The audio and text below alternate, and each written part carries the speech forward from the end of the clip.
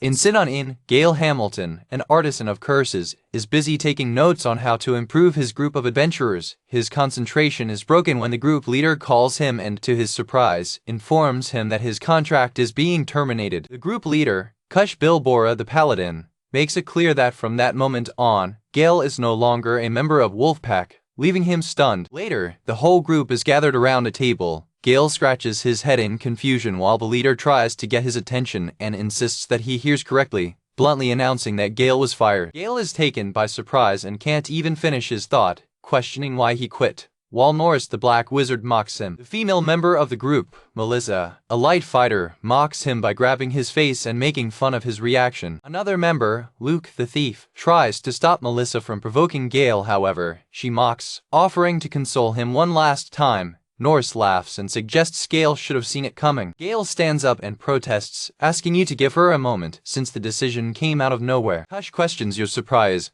pointing out that Gail does not seem to understand why he is being dismissed. The leader insists, asking if he really has no idea why he quit. Still confused, Gail admits she doesn't know why. It reflects on how they were together for 3 years, during which he supported the team by creating cursed items, a niche skill, but useful when they were still of low rank. Kush mocks Gail's slowness in understanding the situation. He explains that as a craftsman of curses, Gail has the worst support work imaginable. Their cursed items only weaken monsters once and otherwise are useless. Kush reiterates that otherwise, they no longer need him. Besides, Gail is the lowest level member of the group, stuck at level 31. Gail tries to defend himself, saying that although the creation of curses is not a common work, their items helped them to complete many missions easily. He explains how he can keep curses light, even dissipate them with proper support. He presents a passive curse necklace designed to affect monsters, but others react disgusted and ask him not to show it. Kush, with a serious look, prepares to take the final blow. He informs Gail that they are a group of rank S now and you'll be fine without your cursed filth. Kush then tells Gail that they have already found a replacement, Moria Glaris, a new support Manga that dominates buff and depth of techniques. Moria arrives and is warmly welcomed by the rest of the group. Gail notes to herself that she is attractive. Kush presses the point that Gail is no longer needed. As he steps away from the table, he can still hear others whispering behind him, saying that low-level members drag rank groups S down.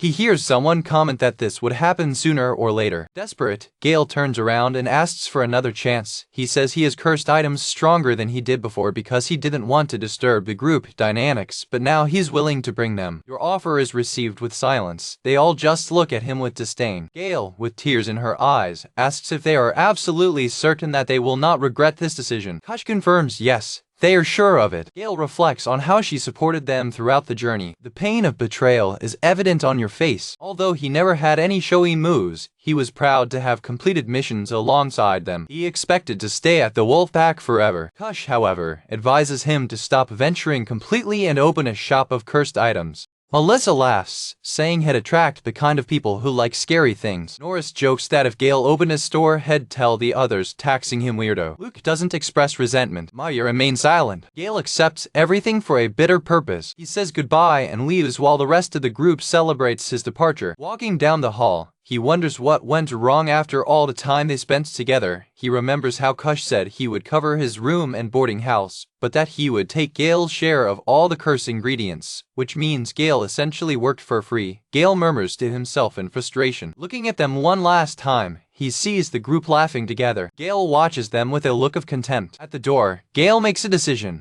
He pulls a scroll material, without them knowing. He had secretly embedded items in his equipment that increased his basic statistics. He had not mentioned it before, knowing that they would probably complain. Maybe it was never appreciated. Gail sings a spell of dissipate, a magic circle lights up and the reaction hits him hard, causing him to fall to the ground, panting. Many cursed items put binding effects on your user, offering increased statistics in exchange for penalties. In this case, curses on Wolfpack's equipment improved its performance, but reduced the experience gain and inflicted minor diseases. Gail is absorbing all these inconveniences so the rest of the group could perform better. He shakes hands and comments on how intense the retreat was, but also says he feels much lighter now. He feels refreshed and lighter. With the curse lifted, Wolfpack will lose the benefits they earned from it, But Gail doesn't care anymore. They now had their new support Manga. The rest of the group was around level 50, and he had assumed about 20% of his statistical reductions each. At this moment, a woman approaches and scolds him for loitering. After checking his own statistics, he sees a dramatic change. Gail Hamilton has reached level 48. His work remains in Craftsman of Curses, and his new statistics are displayed. Vigor, 1,311, go ahead,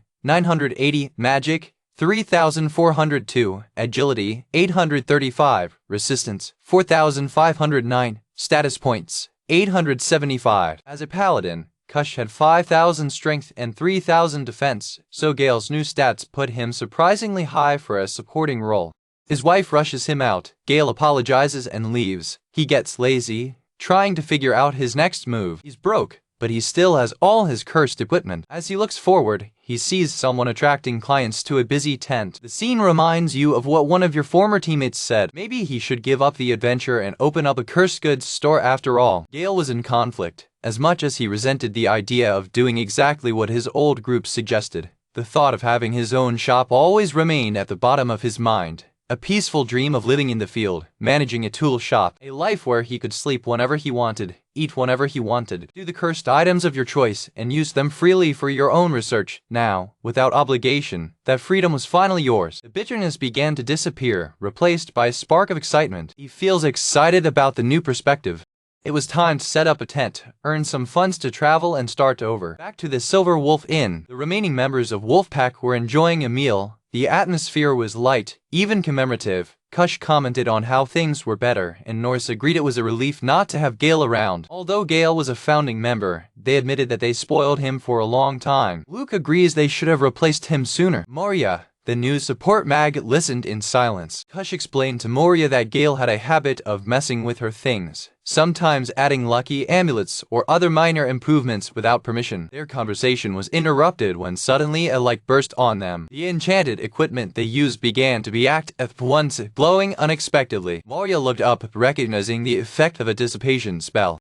The others were equally confused. Norris commented that his magic seemed weaker, and Luke noticed a strange weight on his body. Moria, equally frightened, questioned that high-powered spell struck them. Melissa had the idea Gail had done something. Norris wondered out loud if it was retaliation for being expelled. Luke, getting more agitated, murmured that they should have eliminated him when they had the chance. Moria, trying to understand, reasoned that if Gail had cursed them, it would be understandable. But at dissipation, if the spell affected them all at the same time, it suggested that Gail had removed his own long-standing enchantments. She didn't believe it was to hurt them. Kush rejected speculation with contempt. He said Gail couldn't do anything threatening. Melissa backed him up, saying if Gail tried anything, they'd take over him easily. Moria tried to explain that it was not an attack, but a dissipation, but Kush stopped her coldly. As group leader, he declared Gail an enemy.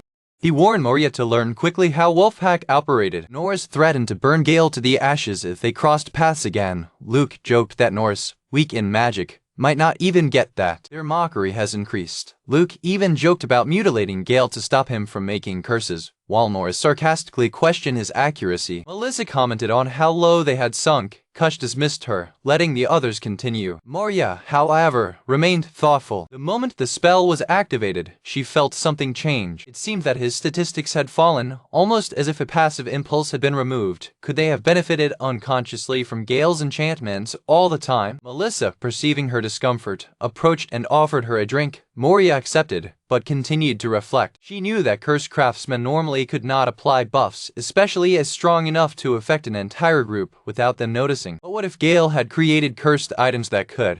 This would put him in a class entirely of his own, and anything that conventional craftsmen of curses were known to achieve. She watched as the others continued to argue. Kush eventually called Norris and Luke to order. Moria remained quiet, lost in her thoughts. If someone like Gail, capable of such a subtle and powerful support magic, had just been expelled, was Wolfpack really worthy of his S-rank status? She started to doubt it. Could they call themselves elite without him? Kush discards Gail's importance, focused on the future. The team gets excited about their first rank S mission. They are eager to show the clan their power. Their first mission, defeating a behemoth, a disaster class monster. Everyone in the group is confident it will be easy. Moria seems apprehensive. The team toasts to glory. Moria reflects on her ignorance at the time. She didn't know what her old craftsman of curses was capable of, and Wolfpack's true measure. Meanwhile, outside the inn and no longer connected to Wolfpack, Gail was chasing a bird that had stolen his cursed necklace, screaming to return it. In the Guild of Pumpkin Seed, a man in a pumpkin hat asks Gail if he really wants to open a tent. Gail, with an enthusiastic smile, confirms that yes, that's exactly what he wants to do. He specifies his desire to set up a tent in the central square of the capital, while the guild man prepares to register it. The guild employee beats hands on a map, informing Gail that rent to such a popular location will cost 4 gold coins a day. Gail's expression falters when he hears the exorbitant price. He searches his purse for coins. Gail looks at his life savings. Only 3 lousy silver coins. Seeing Gail's situation, the guild man suggests that there are cheaper places available on the streets leading to the square. Looking at the bustling urban landscape, Gail agrees to pick up one of the most accessible points. He arrives at his designated location, a tent somewhat dilapidated, but for him, it's a sufficient start. The guild man kindly gives you a used tent initial kit, all, though not in perfect condition. Gail is grateful and shakes the man's hand, happy to have a place to start. Gail decides on his initial strategy. He plans to sell his extra cursed items along with some pieces that could serve as interior decoration. While organizing his goods, he contemplates the challenge of pricing his unique items. He ponders the value of his creations. He concludes that for now, just recovering the cost of materials would be a fair result. While Gail fixes his tent, the guild man returns, insisting that his display is all wrong and shows him how to properly organize the items to attract customers. Gail is amazed at the transformation of her tent. The guild man advises him that if his clients can't find his products, he won't sell anything and go bankrupt. Thank you. Gail says goodbye. The gentleman of the guild waved goodbye as he returned to his post. Moved by the kindness of the stranger, especially after the cruel treatment of his former group, Gail is moved to tears. He remembers the disdain of his former teammates. Gail gets a necklace under her shirt. It's an item he values very much. With a sigh, he recognizes that desperate times require desperate measures and decides to sell it. He hangs the necklace in his tent, ready for sale. With everything in place, Gail prepares for her first day as a salesman. He feels a wave of nervousness, this being his first time running a tent alone. Gail wonders how the townspeople will react to their cursed items, hoping they will accept them. To gather courage, he slaps his own cheeks. Deep breaths, he prepares to draw attention. Gail announces aloud to the passing crowd, offering debuff items and tools for adventurers at bargain prices. A customer approaches, noting that the talismans Gail is selling are quite rare. Another potential client questions the usefulness of cursed items compared to a debuff wizard. Gail explains that although cursed items are generally of single use, they have the advantage of being able to be used by anyone without the need for magical power. His explanation attracts a group of adventurers who seem intrigued by perspective. A man is surprised to see a poison talisman for sale for only 5 copper coins, an incredibly low price. Gail clarifies that he himself manufactures the items with monster materials and his own reagents, so the cost mainly covers his work. It shows a variety of other items, including those that cause status distress and statistics debuffs. Convinced by the low price, the client decides to take a risk and makes a purchase. The same client notices something else. He points to a set of sinister-looking weapons in a barrel and asks about them. Gail presents a cursed short sword, explaining that it reduces the carrier's agility somewhat, but grants an anti-armor effect against monsters. He adds that it also increases all other statistics by 10%. When Gail reveals the final disadvantage that the sword is cursed, the man is shocked and drops it. The sword falls to the ground with a thump. The man asks for confirmation, barely believing what he heard. He scratches his head, confused. He comments that while he appreciates Gail's honesty, he cannot imagine who would buy Cursed Blade. Gail, thinking fast, suggests that it could be used as a decoration, pointing out its legal design. The client considers the idea of using it as a decoration. He agrees with the purchase, playing that she could even ward off the evil spirits in his home. He admits that although he is super scary, he doesn't hate design. To sweeten the business, Gail includes 3 dissipation talismans for free, for the customer's delight. Gail discovers that by explaining curses, how to dissipate them, and the benefits, sales begin to increase. It shows a cursed necklace with a kafona design that increases all statistics by 50%, which sells with dissipation talismans. Then he describes a pair of cursed boots that multiply agility by 2/5. A woman buys them for her slave, and Gail includes talismans. He also sells a cursed beast that increases statistics by 30% and grants the right shot effect to a man who plans to use it in a hunting competition. A satisfied customer steps away from Gail's tent. Gail makes sure the hunter knows that he included 5 dissipation talismans, feeling a little uncertain about the use of the item in an annual competition. Another client approaches and asks about a specific item, leading Gail to tell the story of a legendary hero. Gail smiles with knowledge of cause. He tells the story of the hero's berserker partner, who was a fan of cursed equipment and whose favorite armor was one of his pieces. Gail reflects on his sales strategy, explain the curse, how to dissipate it and the beneficial effects, and include dissipation talismans to combat people's negative reaction to anything cursed. The news that he is distributing free dissipation talismans spreads, and soon a great crowd gathers in his tent, amazed at the rarity of such an offering. From an aerial view, Gail's tent is seen surrounded by customers while he announces his line of cheap cursed equipment, all with dissipation talismans. By the end of the day, Gail's tent is completely empty. He sold everything. The scene moves outside a building. Gail celebrates having sold all her stock, noting how much lighter her purse is now. He remembers the variety of customers he had, including one who found his equipment totally death metal and particularly intense. Suddenly, Gail hears heavy footsteps approaching her tent, now empty. A group of 3 men approach hurriedly, asking if this is the place that sells items with dissipations and if any remains. Gail reports everything is sold out. Men collapse in disappointment. They regret not having come before their mission, for the free dissipation talismans were a great success. They spy over Gail's shoulder. Desperate, they ask if Gail could curse his own equipment and provide them with some dissipation talismans. Feeling overwhelmed, Gail promises to come back tomorrow and quickly flee the scene. He runs through the streets of town. Meanwhile, in a local tavern, customers who bought Gail's items begin to arrive. An adventurer decides to try his new item, while his friend provokes him for being a feeling when it comes to curses. Ignoring the provocation, the second man puts on the cursed ring he bought. Almost immediately, he checks his stats and gets confused by what he sees. Your friend asks what the problem is, and he says it's amazing. He shows the statistics sheet to his skeptical friend. Your friend's reaction is pure shock. The statistics sheet confirms a 50% increase in all your statistics with the ring. Other customers in the tavern are equally shocked, questioning whether it is safe to place so much power in a single ring. The man with the ring declares that he does not care if he is cursed. He will not take it off. His friend reminds him of the exorbitant cost the church charges to dispel curses and suggests reselling free talismans, but is quickly silenced by fear of being heard by priests. Their conversation turns to how the church charges prices in gold coins for the dissipation of curses. The friend agrees with a dark look. They wonder who the seller was, commenting that the craftsmen of curses are rarely so excited and energetic. They conclude that the craftsman must be extraordinary and that all guilds and groups will be behind him. The man with the ring gets thoughtful. He whispers he feels he's seen the salesman before, but he can't remember where. The narrative reveals that the craftsman of curses was Gail, who had suffered voluntarily, assuming the curses of 4 different people so that he could continue contributing to his group. None of them could imagine that a craftsman whose items had the power to take his group to rank S would be expelled and forced to sell his goods in a cheap stall for bargain prices. From that day, rumors about the elusive craftsman began to spread. Meanwhile, Gail, unaware of everything, celebrates her small profit in her room, feeling her mood improves. The scene goes back in time for a few hours before. A view of a building in a lush forest. Gail's old group, the Wolfpack, is on a mission.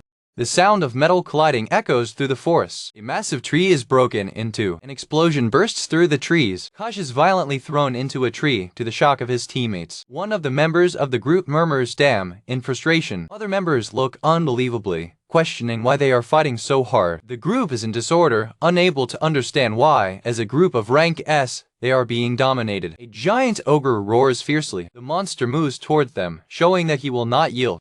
While walking through a forest, Melissa expresses concern about the performance of the group with the addition of a new member. Kosh reassures her, praising the new support Manga, Moria, as one of the best in the guild, while Luke hopes she can keep up with them. The group shows confidence in Moria, who responds with a confident smile, although remains silent. While traveling, Kush sees an opportunity, declaring it a stroke of luck. With a determined look, he prepares for action. He proposes a warm-up facing an ogre they found on the way. The battle against the ogre begins, and the intensity rapidly increases with Kush showing signs of effort. The ogre roars fiercely as the team of adventurers spreads around them, trying to fight. Luke shoots an arrow toward the monster. The arrow misses the target, sticking itself to the ground dangerously near Melissa. Luke complains that his control is failing, and Melissa, disdainful, is interrupted by being violently thrown into a tree by the ogre along with her companion. Desperate, Kush screams at Norris, the wizard, who is delaying to cast his spell. Norris, under pressure, tries to conjure up some magic, asking for another moment. His conjuring results in only a small, ineffective flame. Kush gets mad at pathetic magic, screaming that they can't win that way. Distracted, reproving Norris, Kush does not notice the ogre approaching from behind. At the last second, Moria saves him, pulling him away from danger with a spell. Instead of thanking him, Kush demands that she begin to strengthen the group. The group leader seems exhausted and frustrated. Moria asks if he's okay after the rescue. She retorts, screaming that she's already strengthening everyone.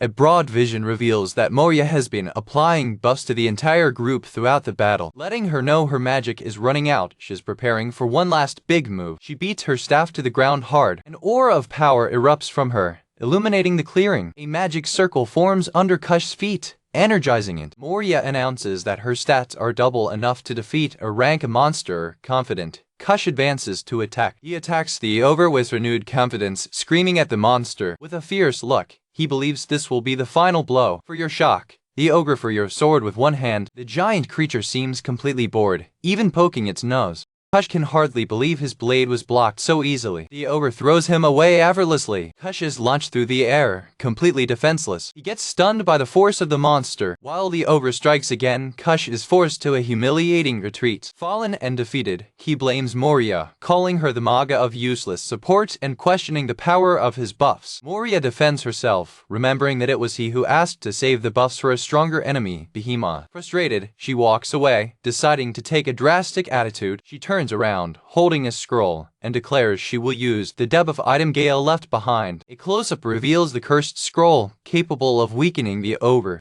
Kush grabs her furiously, refusing to use Gail's cursed dump. He insists that garbage won't work at that point in the fight. Moria recalls the note Gail left him, explaining Wolfpack's battle style and giving him permission to use his cursed items. She screams that's exactly why she has them in her possession. She argues that Gail's tactic was always to weaken his enemies with debuffs before the battle began. Kush pushes her to the ground with contempt. Right now, he has a dark epiphany about Gail. He realizes the truth. The magic circles of the day before were not a dissipation spell, but a curse Gail cast upon them as retaliation. Melissa agrees, realizing that the curse explains her inexplicably weak performance. Norris concludes that they are suffering under a curse.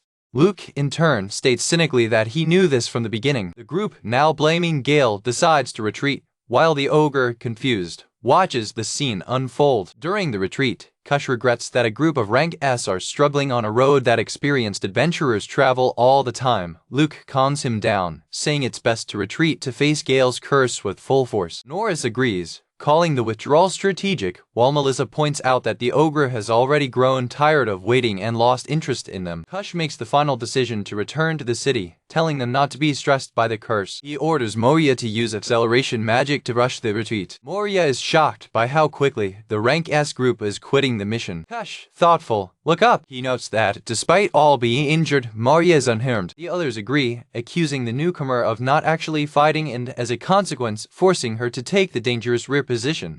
Despite Moria's protests, which argues to be a support magna without offensive capacity, the group abandons it behind. The team rushed off the road, leaving it behind. The group disappears in the distance, leaving Moria alone with the ogre. The monster, with an air of sympathy, comments on the difficult situation she finds herself in. In a fit of anger, Moria crushes and throws Gail's scroll, which emits a flash of light. The scroll explodes into a huge cloud of smoke. Angry, Moria runs, swearing revenge against her former teammates. The scene changes to a distant mountain landscape. Kush groans of exhaustion, completely defeated. Far from there, the team collapses under a tree, feeling sick and exhausted. Kush curses defeat for a stupid ogre, While Melissa blames Moria for not helping, the other team members reflect on how exceptionally weak and tired they are. Kush declares that the cause of his weakness is obvious. Melissa continues to criticize Moria, making an irrelevant comment about her appearance. The men in the group exchange looks, confused with the relevance of her comment. When Melissa looked at them, they quickly look away and pretend it's nothing. Norris intervenes, admitting that the problems began even before Moria used her buffs, noting that her own movements lost their brightness. Luke and Norris exchange accusations, each pointing out the slow and ineffectiveness of the other during the fight. Kush closes the discussion, placing all the blame on Gail. While planning revenge, Moria finally catches up with them. Kush sarcastically greets her, assuming she's managed to lose the ogre. He turns around and realizes something strange behind her. To his horror, he sees the ogre clinging to Moria's back. Meanwhile, back in town, Gail happily walks around the market, humming and reflecting on how fun it is to run a tent. He thinks to himself that he would like more ordinary citizens to buy his products, not just adventurers. Gail remembers that although the city residents stopped to look, they hesitated to shop. He recalls the success of his sales with adventurers, who exhausted his stock of cursed equipment. Your attention turns to a nearby building. An elegantly dressed woman shows up at the door. The vision makes Gail thoughtful and a little surprised. The guild man greets him, interrupting his thoughts and asking about sales. Gail happily confirms that sales are going well and mentions that he is thinking of moving to a different location. The guild man considers his suggestion on his desk. Suddenly, the merchant has a brilliant idea. The scene shows two nobles laughing as they walk, a glimpse of a luxury store, a busy street with well-dressed people. The view opens to reveal the noble barrow. The new suggested location is only 10 meters away, on the border with the rich area. The merchant explains that, unlike the commoners who seek usefulness, rich nobles value extravagant items and fashion. He suggests that if the nobles see Gail's products as artistic decoration, Gail could become a fashion designer at the forefront of design. Gail dreams up, imagining herself being hired to decorate the interiors of castles. He returns to reality with another thought. He also remembers an adventurous customer with injected eyes that made him uncomfortable, reinforcing his decision to move. A close-up shows the yellow and threatening eye of a cursed item. Leaving concerns aside, Gail prepares for another business day at her new location. A client's intense look makes Gail a little nervous. He quickly pulls himself together, determined to focus on business. Unbeknownst to him, a noble-looking young blonde watches him from afar, hidden behind a pillar. From her hidden position, she watches Gail's tent. She keeps watching him with curiosity. At Guild, Moria waits impatiently, irritated by the delay of her teammates. The Wolfpack group finally arrives. Mocking her, Melissa makes a rude comment about Moria's body, Norris treats her with disdain, and Luke suggests they come back. Confused with hostility, Moria can barely ask a question. Kush, the group leader, throws a look back, sensing something. He sees the ogre they had faced before. With the effect of Gail's cursed item dissipating, the ogre returns to its normal size. Moria is shocked, while Kush, in panic, abandons her, screaming for her to deal with the monster as a rear. The ogre advances, terrorizing the remaining members of the Wolfpack. Desperate, Norris and Luke try to divert the monster's attention to Melissa, making a comment about the female flesh, while she screams at them to take care of the situation. The whole group flees, passing between the legs of the giant ogre. The ogre, a vegetarian, is left behind, completely confused by their behavior. 4 days later, the scene moves to the inn. The Wolfpack group is collapsing on a table, looking dirty, exhausted, and totally defeated. Melissa regrets the lack of a bath, while Kush begs for water. After escaping the ogre and getting lost in another forest, the stink of the group is so strong that the other clients of the inn cover their noses. At the counter, the innkeeper asks Moria if that's her group. She confirms, but adds that they deserve their miserable state, blaming Gail for the situation as well. From the table, Kush cries impatiently for the innkeeper. He demands water and a towel, while Luke complains about the lousy service, for the innkeeper's displeasure. She taps a glass of water on the table hard. The innkeeper informs coldly that they will receive a single glass of water, and it will not be free. Indignant, the group confronts the innkeeper, questioning her attitude and demanding to know who she thinks they are. She calls them bluntly a bunch of whiny profiteers. For their shock, the innkeeper keeps her eyes open without being intimidated. She informs them that they only paid it until the day before and must leave as soon as the water is finished. Kush tries to use his rank's status as intimidation, but the innkeeper simply reaches out, demanding payment for the extra night. Kush checks her coin purse and is silent, shocked. The other members of the group pressure him to pay without realizing the pale expression on his face. He rumbles into his empty bag with a forced smile. Kush tries to disguise the situation. A retrospective reveals Melissa's spending, beauty products, and a new dagger. Norris and Luke also spent on a new book of magic, staff, and equipment maintenance. The biggest expense was the long sword made to Kush, which was damaged without possibility of repair in the fight against the ogre. The final result is that Wolfpack is officially broke. The innkeeper presses, asking whether they can afford it or not. It details the account, 1 silver coin per person per night, totaling 5. Plus 1 additional silver for the food. Thirsty, Melissa looks at the glass of water. The glass of water is in the center of the table. Ignoring the protests of her comrades, Melissa grabs the water and the drink of 1 sip. Meanwhile, at the counter, Moria quietly asks for a mug of beer and something to eat, leaving her old group frozen by surprise. Wolfpack is shocked that Moria is not contributing to his common funds. Moria stares at them, impassive.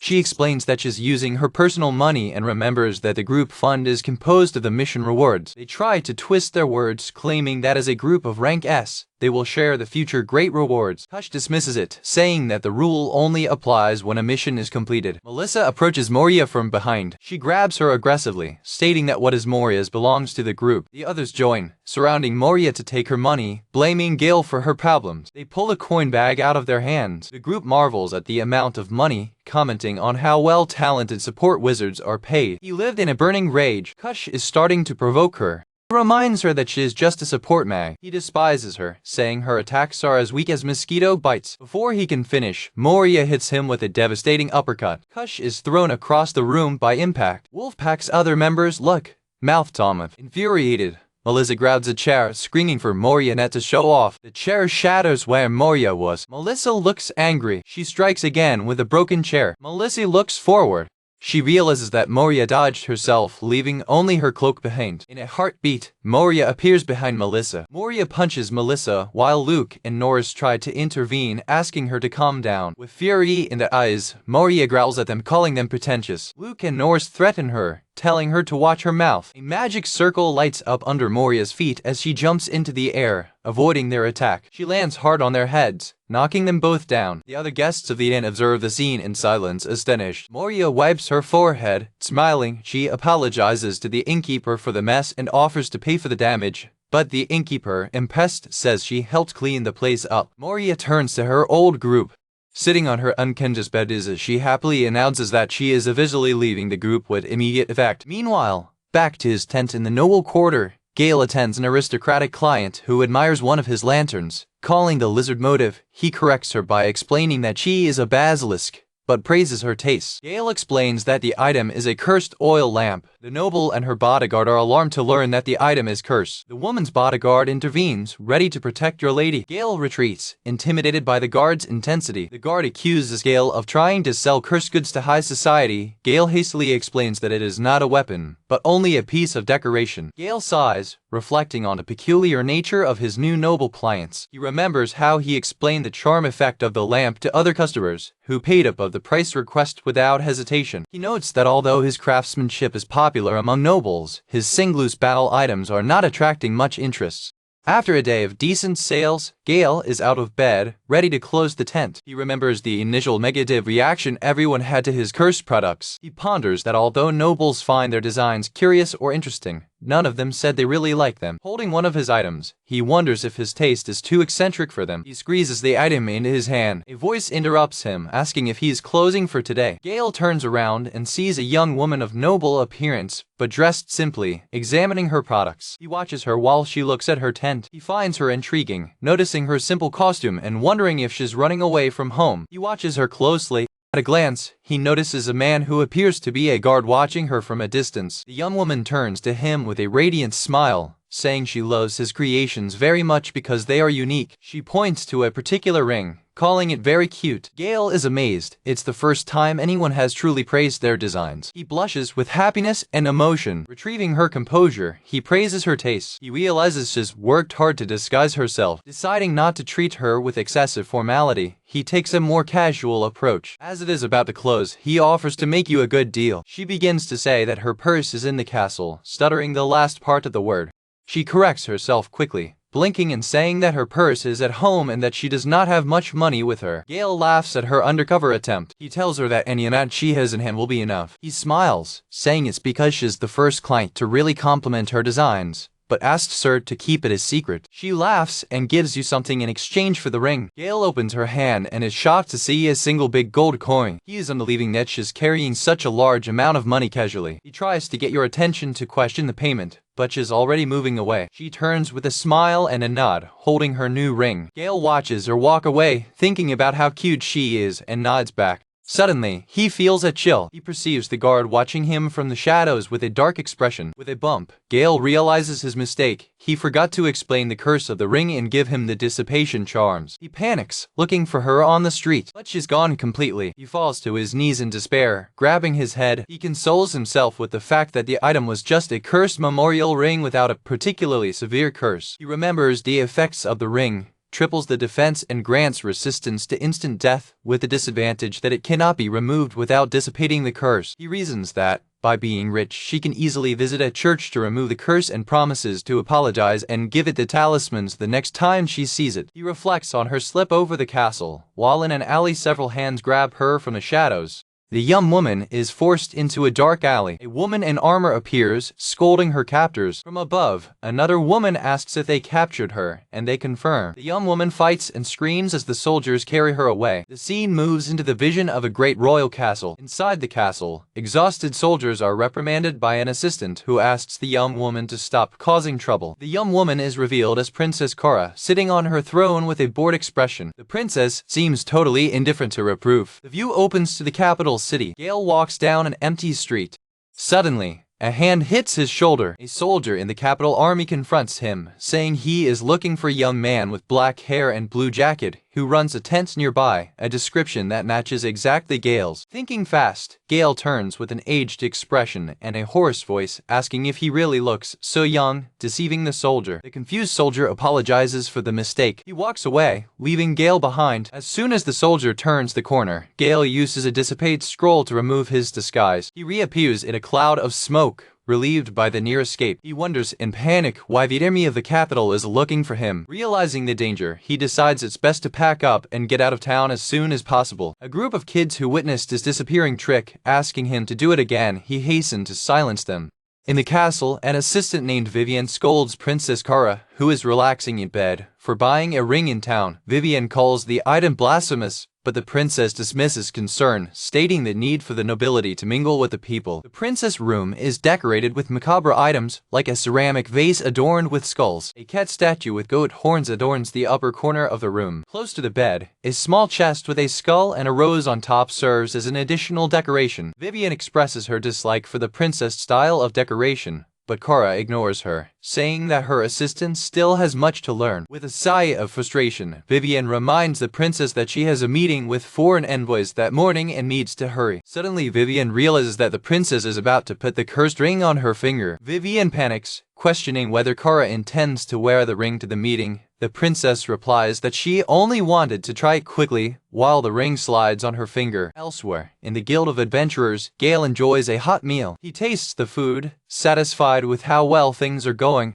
Sitting alone, he reflects that although he was worried about going on alone, he seems to have a talent for it. Gail ponders that fixing and selling discarded items will not make him rich and decides that it is time to search for materials. He finishes his meal, planning to accept some decent missions before leaving for another city. As he goes down the stairs with his tray, he jumps. At the foot of the stairs, he sees his old group, the Wolfpack, and quickly hides behind a pillar. At the guild counter, Kush, Melissa, Luke, and Norris demand an investment from the receptionist, arguing that as a group of rank S, they deserve at least 10 or 20 gold coins. The receptionist, with a forced smile, refuses the request. She explains that it is difficult to justify funding a group that has not made any progress on missions since their promotion, while they admit that they have not yet met the client. When confronted, they give the excuse that they found an ogre mutant. The receptionist coldly corrects them, claiming he was a perfectly normal ogre. She adds with a condescending smile that she is also aware that they kept the ogre's attention to the city.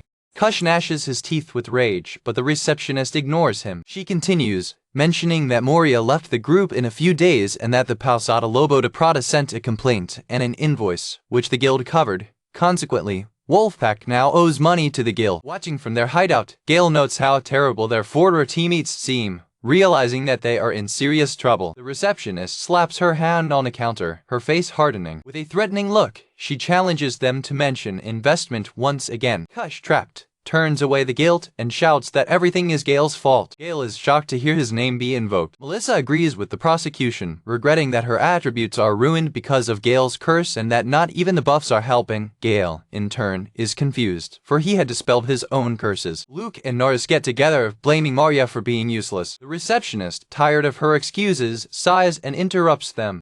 She reveals that Moria is among the top 5 support wizards in the entire capital and was referred to their group because she was talented, leaving Wolfpack speechless. Gail is also shocked to learn how well classified Moria was and that she has already left them. He shrinks behind the pillar when he hears his name mentioned again. The receptionist defends Gail, saying she doesn't understand why they blame him, since craftsmen of curses with their gifts are rare. She blushes lightly by adding how valuable Gail's dissipation talismans are by themselves. Gail blushes with the compliment, remembering to have done some for the guild as a parallel work. The receptionist closes the conversation, telling them to pay their debts before asking for an investment. Kush stutters that they will pay the debt quickly. He orders the group to leave. Melissa asks about Gail, but Norris says they need to find a mission that they can really finish, and Luke agrees to postpone Rank S missions. While the group retreats in haste, Kush shouts for them to shut up. As they leave, other guild adventurers whisper about how the Rank S group lost what they expected. Gail, in turn, ponders the curse conversation, uncertain whether any residual effect of his magic still affects them. He decides to leave before they see him and take his frustrations out on him. Gail gets out of the guild. On the street, he sees a couple of soldiers running around in panic. The soldiers comment on the reason for the rush. The princess and Vivienne are having another fight, which they say becomes violent very fast. Gail is unbelieving to learn that the army of the capital is mobilized for such domestic disputes. He walks by a store with a clothing plate. He stops, looking thoughtful. Gail decides to enter the store. A bell rings when he opens the door. Back in the castle, swords crash loudly. The castle guards fight to contain an angry Vivienne, reminding her that she is in the royal palace. Princess Kara hides under a pillow. Vivienne screams, panting, that Kara's ring is cursed. Kara's memory of putting the ring through your mind, she had said she only wanted to try it. But once put, he didn't come out. An elderly counselor begs the princess to remove the ring immediately, but she sobs that she cannot. With a dangerous glow in her eyes, Vivienne declares that the only recourse is to cut off her finger. She walks towards Kara with her sword drawn, screaming that there is no time before the meeting. Screams of "protect the princess" echo through the castle. Later, Princess Kara receives the imperial envoys into a large meeting room.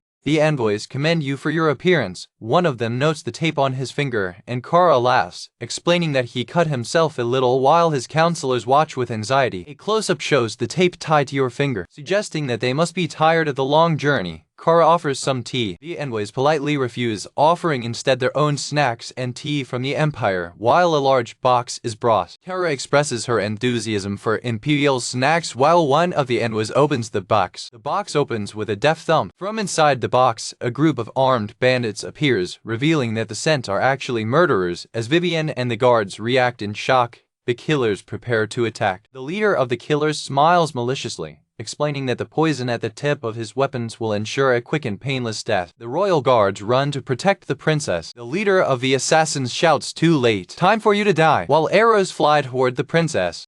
Kara screams with terror as the arrows approach. To the amazement of all, weapons ricochet on an invisible barrier around the princess. Killers look confused at their ineffective weapons. Vivienne and the princess look at the protective barrier equally astonished. Killers attack again, shooting more arrows, but they continue to ricochet at the barrier, making their leader furious and confused. A dark and sinister barrier with the same reason as Gail's ring completely surrounds the princess. She realizes it was him, the craftsman who sold her the ring, who saved her. Vivienne quickly takes command, ordering the guards to capture the killers. She turns around, her face squirming with worry. Vivienne runs to the princess's side, asking if she's hurt. Kara, smiling, "Make sure you're okay." Vivienne ponders why someone would impersonate an Empire envoy.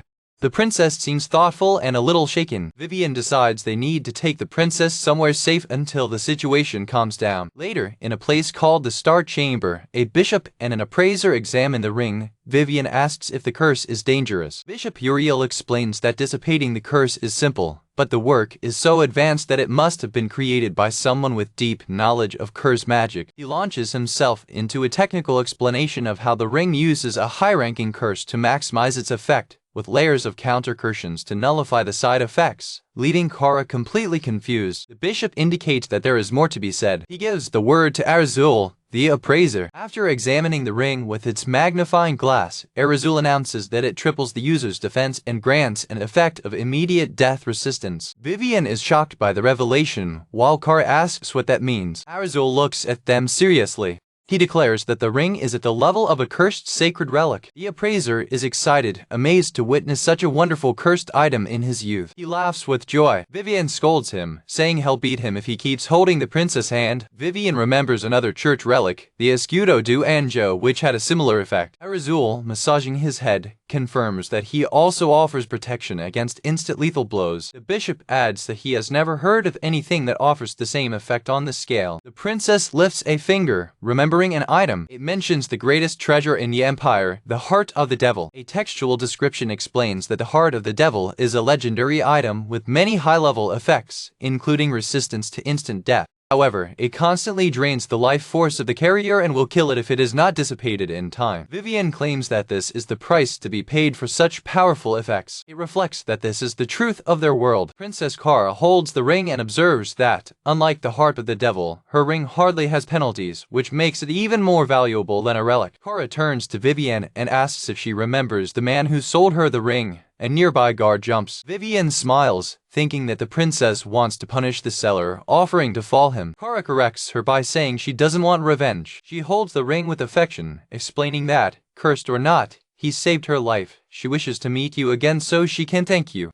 Preparing to leave the capital, Gail displays her new custom travel equipment, which includes a cape with inner pockets, wrist sleeves with wire lining for extra storage, and boots with protectors, declaring that she likes the look. With his handmade dagger and new equipment, Gail feels prepared for the journey, planning to acquire any other supplies needed along the way. With a determined smile, he decides it's time to leave. Gail stops at an observation point to contemplate the capital one last time, feeling a fresh morning air while the city below slowly awakens. As he prepares to finally leave, he cannot help but feel a hint of hesitation and strangeness about leaving the city behind. He continues his way out of town. As he walks down an alley, a noise draws his attention, making him stop. He turns to the sound source. Gail spies in the dark alley, curious about what she heard. To his surprise, he meets his old group, the Wolfpack. Huddled and shivering with cold, Melissa, angry, yells at Norris to stop touching her, while he says she has nothing worth playing. Gail recognizes the quartet, but quickly tries to convince himself that they are no longer your problem. With a forced laugh, he walks away, telling himself there's no way he can meet those people. The streets of the city begin to fill with the noise of morning activity. While walking through the market,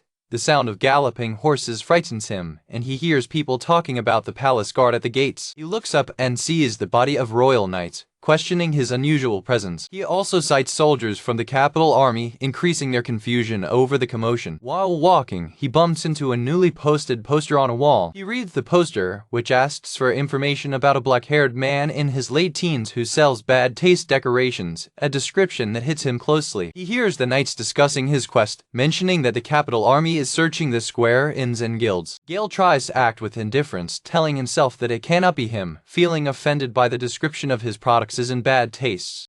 One of the knights expresses frustration at the lack of information they have. The same knight notes Gail, commenting that there are many sloppy-looking youths in the city. The knight approaches Gail, noting that he seems to be the right age and that his equipment looks bad. Gail, offended, tries to defend himself. After a more detailed inspection, the knight concludes that Gail is dressed too neatly to be the suspect, that they believe to sell morbid items and look dirtier. The rider dispenses him, and Gail hastily retreats, relieved that he has barely escaped. Standing on a wall to catch his breath, Gail scolds herself for feeling sentimental about the city and decides to leave once and for all. He arrives at the city gate, where several stagecoaches are lined up, ready to leave. Gail examines your options, pondering your next destination. He decides he needs to find a big city with good job opportunities. Looking at a warning board, he considers his options, Embrence, a large shopping center, Fort Grassas, a military center, or Grandstadt, the ancient city.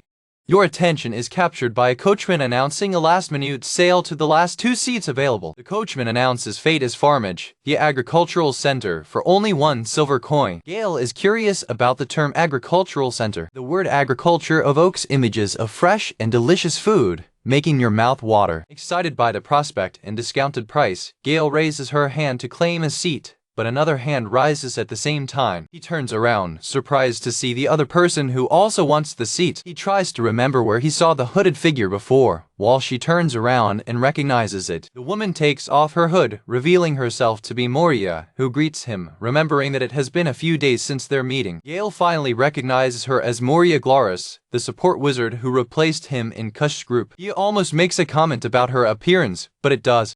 Moria provokes him, asking what exactly refreshed his memory, leaving Gail without grace and stuttering that it is a man's thing. Now sitting together in the carriage, Gail, with her cheeks still aching from the memory of when she punched him, suggests no way that they tried to get along during the trip. Moria responds coldly that the pleasure is all hers. The carriage leaves the capital, starting its journey. The carriage rattles along the dirt road. Exhausted from the events of the day, Gail unleashes a great yawn. He admits to himself that he's very tired. He and Moria sit in tight space. He's been poking around, saying he's too close. Gail apologizes, explaining that there's not much room, while Moria looks away. He observes the other passengers and cargo, which includes metal goods and imports, guarded by a mercenary.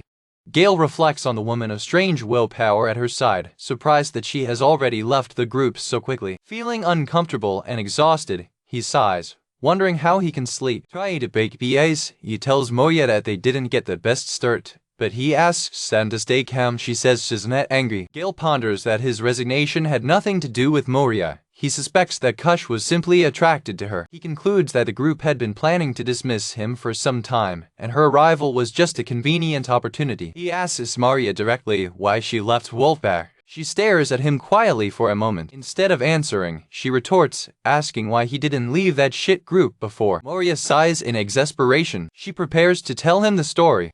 Gail is shocked to learn that the rank S group fought and was defeated by a single ogre, a task Kush failed to accomplish. Moria vents, calling Kush the most useless leader of all and the other 3 amateurs with swords, spells and bows. He is speechless, wondering what could have led him to join such charlatans. He asks if she's sure it was Kush, and she definitely confirms it. She explains that the guild is now watching her, so she's letting the capital until things calm down. Moria adds that the other members were blaming Gail for all his problems, but to her he seemed the only decent among them. Gail smiles at the unexpected compliment. She quickly lived apologizing, remembering he knew them. Gail reassures her that everything is fine and apologizes for the trouble they caused her. He suggests they use their first names, and she agrees. Moria murmurs in agreement. An awkward silence settles among them as the carriage continues.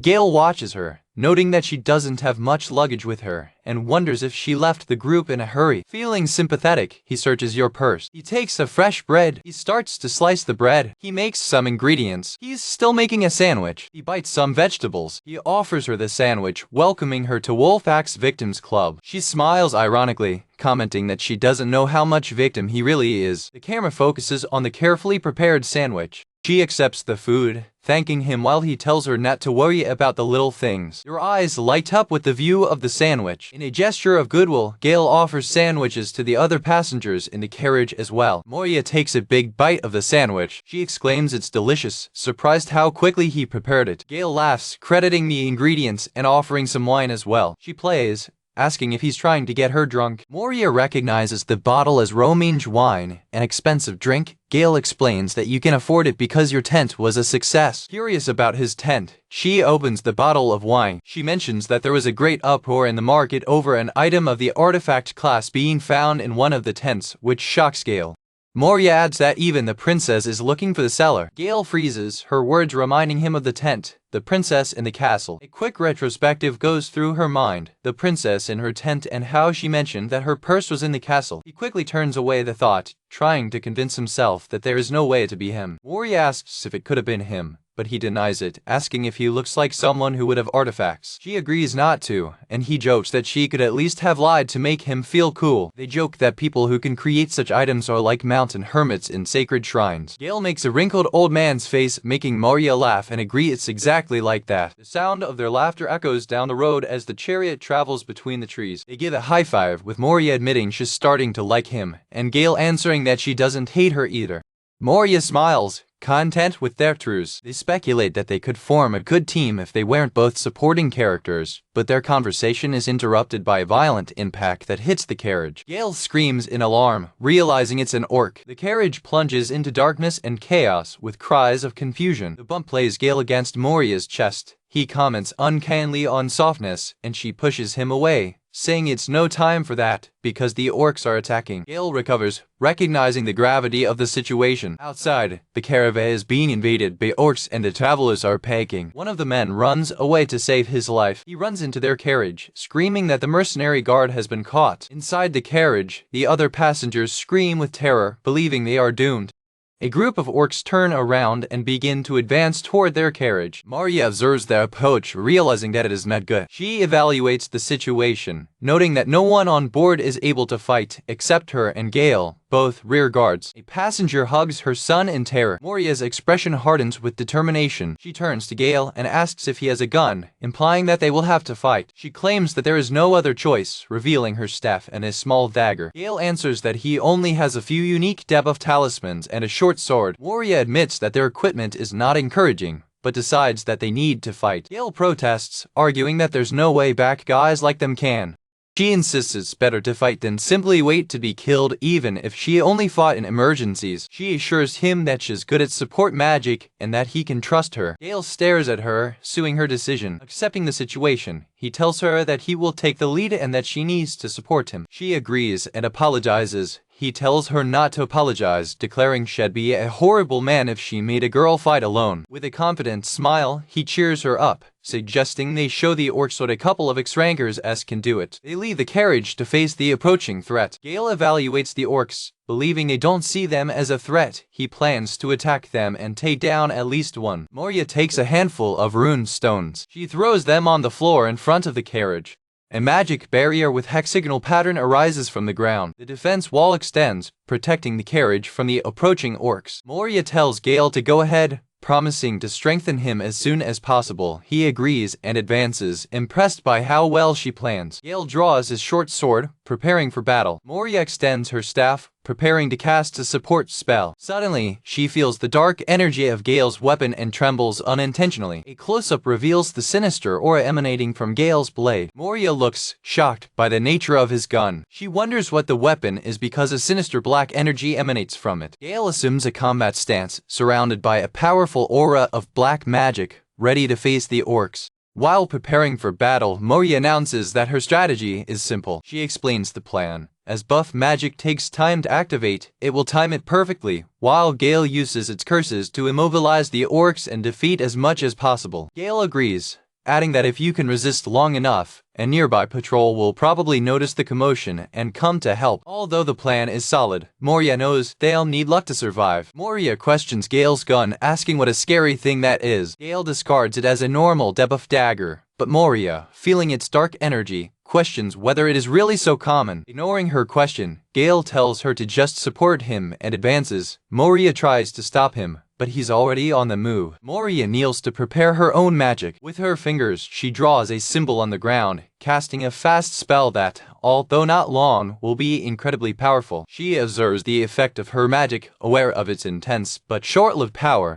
As a magical circle forms around her, she casts her area enhancement spell, Uplift All. Gail throws a cursed scroll towards the orcs with precision, commenting on their good reach. The scroll unfolds in the air and lands perfectly among the enemies, releasing their magic. With the curse underway, Gail advances toward the horde of orcs. The orcs, wrapped in black magic, seem confused and disoriented. A powerful aura of dark magic and ghostly skulls emanates from the parchment, involving the orcs. Moria watches, shocked by the power of the curse. Orcs grunt and stumble, affected by magic. She feels her leg is shaking with the intensity of the curse, questioning what kind of spell that is. Gail's cursed scrolls unleash their debilitating energy on the battlefield.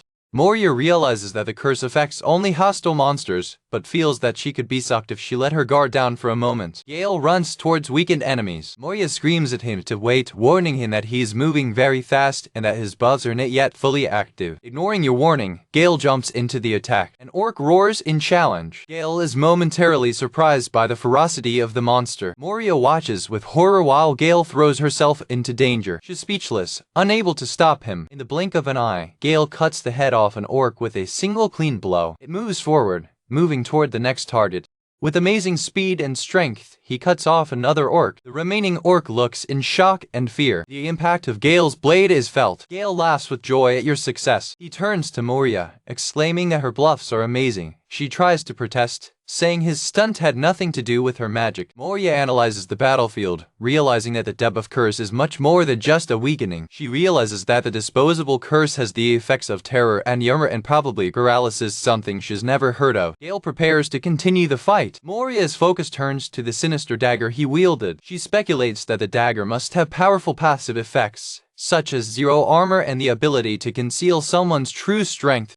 Holding her head in disbelief, she can hardly believe that he would call a legendary class blade normal, finding the whole situation insane. Gail feels a glow of power. Moria's buffs are finally fully activated, involving Gail in an aura of power and improving all her statistics. Feeling the increase in power, Gail thanks Moria enthusiastically, but she is stuttering, tries to explain that it isn't entirely her work. Full of confidence, Gail declares that he can now fight the orcs, while Moria thinks he probably doesn't even need his buffs. Suddenly, Moria realizes something's wrong. Gail's stats are starting to drop dramatically. Moria realizes she forgot to carry the spell with magic force, causing the buffs to dissipate. While she rushes to fix it, Gail, the others, declares that they are an invincible team. Gail continues his attack, cutting off another orc. With a confident smile, he turns to the last enemy.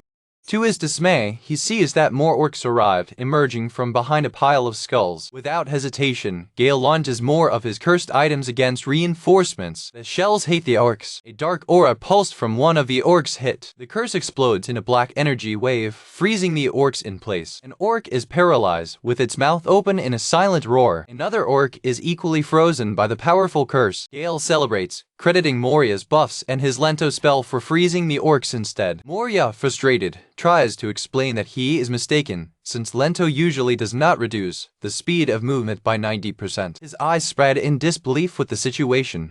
While she tries to get your attention, Gail is already sneaking up on the next orc. He prepares to strike a fatal blow underneath. With one quick move, he stabs the back of the orc. A massive burst of energy erupts from the defeated orc. The deafening explosion shakes the battlefield. The final orc falls to the ground with a drum, amid a pile of skulls. Moria faces in disbelief, questioning whether she has just witnessed an installation kill. She reflects that such a feat is incredibly rare, almost impossible without an item she does not believe could have created by hand. Still processing the battle, Gail admits to himself that the situation no longer makes sense to him. Moria approaches Gail, still stunned by what happened. Gail, on the other hand, seems determined and ready for more. With a radiant smile on his face, he turns to Moria and asks enthusiastically, "We won, huh?" Exclamation. Moria looks at him with a tired expression, barely being able to process his energy. Full of excitement, Gail grabs her hands and tries to spin her into a celebratory dance, praising her great support magic. Watching from afar, the other passengers carefully spy from behind the wagon. Gail beckons joyfully to the other travelers, signaling that the danger has passed. Relieved and amazed, passengers run towards Gail and Moria to thank them for saving them. Later that night, under a starry sky, the caravan rests. Around the bonfire, Gail confesses to Moria that this was his first time fighting monsters and that he was shaking in the bases. Moria is shocked by his revelation, remembering his bold actions in battle. She reminds him that he was part of Kush's group, and he confirms that he was a founding member. Gail explains that he's just a craftsman of curses, not a frontline fighter. Moria hears him quietly, suing his words. She concludes that Kush is an idiot for letting someone like him go. Gail, embarrassed, answers that you don't blame yourself and that maybe it was the right decision. Frustrated by his lack of self-esteem, Moria changes the subject, praising the dandelion coffee he made and his many other skills, comparing him to someone incompetent. Moria stands up to go to bed, thanking Gail for the coffee and saying goodnight. While she goes to her tent, the other passengers remain seated around her own fire. The other travelers relax and talk around the fire. Gail stays awake, thinking, looking at the fire. A little smile forms on his face as he reflects. He ponders the word she used, omnipotent. He reflects that he never saw himself that way. In his mind, he still firmly believes that their victory was only possible because of Moria's incredible support. He takes a sip of your hot drink, still thinking. A memory of your old party having fun goes through your mind. He remembers the thrill of fighting monsters. He remembers the camaraderie of his old group. He admits to himself that although frightening, fighting those monsters was, in a way, fun. He laughs low to himself with thought. He smiles warmly, thinking how kind Moria is to him. Inside his tent, Moria sleeps deeply. The next morning, the wagon continues its journey, and the coachman announces that their fate is near. Moria, now awake, poke Gail to wake him up. Gail wakes up jumpy, still half asleep. He asks if they arrived, and Moria confirms that they did. They get off the wagon. Together, they look at the approaching city, their next destination. They both smile, ready for whatever comes next. They walk side by side along the dirt road. With the wagon behind them, Gail and Moria walk toward the Farmage gates, exclaiming, "Farmage, here we go." Gail and Moria arrive at Farmage, an agricultural center 1 hour from the border, and observe the rural landscape composed mainly of fields and pastures. The view of the city reveals a simple architecture and cobblestone streets, consistent with a community focused on agriculture. Gail expresses his surprise at the simplicity of the site, which consists of nothing but fields, pastures, and more fields. Asked by Moria, Gail reveals his plan to go to the guild, sell the orc parts he collected, and then accept new missions. While walking through the city, Moria decides to go to the guild to find a group,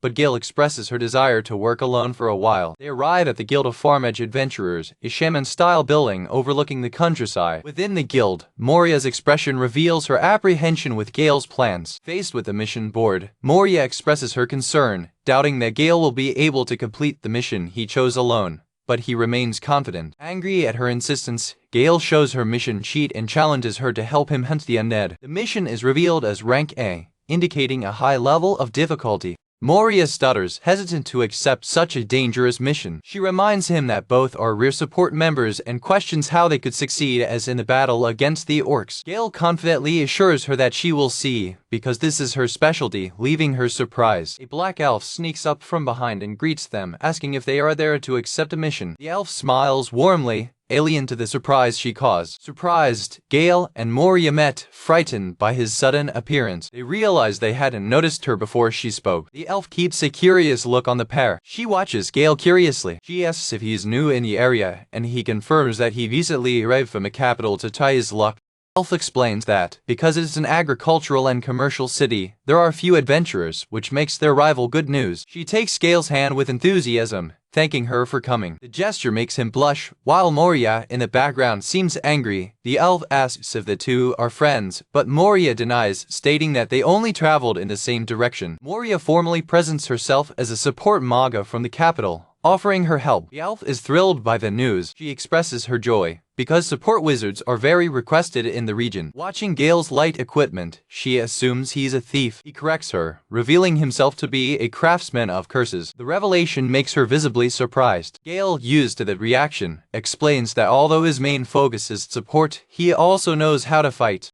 The elf quickly apologizes, looking ashamed. She reassures him, saying there's nothing wrong with his class. However, she explains that cursed craftsmen are rare in the area and she is not sure if there are suitable missions for him. Gail blushes with attention, while Moria becomes visibly more irritated in the background. He explains that he plans to accept some missions to familiarize himself with the region. The elf is shocked to see that he chose a hunt for a lid, a mission that has been standing still for a long time. She explains that the mission is a solved case because there are no clergy strong enough in town to deal with the crypt. Gail and Moria hear the explanation, seeming surprised. The situation is serious, as families cannot visit the graves of their loved ones due to the infestation of the undead. Worried, she warns him that being only a craftsman of curses, the mission can be suicidal.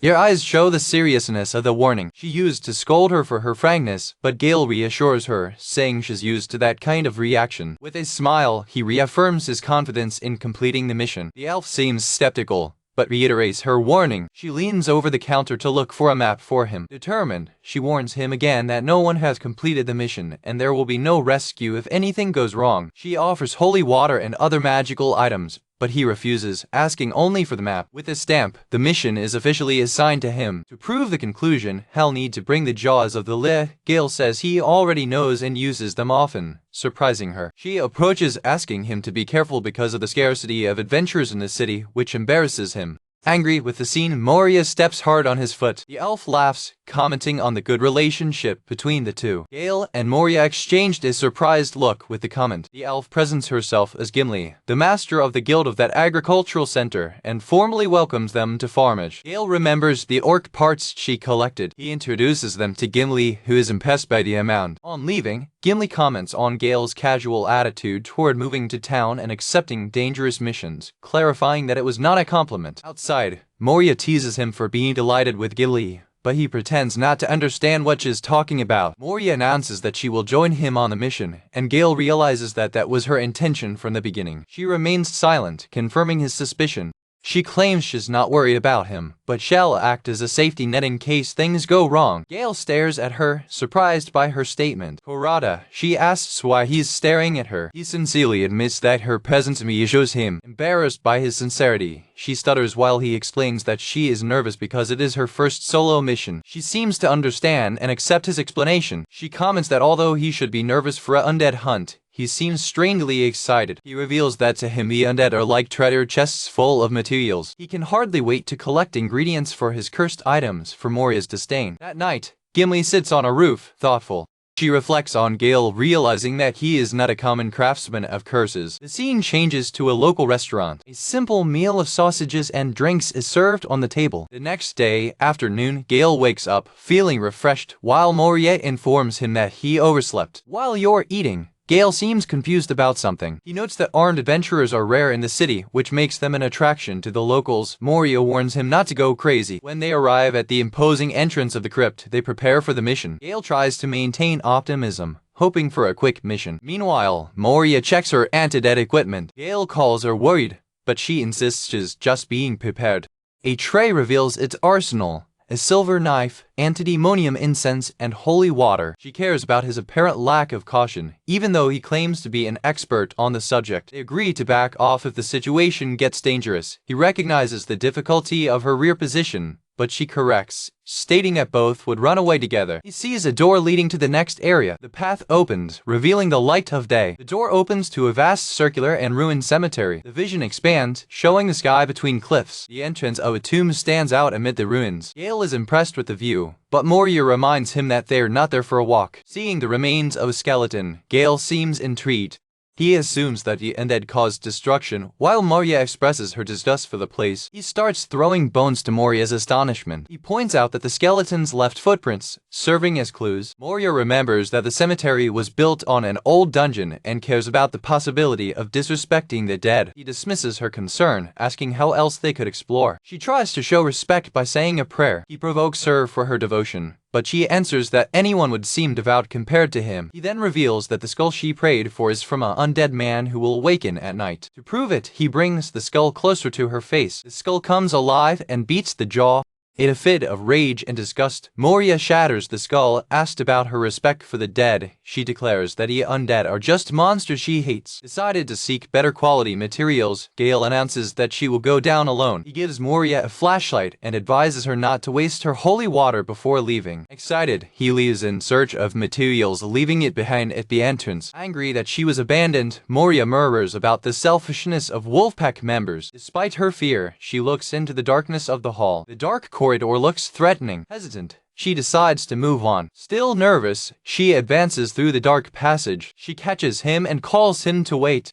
They walk together through a cemetery full of coffins. Scared, she expresses her desire to leave the place as soon as possible. A strange noise echoes, and Moria, frightened, clings to Gail. She insists she felt something kneel going through her. Believing it's not imagination, she approaches him. With eyes full of tears, she clings to him. He blushes at her unexpected approach. A close blast makes her scream and hug him harder. She pushes herself against him, completely terrified. He's distracted for a moment before he regains his composure. Gail looks up and identifies the source of the noise. He realizes it was just a bat. Pretending courage, Moria pushes him, minimizing danger and claiming that the undead are just bones. However, when she turns around, she encounters a royal skeleton and, in panic, jumps into Gail's arms. Screaming in her ear, she says she can't calm down with tears running down her face. The appearance of another skeleton makes her even more terrified. Panic completely overloads her. Taken to the edge, she attacks the skeleton. With a surprising force, she shatters it, screaming for you to back off. Gail is amazed at her show of strength.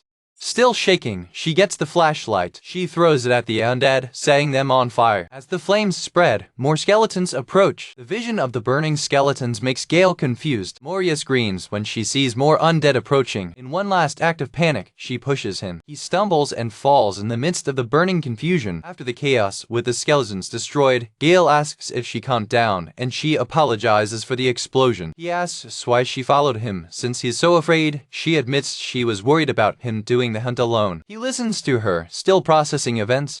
He reminds her of her specialty with the undead, but thanks for the concern. Seeing that it's dangerous for her to come back alone, he suggests that you proceed slowly and offer your hand to guide her. Gail reaches out, offering help. Moria accepts, still ashamed and weeping. Gail also blushes at the moment. They hold hands, a gesture of mutual support. They continue the journey together. Gail, internally, realizes that although he was joking, the gesture became real. Just before Gail and Moria left the capital, the scene returns to Wolfpack. The title of the chapter, The Decline of the Rank S Group, is displayed while a blacksmith works on his anvil. Wolfpack, looking exhausted and desperate, approaches the blacksmith, asking if he manages the forge and expressing his desire to sell equipment. The blacksmith refuses to negotiate with them, slamming the door and saying he doesn't answer truck types like them. Later, back in an alley, the group trembles with cold and hunger, lamenting another night on the streets and the urgent need to make money. Luke announces that he managed to catch some missions in the guild, although he doesn't seem very enthusiastic about the options. The available missions are of low rank, a goblin hunt of rank E, Rank D orcs, a horde of rank C skeleton knights, and an ogre hunt of rank A. Indignant, Kush and Melissa protest, reminding everyone that they are a group of rank S and that such low-level missions are an insult. The other members of the group look down, discouraged by the situation. Norris, the calmer member, intervenes, asking them to calm down. He reminds them of the saying, even a lion uses all its strength to hunt a hare, arguing that they need to regroup and take what they can. Luke and Norse admit they are on edge, no power or supplies to face difficult missions at the moment. Kush complains of the low payment of available missions. He notes, however, that the ogre's mission pays the highest reward, 60 gold coins. The memory of the terrifying encounter with the previous ogre haunts them, and fear takes over the group. Although they pretend not to be afraid, they unanimously decide to skip the ogre's mission. Melissa suggests that they accept rank CS mission against the skeleton knights, since the others pay very little. Norris expresses concern, highlighting that the mission mentions a skeleton horde and suggests that hunting for the orcs may be a better option. Kush reprimands him, reminding him that it's just a rank C mission, and Melissa agrees, stating that bone bags will be easy for them. Melissa questions Luke for bringing these missions, and he admits that he did not expect their situation to become so desperate. Norris tries to keep up, and Luke agrees, stating that they must do what they can and that skeletons are weak opponents. The two wizards discuss the strategy, confirming that Kush and Melissa, as the front line, will be fine, as they are eager to fight. With malicious expressions, the two magicians seem to have fun with the idea. They agree that in the worst case, the front line will be hurt before them, deciding that each should take care of himself. The group arrives on the grounds of the old church on the outskirts of the capital. Luke climbs a wall to observe the area. The vision reveals a cemetery full of skeleton remains, creating a sinister atmosphere. He turns to report what he saw to the rest of the group. He draws a map on Earth, indicating the presence of about 20 skeletons hidden in the shadows of the gate, in the church, and behind the cemetery. Kush laughs with disdain, declaring that 20 enemies is an easy task. Melissa agrees with confidence, stating that victory is already guaranteed. She suggests that the two proceed first, and he agrees with pride, stating that this is what a paladin is for. He lifts his sword, preparing for battle. Kush casts the Holy Light spell, bathing the area with divine energy to weaken the skeletons. The skeletons begin to shake, their jaws pounding in response to the spell. Melissa advances with agility, cutting several skeletons in her path. With a sign from Melissa, Norris starts preparing his spell. He conjures flames, preparing to incinerate a group of enemies. Meanwhile, Luke jumps into the air to attack the skeletons from above. He lands hard, shattering the skull of an undead man.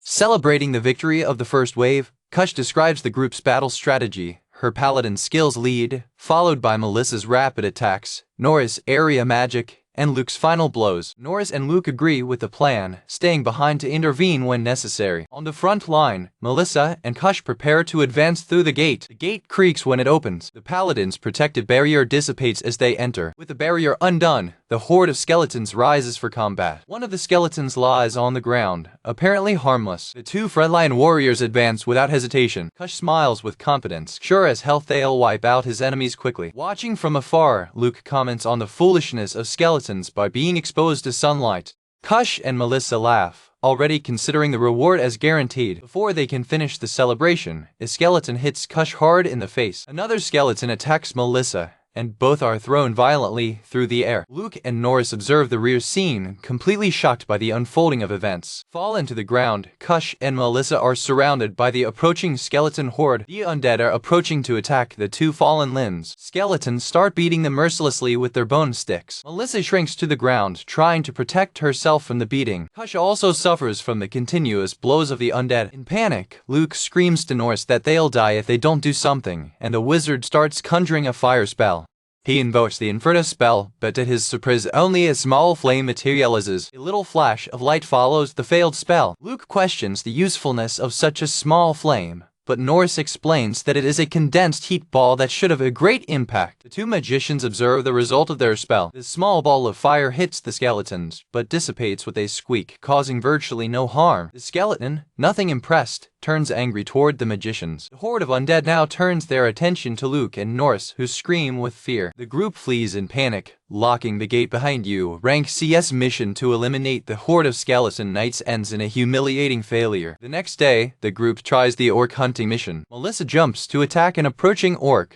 She lands on the monster's back and stabs him, screaming for him to die. The other members observe, waiting for the result of the attack. To your surprise, the blade gets stuck, and the orc doesn't fall. She looks at the creature, confused by the ineffectiveness of her attack. Her companions shout for her to finish the orc quickly. The orc grabs her arm and swings her in the air easily. He holds her upside down. Looks like he's gonna kidnap her. While fighting, almost without clothes, she screams for help to Kush. The orc faces her for a moment, evaluating her, so he just walks away, leaving it on the floor. The orc murmurs to itself as it moves away. Luke and Norris fall into laughter, mocking that she's not even the orc type. Humiliated and furious, Melissa screams that it's not funny. Seeing the orc's back exposed, Kush takes the opportunity to attack. His sword, however, ricochets harmlessly into the thick skin of the monster. Kush is shocked by the ineffectiveness of his attack. Only a small scratch marks the site of impact. Feeling the blow, the orc turns, now enraged. Kush tries to apologize for the interruption. The raging orc attacks with a giant club, throwing the whole group away. The orc hunting mission also ends in failure. A few days later, in the guild of the capital, the group seems completely defeated. The group's appearance reflects its series of failures and despair. Sitting at a table, they keep blaming Gail for his failures. Kush regrets having to sell his favorite equipment. Other adventurers whisper about the fall of the once great Wolfpack. Norris swears they'll find Gail as soon as they have money. Luke suggests, in a playful tone, that he may be running a tent. Kush asks about the mission of the day, and Melissa suggests hunting the goblins, considering it the only viable option. After the mission of the goblins, the group returns even more beaten and worn out. The four limbs can barely stand, covered in wounds. Back at the guild, the receptionist asks if they failed again, and the group explodes in frustration, screaming for her to shut up. In a flashback, Kush recalls the villagers expressing their gratitude for a group of rank S having accepted the goblin mission. He had assured the villagers that Wolfpack would take care of everything and that they wouldn't even have to lift a finger. Kush continues to brag to the villager, promising an easy victory. The reality, however, was that the villagers had to intervene and fight the goblins on horseback. The villagers fight fiercely against the goblin threat. Meanwhile, the Wolfpack group, completely defeated by the goblins, is too wounded to move, forcing the villagers to fight instead. Another horse villager joins the desperate fight. Back to the present, Kush explains that the villagers refused to pay, calling them useless sloths. The receptionist quietly suggests that it might be safer for them to abandon their rank status. Enraged, Kush grabs her collar, demanding an easier mission. Without being intimidated, she holds his hand firmly. With a quick move, she slaps her face hard.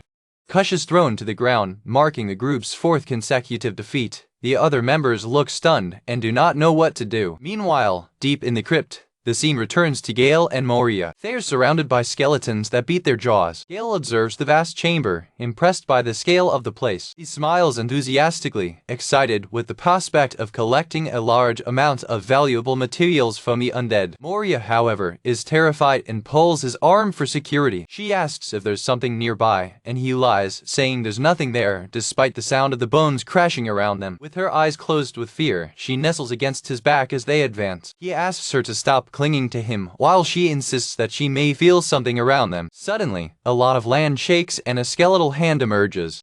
A skeleton of normal size rises from the ground. Soon after, a much larger and more imposing skeleton also rises. The giant skeleton hovers over the pair, a terrifying sight. Moria, still with her eyes closed, asks if she can open them, believing that it will be less frightening if she can see the threat. Gail, staring at the giant monster, lies again, saying there's nothing there, thinking that vision would only scare her more. He starts a countdown of 3 seconds and then casts the spell Dissipate. The spell works, and the giant skeleton crumbles to dust. Moria opens her eyes cautiously. The dust settles, revealing that the undead has completely disappeared. With her hood down, she questions him, shocked, asking if he actually used Dissipate to defeat an undead.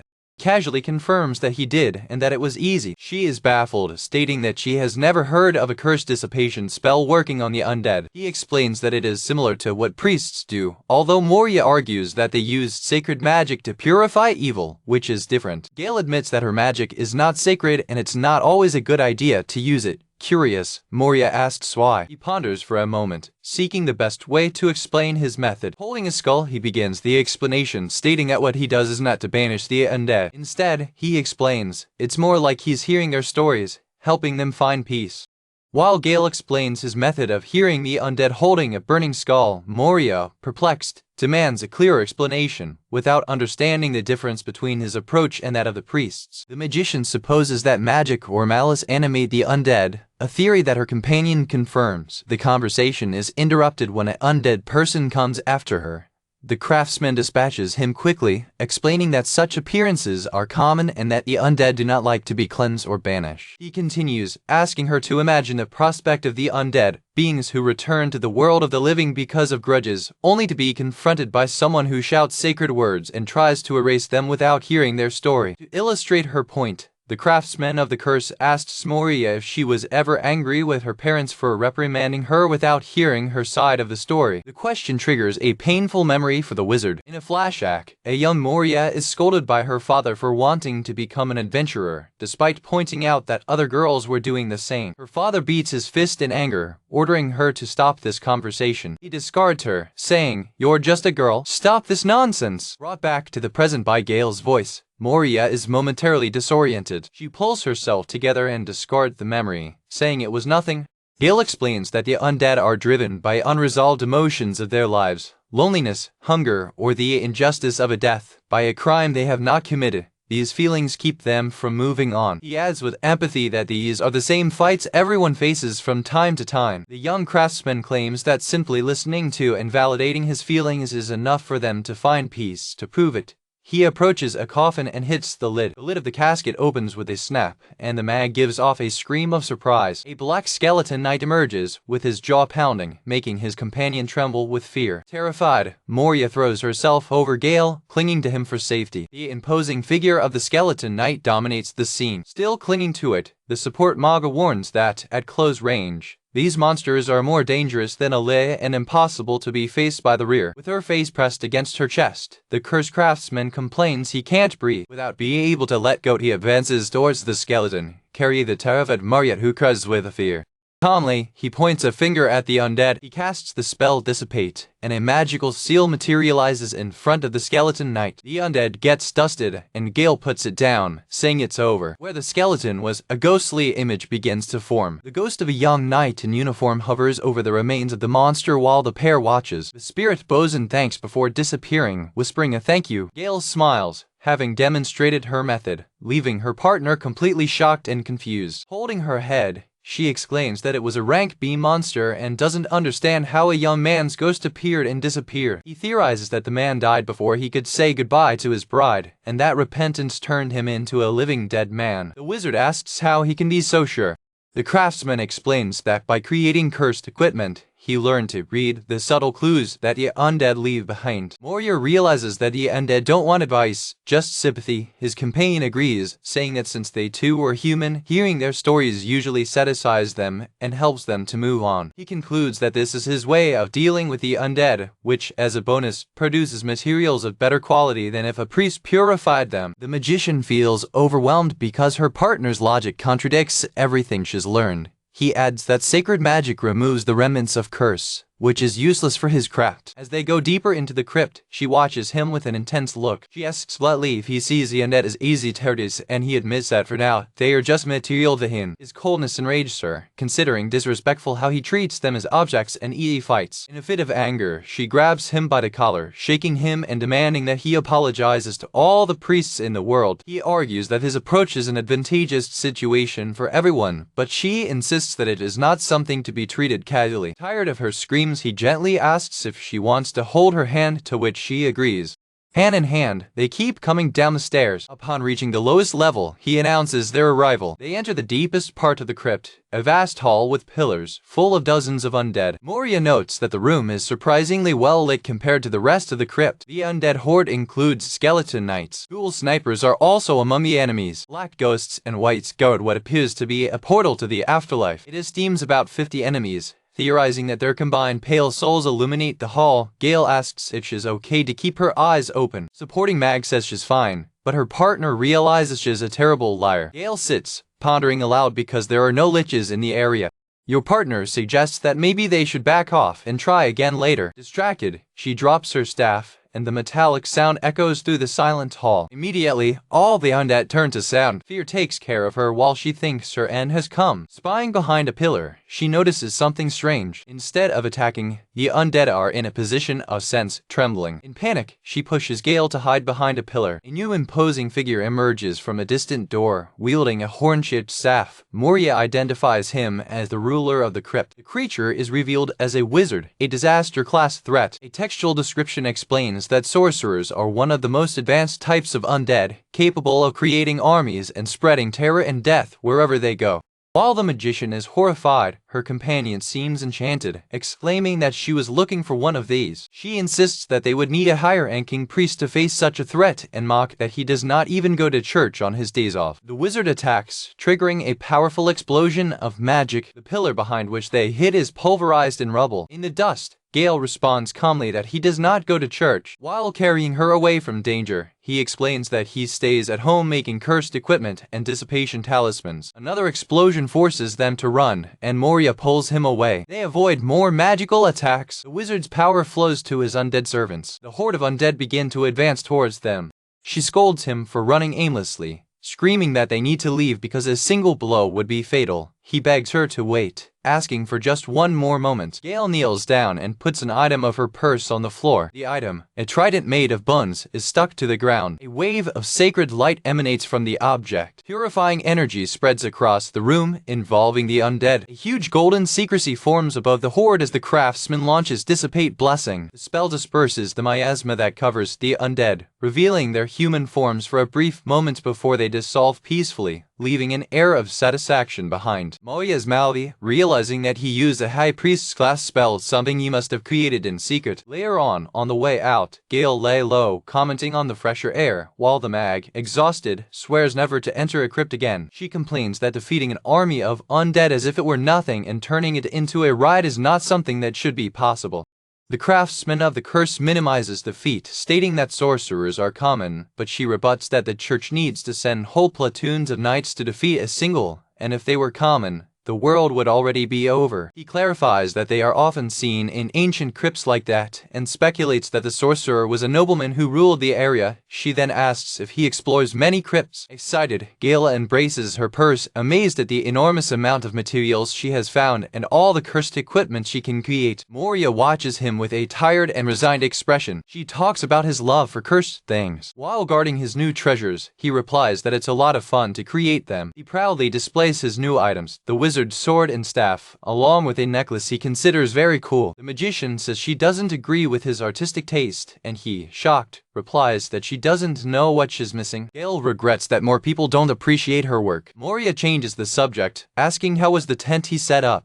It cheers up, remembering a customer who loved its designs and explaining that there is a market for its items as interior decoration with protection. With a mocking smile, she ensures that people will never understand his taste, but he remains confident that they will in time. Determined, he promises to prove her wrong with her equipment and her tent. The conversation reminds her of the first time she heard of him, in a flashback where the guild receptionist offered him a spot in a new group. The receptionist announces the name of the group while, in the background, Wolfpack members shout for Gail to hurry. The memory shows Gail's old group scolding him, calling him a bum. The receptionist describes Wolfpack as a group of ranks, skilled but with bad attitudes. Moria recalls how stressed and insecure Gail seemed at the time. She remembers accepting the offer for good pay. She also remembers the day he was expelled from the group. Moria reflects that when he met him, he was always on edge, down and murmuring, crushed by the contempt of his supposed friends. She smiles at herself. She thinks things are fine as they are now, which confuses her partner. She knows that now that she is free, his eyes shine with so much hope for the future that it is almost blinding closely. Moria provokes him for almost crying inside, and he vehemently denies it. Smiling, she admits it was actually fun. Porando, he agrees that spending time with her was nice. He says he appreciates her company. The craftsman of the curse explains that after being expelled from his group, he wandered aimlessly to this agricultural city. He admits that if he were alone, it would have been a much more lonely and difficult journey. Even with money he'd be on his own. Gail concludes that having someone to laugh with is very good and that all this is thanks to her. Moria runs intensely with sincere praise. She panics about his frankness, screaming about how he's scaring her. Back off, she whispers she's fine with it too and thanks him. He doesn't listen to what she said, and she just thinks to herself about how dense he is. With the reward money from the scattered crypt mission, Gail asks Moria how they should divide it, suggesting an equal division. Moria disagrees, feeling that she does not deserve an equal share because she believes that she only delayed him and carried part of his equipment. Gail, however, reassures her, explaining that the division of roles is fundamental to teamwork. It hits, pointing to the huge amount of equipment it carries, a load that not even a high-level charger could bear. It reveals the source of its strength, a cursed skull bracelet that increases its inventory and power, in addition to providing relaxation. Moria, disgusted, considers her grotesque. Gail explains that he created the bracelet to help him carry more items, to which Moria, shocked, exclaims that such an item could revolutionize the concept of war. Exhausted with his chance, Moria covers her face with her hand. Curious, she asks if he's ever seen the common magic tools sold in stores. He confirms that he does, explaining that he needs to keep up with the trends, but admits that he finds most of them dull, for Moria's irritation. Moria explains that, in general, common magical items offer only one effect, as multiple effects would make them unstable and difficult to control. She emphasizes that even the best items purchased in stores provide a 10% increase in a single statistic.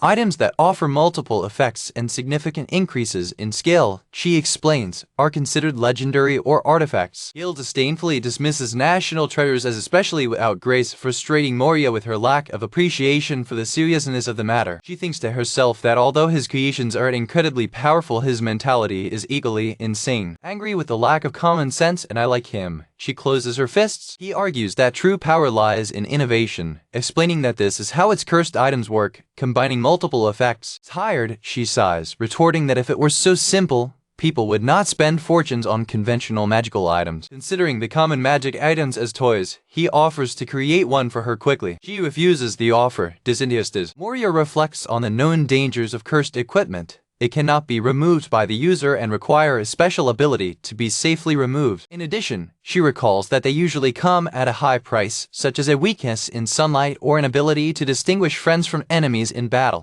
She ponders the possibility of a craftsman of curses who could fully control these risks. The idea of someone who could design the curse intentionally, defining both the benefits and the disadvantages, the intrigue. She trembles at the thought of what such skill would mean. The concept makes her embrace herself, feeling a chill. Moria speculates that if such control were possible, Gail could be a master craftsman capable of changing the world. Gail, alien to her thoughts, proudly declares that her designs are so perfect that she never gets tired of admiring them. With a sarcastic smile, Moria tells him to forget, stating that with his sense of design, he will never gain recognition. He accuses her of commending him only to then criticize him. She agrees silently. In her thoughts, she concludes that as long as he maintains his peculiar taste for design, the world will never recognize his true talent. Gail sights the city from a distance.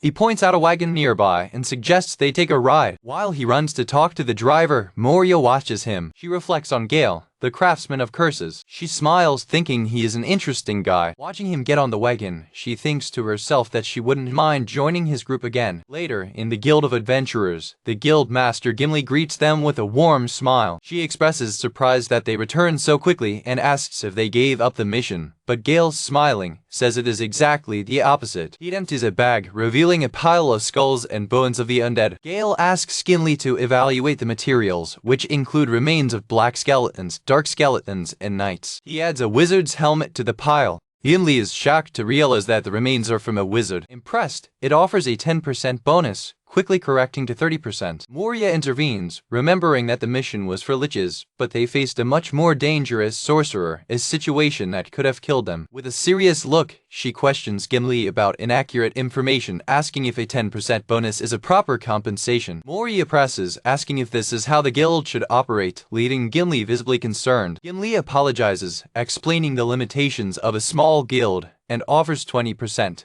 Moria accepts, while Gail remains confused by her anger. She explains to him the importance of proper preparation, arguing that going on a mission with wrong information, how to prepare for fire monsters and finding ice monsters, can be fatal. Gail says she's nice to worry, but she's embarrassed to deny it. Gimley interrupts them, separating the moment. She apologizes to Gail again, admitting she is not used to the guild work yet.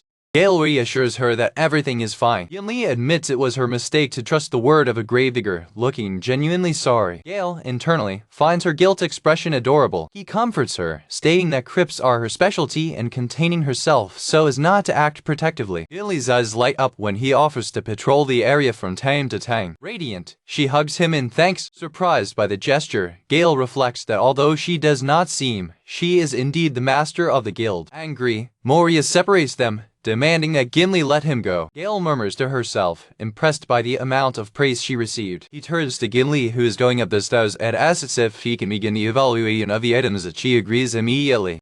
As they watch, Moria turns to Gail. She asks him bluntly if he has a crush on little girls. To his complete surprise. Shocked, he vehemently denies it, asking where that idea came from. She accuses him of being very complacent with Gimley and watching her too much, which makes him blush and stutter in denial. Moria pretends indifference, saying it's none of your business, but she turns into a sulking expression, leaving Gail confused. She then reveals that Gimley is not as young as she looks, estimating her age in about 100 years. Suddenly, a fountain pen flies and sticks to the ground near them, making them jump by surprise. From the top of the stairs, Gimley apologizes, claiming that her hand slipped, but the duo realizes that she was targeting them. She changes the subject, saying she'll give them the reward of the mission. On the counter, Gail suggests sharing the payment equally. After some hesitation, Moria agrees and thanks. As they leave, Gimley nods, saying they can pick up the rest of the evaluation later.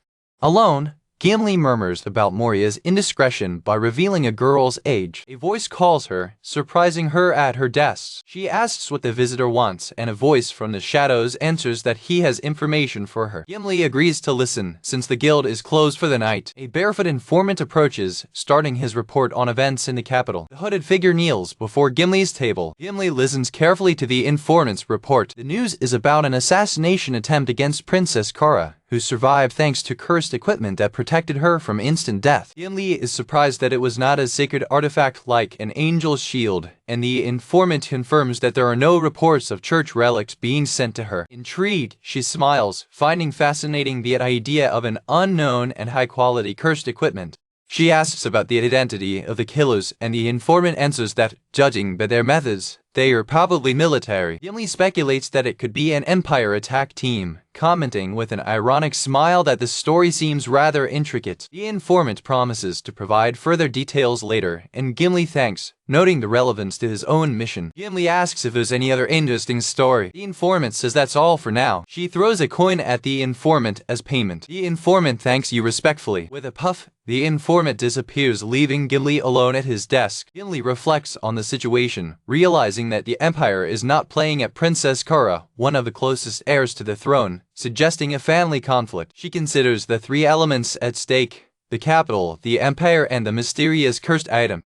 Your thoughts turn to Gail. She admits she's been watching him and his equipment since she met him. She remembers how he wore a frightening amount of equipment cursed under his cloak. Gimli ponders how he can use so much cursed equipment without suffering side effects. She also remembers that he defeated a sorcerer with the help of only one support mag. She concludes that Gail is a craftsman of curses who treat curses like toys and undead as easy opponents. Later, the scene shows the entrance of a shower. While bathing, Gimli reflects on her own nature as one of the equally cursed black elves. She mourns the curse of her people. An image shows black elves bowing before a throne.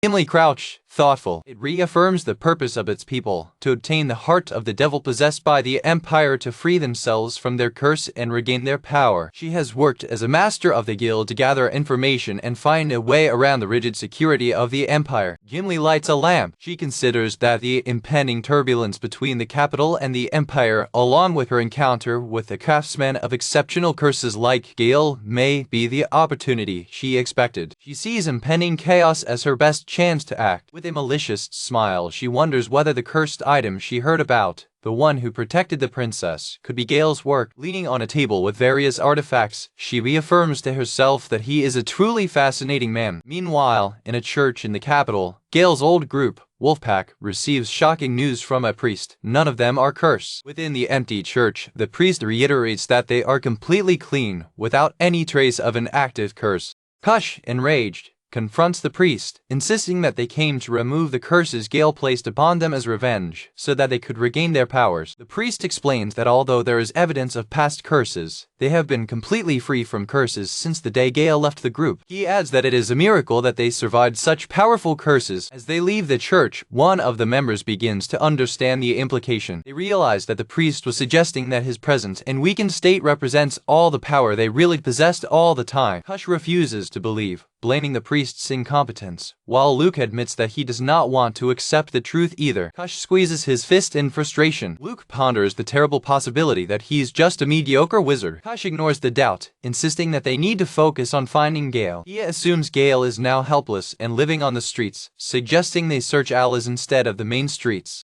Luke, sick of it, says he has had enough and starts to walk away to Kush's mess. He explains that they sold most of their equipment to eat and pay the priest. Alyssa adds that they can't even afford an inn, so they look so downcast. Norris concludes that now they belong to the Alas. Enraged, Kush grabs Luke, who screams Gah. Luke gets free and freezes suddenly. Worried, Kush asks what's wrong. Luke says it might be good that they haven't found Gail yet. Without understanding, Kush asks what he means, and Luke directs him to the warning board. Kush looks in the direction indicated. He still doesn't understand what Luke means by the painting. Kush runs toward the warning board, bringing Luke down in the process. He pulls a piece of paper out of the painting. Kush reads the paper quietly. The other members approach, curious to know what it is. Luke, still on the ground, ironically comments that Kush was not so wrong after all. Kush, laughing, agrees with Norris that their luck is finally changing. He shows the group a wanted poster issued by the royal office with a drawing of Gail, declaring him wanted, alive or dead. The group bursts into laughter, unbelieving with the news that Gail has become a wanted man. The poster describes the suspect as someone who sells scary cursed items in a tent and wears dull clothes. They mock, saying it will be easy to find him, for only he would sell such garbage, and that the reward will be all of them. They plot joyfully, realizing that they can make money just by providing information, or even more if they capture it. They fantasize about the rewards, titles of nobility, lands, and fine jewels. Decided to act quickly, they plan to go to the royal office, confident that, as former partners, they can provide valuable information that will render them a great reward.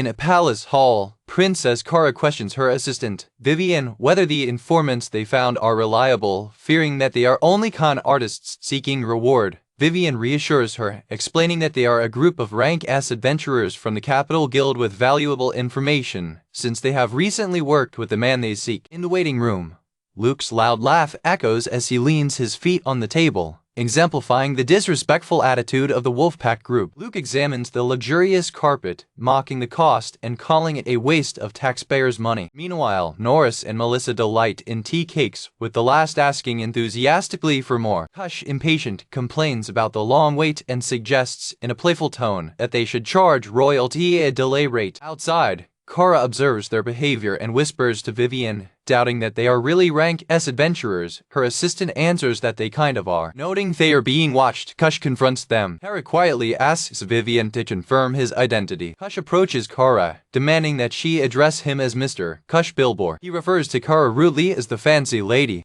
He arrogantly boasts that his group is the best in the city and that only royalty has the right to call him by his first name. When Vivian is about to intervene, Kara stops her with a gesture. The princess apologizes for not performing before. She performs as Kara of Gherkin, shocking Kush with the revelation. She explains that she is the princess of the country and that she made them wait to observe them first, asking them to accept their apologies. The princess sits on her throne, ready to begin the meeting. With the revelation of his identity, the entire Wolfpack group prostrates on the ground in an act of submission. Kush apologizes profusely for his previous rudeness, but Kara dismisses the subject, asking them to sit down. She slips a ring on her finger, indicating it's time to get to the point. With a wanted poster on the table, Kara asks if they really know the man in question. The group exchange confident looks. With smug smiles, they enthusiastically confirm that they know man. Their faces twitch in malicious smiles while they confirm their knowledge. Vivian asks them to start by giving a description of him. Kush offers a generic description: black hair, dark eyes, and medium size. Vivian argues that this description could apply to thousands of people. Melissa adds a more specific detail, mentioning that he dresses tacky and wears a blue-green jacket. The detail draws the princess' attention. With eyes shining with interest, Kara urges them to continue. Norris adds that the accessories he makes are equally dull and devoid of any sense of fashion.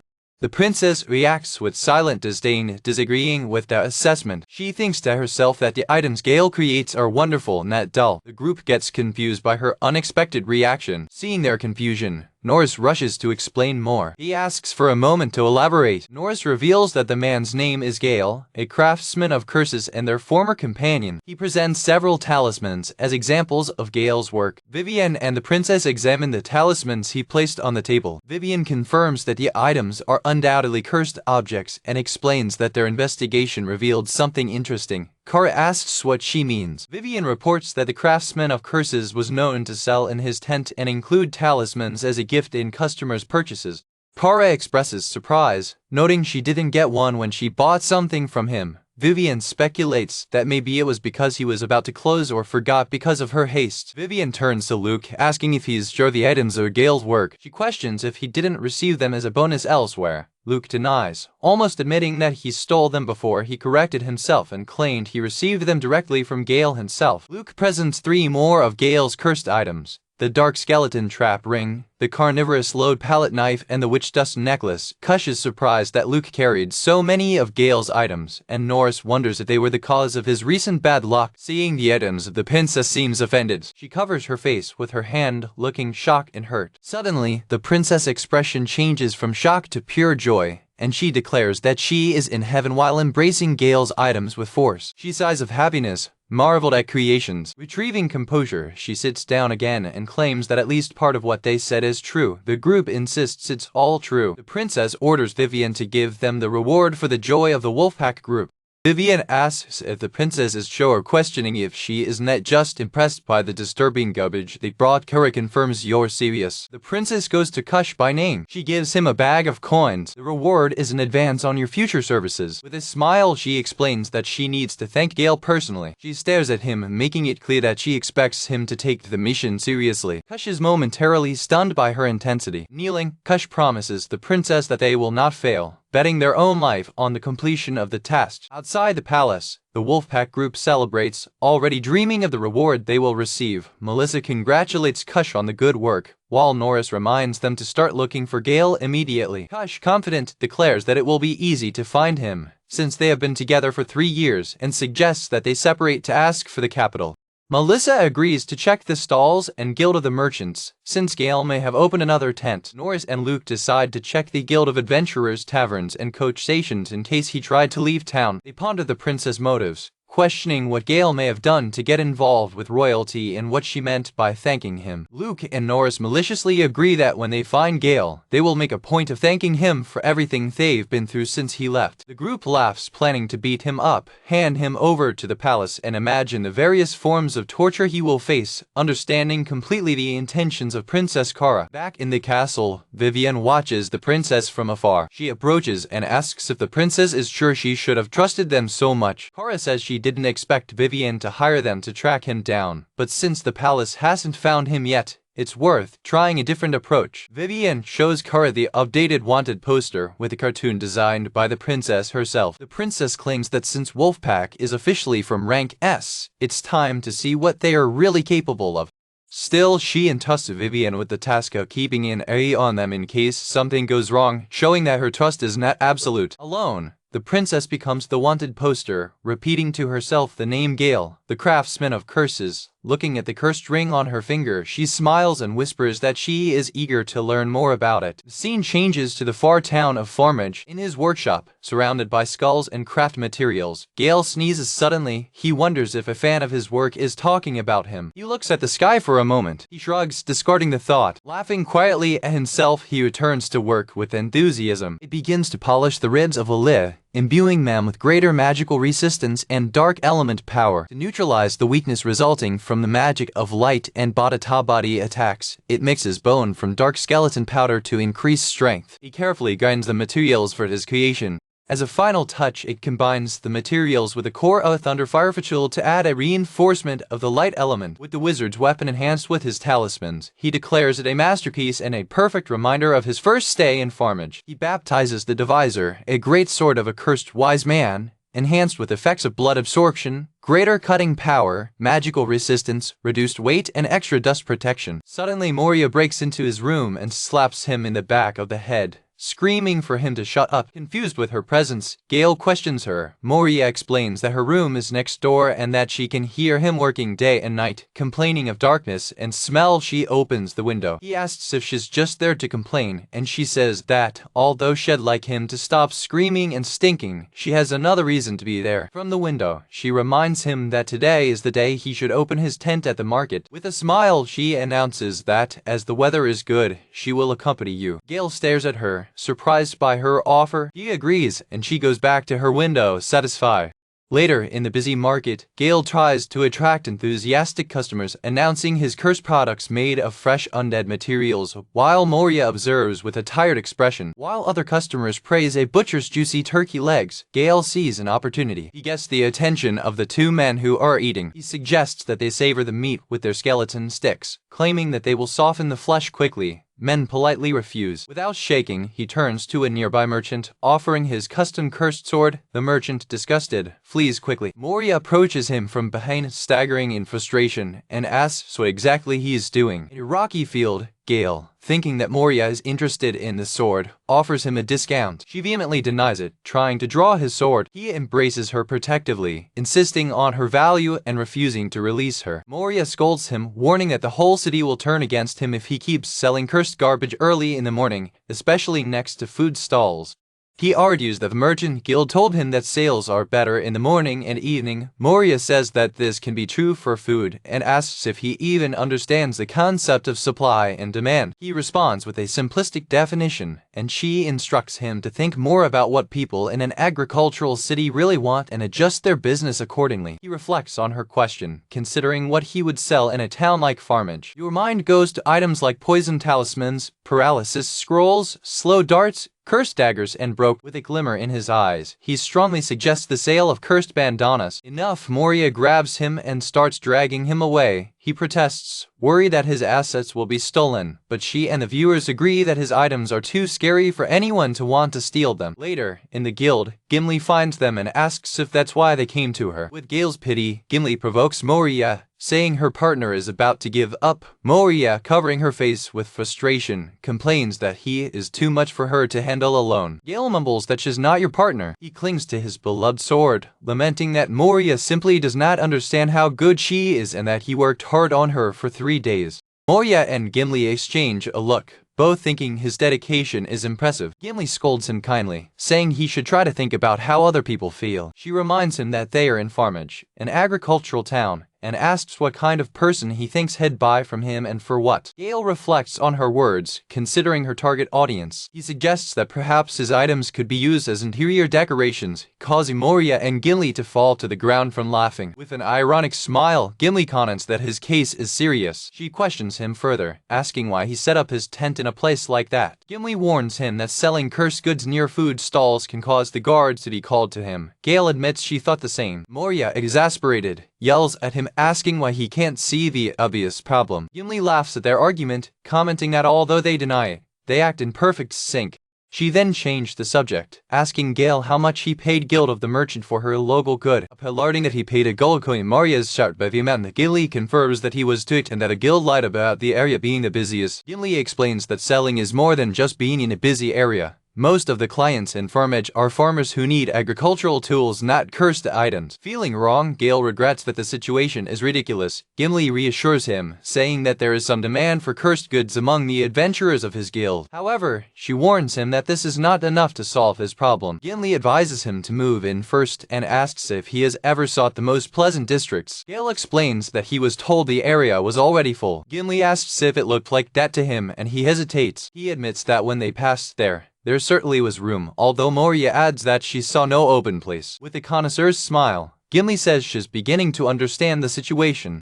She explains that although Farmage is not a big city, it is large enough for guilds from the capital to establish branches here. She suggests they leave for a while. Moria, confused, asks where. Gimli smiles warmly. Gimli announces her fate, the Guild of Blacksmiths, leaving Moria even more perplexed. Upon arriving at the Guild of the Blacksmiths, Gail questions the choice of the site, but Gimli explains that in Farmage, the Guild of the Merchant has little influence compared to that of the blacksmiths, who hold real power. The elf clarifies that the Guild of dos Ferreiros, with more members and resources, surpasses that of the important merchants in the city. Moria quickly understands that the Guild of the Merchant is in practice subordinate to that of the blacksmiths. Gimli praises his intelligence and reinforces the need to formally perform. Gimli explains that the high demand for metal tools in an agricultural city gives great power to the guild that produces and repairs them. Gail asks if an audience with the guild chief will guarantee you a good spot for your tent. Gimli confirms, but reminds him that an appropriate gift is essential, which animates the craftsman. As a gift, he prepared one of his characteristic items, a cursed necklace. An aura of dark energy emanates from his other creation, a sword. He reveals his second offer, the imposing cursed sword, the Divide, confident that the guild's chief will be delighted, while Moria rebukes him desperately. Gimli urges them, and Moria realizes that the previous chopping stop was to acquire suitable gifts for the occasion. The mag, annoyed by the show, grabs him by the hair to contain him, for Gimli's fun. Moria offers to carry gifts, instructing him to be educated, but Gail insists the quality of his sword will be immediately recognized by a blacksmith. It forces him to notice the reaction of the other guild members, who had frightened to see the cursed weapon. Gimli leads them through a curtain to the guild's heart. They enter a vast and busy forge, a warm and noisy environment where blacksmiths work ceaselessly. The sound of hammers hitting anvils echoes all over space. Other artisans are dedicated to planning and finalizing their projects. While Moria complains about the heat, Gail observes the work of blacksmiths with fascination and admiration. The Manga looks for a service desk, but Gimli explains that the site is just a large shared workspace. A blacksmith rushes past them, and Gail apologizes for the obstruction. The craftsman feels the intense heat of the forge on his face. Before a door, Gail asks how to proceed, and Gimli suggests that a loud scream will draw the chief's attention. The support Manga expresses its skepticism towards Gimli's plan. Moria tries to call, but her voice is completely muffled by the noise of the forge. The deafening sound of hammers makes any attempt at conversation useless. Gimli scolds her for her shyness and offers to show how it is done. The master of the guild releases a powerful cry calling for Sharina, which results in a hammer being thrown towards it and exploding on the ground. A dwarf named Sharina appears, irritated by the noisy interruption. Moria and Gail are shocked by her appearance, surprised that she is a dwarf and a woman, respectively. Sharina recognizes Gimli and provokes her, referring to her as an elf from a dark forest. The exchange of insults reveals an old rivalry between the two, and Moria whispers to Gail about the notorious enmity between elves and dwarves, fearing that they have made a mistake. Gimley reassures them, saying that he brought them there for a reason and that he will support them. She presents Shorina as the master of the guild, adding a provocation. Shorina greets them formally, despite the irritation. As they shake hands, Gail and the dwarf face each other, sharing a moment of mutual recognition. He observes his callous hands and strong arms, clear signs of a master ferret. Moria tries to get Gail's attention, who remains focused on the ferret. The visual contact between the two artisans persists. Gail recognizes her ability and dedication. Shorina also realizes something special in the young craftsman. The two recognize themselves as experienced artisans, a moment that is interrupted by Gimli, who asks why they are facing each other for the embarrassment of Moria and Gail. They both vehemently deny it, accusing Gimli of insinuating something strange. The two women exchange malicious smiles, having fun with their reaction. They rush them back to the main subject. Gimli presents Gail as a newcomer from the capital who wishes to open a tent. Initially, Shorina dismisses the request, telling him to open it wherever he wants. She complains that she is too busy with a shortage of material and that they are wasting their time. However, she considers that an unauthorized tent could create problems with the Guild of the Merchants. She admits she's glad they are following the right procedures. The Farah claims that her guild does not try to control the city. She explains that their influence comes from their vital role in the community, repairing tools in a city that values reuse. That somehow made her the most important figure in the city.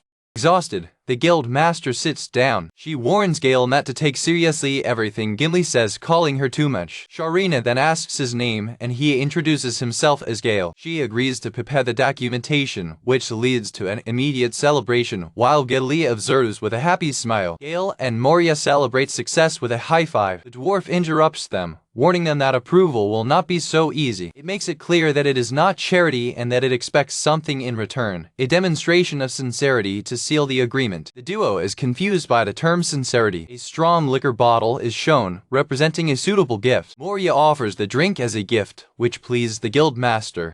Excited, Gail prepares to offer her own gift. Moria stops him before he can take the sword. With a slap, she scolds him, saying it's not an art exhibition, but he insists that Shorina will love the device. The dwarf comments, surprise, how often Moria attacks him. All of a sudden, his eyes burst out when he noticed Gail's purse. Intrigued, she approaches the craftsman. She takes his purse, confusing him. From within, she draws the cursed sword. Shorina's expression changes to pure astonishment when she sees the gun. Gimli comments with Moria that the two creation nerds are back to their element.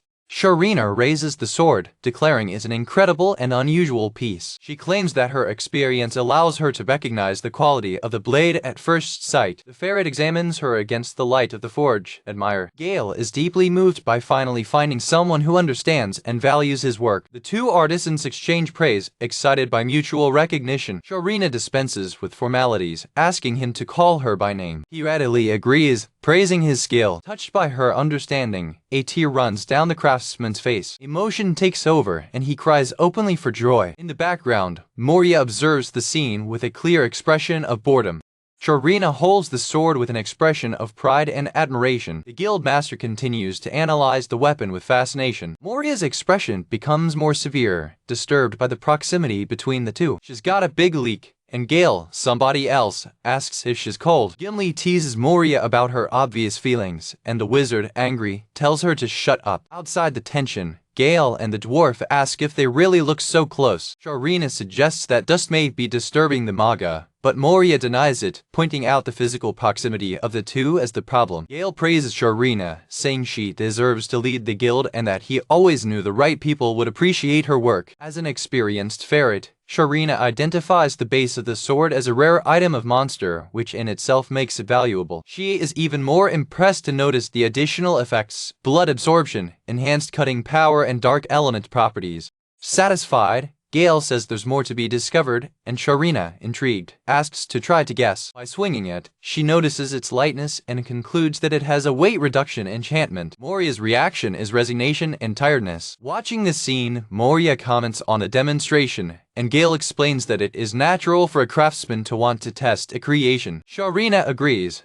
admitting she would not resist the temptation to experiment with the weapon. She praises its features, highlighting the cure of stamina and lightness, which make it perfect for a frontline fighter. She adds that with such attributes, even a solo adventurer could sustain a long battle. Gail compliments, mentioning magical resistance, dust protection, cool design, and casually the fact that it is cursed. The pharaoh praises the usefulness of magical resistance and dust protection, which facilitates the maintenance of the blade. She then stops, asking him to repeat the last information he mentioned. Sharina discards the comment on design, saying it tastes different. But that's not what she meant. Her eyes burst out in shock when she realizes she can't release the sword. While Moria turns her eyes, resigned, Sharina screams that her hand is attached to the gun. She fights in panic to free herself from the cursed grip. Gail, however, seems more concerned that she might not have liked the design of her sword. The situation becomes chaotic. Moria asks Gail to remove the curse, while Sharina, furious, declares that the weapon is no good for the craftsman's protest. Gimley watches the confusion with great fun. In thought, the elf notes that, apart from the curse, Sharina only received praise for the quality of the weapon. She concludes that Gail's abilities make him much more than a simple craftsman of curses. Gail finally manages to dispel the curse by releasing Sharina's hand.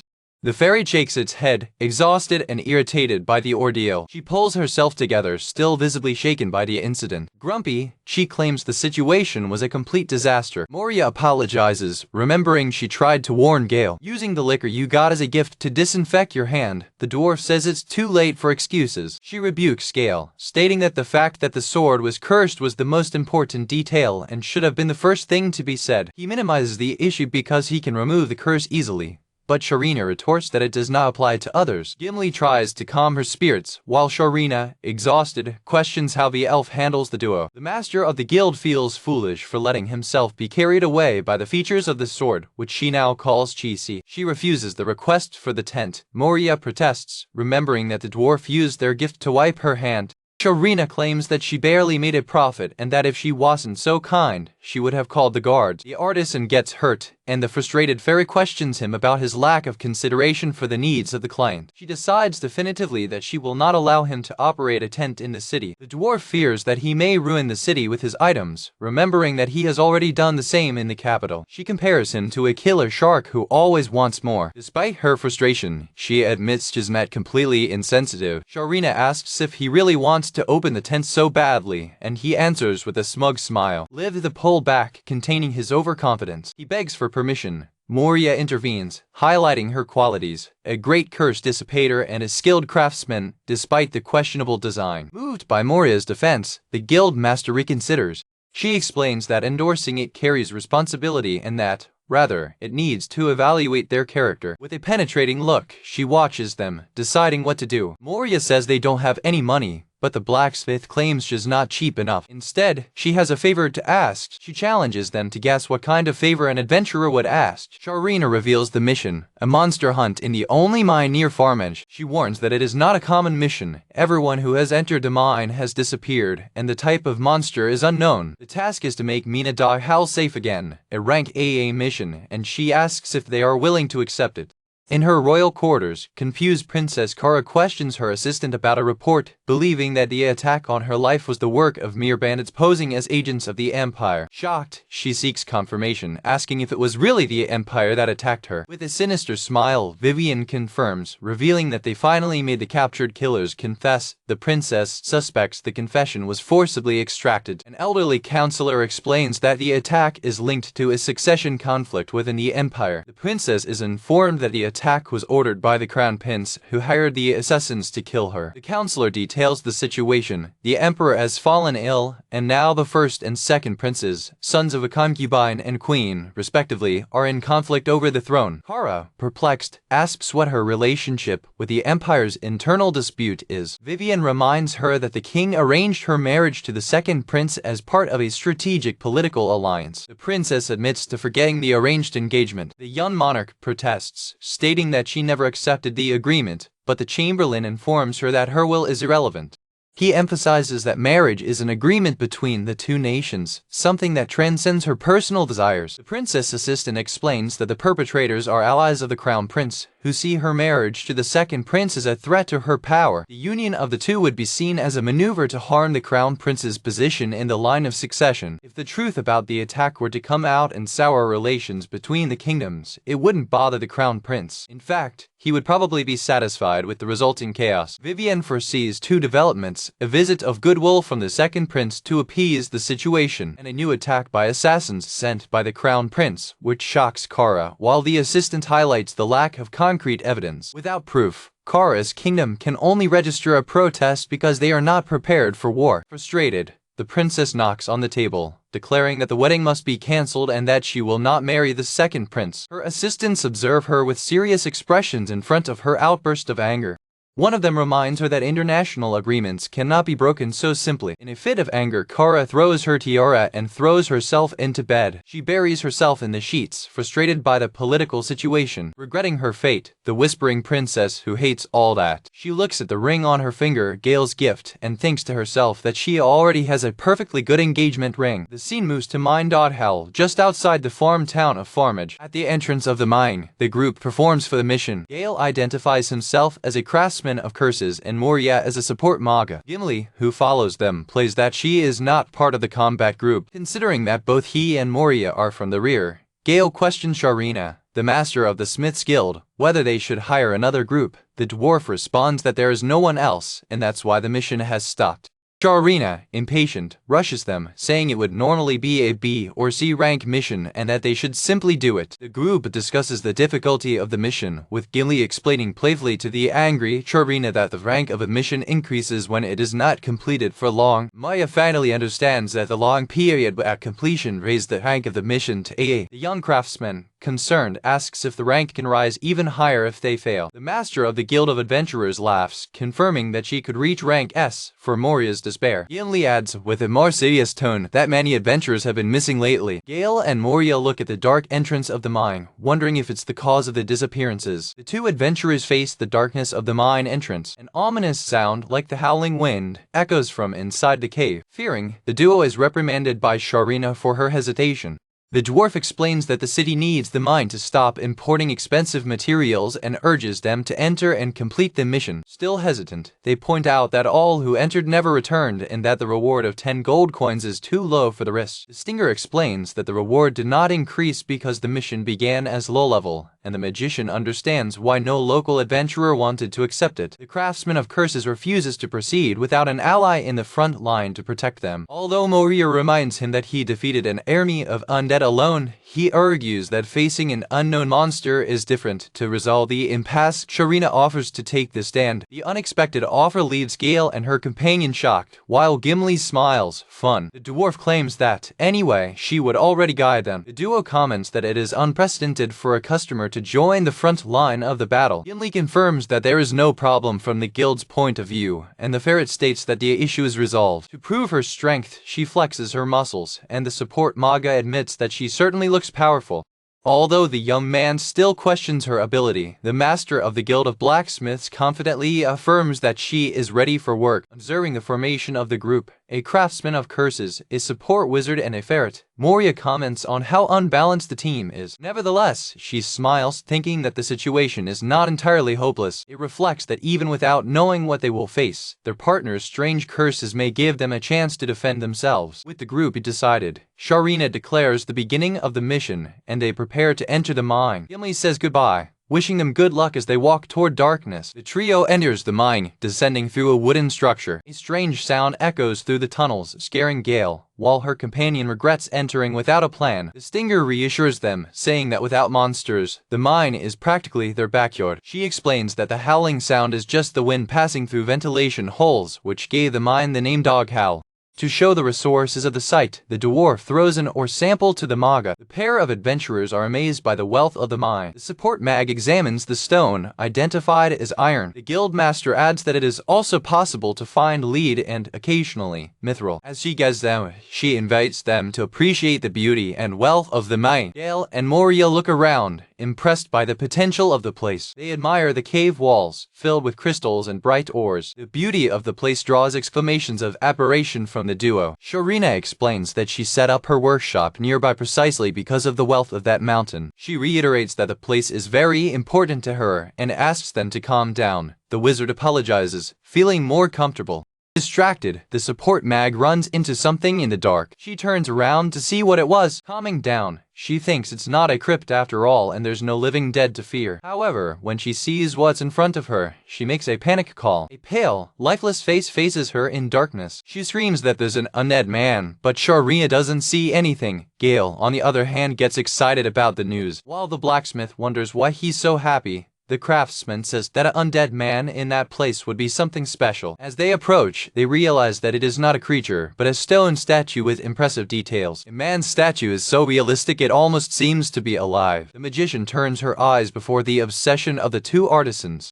The dwarf calls Gail to admire the incredible work. The young man agrees, amazed at the craftsmanship, calling it a true work of art. Moria says resigned, calling them idiots by creation while they wonder what kind of talent could have created such a play. While the two artisans continue their analysis, Moria moves away to explore. She's walking down a dark corridor. The mag finds a wooden door at the bottom of the cave. She tries to draw the attention of her companions, who remain absorbed in the statue. Tired of waiting, she grabs them and drags them to show her discovery. As they look into the room, the expression of the ferret is pure shock. The master of the guild is speechless before what she sees.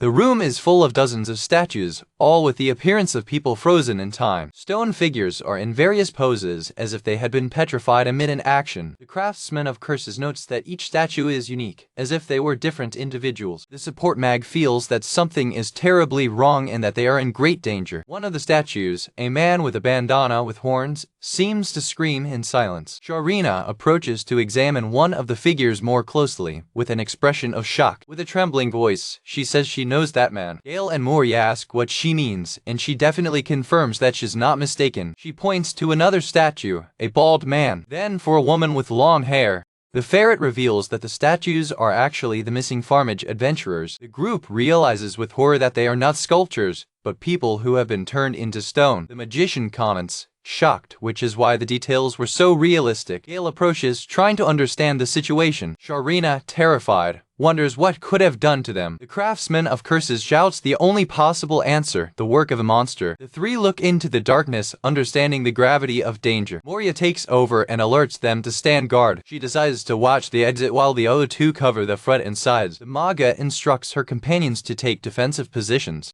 Gail expresses her discomfort, explaining that only a limited number of monsters are able to petrify living beings. Your partner agrees, quoting basiliscos and gorgons as possibilities. All rank monsters the one or better. The craftsman discards these options, noting the absence of characteristic odors, but perceiving a henhouse smell. Large feathers scattered across the ground reinforce your suspicion. Considering the power to petrify people, he comes to a terrifying conclusion. A monstrous shadow forms on the wall. He identifies the creature as a Cacatras just before it emerges from the shadows. The creature, a mixture of chicken and serpent, attacks from behind, breaking the formation of the group. The panel describes it as a disaster class threat, agile and with a petrifying breath. Seeing Moria in danger, Gail screams at her to back off. He acts quickly, switching places with her to protect her from the imminent attack. Cacatras unleashes a terrifying grasp while preparing to attack. The craftsman advances to face the creature. He runs toward the monster, preparing his counterattack. Facing the imminent attack of Cacatras' serpent tail, the craftsman of curses is preparing for battle. With determination, the young man stands to intercept the monster and protect his companion. The serpentine part of the creature throws itself forward, with its fangs on display, ready to attack. With agility, Gail jumps back to avoid the boat and throws a cursed dart against the monster. The dart explodes when it hits the target, releasing a cloud of paralyzing energy. The projectile sticks deep into the resistant skin of Cacatras, releasing its curse. Stunned by the explosion, the creature opens its beak in a grunchy of pain, becoming an easy target. The craftsman smiles, taking advantage of the opportunity the creature gave him. Sharina and Moria are shocked, without understanding how the dart managed to pierce the monster's thick skin, and why its natural resistance to paralysis did not work. Gail rushes them, screaming that no matter how, they need to attack while the creature is vulnerable. He quickly explains that the projectile was a sing-loose dart, enchanted with a curse of stunning and zero armor. He warns them that the effect will not last long. With a war cry, the dwarf ferret moves toward the stunned monster. She runs with her huge hammer in her hand, ready to strike a powerful blow. With an impressive turn, Sharina wields her massive weapon, concentrating all her strength on the attack. She throws a series of 5 devastating blows in midair, a technique she calls Machado Hammer, smashing Cacatras repeatedly. Moria and her companion observe astonished, while the head of the monster is torn off and sent flying by the impact of the blows. Sharina celebrates her victory, but her magical partner warns her that the battle is not over yet. Moria shouts an urgent warning to the ferret. Cacatras' snake tail, still alive, emerges from underneath with its jaws open for a surprise attack. Responding to danger, the support mag quickly casts an enhancement spell. A magic circle forms under the dwarf, and it is wrapped in an aura of power while its ally sings magic power. Sharina feels a wave of force going through her muscles, which become visibly larger and more defined. Your muscles flex with newly acquired power. The support Manga explains that muscle strengthening magic is designed to act quickly, but its effect will not last long. No matter how long, the ferret shoves its hammer into the snake's mouth to keep it open. She grabs the snake's jaws with her bare hands. With a cry of effort, she uses her enhanced strength to force her jaws to open even more. With a demonstration of brute force, Sharina tears the serpent's head apart, closing the threat decisively. Blood flows from the mutilated creature as the dwarf finishes her brutal attack. She lands with a thump, satisfied with the outcome of the battle. The monster's lifeless body emits steam as the blood flows. Sitting on the floor and laughing, the ferret delights in her victory, declaring it was all yours. Moria comments that it was close, noting that they were lucky that Cacatras was moving slowly. It attributes the slowness of the monster to the continuous effect of Gail's cursed dart. The magician and the ferret turn to the craftsman, demanding an explanation about their cursed crap and how well it worked on such a powerful monster. He casually answers that it's quite normal for their unbelief. Gail explains that he simply added a talisman made from the ashes of a floating ghost he found in the capital. He shows them the design of the talisman, explaining that he combined the stunning element with an effect of zero armor adapted from the ability of ghosts to cross walls. The two become completely confused, questioning the logic behind the skill and the presence of such a ghost in the capital. The young man tries to describe the creature, remembering a skeleton wrapped in a black cloak. The description doesn't help clarify their confusion. Moria asks if he was carrying a sickle, and the dwarf adds the possibility of a scary lantern. The craftsman happily confirms that it was exactly that. The two scream in unison, terrified, identifying the creature as a Sinister Reaper. A textual description reveals that the Sinister Reaper is a creature of disaster class, a divine being known as the Soul Reaper, rarely seen and considered a demigod. Gail minimizes the encounter, saying that he sees many of them in crypts and that he just get a little scared when he suddenly appeared. The support mag grabs him by the collar. She shakes him angry, demanding to know what he did to a demigod. He responds with a smile that simply dissipated him and turned him into cursed equipment, leaving Moria speechless. The magician and the ferret finally understand that he created a divine class item from a disaster class monster, which explains its effectiveness. The dwarf looks at him, shocked, wondering who he really is. The dwarf trembles, still processing the revelation. The craftsman warns her to be more careful next time, reminding her of the adventurer's creed. A moment of carelessness can cost a lifetime. Sharina agrees, admitting that she came close to dying and promising that it will not happen again. While she speaks, Moria notices something strange about Cacatras' body and draws the attention of her companions. Gail turns to her partner, asking what she means. Realizing that the mine is safe, the trio celebrates the completion of Rank A's dangerous mission. They jump for joy, celebrating their victory. While the craftsman starts pulling feathers from Cacatras' material, he says they need to report to others about the rescued adventurers, but for now, the mine can be used again. The Pharaoh agrees, stating that the danger has definitely passed and that everything is now resolved. Still exhausted, Gail reflects on his new identity as an adventurer, and his dwarf ally agrees. He gets the attention of the Maya. The curious young craftsman asks if there is any edible part in a Cacatras. Moria responds that she does not know and that her only concern is to bring back proof of the completion of the mission. The dwarf ferret scolds him, reminding him that the creature is full of poison. Surprised, he says he didn't expect it to be poisonous since it looks so much like a chicken. While the wizard asks him to cut a piece as evidence, she wonders why such a creature would be hidden in a mine. Gail speculates that the monster may have confused the mine, which is too small for him, with a birdhouse. He notices the smell of a chicken coop and rotten eggs in the air, and then he hears a sound of something breaking. The craftsman asks his companion if she stepped on anything. She looks down and finds out she stepped on a broken eggshell. Curious, Gail kneels to examine more closely. He takes the pieces from the egg, realizing it's too big. Moria comments on the unusual size of the shell. The young craftsman ponders the discovery. He asks out loud what hen houses are for. The Manga replies that they are used for chickens to lay eggs, and then the terrible truth reaches her. The expression of the ferret is filled with horror. She pegs, realizing the implication of discovery. With her tongue out of terror, the dwarf screams in panic. Out of the shadows, sounds of peeps echo as the trio looks into the darkness. A cub from Cacatras emerges, snooping high. Soon after, another cub appears next to the first. Soon, a whole group of Cacatras cubs reveal themselves. The group is surrounded by dozens of cubs, realizing with horror that the mine was the nest of the creature. While the two women shout for him to run, Gail wonders if the cubs will become fond of them as parents, a common phenomenon in animals. The cubs, however, seem hungry and hostile, drooling as they chime. The craftsman smiles nervously, perceiving his error of judgment. The support mag grabs him to drag him away from danger. Moria and Sharina are screaming for him to run as fast as he can, warning that the cubs are thirsty for blood. The trio desperately flees through the mine tunnels, pursued closely by the horde of Cacatras' cubs. Their escape is interrupted when they reach a dead end blocked by a mining cart. The blacksmith assumes that this part of the mine has been closed, and the craftsman asks, in panic, what they will do now. The dwarf takes the lead, stating that the only option is to fight. She stands in front and asks others to protect her. The cubs move forward, prying as they approach. The master of the guild prepares for the attack with his teeth clenched. She swings her hammer hard. With a powerful blow, Sharina crushes one of her cubs. Smiling, she boasts that her hammer is strong enough to crush stone. However, she finds with frustration that the other cubs do not intimidate and continue to advance. The mag asks if she can hold on a little longer, and the ferret says she'll take care of it for now. Maya looks with concern, realizing that they may be immortal when they face the adult Cacatras. An illustration compares the size of a human with a cub of Cacatras, which is already larger than a person, and with the adult, Moria estimates that there are about 100 puppies. She wonders how a bird could produce so many cubs, theorizing that the reproductive capacity of the snake part can be a factor. The dwarf prepares to face the horde, observing that the cubs are as violent as the mother and are undoubtedly hungry. The mage reflects that, unlike the adult monsters that can be intimidated, these puppies have no sense of judgment and only care about eating what is ahead of them. The ferret starts counting its victims as it crushes one cub after another with its hammer. With a manic smile, she challenges them to keep coming. Desperate, she begs you to stop moving. Meanwhile, the support Manga finishes the preparation of an enhancement spell. Moria launches Elevate Everything, creating a magic circle that surrounds her dwarf ally with energy.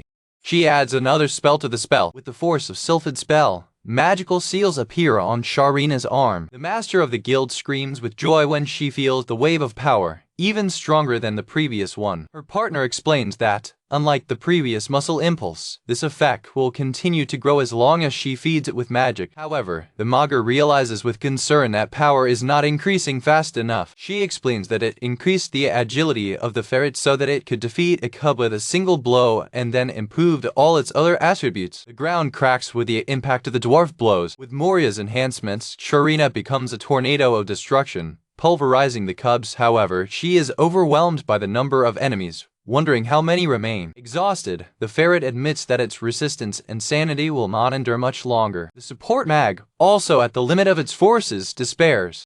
She turns to Gail, asking if he has any curse, like the one she used against the orcs, to attack the cubs. The craftsman replies that his special items were long gone and that, in any case, they would not work against the cubs. He explains that spiritual-type penalties do not work well on Cacatras cubs who barely have a sense of themselves. Using an analogy, he compares a curse to showing someone a lemon to trigger their salivation instinct. He clarifies that this doesn't work on a baby who doesn't know lemons are sour, explaining that curses targeting the spirit only work on monsters with enough intelligence. The support Magna realizes with despair that, unlike previous missions, her partner's curses are completely useless in this situation.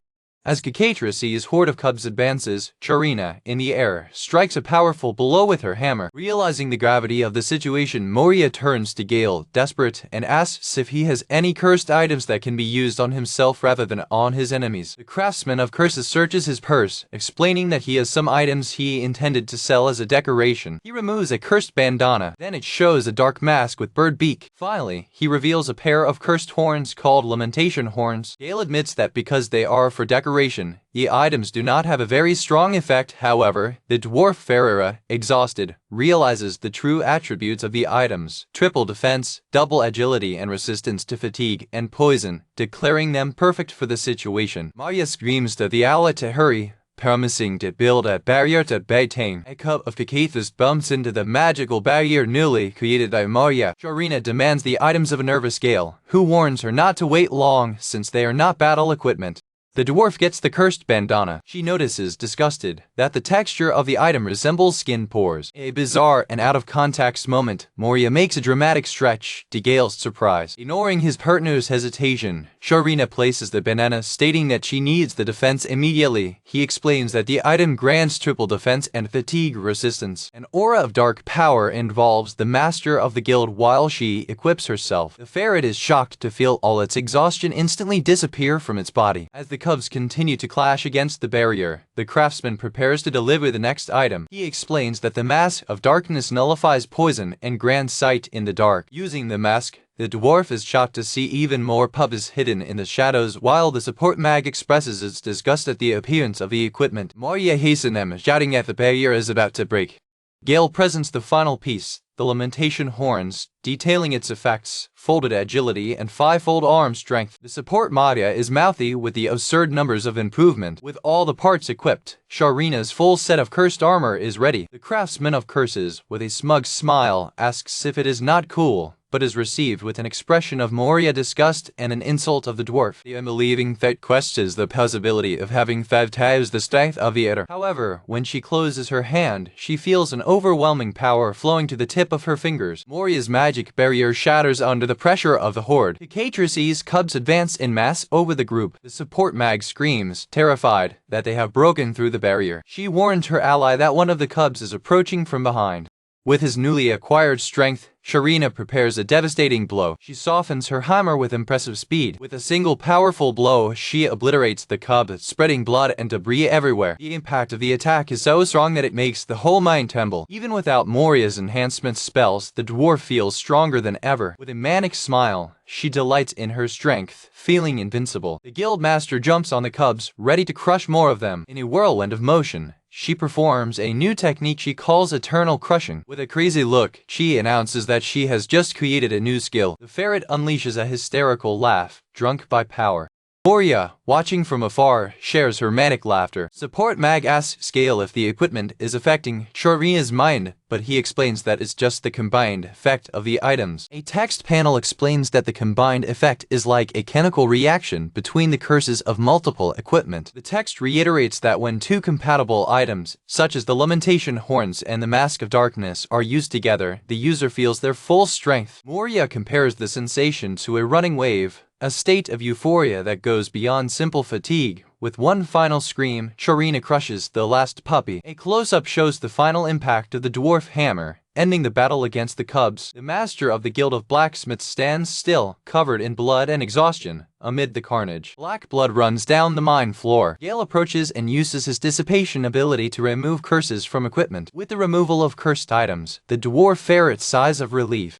Fell to the ground, she complains she'd be terribly embarrassed if she went back to Farmage wearing that equipment. Confused, Gail recalls that she praised him, but the dwarf clarifies that she liked only the effects, not the appearance. The craftsman examines his equipment, noting the great wear he suffered during the battle. Sharina, staggering, plays that the items now have collector value for having been used by a beauty like her before she faints abruptly. While his ally wriggles with pain on the ground, Gail explains that curses do not eliminate fatigue forever. They only deceive the body so that it does not feel it. He details that, with the equipment removed, her body is now paying the price for having fought with increased strength and agility. In addition, the resistance to poison is also gone, allowing any toxin in your wounds to affect normally. Moria comforts the fallen dwarf, reflecting that few people are eccentric enough to use cursed equipment, which leads the craftsman of curses to be accused of having useless jobs. However, she ponders that if an equipment like that can defeat both an adult Cacatras and dozens of puppies, its value is incalculable. The support wizard scolds her partner for not explaining the side effects,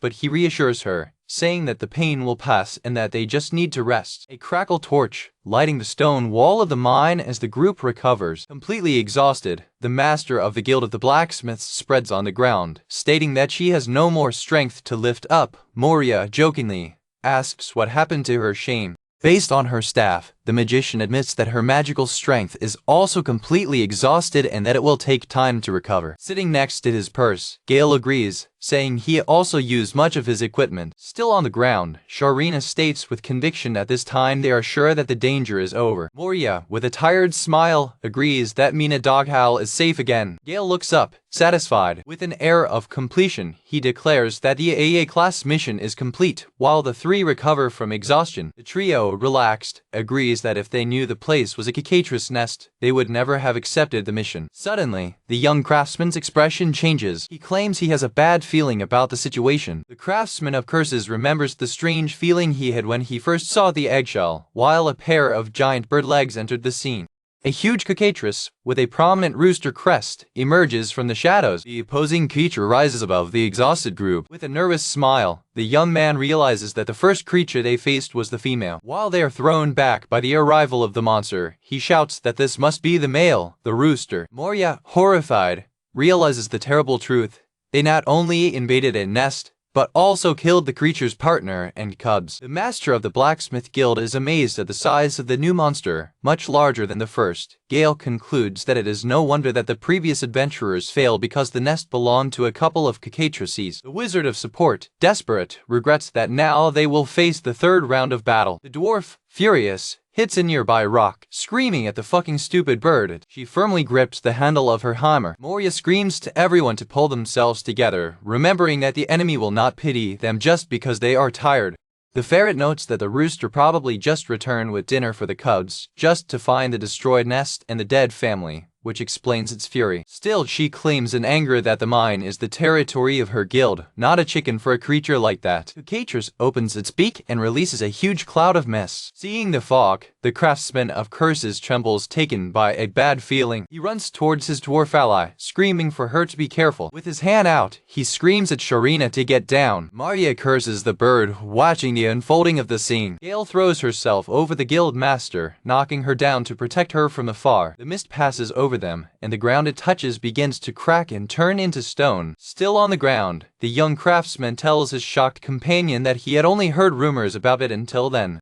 He identifies the mist as the petrifying breath of the creature, observing a dead puppy that was turned to stone. The rooster unleashes a terrifying grump. The group observes with horror as the fog turns everything that touches into solid stone. They realize it was this skill that defeated all the previous adventurers. Cacatras inflates his chest, preparing for another attack. He fires a second wave of fog, causing Moria to scream out of panic. The support Manga notes that, fortunately, the breath has a short range and a considerable recharge time between the uses. However, she despairs to remember that they are trapped in a dead end inside the mine. While your two companions distract Cacatras, avoiding his attacks, Moria concentrates, knowing she needs to think of a plan quickly. Your focus is broken by the sound of hasty steps. She sees, alarmed, that Gail and Sharina made a closed turn and now they are running at high speed towards her, with the monster just behind. Shocked and confused, the support mag can only scream at them as they prepare for impact.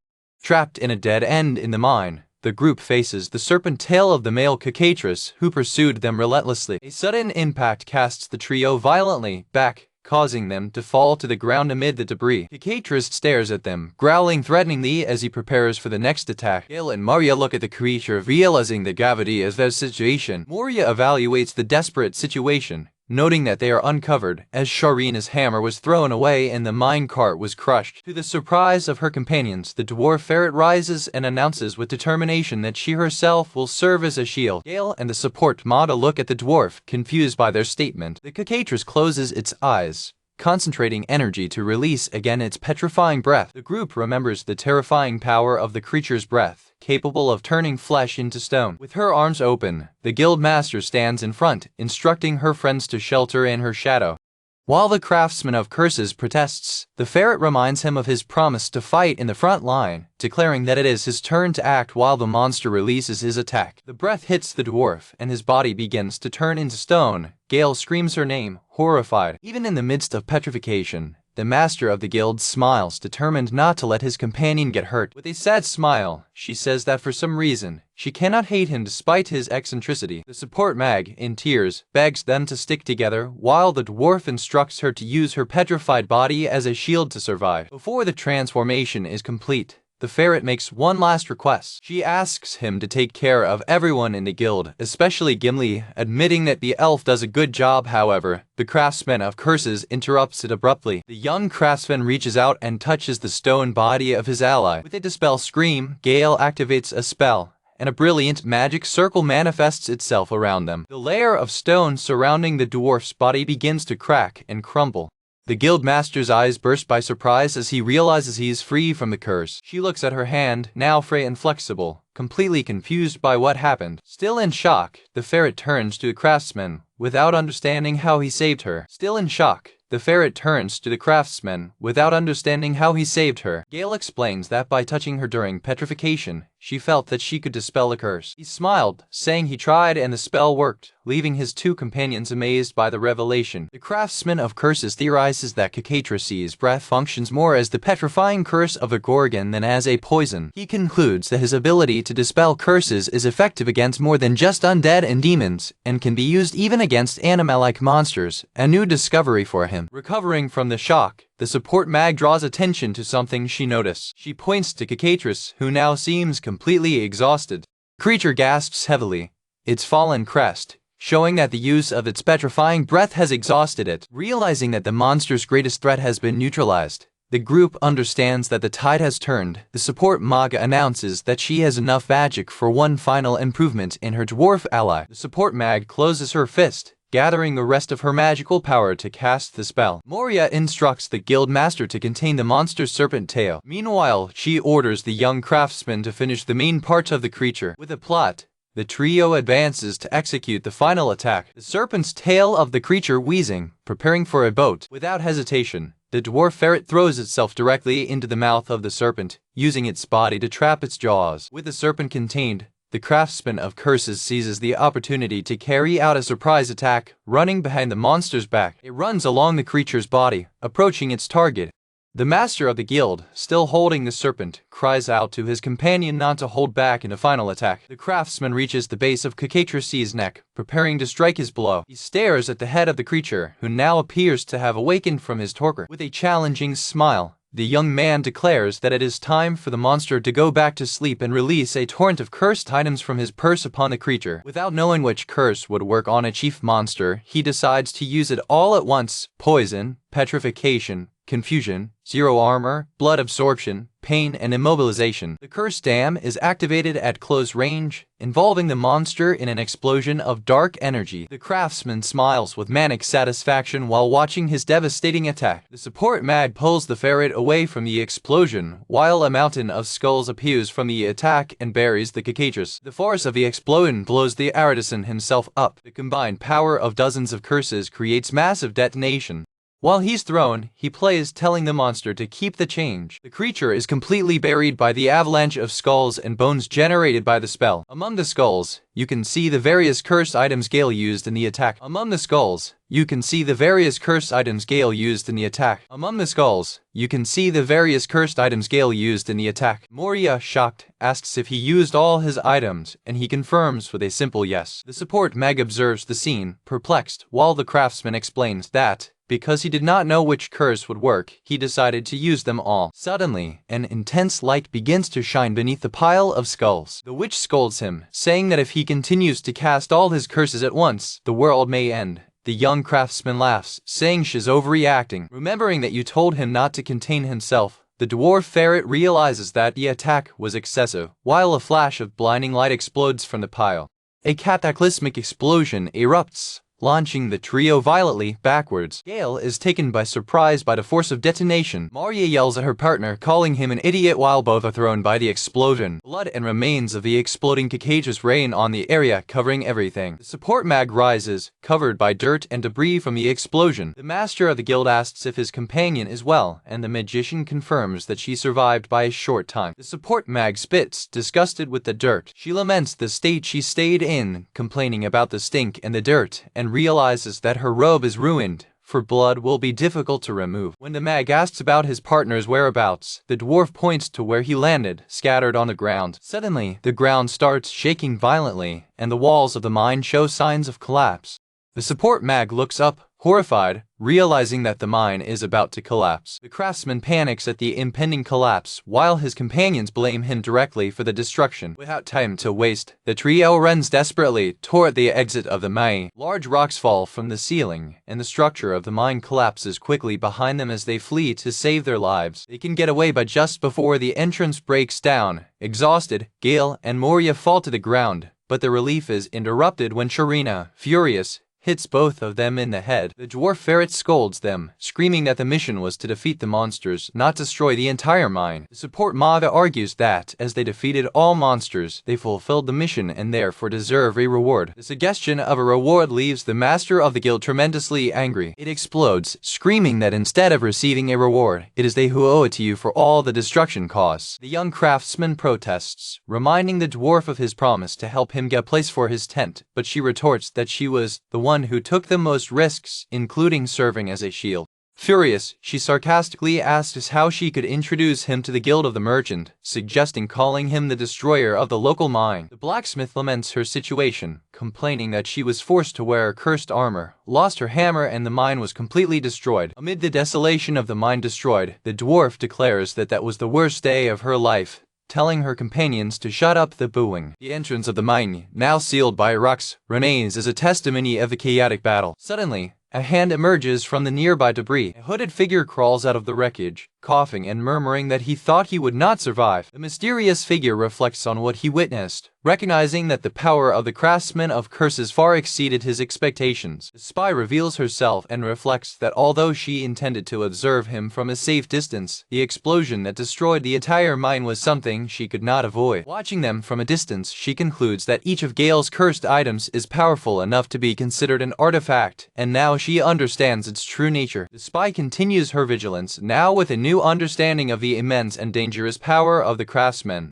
Back in the mine, the group faces the first of the petrified victims, a time-frozen adventurer by the curse of Cacatras. Gail approaches the statue and, to the amazement of his companions and other rescued victims, he casts his cursed dissipation spell. The layer of stone surrounding the adventurer begins to crack and crumble, breaking the curse. Then they release another victim, a woman named Penelope, who is shocked to see a familiar face, Charlie, who watches her with amazement. Charlie, relieved and excited, explains that he was missing and worried, but was rescued by Gail and her group. Penelope hugs him, crying for joy. Observing this scene, Sharina sarcastically comments on the intensity of the reunion, while Moria reminds everyone that the task of restoring the mine and rescuing the other victims has not yet ended. Extremely grateful, Charlie reveals that he had promised to marry Penelope if they survived, a promise that can now come true. To celebrate, Gail offers the couple one of his cursed items as a gift without asking for anything in return. Moria and Sharina immediately reprimand him for offering a cursed item on such a special occasion, but the craftsman, alien to the situation, takes advantage to spread his future tent. The couple, caught in the middle of the discussion, observes with a mixture of fear and embarrassment while the two women scold Gail.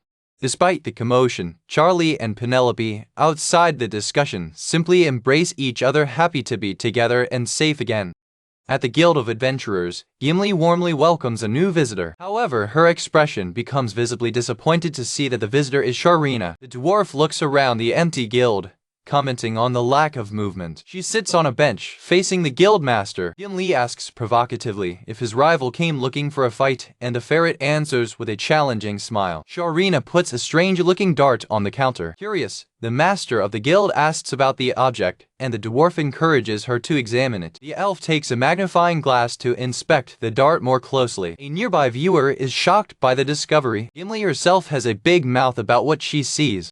Confirms, unbelieving, that the dart is undoubtedly a genuine artifact. The master of the Blacksmith Guild reveals that Gail is selling items like that as if they were common goods, leaving the other perplexed. The elf smiles with the look of someone who knows something. The two exchange rumors, with the master of the guild mentioning that he heard that the young craftsman came from the capital, while the dwarf adds that he may have been a member of a group of rank S. The dwarf ferret maintains an expression of disdain. Gimli, on the other hand, seems convinced of Gail's importance. Sharina breathes a sigh of disdain. She questions the probability of such an important adventurer appearing in such a quiet city. The dwarf changes the subject, announcing that the petrified adventurers in the mine were all healed. Gimley is surprised, remembering that even the priests had given up that curse.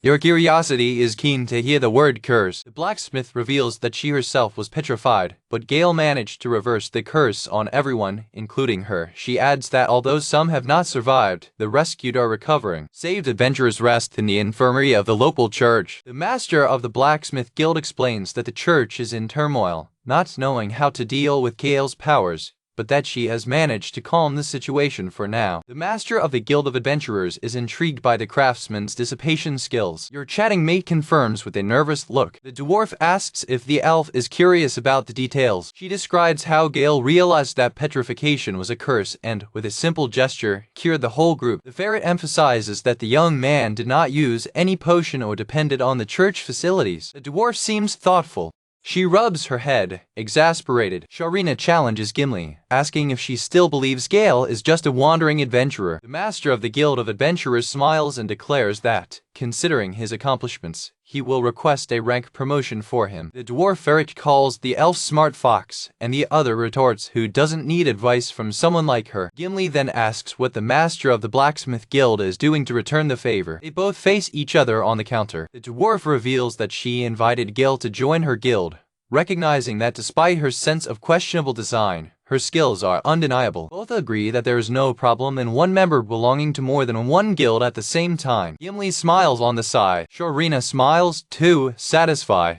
They exchange an accessory look and then they look away. They both try to contain laughter. The master of the Smith's Guild abruptly says goodbye, ignoring the provocations of her rival. Meanwhile, back to the mine in reconstruction, Gail releases a high sneeze. Moria scolds him for not turning his face and he apologizes, blaming the dust. The craftsman of curses observes the workers, commenting on how demanding Sharina is with them. He reflects that if hard work makes them even with the dwarf, then it is worth it, and his partner comments on his optimism. The support mag squeezes his companion's cheeks, playing that he doesn't know if he's a hero or a villain causing disasters. Deep down, the mine is back in business, with miners carrying ore. The wizard asks his partner if it's true that he joined the Guild of Blacksmiths.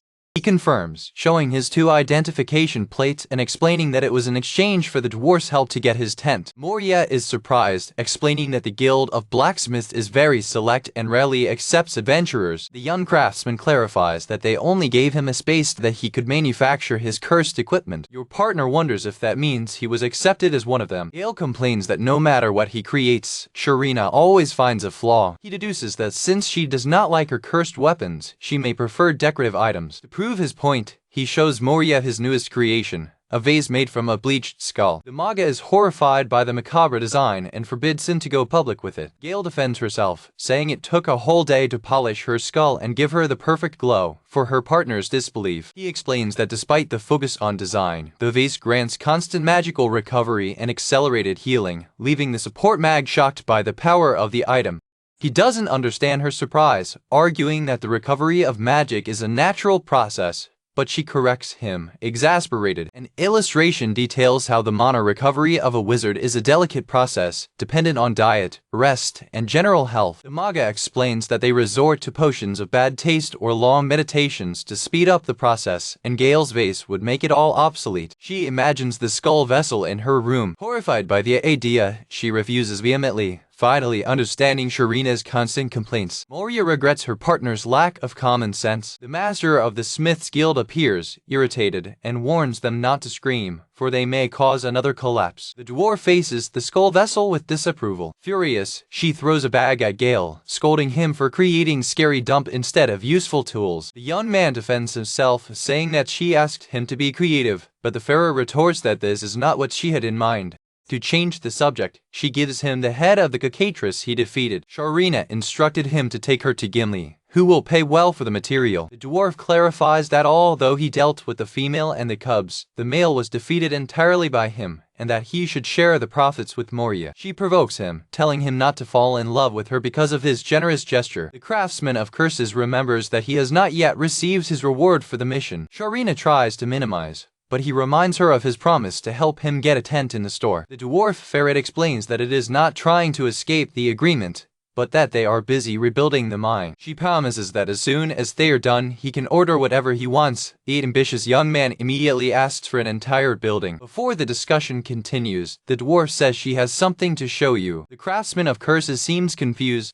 She takes them to a big mining cart covered in a sheet. With a malicious smile, the blacksmith pulls the tarp. Under the sheet is the organ that produces the petrifying blow of Cacatras. Gail is shocked to see the rare material. The master of the guild reminds him of his own theory that the breath is actually a curse. A flashback shows the moment he proves his theory by dissipating the petrification of his companions. Sharina offers the organ to Gail, who hesitates to think of the high value of the item. The dwarf insists, with a broad smile, that he accepted. With a certain reluctance, the young man agrees, but he realizes that there is something else. The blacksmith approaches, saying she has a bad feeling about simply handing it over for free. She smiles with malice. With a triumphant look, she declares she will teach you something. She reveals her intention to teach him a lesson in offer and demand, to the astonishment of the craftsman. Far from Farmage, news of Gail's powerful cursed equipment reaches the capital. In the vaults under the Imperial Palace, a cry of disbelief echoes when the news about a new artifact is heard. A young woman kneeling on the ground confirms the veracity of the information. Prince Viriel, furious, grabs his wife, Liznette, by the chin. He accuses her of lying and refuses to accept her apology. The crown prince questions her with anger, asking if she dares deceive him. He slows her down, reminding her that she's just the leader of the Killers Guild. With an incompetent scream, he throws her down. The prince drags her down, scolding her for her failure. He confronts her, furious to have trusted her assurances and her guild of murderers. He stands before a great treasure chest. Liznette looks up, terrified. The old and decorated chest remains in the center of the room. The prince opens the chest, revealing the heart of the devil, a cursed item. The relic contains the remains of the core of an ancient demon king who terrorized the world. The leader of the assassins retreats, feeling the sinister miasma emanating from the artifact. Viriel explains, with a sadistic smile, that the heart sucks people's lives. The cursed heart pulses with dark energy, like it's hungry. He adds that the artifact has a particular taste for useless waste like it. The prince pushes the woman's head towards the open chest. He forces her to approach the cursed item, asking if she understands why she was summoned. She begs for forgiveness, the miasma of the heart already draining her life force. He laughs at your despair. Viriel explains that the cursed vault is the perfect place for a secret meeting, because no one would go in there willingly. Whispering, he says a simple touch of the item could kill an ordinary warrior. Liznette, trembling, begging him to stop. The prince looks down on her while she begs for her life.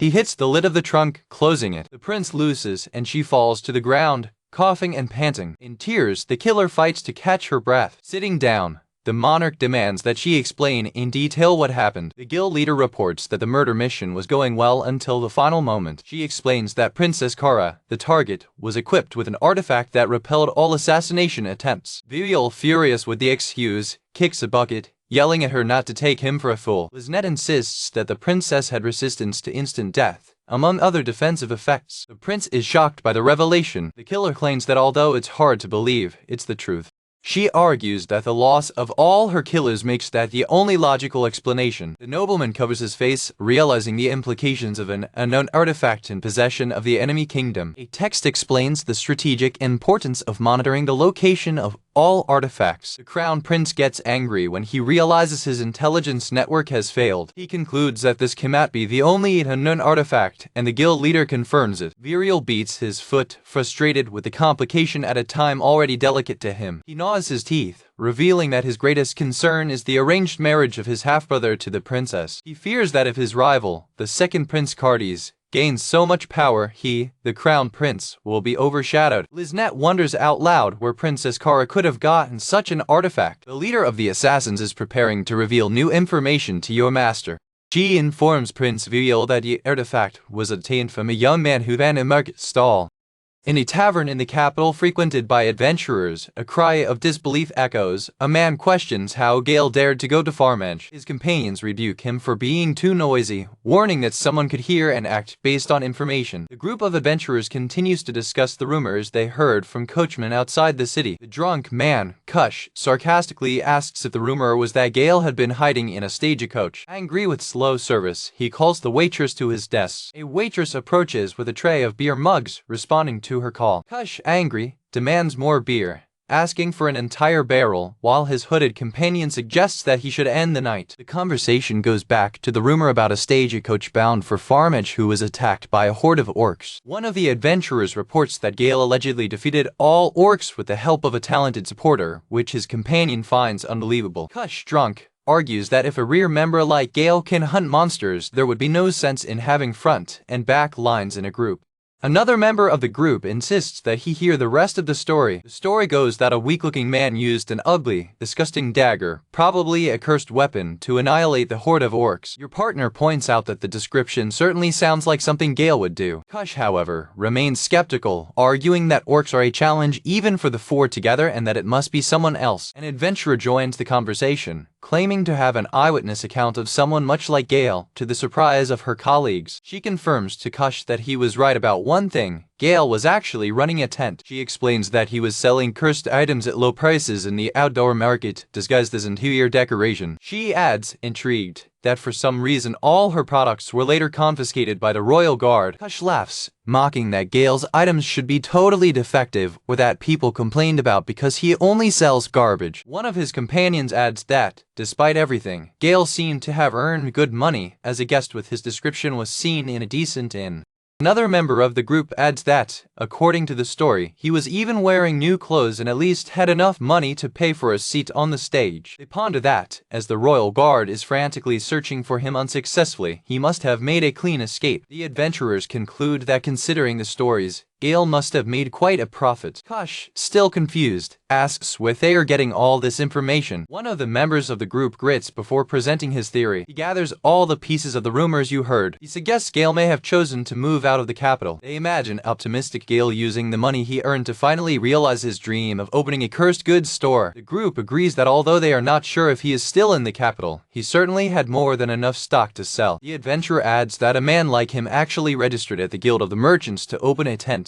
She explains that by showing the guild leader the mission contract they received from Princess Cora, he reluctantly shared the information. The guild leader, however, said he hadn't seen the man recently, leading her to believe had already left. His hooded companion deduces that after gaining experience with the tent, Gail probably took his business elsewhere. Hush agrees that regardless of whether his products sell or not, that fool would certainly open a cursed store if he had money. Realizing his empty mug, he cries impatiently for beer. Other customers in the tavern complain about the slowness of service. The waitress returns carrying 2 huge barrels of beer, announcing that the entire account is Princess Kara, while Kush declares she wants to drink until she falls tonight. She beats the barrels on the table with a deft drum, sarcastically thanking Kush for his patience. One of the adventurers, Norris, comments on the strength of the waitress, observing how heavy a single barrel would be. Kush complains about the waitress' attitude, but she coldly replies that those are the barrels he asked for.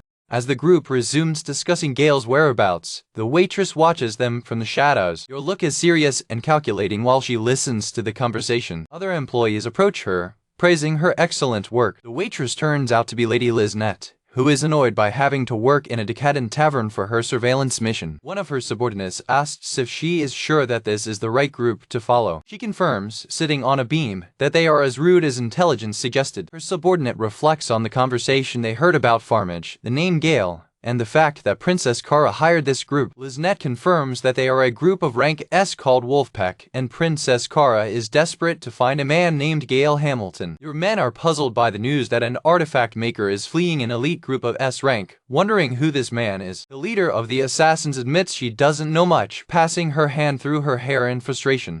She explains that he is cunning, having been a member of the same group of rank S, but now disappeared without a trace. The only information they can get is useless to realities about their poor taste in design. Liznette grinds her teeth with rage, convinced that everything is a campaign of misinformation to hide the true identity of the artifact maker. Feeling deceived, however, she decides that it is worth hearing the group's ramblings if it leads to a clue about Gail's location. As soon as Wolfpack leaves, his team will follow them to capture his target, cursing Gail Hamilton with fury. Deep in the Guild of Blacksmiths, the sound of metal beating echoes through the workshop. Moria watches from a hallway while Gail works. The craftsman's hand takes a tool from his workbench. He reflects that he needs to tell Moria something and turns to her. The support mag looks at him, surprised. Gail continues her work while she watches him with her arms crossed.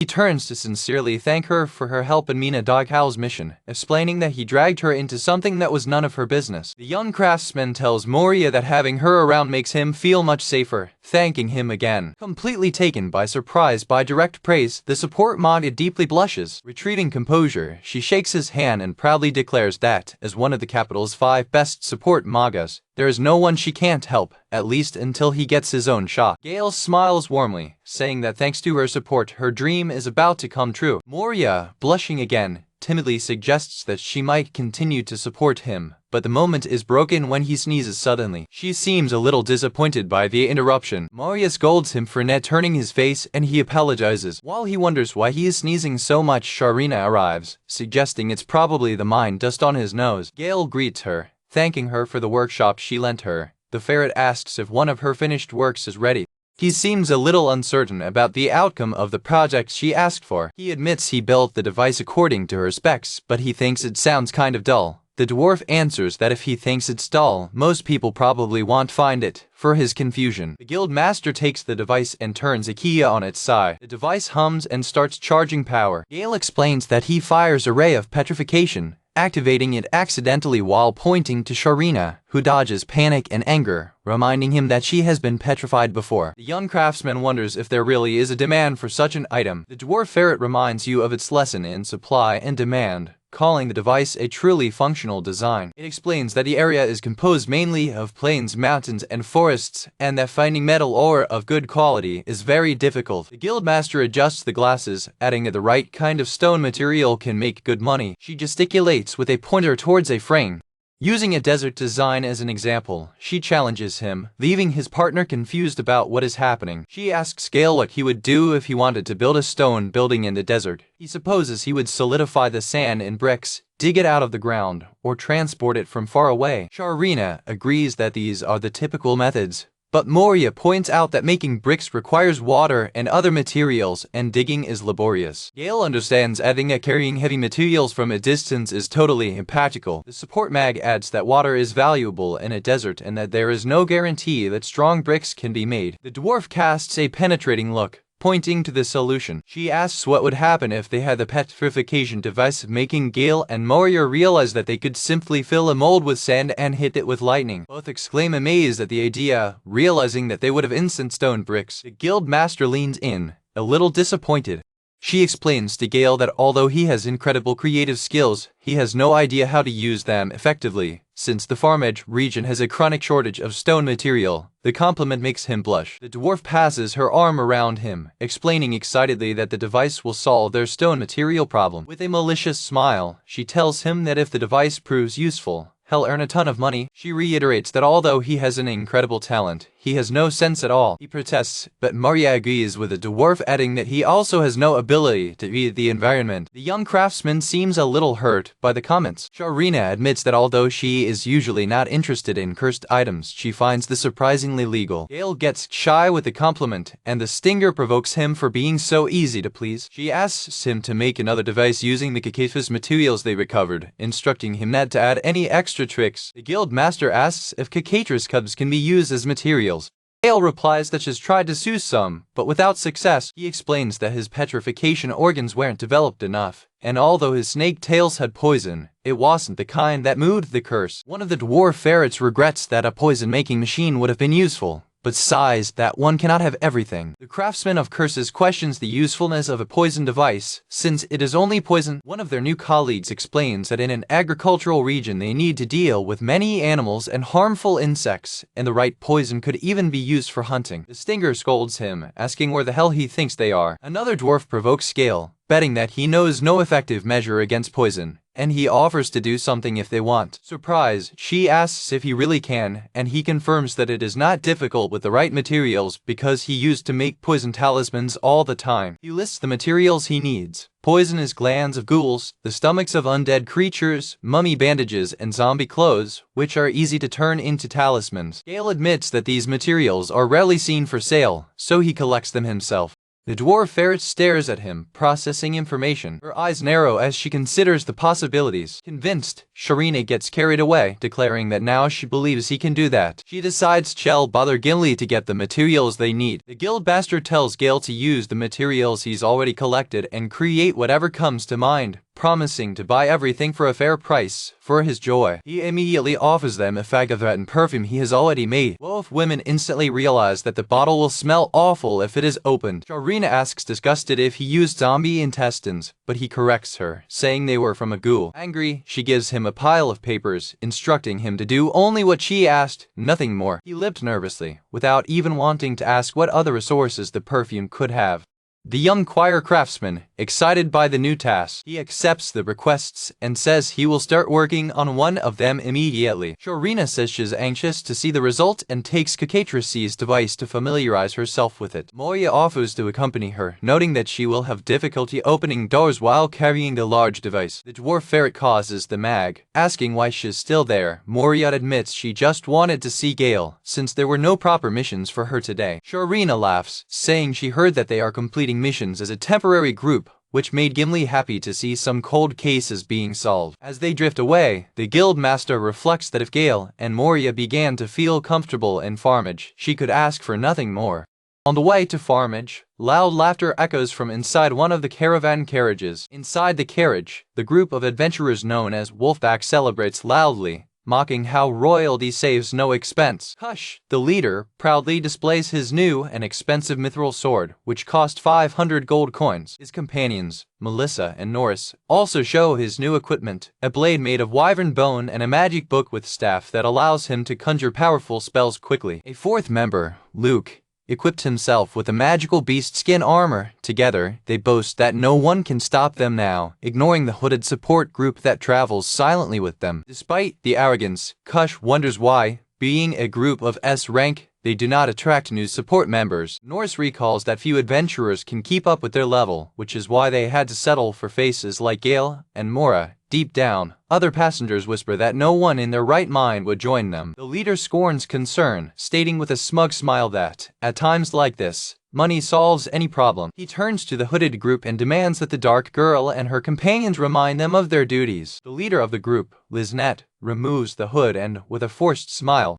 explains that its function is to provide items buffers and debuffs for the S-rank Wolfpack, replacing its usual support members. Your contractor adds with disdain that they were also hired to carry your equipment. He insults them, saying they were lucky that his generous group helped poor people like them, who clearly have no money. The killer keeps the fake smile, but swears to herself she'll kill him later. Her subordinates whisper among themselves, reminding her to be patient until they find the creator of the artifact. They regret their financial situation, and she reiterates her intention to crush them. Deciding it's time to eat and drink, Kush orders Liznette, the dark girl, to bring them a bag. They spread a feast of expensive food and wine, commenting with joy that Princess Kara is paying for everything. Trying to maintain professionalism, the leader of the assassins warns them that drinking too much can affect their performance, as they have accepted an escort mission. Angry, Wolfpack's leader tells her to shut up. He commands her to cover herself with a tarp like the rest of the goods, saying that her dark face sours the wine. While Wolfpack celebrates, Liznette's team regrets their growing expenses, noting that at least the tavern gave them free meals.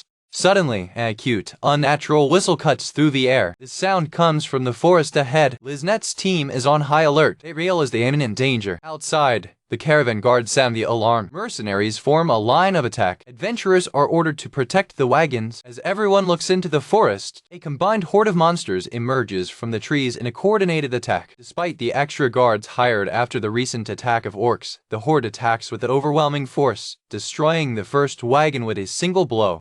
A watchman reports seeing the leader of the horde. The creature is a behemoth, a massive beast like a bull. One of the guards screams in terror, identifying him as an S-rank monster who usually does not venture away from the border between the Empire and the Kingdom. Inside the wagon, Liznette's team evaluates the situation. They are murderers trained to fight people, not monsters. The horde is made up of rank monsters B or higher, like killer wolves and red grizzly bears. The leader of the assassins considers escape as the only option. She looks down on Kush group, who continues to celebrate, completely alien to chaos. Knowing they are her only lead on the mission, she needs to make a decision. Frustrated, the killer curses the situation. She orders her team to prepare to retreat, if necessary, but face the monsters for now. One of his subordinates wonders why the monsters were not eliminated before. Another explains that a hunting mission was issued, but the group of S rank who accepted it abruptly cancelled. Liznette, furious, questions what kind of stupid group of S rank would do that. The realization hits her. The stupid group is Wolfpack. Realizing that a ranked group S should be able to face a behemoth, a subordinate asks us what the plan is. Wolfpack continues his party outside of everything. The killer decides to force them to fight, as technically they are part of the same team. Alerted by the screams about behemoth, Kush's group finally realizes something is wrong. They notice that Liznette and his team are missing. Kush, still drunk, complains about the bitch cry he hears from outside. Your comrades realize that the wagon has stopped and there's too much noise out there.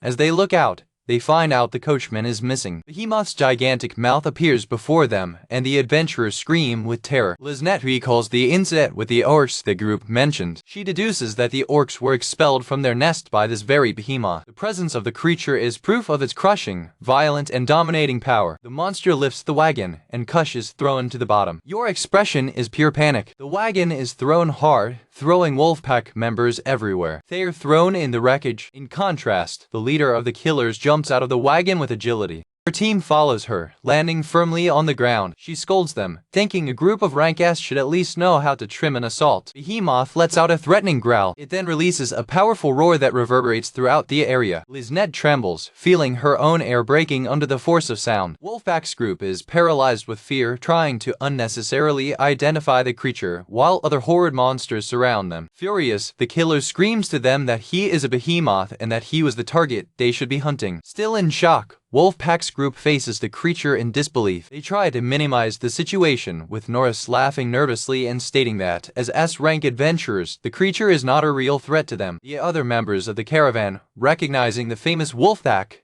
begin to applaud, filling the group with hope.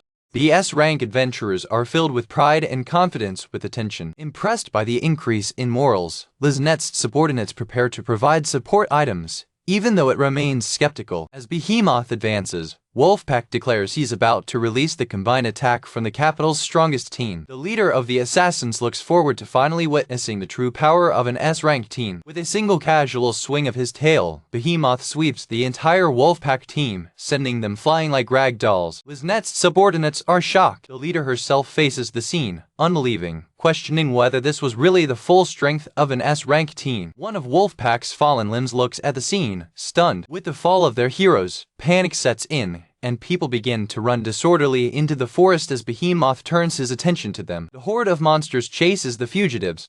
Liznette's subordinate confirms that the escape routes are ready, but she refuses to be defeated there. She hesitates to flee and abandon her mission. The killer claims in anger that she will not be made a fool. Your expression is of pure determination. She remembers they are the best team of assassins in the Empire. Liznette orders everyone to draw their weapons. They agree to fight monsters and protect Wolfpack, keeping their true identities a secret. The leader of the assassins quickly deviates from the attack of a Manhwa monster. She counters with a spinning kick. She informs her team that she will face Behemoth alone, instructing them to prepare what she needs.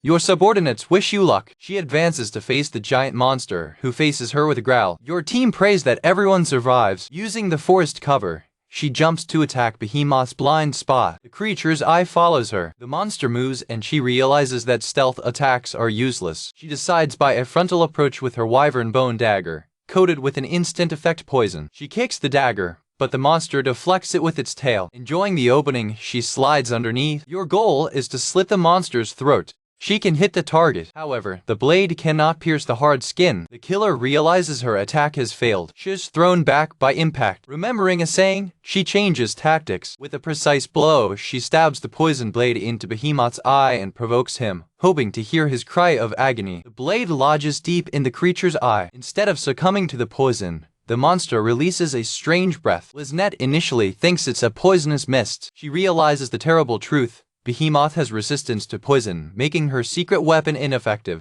With no other option, she decides to resort to her last resort. She remembers Prince Viriel's gift, a fragment of the heart of the devil. In a flashback, the prince explains in a sinister way that she will become the vessel that the cursed heart so desires, lending her power.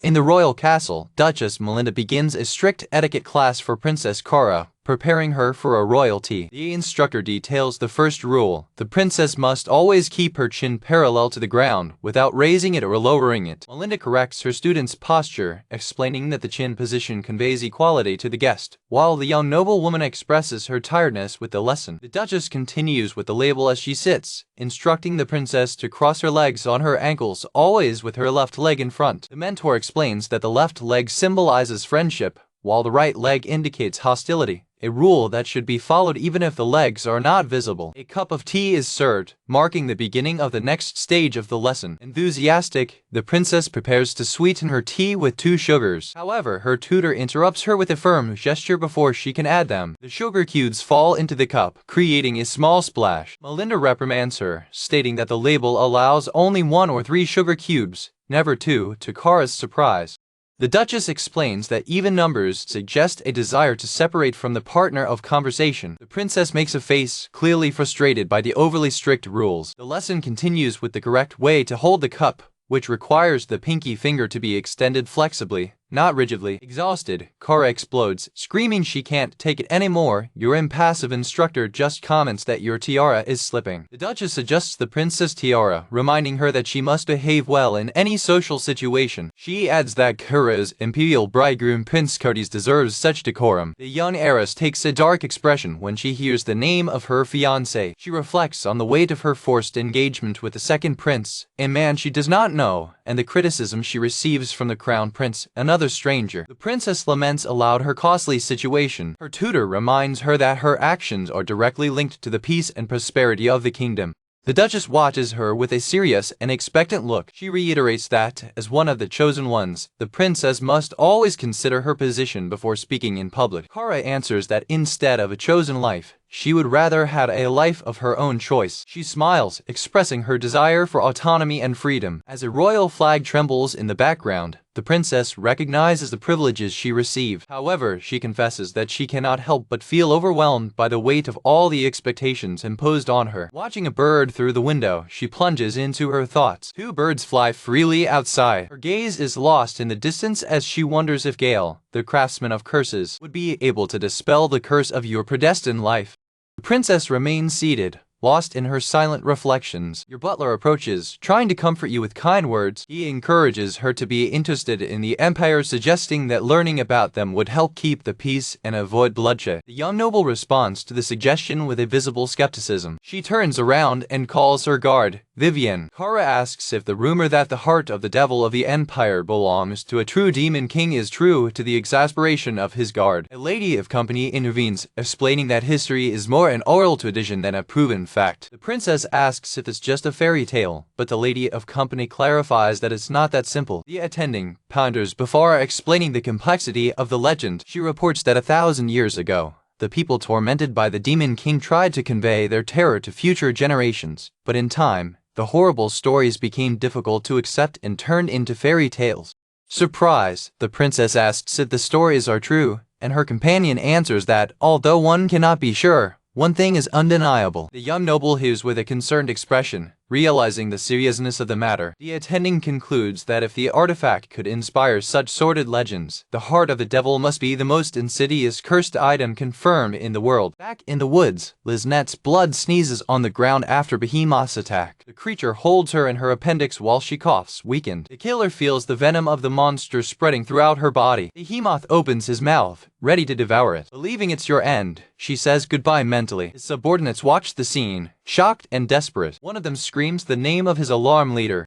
The subordinate acts quickly, preparing a counterattack. He launches a small spherical device toward the monster. Liznette, still in prison, can barely maintain consciousness. The device flies through the air towards its target. The sphere emits a click, activating its mechanism. A blinding light explodes from the device, momentarily blinding everyone. Behemoth retreats, surprised and disoriented by the flash. The members of the killer team protect the eyes from intense light. Taking advantage of the distraction, the leader of the assassins reaches his weapon. His eyes are filled with renewed determination.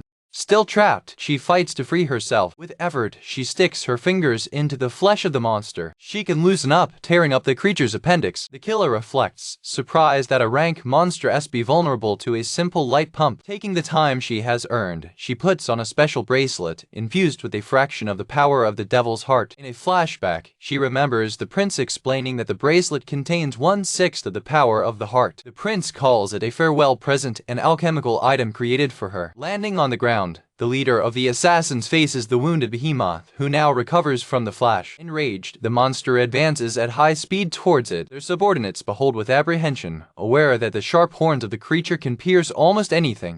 As the creature approaches, they scream her name on alert. Without hesitation, the killer reaches out to intercept the monster's horn. In a shocking demonstration of strength, she for Behemoth's assault with one hand. The creature roars with frustration and surprise. Their subordinates look unbelievers as they witness their superhuman strength. A sinister image of a demonic skull pulses, symbolizing the power of the devil's heart. Liznette's eyes change color as the cursed energy flows through it. The two face each other in an impasse, both growling in a confrontation of brute force. She squeezes the monster's horn, making it crack under pressure. Feeling her power is dwindling, she knows she can't hold her position much longer. With a determined look, she decides it's time to end the battle once and for all.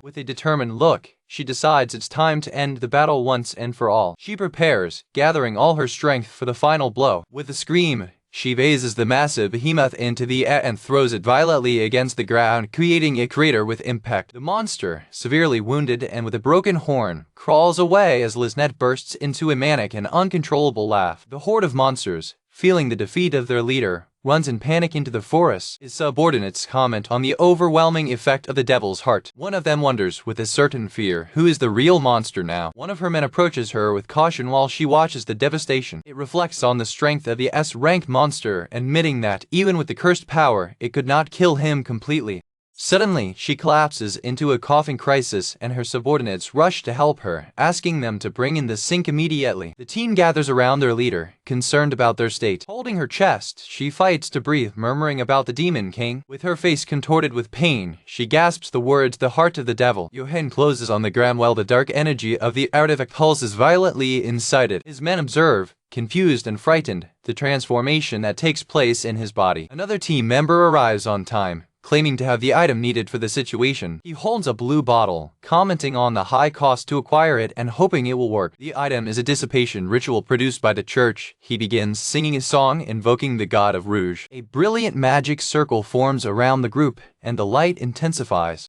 Liznette coughs violently once again, expelling the influence of the curse. The bracelet comes off his arm, turning into a dark, bloody mass on the ground. From the mass, a little demonic creature emerges, screaming as it wriggles. The homunculus crawls towards Liznette, who is kneeling and exhausted. The creature crawls across the ground, trying to reach it. Remembering the prince's words, the killer screams that she has been possessed enough by the curse. It crushes the creature with the ritual jar, declaring that it will not allow that to happen again. Exhausted, she gasps, trying to recover from the effort. She realizes that the elements of the devil's heart are still within her body, for purification is never complete. The leader of the assassins finally understands why the prince did not give him a dissipation talisman. He wanted the curse to remain in it. Despite the terrible revelation, she feels relief. Behemoth is gone, and for now, they may consider it a victory. The caravan, however, is completely destroyed after the attack. Although there are survivors among the adventurers and mercenaries, most wagons are in ruins, preventing the journey from continuing. The assassin sighs, resigned, concluding that they will have to wait for a patrol from the capital to reach Farmage. She watches her men, marked by battle. The three subordinates kneel before her in a sign of respect. She congratulates them on their good work, and they humbly answer that it was nothing compared to what she faced. The leader of the assassins looks away, thoughtful. She comments with contempt on the pathetic weakness of the S-rank group, Wolfpack. The force remains silent after the battle. Sitting around a bonfire, the team discusses how only 1/6 of the power of the heart was enough to dominate the behemoth. They look at the sealed container containing the essence of the demon, now appeased by the seals they placed on it. One of them comments that with such power, they could dominate even the creator of the artifact, however strong it may be. Liznette agrees, but adds that it would cost your life. She closes her fist, and the name Gail Hamilton echoes of her mind. His gaze is filled with hatred, declaring that he hates him now more than ever. Meanwhile, in the Farmage Blacksmith Guild, Gail releases releases a high sneeze, spreading dust and debris. He sneezes again, with a comic expression. Moria and Sharina watch him, and the manga says he's covered in the remains of the undead. The young craftsman concludes that they must be talking about him before presenting his new creation. It reveals a skull-shaped lamppost with horns, which emits a mystical flame, impressing both women.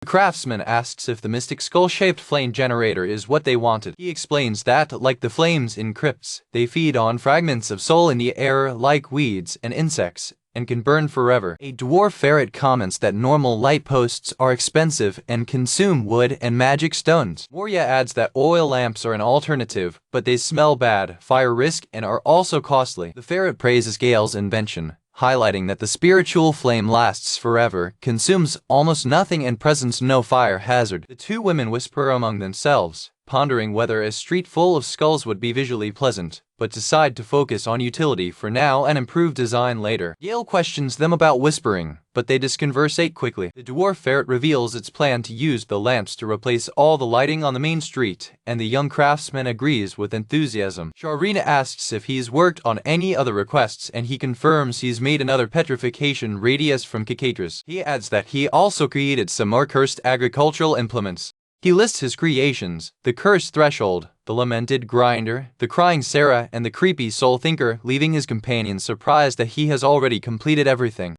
In the workshop, the master of the Smith Guild confirms that she is ready to show the location of Gail's new store, making him ask, while holding one of her creations, if that's what she'll finally talk about. Sharina reveals the location she found: a building just a block from the main street of the city. The dwarf ferret explains that the site still maintains all the equipment from when it was an alchemy shop, which makes it ideal for its purposes. The young craftsman is encouraged by the prospect of turning him into his own shop. The guild master informs Gail that once they clean up, stock up, and change the license plate, the store will be all his. Moria comments that he could not have asked for a better opportunity, and the craftsman agrees with enthusiasm. Sharina turns around and watches her companions. The support mag causes ashamed Gail to call him Gail the shopkeeper. The dwarf adds that she informed everyone in the guild that he will still have access to forges and equipment, encouraging him to continue visiting.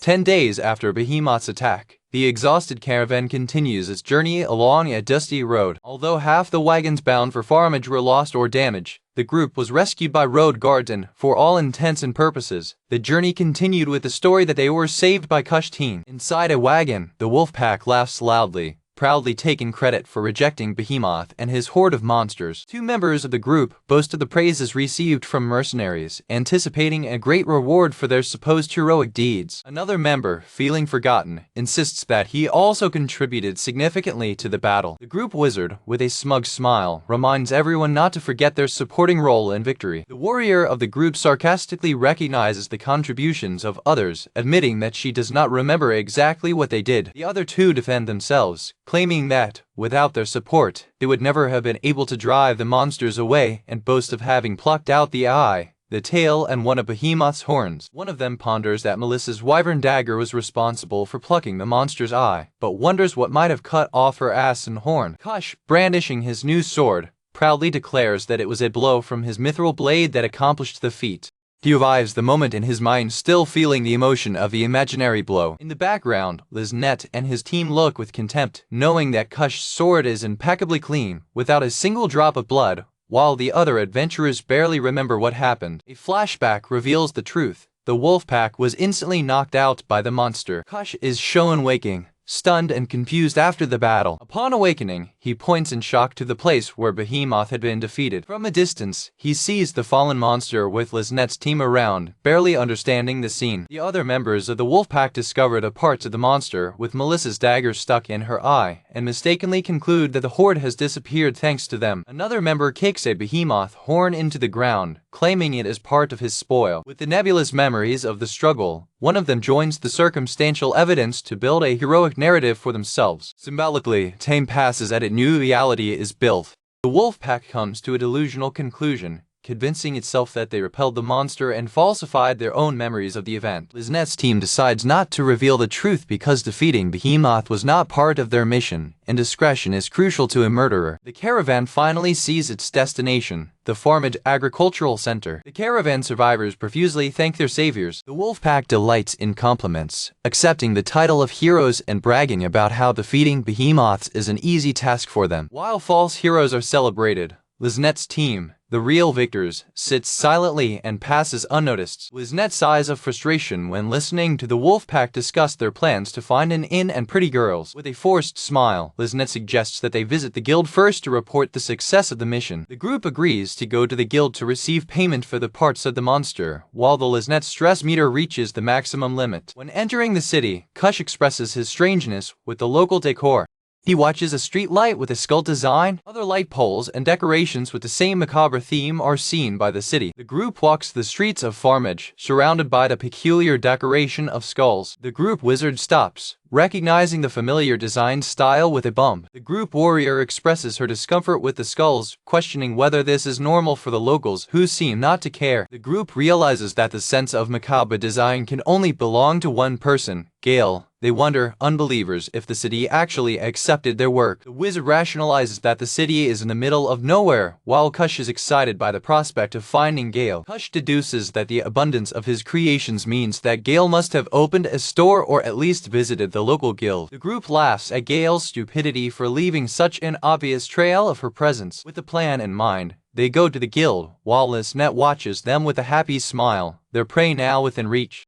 Liznette and his subordinate confirm that they found Gail Hamilton's whereabouts. Noting the low opinion the Wolfpack has of him, the subordinate incorrectly speculates that Gail used the group as a front to hide his identity as an artifact maker. The sound of a bell announces the arrival of the group to the Guild of Farmage Adventurers. They enter, commenting on the ancient appearance and lack of movement of the site. The wizard mocks, doubting that they will find any decent mission in a place like that. Kush walks imposingly toward the counter. He slams his hand hard on the counter, getting the attention of the receptionist, Gimley. Arrogantly, he demands to see the master of the guild, announcing that they are the Wolfpack of rank S. Gimley, with a funny smile, reveals that she is indeed the master of the guild. Kush, ignoring her, snaps her fingers and orders Liznette and her team to bring in the load.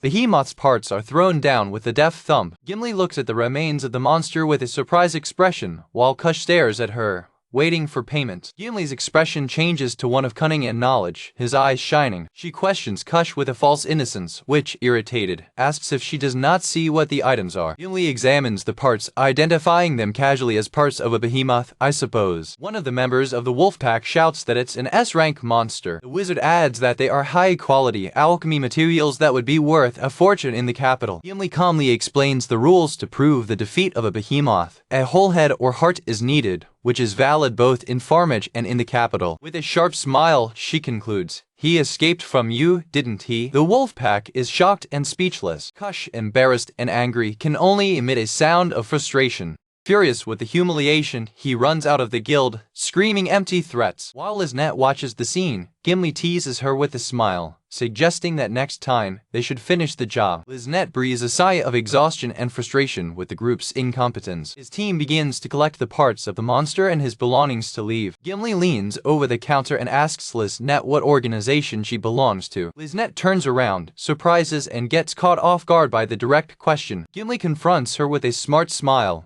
"'Cause it was you who hurt that behemoth, wasn't it? Why were they pretending a group like that did this?" A close-up of Gimli's mouth while she repeats the charge. She continues, advising her to create a better cover story if she wants to hide her true intentions. Liznette's got her mouth blown, realizing her identity was compromised. She concludes that Gimli is extremely skilled in her work, possibly in the same business as her. In panic, Liznette orders a hasty retreat and his team obeys immediately. Outside, someone watches the match, noting that a group of rank S from the capital arrived, as did Gail. Gimli, thoughtful, feels that events in the small town are beginning to intensify. The scene changes to Gail's new store, located on a secondary street. As he and Moria approach, a big wooden board is stuck on the floor with a deft thumb. Gail, panting, wipes the sweat off her forehead, proud of the job done. He asks Sharina's opinion about the store, and she admits that although it's still scary, aesthetics perfectly matches him. The facade of the curiosity shop, cursed articles of Gail's is revealed, decorated with horns and skulls, while Gail thanks Sharina for her help. A close-up shows the sign of the store, confirming its name and specialty. Gail talks to one of the workers who helped him, who claims he doesn't care about helping one of his best clients. Looking at the Blacksmith Guild, Gail expresses her gratitude to Sharina for helping him get the place and promises to visit them often. With the opening scheduled for the next day, Sharina suggests that they celebrate that night with a drink. Gail happily agrees and calls Moria, who is approaching, to join them. Moria arrives and comments that the shop is ready and that the style is unmistakably Gail's. She notes that the transition was rapid as the site was already a tool shop of an alchemist. Inside the store, Gail asks Moria about the solo missions she has done in crypts and abandoned churches. Gail regrets that no one wants to form a group with him for being a craftsman of curses, remembering the refusals he received in the past. He reaffirms himself, stating that he is still an adventurer and that the lack of a group is a problem for him. Walking down the hall, he explains that the store will not be a full-time job because he intends to continue to venture. He reveals his plan to eventually hire someone to run the store while he is away. Your goal is to have more time to create new items and collect materials in the crypts. Moria points to the flaw in his plan. He has no capital to hire an assistant from the beginning. Hesitant, she starts making an offer. Moria offers to take care of the store from time to time, suggesting that they could form a group again, which surprises Gail. Corando, she confesses that although both are members of the rear, she feels that with him, she could overcome any challenge. Gail remains silent, suing her confession. Sharina steps on Gail's foot, scolding him for his lack of reaction. Moria, with her heart broken by silence, turns her face. She accuses him of not listening, while Gail, of others, cares about the bandages of one of her mummy items that are letting go. Gail agrees to meet the girls at sunset, and Sharina promises to bring something for the celebration. Moria asks if he has any special orders for food, and he answers that anything Sharina likes is fine. Outside, Moria and Sharina discuss the name of the store, agreeing that adding Curiosity Shop was a good idea, not to limit the clientele. Gail laughs, happy and satisfied with the result of his work. He admires your new store, a symbol of your progress. With good friends in their own shop, Gail reflects on the feeling of belonging. He smiles, feeling indescribable comfort for finally having a place where he fits in. The store door, adorned with a skull, stands out. The doorbell, with a unique design, rings softly. A narration describes the bell as a sign of the living dead, whose sound comforts and guides the souls of children in nearby crypts. Besides the door, Gail's store is waiting. The shelves, though not fully stocked, display a collection of unique and bizarre items that would not be found anywhere else. Gail's shop is seen at night, a peculiar presence in the city landscape. Inside the store, while preparing for the party, Gail is alerted by the sound of the doorbell. He goes to the door to greet the visitor. Gail informs the newcomer that the store is not yet open. His face twitches in shock when he recognizes the visitor. Kush, your former group leader, is standing at the door with a dark expression. With a mocking smile, Kush greets him. It's been a long time. Hastet, you fucking craftsman! To Gail's astonishment, the rest of the Wolfpack enters the store, sarcastically questioning his new life in the field. The door is kicked hard, paving the way for more unwanted visitors. Moria, coming to the party, calls the name Gail when she sees the scene. The other members of the group come in with threatening smiles, happy to find him again. Gail, surrounded, recognizes all his former teammates. He then notes a hooded group behind them, Liznette's team. The wizard of the Wolfpack orders Liznette and his companions to wait outside because they don't want company. Gail, still confused, asks what they are doing there, since the place didn't even open. Liznette's team observes from the outside, speculating on Liznette's identity and the reason for her presence there. The hooded killers stand guard at the store entrance. The wizard approaches Gail, saying that now they can talk more easily.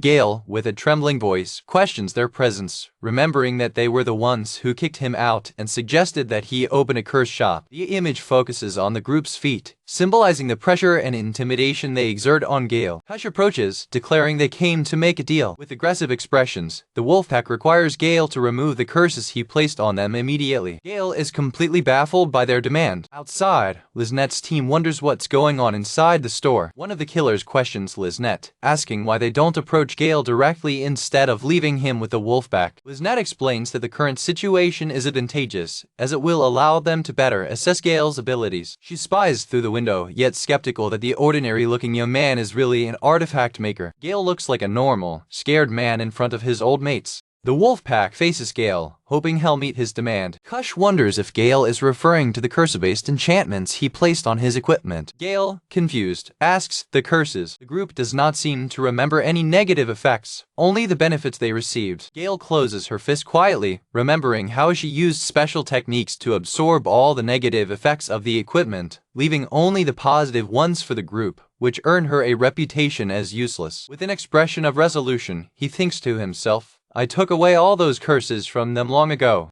Faced with his former companions in his new store, Gail questions their accusation. The curses, you say. The group wizard, Norris, accused Gail of revenge for being fired, cursing them. Gail, shocked, vehemently denies the accusation, asking why he would do such a thing. Ignoring denial, the wizard takes an item off the shelf, threatening to destroy it if Gail does not remove the supposed curses. He fulfills the threat, crushing the object on the ground with a deft thumb. Gail observes with horror, lamenting the loss of one of his most valuable items. Another member of the group steps into the wreckage, crushing them even further. The group warrior Melissa tells Gail it's best for everyone if they break their creations. The Latin, Luke, smiles maliciously, declaring that they're going to disable the whole junk in the store. The group begins to destroy Gail's items, with Luke throwing daggers on the shelves. Norris the wizard prepares an attack spell, his magic circle shining brightly. Gail screams in panic, begging them not to use attack spells inside the house while an explosion hits a shelf. Desperate, the young craftsman tries to intervene while his former companions continue to vandalize his shop. Kush, the leader, grabs Gail by the collar, tired of talking, and demands that he remove curses immediately. Kush's hand squeezes Gail's shirt tight. Gail tries to explain that their status just came back to normal and that he didn't weaken them. Kush misinterprets the explanation, accusing Gail of calling them weak. With a serious expression, Gail faces her former leader. Kush returns the look with fury, the tension increasing. Gail pushes Kush away, tired of the abuse.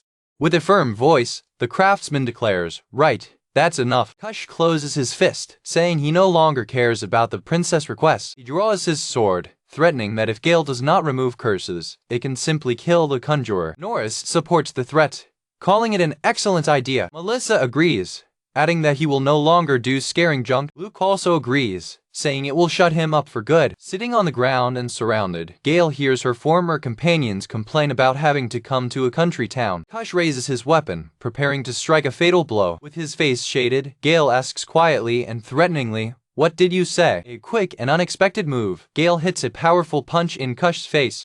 The leader of the Wolfpack spits blood, staggering with impact. A narration explains that, as a craftsman of curses, Gail's action was purely reflective. While Kush falls, the narration notes that, in a small space, a closed fist is faster and more effective than a large sword. Gail sits on the step of the door, declaring she won't tolerate the destruction of the store that Sharina helped him get. Flashbacks show the moments of acceptance Gail found in Farmage. The narration explains that, although he endured verbal abuse, listening to his former companions insult the city that welcomed him was the breaking point. Taken by fury, which hardens his fist as metal, Gail rises and challenges them to settle the issue from the outside. The scene changes to the outside of the store, preparing the setting for the confrontation. Outside, Liznette's team watches. Her plan is to let Gail fight the Wolfpack to assess his abilities and then decide whether to kidnap him or kill him. Liznette reflects that although Wolfpack is a ranked group only on paper, she intends to use them to her advantage. She concludes that they will be the perfect scapegoats for her operation,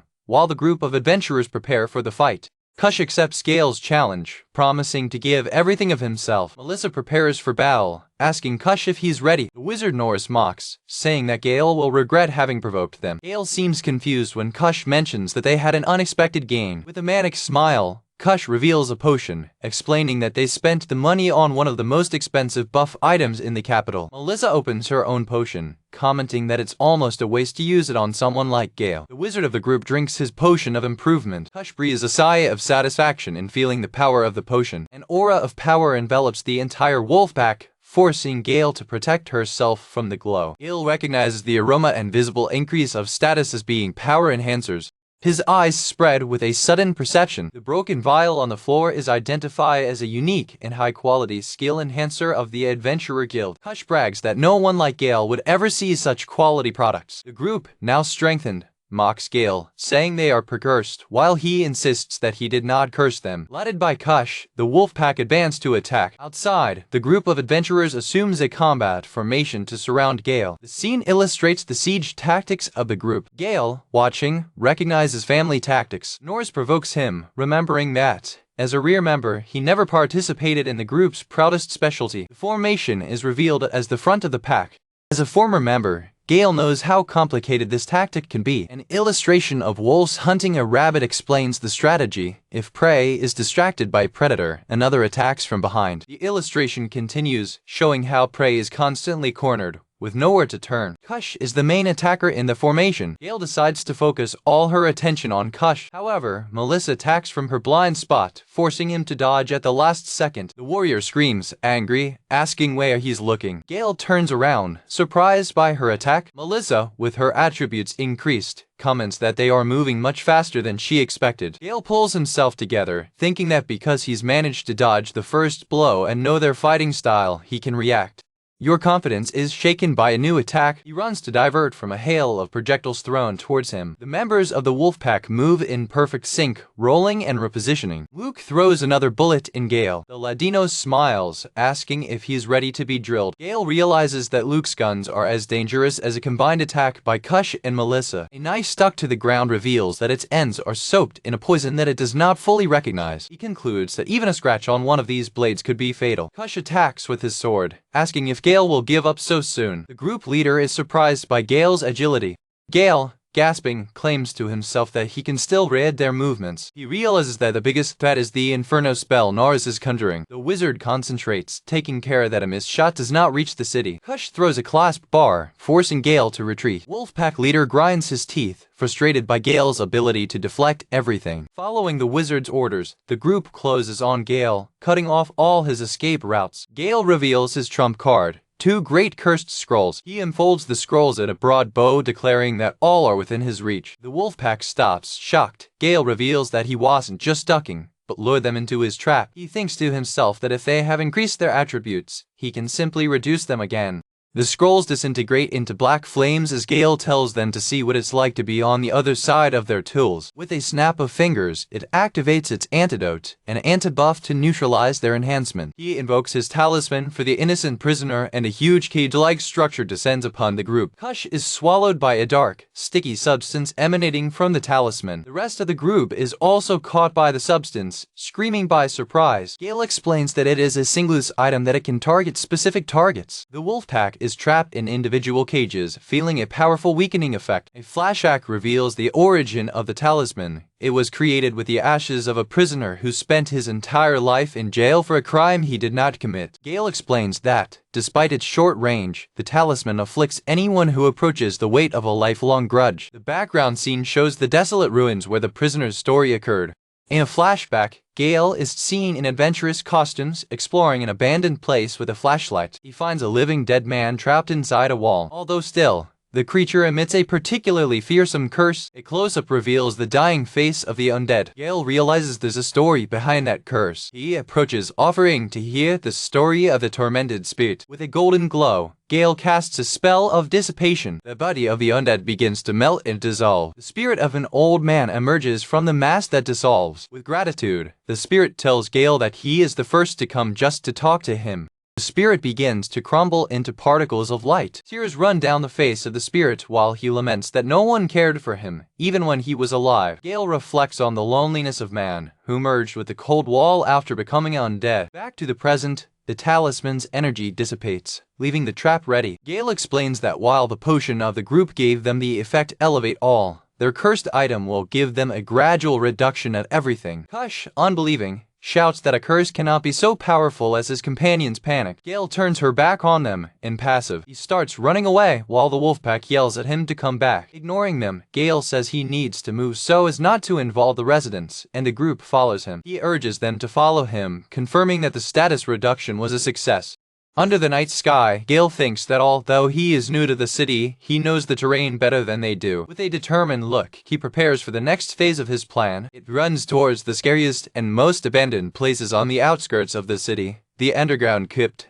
the old church, or the abandoned hospital. He looks back to check on his stalkers. He confirms that the 4 members of the Wolfpack are still following him. Gail teases them, screaming to keep following him. As you approach a building, Gail stops, realizing something. The Wolfpack are also panting and feeling their bodies heavy and slow. They complain about the strange feeling, confused because the best potion in the capital is not working as it should. Hush, furious, wonders why the useless dump Gail created is so different and more effective than they imagined.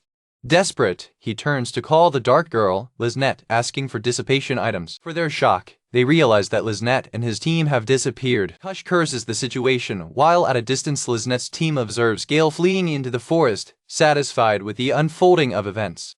Observing Gail's trap, Liznette grinds her teeth, admitting that she underestimated her target. I should have known. Gail Hamilton is the real one. She is amazed by the cage of bones and skulls, questioning, how many artifacts does he carry casually with him after all? One of your concerned subordinates asks, what do we do next, Lady Liznette? The killers realize that the commotion is attracting the inhabitants of the city and that the guard will arrive soon. Frustrated, Liznette regrets, I wanted to isolate this area to keep the curious away, but it's too late. One of his men confirms his fears, hearing the footsteps of several guards approaching from a distance. Liznette commands his 3 men to contain the curious ones approaching. Suddenly, a symbolic vision dominates her. Her naked body is surrounded by sinister black tentacles emerging from a pile of skulls. She shrinks, feeling a strange reaction in her body. With her heart racing, she realizes the cause, now just my 6th of the heart of the devil.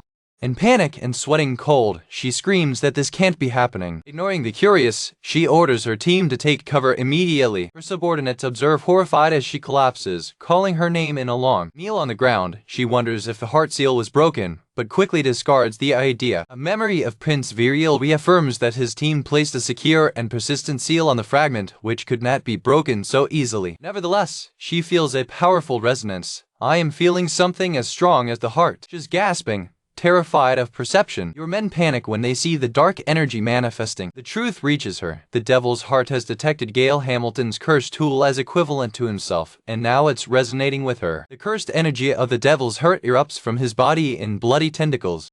Sweating, she realizes the imminent danger. Oh damn it. Your men are screaming desperately for everyone to take shelter. Dark energy surrounds her, and she fights against her power. The cursed resonance completely dominates her. Her fist closes tightly while she resists. She feels her attributes plummeting dramatically, exclaiming that power is immense, even with superficial contact. His men are also affected, trapped by dark energy currents, questioning what that debuff attack is at a distance. One of them turns to Gail, who watches from a distance, and asks if this is one of his artifacts in action. Liznette groans with pain, describing chills and incessant cold sweat, realizing that it is not a simple debuff, but a combination of various diseases. She feels the effects accumulating, not only slow, but also anti-armature and increase of fatigue. She realizes this more. Through energy, she sees her men suffering the effects of terror and skin of lamb. One of his subordinates, an experienced killer in status diseases, admits he can't explain what's going on. Liznette, in desperation, screams that he has never heard of such a powerful combination of debuffs. She understands that a direct blow from that dark energy would expose her to even more debuffs. Realizing the tap, she orders the end of the siege, screaming that they no longer touch the light, or will have the same fate as Kuz's group. Liznette's team jumps back, ducking the tentacles of dark energy. Your men scream your name while she squints. Killers retreat in haste. In the middle of the mess, Liznette realizes her target is missing. She wonders why Gail would run if he has artifacts capable of weakening Kush's group. The leader of the killers is baffled, trying to understand what Gail Hamilton is thinking. Putting aside the confusion, she orders her team to pursue him. While running, his subordinates confirm that Gail is undoubtedly the creator of artifacts they seek, surprised that he used his trump card at first. They observe that the target is fleeing the city rather than seeking allies. With a determined smile, Liznette encourages them not to waver, stating that it will be 1 against 4. She orders you to leave Kai's group. The scene shows the treetops at night. Gail runs down a path in the woods toward the ruins of the old hospital. Liznette's team follows him, remembering that the site was where they buried the plague patients. Liznette laughs with disdain, calling Gail a fool for seeking shelter in a place of the dead against habitants of darkness like them. The gang of killers is in pursuit. The intense persecution makes the entire team gasping and exhausted. Although they are far better stalkers than an ordinary man, they can barely keep up with him. Wondering who this man is, they speculate that he must be using some kind of enhancement drug Or maybe he's just naturally agile. One of the killers remembers that they are probably still under the effects of the cursed tool of before, which did not hit them directly as the Kush group. Liznette closes her fist, frustrated by having wasted time watching the fight between Gail and Kush, a mistake she swears she won't repeat. With her eyes shining with intensity, she declares Gail's importance an anomaly, an artifact creator not affiliated with any nation, which could alter the balance of power. She gives the final order to her panic team: capture him alive if you can't. Don't hesitate to kill him. We can't let him get away. So focused on the chase, Liznette's team loses track of its surroundings, a mistake that attracts the attention of a family monster they knew well. Meanwhile, back to Kush group. Kush, gasping and exhausted by the curse, complains that they are acting more like a turtle band than Wolfpack. A woman approaches, asking about the noise and noticing the mess in Gail's shop. Kush, angry, confronts her. He talks about her attitude and the size of her chest. The new arrival is Moria, who faces the group. Wolfpack's got his mouth blown off, shocked by his appearance. They question her with anger, asking why she's there after she left the group. A flashback montage reminds Wolfpack how they kicked Gail out. Moria betrayed them and left, and now they are both at Farmage. Kush suddenly understands the situation, with an expression of false epiphany. Norris, the wizard, shouts surprise. He connects the points. First, they find Gail in a small town in the countryside. Then his former partner Moria appears. He refuses to believe it's a coincidence. Norris confronts Moria, demanding an explanation. The group accuses her of conspiring with Gail against them all the time. Wolfpack members scream in outrage at the discovery. Moria smiles with disdain, finding the charge hilarious. She calls them stupid, saying she already suspected it, and demands that they listen. Norris mocks, stating that someone of his intellect can easily dissect the thoughts of a woman whose brain is deeper than the valley between her two peaks. Moria's face twitches in a demonic mask of fury, terrorizing the group as she screams. How the hell do you think that's remotely a possibility? Scared, Kush asks what she is. Moria approaches, reminding them calmly that it was they who fired Gail and that she only joined the group after being invited by them. She keeps pushing them, asking how she could have formed this conspiracy with him. With a bright smile, she asks, "What have I done to you exactly?" Kush stutters, not knowing what to say. With a malicious smile, Moria provokes them, questioning whether they really think she can remove the curse Gail supposedly put in them. She leans over the fallen Kush with a theatrical sigh. She turns around, addressing her former leader. She narrates their actions, travel to the end of the world, breaking through the door and looting someone's store, and now talk to an ex-member like that. With a sharp look, she asks if they ever learned that as children. Moria smiles. She puts her hand on the ground, starting the lesson. If you don't want something done to you. Kush, confused, asks what he should learn. A glow emanates from the ground. A magic circle lights up under her feet as she shouts morale. Then don't you dare do this to anyone else. The group panics, and Melissa screams at them to return to the pack front formation. Kush advances to attack Moria. He boasts that even if they are slower than usual, there are still 4 against her. To his horror, he discovers he can no longer lift his sword. Moria stares at him, asking disdainfully if that was an attempt at the barrage of quartz. She reveals that their slowness gave her plenty of time to cast the spells Elevate All and Massive Power on herself. Closing her fist, she promises to show them what a real barrier is. Moria throws a rain of devastating punches, declaring that she will record the lesson in their bodies. A Wolfpack member gets knocked out. She grabs Kush by the collar. She promises to return the favor and mess them up as much as they messed up Gail's store. She expects them to understand a little more how other people feel. Melissa tries to attack her from behind. Moria warns her not to look away. With a quick move, Moria punches Melissa in the face. The warrior falls to the ground, defeated. Moria throws Kush on the floor, commenting that it looks like Gail threw very effective debuffs at them. Wiping her bloody nose, she claims it's no longer a one-on-4 fight. With Kush and Melissa out of combat, she announces that now the fight is 2 against 2. Luke and Norse make fun of each other, saying they don't have to get close because they have projectiles. They scream that they want to end up like Kush and Melissa. Moria faces them, ready for the next phase of the fight. Luke the Latin prepares to attack Moria, but discovers in panic that he no longer has throwing knives. He remembers using all his knives in the previous battle, a miscalculation that leaves him defenseless. Taking advantage of his opponent's hesitation, the support Manga advances quickly, closing the distance between them. With a devastating punch in her stomach, she knocks him out, while Norris the wizard finishes the conjuring of his spell in the background. The wizard prepares to retaliate, conjuring his mighty fire spell, Hell. However, to his surprise, the spell fails and produces only a tiny, harmless flame. Moria, taking advantage of the little flame as a guy, throws a bottle of wine toward the wizard, thanking him ironically for the lighting. The bottle shatters hard on Nora's face, dropping him instantly. The wizard falls unconscious on the ground, defeated by impact. The group's former companion says with disdain that his weak flame made it much easier to hit him. With Norris and Luke defeated, all 4 members of the Wolfpack now lie on the ground, completely disabled. The Manga of support remains standing on his former companions, victorious and unharmed. The inhabitants of the city, who observed the struggle from a distance, murmured, surprised at the unexpected outcome. Still furious, she approached the fallen group, scolding them for not hearing Gail's appeals to stop. The members of the Wolfpack beg for mercy, but she continues to punish them, declaring that it is not yet over. The cries of his former companions echo through the night. The pieces of the wine bottle, which she had brought to the celebration, lie on the ground, a symbol of waste. After the fury of the battle, her concern takes over when she realizes Gail is nowhere. Sitting on the floor, she regrets that the wine she brought to the opening party was wasted in the fight. His anger dissipates, giving way to concern, and his look turns to the now silent store of his friend. Determined, the support Manga paves the way between the crowd of curious to go to the store. Inside the store, she finds a scenario of destruction, with Gail's creations, like a mummy-shaped artifact, broken on the ground. The ground is covered in debris from the items the craftsman had created with so much effort. She enters the store to assess the extent of the damage caused by the Wolfpack. Carefully, she collects one of the broken artifacts, one of her favorite creations. A memory hits her, showing the moment Gail, proud, introduced her to the finished play. She remembers how lovingly he described her as his best creation so far. While holding the damaged item, it reflects on your feelings and wonders why you care so much about it. With a delicate gesture, the support mag puts the broken artifact on a table, trying to restore some order. She starts trying to fix the object by carefully wrapping loose bandages.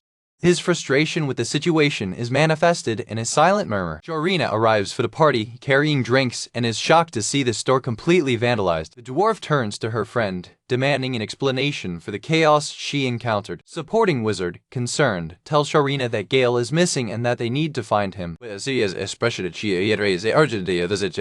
guild master grabs her by the shoulders, confused, and the support mag explains that the young craftsman has disappeared. Mora ponders that Gail would not have been defeated so easily, but that, knowing him, he probably lured the fight away. The 2 friends try to deduce where the craftsman of curses may have gone. They conclude that he lured his attackers away to prevent the city's residents from getting involved in the fight. The dwarf ferret speculates that he probably underestimated the power of his own cursed artifacts, causing his pursuers to fall behind.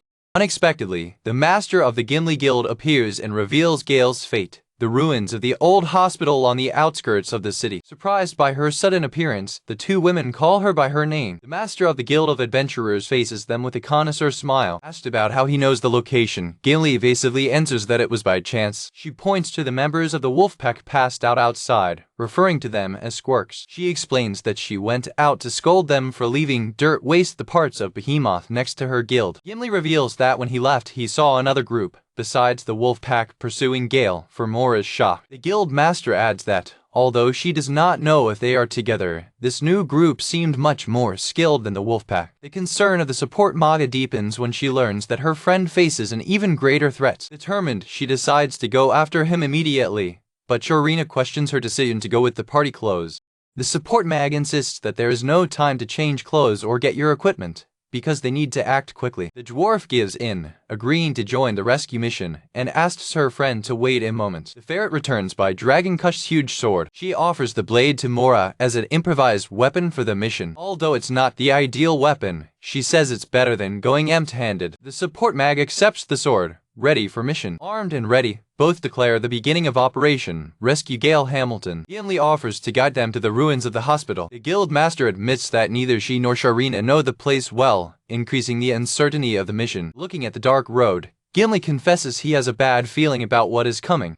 Their serious expression indicates that danger may be greater than they imagine. Asked if her concern is with the second group, the master of the guild reveals that she also feels a non-human presence. She reveals that the waste left behind are actually parts of a behemoth's body. They are both shocked to learn that a disaster-class monster is involved in the situation. Billy explains that both the Wolfpack and the group that chases Gail found the monster on their way to the capital, only getting him hurt before he escaped. The guild master warns a wounded monster of rank S is highly intelligent and holds a grudge, taking revenge personally. She elaborates that such a creature is capable of leading strategic attacks and commanding hordes of other monsters. With a serious look, she continues to explain the seriousness of the threat. The two perceive the imminent danger. Behemoth may be using his keen sense of smell to track down his former enemies, and consequently Gail, the dwarf Ferreira, sweating cold, regrets that the rescue mission has climbed to a level of difficulty AA, complaining that it has already had its share of high-level monsters. Meanwhile, Gail arrives gasping to the ruins of the abandoned hospital, the place he chose for the confrontation. After the long race, he stops for a moment to catch his breath. Recovered, the craftsman turns, ready to face his former companions. Positioned in the courtyard of the ruins, he prepares for the confrontation, declaring he is ready to face the Wolfpack. However, to your surprise, Liznette's team arrives, panting and exhausted by persecution. The group of killers asks for a moment to rest, and the young craftsman, confused, agrees. He recognizes them from outside his shop and associates them with the Wolfpack, which deeply irritates Liznette, who vehemently denies any friendship with them. Her reaction makes him realize his error in judgment. He apologizes for the assumption, while the leader of the assassins admits the technical association, but expresses her total contempt for the Kush group. Still suspicious, she questions him about his surprising speed, mocking the idea that the Wolfpack might accompany him. Complaining thirst after the chase, Liznette gets angry. Trying to calm the situation, Gail offers him a bottle he was carrying. Impatient, the killer rips the vial out of her hand and drinks the contents of one sip. It immediately estranges the smell and viscosity of the liquid, and the young craftsman explains that it is an experimental eviction potion. Its expression turns into horror when it reveals that the main ingredient is amniotic Cacatras fluid, causing it to vomit violently. While her subordinates scold her for drinking without checking, the leader of the assassins, angry, says she couldn't help herself. The craftsman rebukes her for spitting out what he gave her, but she retorts, outraged, that he gave her monster fluids to drink. He reassures her, stating that it is a real remedy and that often, the worse the taste, the more effective the treatment. The young craftsman, confused by her reaction, points out that she just said she was thirsty, not that she needed a specific potion. Tired of the conversation, the killer draws her daggers, declaring the end of the farce. With a determined look, she announces that her mission is to take him with them. Subordinates follow his example, wielding their weapons and preparing for combat. The craftsman tries to argue, asking them to wait, but his appeals are ignored. The group surrounds him, with clear orders to capture him, dead or alive. Perplexed by hostility, he apologizes again, trying to understand the situation. The leader of the assassins interrupts him, declaring they are past their apology. Without further ado, she advances to attack the young craftsman. He stumbles back, and the killer grabs him, but he warns her to be careful with the terrain. Ignoring your warning, she orders you not to run. One of your men alerts you to stay focused, remembering that Gail will not be captured easily. The craftsman of curses struggles, trying to free himself from his reach. Realizing her agility, the leader of the assassins orders her companions to help her. The entire group advances in a coordinated attack, launching a hail of knives toward them. One of the attacks hits the ground, raising a cloud of dust and debris. The smoke begins to dissipate, revealing the scene. When the dust drops, the young craftsman is seen sliding to a safer position, escaping from the attack. He takes the moment to catch his breath after the evasive maneuver. With an air of mystery, he tells the leader of the killers to look down. Liznette admits he is good at ducking, but he ignores her, and she looks down and sees that she's stepping on skeletons and bones scattered all over the floor. The entire team of killers realizes that the courtyard is covered in remains, an improvised cemetery. The group leader reacts with surprise to the development of the terrain. The craftsman explains that in the dark, it is difficult to move through the rough terrain without knowing it well. She gets baffled, questioning how an adventurer could be so used to fighting in a cemetery. Your men confirm the effectiveness of the tactic, moving with difficulty between the bones. The rugged terrain serves as a natural obstacle, hindering their movements. In contrast, the young craftsman moves with agility and confidence across the battlefield. The killers complain that obstacles separate them, but one of them insists that the numerical advantage is still theirs. Based on an improvised cross, he asks if they can't just give up. One of the killers notes, frustrated, that his combined attacks are ineffective, because the noise of the breaking bones denounces his movements. Another dagger thrown by Liznette grazed the craftsman's face. The scratch forces him to stop, but he remains calm. He analyzes the situation with a calculating look, without showing agitation. The leader of the killers realizes that his calm is not passivity, He is waiting for the perfect opportunity to act. The impromptu cemetery, with its crosses and bones, is more than just a hiding place. The abandoned hospital, punished by time, serves as a backdrop to the craftsman's strategy. She understands that he chose this place for a specific reason and wonders what his plan is. The craftsman breaks the silence, seriously warning her to back down. The killer notes that he seems increasingly at ease on the ground, as if his base were strengthening. He reveals that his familiarity with the site is not the real reason why he lured them there. The place is ideal, close to the city for a quick, but isolated enough and full of materials for your craft. He reveals that he frequents the place to collect supplies and knows it intimately, calling it the dream arena for a craftsman of curses. With his bones, soft earth, and wandering souls. As you speak, a hand emerges from the ground. The earth shakes and a hand of undead emerges, marking the beginning of its true plan. With a dramatic gesture, he offers to send them home while the undead begin to rise around him. The killer team panics, questioning if it's an ambush, but their leader feels it's something worse. She perceives this tinge of and the unholy energy emanating from Igren. A zombie's hideous face confirms his suspicions. The craftsman of curses reveals himself in his element, surrounded by an army of undead that he awakened. In her chambers, Princess Kara, lying on a couch, looks at a portrait of Gail and expresses her desire that the Wolfpack bring him back soon. Observing from a distance, Vivian expresses her frustration with Bishops Urieli and Erizul, commenting on Princess Kara's continued obsession with Gail Hamilton. Vivian questions how the princess may be in love with someone she met only once, but Bishop Urieli reminds her that Gail saved her life during that one meeting. The bishop elaborates his theory, explaining that intense experiences, such as falling in love or feeling terrible fear, can provoke similar emotional reactions in the heart. Vivian ironizes, suggesting that instead of losing her life, the princess lost her head for this love, an idea with which others seem to agree silently. Erizul articulates the theory, suggesting that after the danger she faced, the princess' terror may have turned into love in her mind. While the princess continues to admire the portrait, the counselors conclude that in time she idealized Gail in her mind, also noting that the two share peculiar tastes. The two bishops exchanged a look of complicity and pat Vivian on the shoulder, as if they accepted that certain matters of the heart simply defy logic.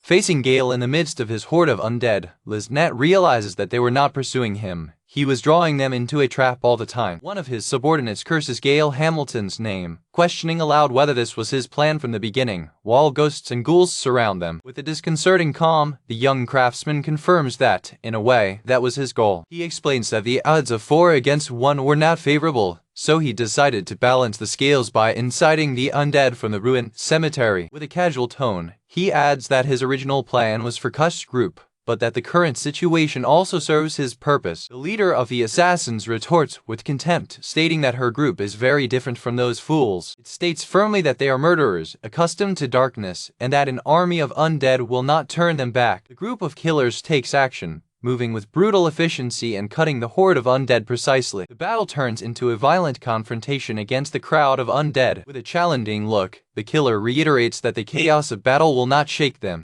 Gail observes their ability with admiration, but murmurs to himself that the undead will not be defeated so easily. Despite his ability, one of the team members is quickly overwhelmed by the large number of creatures. The killer is subdued by the ruthless horde, his arms held by the undead. His companions shout that they also cannot contain the tide of enemies and need reinforcements. One killer cuts a corpse while another orders them to close the formation so as not to leave blind spots. The team struggles to support each other in the midst of overwhelming chaos. Liznette takes command, ordering his men to form a circular defense to isolate and capture Gail in the center. A grotesque-looking ghoul advances over the group. The team of killers continues to fight, destroying the undead with coordinated blows. Gail watches the battle unfold, its tense expression as she evaluates the situation. With a confident smile, Liznette provokes Gail, asking if that's all he has, admitting that although the idea was good, it wasn't enough. In her mind, she believes victory is within her reach. She thinks of her trump card, the artifact known as the Heart of the Devil. However, she knows that it is a dangerous card, full of restrictions, that cannot be played at the wrong time. With determination, she prepares for the final confrontation. She decides that her best and only chance will be the moment the last undead man is exterminated. Gail observes in silence, his anxious expression while pondering his next move. In the distance, a voice shouts Gilly's name, signaling the approach of reinforcements. Moria and Sharina run towards battle, discussing the terrible situation. Gail is facing 4 experienced killers and they need to get there fast to balance the numbers. The dwarf ferret screams that your friend will have to hold on until they arrive.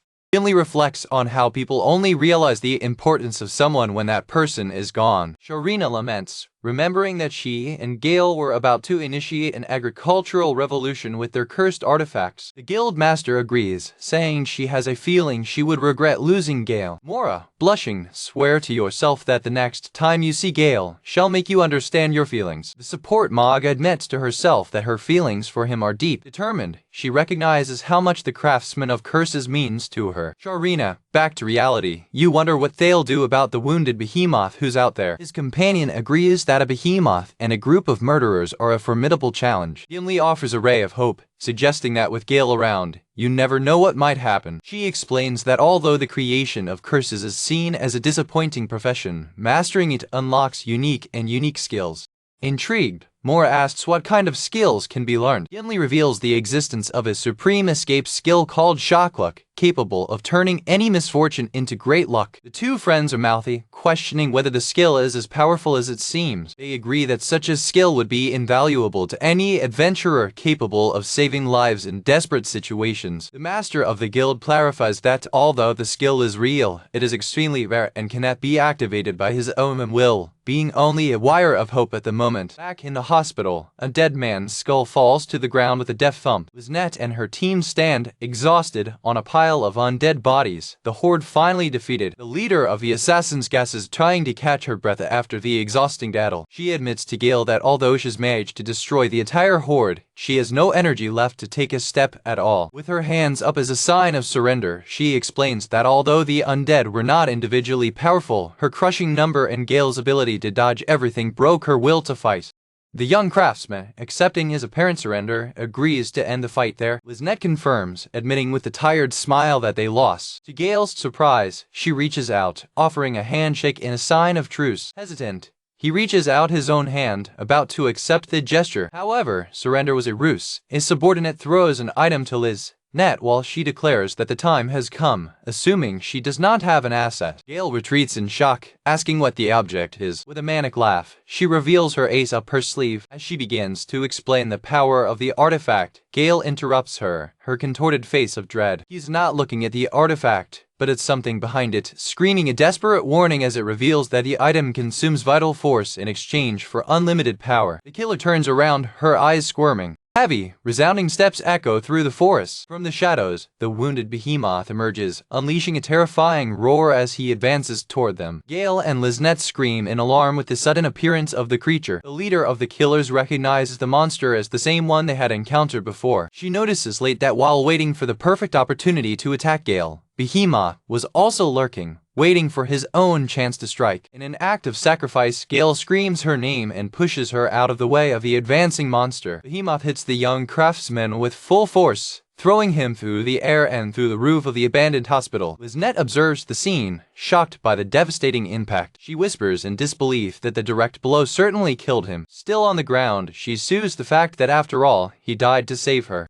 With an expression of anger and frustration, she gnashes her teeth, thinking he was undoubtedly the most eccentric man she's ever met. Facing the monster, she recognizes her tenacity, but declares that, as a woman, she hates when things become very aggressive while preparing her trump card. With a scream, she activates the devil's heart. Black tentacles emerge from the artifact, involving it and beginning to consume it. The cursed energy merges with your body, transforming it. She is completely enveloped in the darkness while the power of the artifact dominates her. The energy bursts out, and she screams out of pain and power. Tentacles involve her completely, her human form writhing in agony. The power of the artifact gives her the ability to resist instant death, ignore fatigue, and increase her muscle strength. With a dark smile, she declares that any chance Behemoth had to win ended his stealth attack.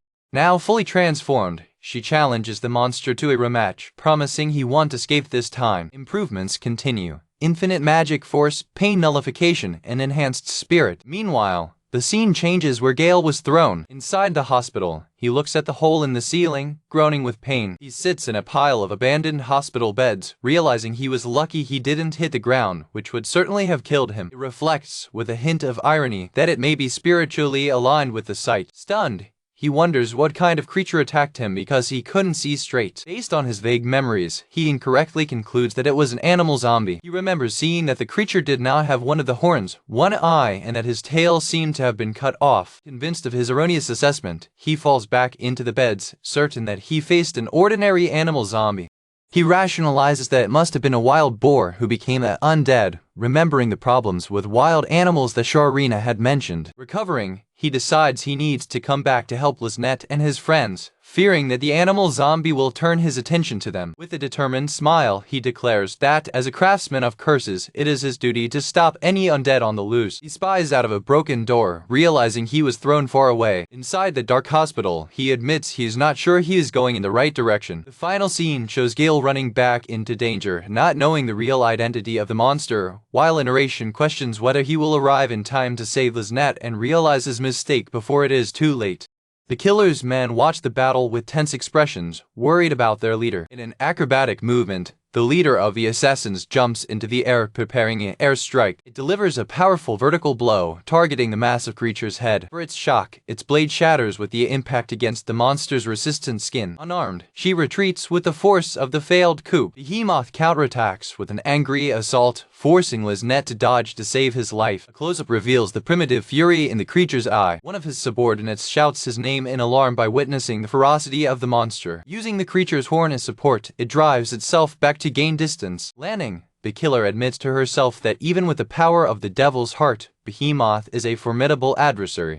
With an expression of frustration, she gnashes her teeth. Determined, the team leader refuses to offer a new weapon from her subordinate. She boasts that her brute force was enough to rip off the creature's tail in her previous encounter. With a manic look, she declares that this time she will rip off the monster's head with her bare hands. In the midst of her boasting, she suddenly coughs a gulf of blood. The killer falls to the ground, writhing in a sudden and unexplained agony. A symbolic vision reveals your heart beating out of control. The ahismia intensifies, symbolizing the overwhelming pain that consumes it. The killer's leader screams in pain, grabbing her chest. It bends on the ground, completely incapacitated by pain. His men run towards him, calling his name in panic. Panting, she fights to breathe while the pain overloads her. His body trembles uncontrollably under the curse. The devil's heart, the source of his power, begins to crack and fail. She screams as the cursed energy turns against her. One of your men watches with horror, realizing what's happening. From a higher perspective, his subordinates surround him, helpless. A close-up shows your contorted face of pain. Lying on the ground, Liznette feels all her status enhancements disappearing one by one, leaving her vulnerable. She whispers in despair that her power is fading. His subordinate deduces the terrible truth. After a second use, the burden of the artifact's curse surpassed its benefits. Another holds her, realizing that at this rate, the curse will consume her completely. As Behemoth advances, they plot a desperate plan. Two men will distract the creature while the third tries to dispel the curse. The two killers advance to face the monster. Liznette, in agony, tries to stop them, knowing they have no chance. The creature attacks with devastating force, throwing both men into the air. The impact of the blow crushes the ground, incapacitating its companions. With the last remnant of force, she screams at the monster to stop. Their men lie defeated and seriously wounded on the ground. The leader of the assassins turns to his last subordinate, begging him to dissipate the curse quickly. She rushes him, his voice weak and full of pain. Desperate, he uses the church's most powerful dissipation item, hoping it will work. He pours the sacred liquid over her body. The potion just squeaks and evaporates into your skin without taking effect. With horror, Liznette realizes that the curse consumed her to a point of no return, making it impossible to dissipate her. Your heart beats violently on your chest. Her companion screams her name while she wriggles in pain. A narration reveals that her rigorous training prevents her from passing out, forcing her to endure agony as her cries echo. Your per-death laments and the pulse of the devil's heart mingle. The vast amount of corpses of undead scattered across the battlefield is added to the aura of death. This confluence of dark energies attracts not only Behemoth, but also a new and unexpected intruder. The battlefield, filled with death, became the closest point to the beyond grave. A sinister presence manifests itself, rising from the piles of undead bodies. A hooded skeletal figure appears, observing the domain of death with approval. Liznette hears the old, powerful voice that echoes in her own bones. She perceives a shadow darker than darkness itself forming. A sinister lantern, with a skull as its base, emits a faint light. A curved, threatening scythe shines in darkness. His eyes spread in denial and terror. The sound of the sickle blade dragging on the floor fills the air. The hooded figure of death reveals itself, emerging from the shadows. The narration identifies her as a god of death, whose mission is to reap souls. Liznette understands that this presence transcends all reason. The entity is a demigod, a being of divine power that seldom walks on earth. The leader of the assassins realizes that she is facing the personification of death, a legendary figure. Death raises his skeletal hands, preparing to act. Only with its voice, the entity releases a wave of power that freezes Liznette and her companion. The overwhelming pressure of death in their voice completely paralyzes them. The power of the entity extends beyond them. Even the vicious beast is affected. The mighty behemoth trembles with fear, unable to move an inch. Death turns your head into his skull, focusing your attention on Liznette. The killer shrieks. Death bows its head, intrigued. The entity perceives something different in Liznette, a fragment of the devil. In response, the devil's heart settles down, trying to hide. The former pulsating devil's heart is now subdued by divine presence. Death's gaze seems to pierce the killer's soul. The entity's full attention is on it. Death delights in the scented sacrifice of souls gathered on the battlefield, declaring the scene worthy of heavenly praise. Kneel before death. Liznette contemplates her inescapable destiny, realizing that the sickle will reap her or the devil's heart will consume her. She understands that even if the curse were dispelled, she and her men would be torn apart by Behemoth. She accepts the hitter's reality of her situation. Desperately, the killer concludes that no matter how much she fights, her end has come. Death conjures a mirror ornamented with skulls and bat wings. The entity explains that the mirror has the power to reflect mortal thoughts. Death grants Liznette 2 sessions with the artifact. The first session will force her to look back at the life she lives. Fearfully, the killer realizes that her life is about to pass before her eyes. The mirror reveals a memory of her childhood, like a poor, exhausted servant. She remembers how the noble family she served never treated her like a person, constantly reproving her. She recalls the presence of a noble girl of her age, who watched her from afar.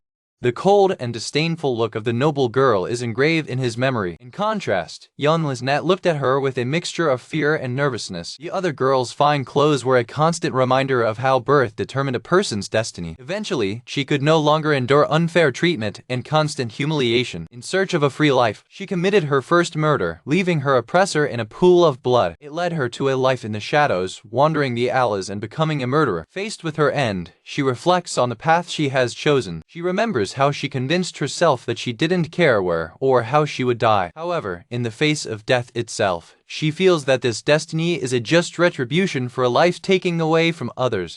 With a sense of resignation, she concludes that her life was futile. Death, having seen its past, announces the beginning of the second session. The entity instructs you to imagine your life from now on. Shocked, Liznette reacts with disbelief, because she believes there is no from now on for her. She wonders what the purpose of death is in making such a request. In her mind, she visualizes her attempt to escape the lack of freedom. She jumps into the unknown. However, she discovers that this escape has only led her to find so little freedom elsewhere. She wonders what would have happened if she had taken a different leap. Instead of the shadows, she imagines herself following a light. Her mind leads her to an alternative path. She wonders what it would be like if she chose to go to a place like Farmage instead. There, she would not be rich, but would be blessed with nature, much more than in the city. She imagines herself surrounded by people who find happiness in modest lives but rich in spirit. Your face softens with the possibility of this alternate future. It contemplates a door, a symbol of a new beginning. The killer wonders if anyone there would be willing to accept it. She longs for a simple and quiet life, away from violence and pain. In her vision, she approaches the door, ready to embrace this new life. Abruptly, idyllic vision shatters into pieces. Death roars with fury, vehemently denying the possibility of its dream. The entity declares that it still regrets a past that can never recover and clings to a future that will never exist. Death claims that it is there to hunt down its wavering soul. The entity delights in its hesitation and hope, which considers the perfect season for the moment. In response, Liznette, with tears of fury and sorrow, curses him.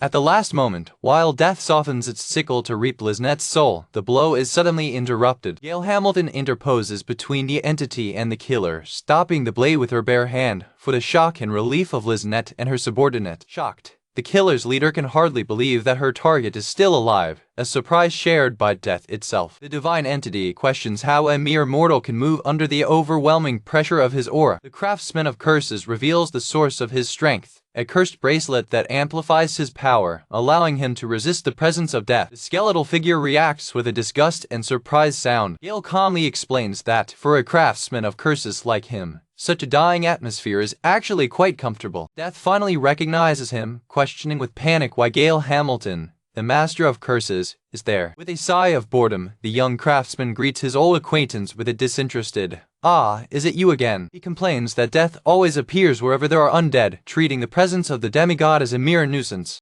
Enraged by disrespect, Death's vein jumps into his skull forehead. With a scream of fury, the entity attacks the craftsman of curses. Gail dodges the blow with ease, his calm and concentrated expression. He prepares his countermeasure, raising his hand to conjure up a spell. With a single word, dispel, it releases a wave of purifying energy. Death is instantly involved in a sacred light, its skeletal body beginning to dissolve. Liznette and his companion observe, astonished, while the divine entity is consumed by magic. Unbelieving, the murderous murmur that he took death himself. Your face reflects the absolute shock of the situation and sent it instantly into the sky, while the light of the spell rises like a pillar toward the night.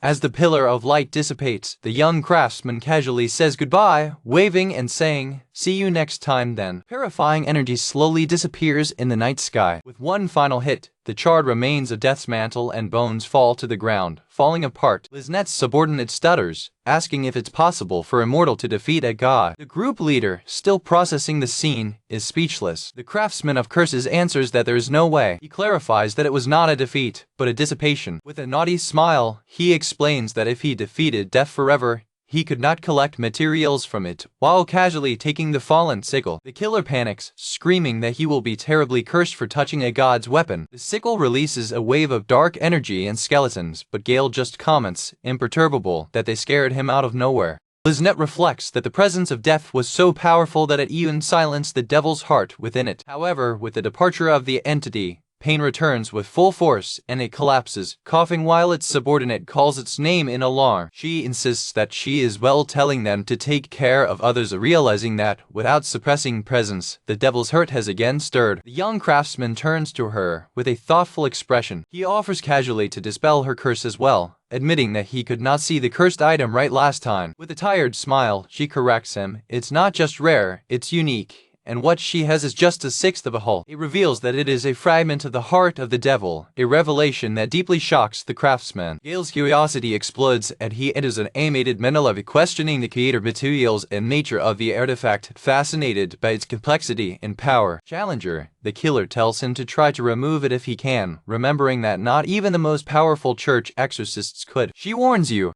The leader of the assassins warns him that a careless touch will cause the curse to dominate him. Without hesitation, the craftsman of curses accepts the challenge, declaring that there will be no return. Suddenly, a hint of pain hits her, and she screams. She faints, but Gail supports her before she hits the ground, murmuring that she'd better hurry. Holding her carefully, he prepares to act. He puts his hand on her chest, directly on the source of the curse. The dark energy of the devil's heart bursts violently in response to its touch. Amid a blinding flash, the young craftsman casts the dispel spell once again. A white and viscous substance begins to emerge from Liznette's body, being expelled by the force of the spell. The killer observes, shocked, while the essence of the curse is drawn from her body.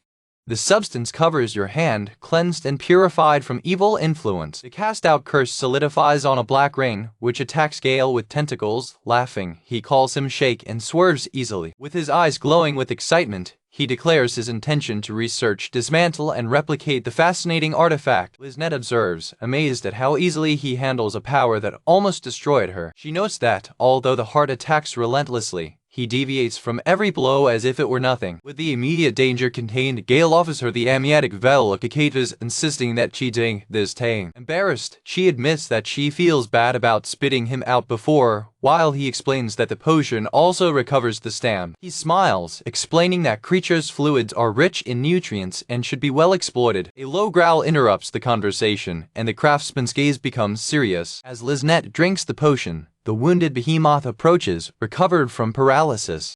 On her feet, she sincerely thanks Gail Hamilton for her help. The killer urges him to flee while he can. She explains that although he has recovered from the aura of death, he is probably still under its narcotic effects, making him vulnerable. The group leader insists that the monster is after her, not him. She asks if he recognizes the beast that threw him away moments before. With a look of recognition, he confirms it. For Liznette's total confusion, he identifies the disaster class creature as an animal zombie. He justifies his bizarre conclusion by pointing out that the creature has missing body parts, which for him is the definition of an animal zombie. Still unbelieving with her identification as a wild boar, she rushes him to flee, noting that the paralysis of the monster is passing. The ratting creature, proving its mobility, is returning quickly. Ignoring his appeals, Gail recalls Sharina's complaints about wild animals destroying the plantations and decides he cannot let the Prada escape. He raises the sickle of death, declaring his intention to exterminate the threat right there. The craftsman boldly advances toward the roaring behemoth. In panic, Liznette asks why he's holding such a cursed weapon with his bare hands. With a confident smile, he reminds her of her specialty. I am a craftsman of curses. Perception hits her with full force. Focused, he prepares for the final blow as behemoth advances, channeling its power through the sickle of death, whose edge is capable of cutting off any matter.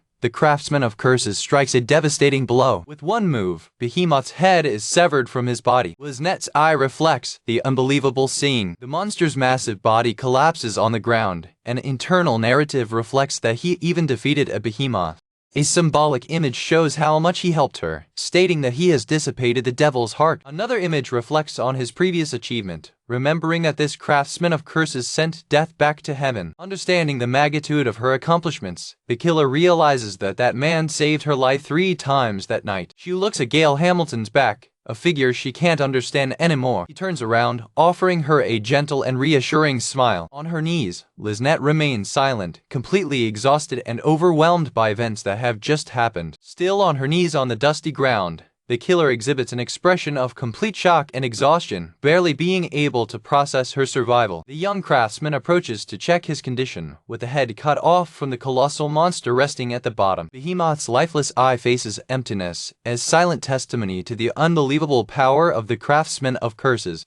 After the confrontation, the craftsman of curses approaches Liznette, who is on his knees on the ground, and nods to check his condition. The leader of the assassins, shocked and relieved, stutters her name in response. He helps her up, and she, still stunned, makes sure she's okay. With admiration, the killer recognized Gail Hamilton's accomplishment, barely believing he defeated Behemoth. An image of victory shows the young craftsman with the sickle of death beside the beheaded body of the colossal monster. In a battle climax flashback, Liznette shouts a desperate warning to her savior. Reacting instantly to the alert, he rotates and strikes a second blow with the scythe, cutting in half Behemoth's revived body. The massive body of the creature is divided into 2 with a single powerful blow. After the threat is neutralized, the young craftsman turns and thanks his former adversary for the timely warning. The leader of the assassins breathes a sigh of relief, exhausted after the sequence of events. In her thoughts, she reflects on the tenacity of Behemoth, who, even though beheaded, still had the strength for one last attack. Observing the creature's remains, the killer recognizes that she was a truly formidable enemy. She remembers how her first confrontation with the beast ended in a draw, and the second was won only because the craftsman saved her. With humility, she admits that in 10 confrontations, the young craftsman would likely survive 9 of them. Paying her respects, she desires that the vicious beast, who lived to fight, finally find peace. The monster's lifeless eye faces emptiness, a silent testimony of his defeat. A close-up of Behemoth's eye emphasizes the end of his fury. The killer shakes hands, reflecting that a single false step would have resulted in her own death. Ignoring the solemn moment, the craftsman turns to the other wounded assassins and offers all the rest of his amniotic Cacatras fluid. His vision, alive and well, fills the leader of the murderers with deep relief. She reflects that her original mission was to capture him, but at some point during chaos, she completely forgot it. Gathering her men, she officially declares that the mission Prince Viriel entrusted to them ended in failure. With a determined look, the group leader makes a new decision. She announces to Gail Hamilton that from that moment on, she and her men surrender to him. Without hesitation, their subordinates kneel before a completely perplexed craftsman of curses. Unexpectedly, Sharina's voice echoes through the clearing and the young craftsman turns, surprised at his arrival. Moria reveals herself behind a tree, announcing that the dwarf is not alone. A close-up reveals tears of relief in the eyes of the support Manga when seeing your friends safe and sound. The tension between the two is palpable after long separation. Mastered by emotion, the support Magna expresses how desperate she was to see him again. The young craftsman, touched by his words, admits that time away from her seemed an eternity. Without being able to hold back, Moria runs towards him. She throws herself into his arms, declaring that she will never let him go again. The scene around them is chaos of the bodies of the undead, wounded murderers, and the remains of a behemoth. Hugging him, the support Magnus suddenly realizes how unromantic the scene is. Sharina and Gimli observe the bizarre scene, overloaded with the amount of things to process. Ignoring the moment, the craftsman of curses excitedly shows the sickle to the dwarf ferret, commenting on how great it would be to make agricultural tools. The dwarf, however, is more focused on the body of behemoth cut longitudinally, realizing that such a feat goes far beyond a simple sharp blade. With a serious expression, the young craftsman asks his friend's attention for a confession. He starts explaining what happened to the store she helped him find.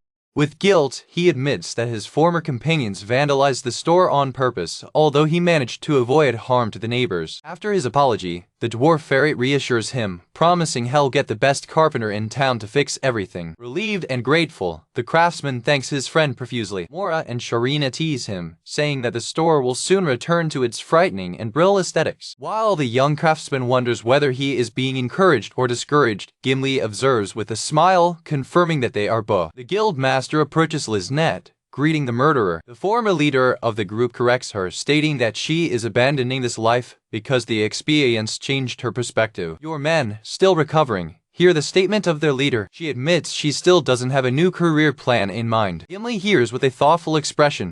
Respectfully, Liznette asks permission from the guild master so that she and her wounded men can rest in the city for a while. Listening to the conversation, the young craftsman turns to the group of former assassins. He offers Liznette and his men a job in his shop, explaining that although he can't afford much at first, he needs help with repairs. With a gentle smile, he says they can work in the store while recovering. His words echo the killer's desire during her encounter with death. The memory of her longing for a simple and peaceful life reaches her with strength. Excited, she wonders if her desire finally came true. Tears spring into your eyes with the unexpected offer of a new life. The emotion dominates her while she processes his kindness. Kneel, she cries over the remains of death's mirror. The craftsman approaches her, worried about her reaction. Still crying, Liznette regrets not having the Cacatras fluid anymore. Without understanding, the young craftsman panics, asking if she is in any pain. She sobs, overwhelmed by the emotions of the day. With a sad smile, she calls him so eccentric, moved by his goodness. Meanwhile, Moore watches the scene from afar, under the starry sky. She reflects that she always knew how kind Gail can be. Remembering how he is a good Samaritan who heals even the undead, she feels a hint of jealousy. She frowns a little bit on the attention he gives others. His expression becomes a complete frown, revealing his true feelings. Watching the scene, Sharina smiles maliciously, deciding to keep the secret of her friend's feelings for a while longer. Gimli and the dwarf move away after all the night had a happy ending. Excited by his new acquisition, the craftsman of curses runs to show Sharina something. He shows the fragment of the devil's heart to one of Liznette's men, who identifies him. Man's gaze is filled with shock and disbelief. Liznette explains to Gimli that the artifact is a sixth of the devil's heart, which she stole from the Empire. She continues, revealing that Gail dissipated the curse before she completely consumed it. A close-up of the artifact reveals its dangerous nature, containing elements of the Demon King that could kill anyone in contact. The master of the guild is visibly concerned with the revelation. It reflects, shocked, that a simple craftsman of curses has managed to deal with such an item without any difficulty. The magnitude of Gail's power leaves her speechless, and she swallows dry. The scene closes under the night sky, marking the end of a long battle. The next morning, in Farmage, the consequences of the Wolfpack actions begin to unfold. Trapped in a cell, members of the Wolfpack whine and complain about their treatment. Being transported in a wagon, they continue to require special treatment to be served and adulted. At the guild bar, Moria and Gimli comment that the group did not stop complaining until the last second. After the big mess they caused, the Wolfpack wouldn't get away with it. A meeting in the city was called to judge your crimes and determine your fate. However, the trial was interrupted by an official letter from the capital. Turns out Kush had debts in the capital, and they asked Farmage to postpone his sentence.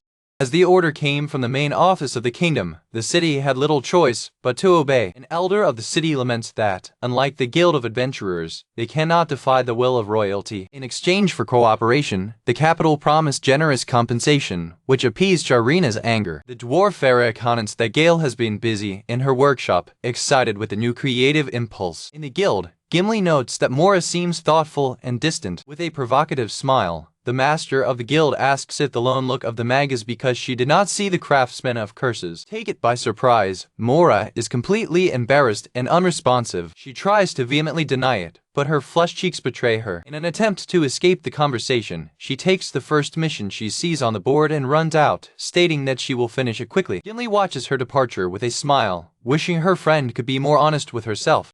While stamping some rolls, the guild master reflects on how incredible it is that a human can so easily overcome an item in the Devil series. She concludes that a man with such talent will always attract suitors, and understands perfectly why Moria and Liznette fell in love with him. With a happy smile, she seems to agree with the course of events. However, his expression changes to one of serious determination. She silently denies the previous conclusion. In her thoughts, she claims that the woman who seeks him most at this moment is definitely herself. In a distant forest, a voice tells of the thousand-year curse that the Demon King cast on the Black Elves, a threat that could extinguish them. A Black Elf figure crushes a document, declaring that now is the time to raise the banner of resistance. The figure reveals that the fragment of the devil's heart that so desired fell conveniently near it. With the artifact within her reach and the news of a capable craftsman, she now is someone who can break the curse. Meanwhile, in his workshop, Gail completes a project after many sleepless nights. He reveals his newest creation, an improved and masterful version of the Devil's Heart. Reflecting on his process, he recalls that the materials left by death can suppress the power of the heart. He used a generous amount of entity bones in his mixture. The mixture shines, indicating that the elements are balanced to maintain the beneficial effects of the heart. Although the item still releases tentacles when equipped, it created talismans to control its harmful effects. Precisely, he used the talismans to suppress the artifact's desire to consume the user's life force. Proudly, he presents the finished piece, a classic masterpiece by Gail, the Heart of the Devil 16v2. Watching his latest cursed item, he feels immense satisfaction. With a radiant smile, he declares it as the greatest creation he ever made. Prince Viriel's office, palpable tension fills the air as a messenger kneels before the monarch. The messenger, with his face marked by exhaustion, remains silent, awaiting the reaction of the prince. With an expression of shock and disbelief, the prince trembles to question the origin of the letter he holds, barely believing it was sent by Liznette. The camera focuses on the letter, revealing a short and direct message from Liznette. For personal reasons, I resign my position. Viriel rises abruptly, his voice echoing from anger and panic in questioning the fate of the Heart of the Devil, an artifact he had lent him for the mission. His anguish increases as he rereads the letter, the sweat springing on his forehead. A postscriptum in the letter reveals Liznette's audacity. P.S. I accepted a sixth of the Devil's Heart as my termination payment. The shock is so great that the prince's legs yield, and his body collapses. Fallen to the ground in despair, he laments that one of the greatest treasures of the Empire has been treated as mere indemnity. After reading Liznette's letter, Prince Viriel's face acquires ghostly paleness. A narration describes his appearance, stating that the color of his countenance was even scarier than that of a common undead. Elsewhere, in the Imperial Palace, Princess Kara and her knight Vivian face a group of prisoners with severe expressions and anger contained. The members of the infamous Wolfpack group sit tied to the ground, looking defeated and dirty. The princess confronts them, revealing that she has watched them all the time and is aware of everything that has happened. She details their crimes, mentioning that although they do not know their motives, they destroyed a store and caused a riot large enough to call the garrison. Vivian adds that since they did not receive an official mission, the damage they caused in Farmage is partly the result of the neglect of the kingdom. After discussions with local authorities, it was decided that the Wolfpack crimes would be annihilated. The members of the group protest loudly, insisting they did nothing wrong, only destroyed cursed garbage goods in a fool's shop. The horsewoman rebukes them, saying that although the kingdom does not intervene, it cannot allow its actions to sully the honor of the nation. With a sarcastic tone, the princess covers her mouth in false shock, lamenting the destruction of the wonderful works of Gail.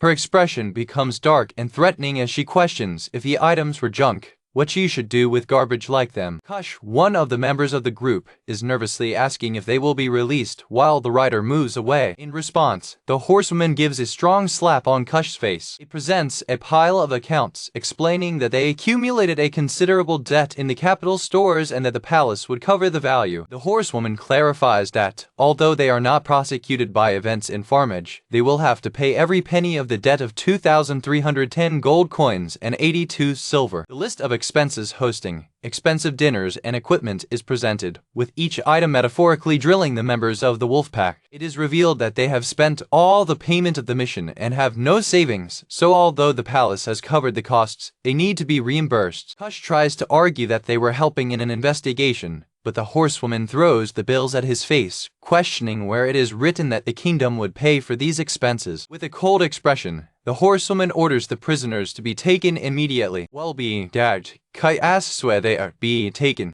The horsewoman reports that if they cannot pay, they will have to work for free until the debt is settled. Another member of the group reflects on the harsh reality, being told that he should be grateful for someone with his history to get a job. Desperate, he asks how many years it would take to repay the debt. The writer responds coldly, with a single word, Cacatras. The group cries in despair, realizing that their punishment is actually a life sentence. While they are dragged, they continue to protest, wondering what kind of work they will have to do. With a happy smile, the horsewoman says she is being kind not to torment them, considering the nature of their work until they are transferred. She warns them not to waste their generosity while the group faces her with expressions of pure misery. The note screams of the Wolfpack echo through the corridor while being dragged away. Princess Kara spies through a door, asking if they are gone. Vivienne, with her arms crossed, confirms that she did.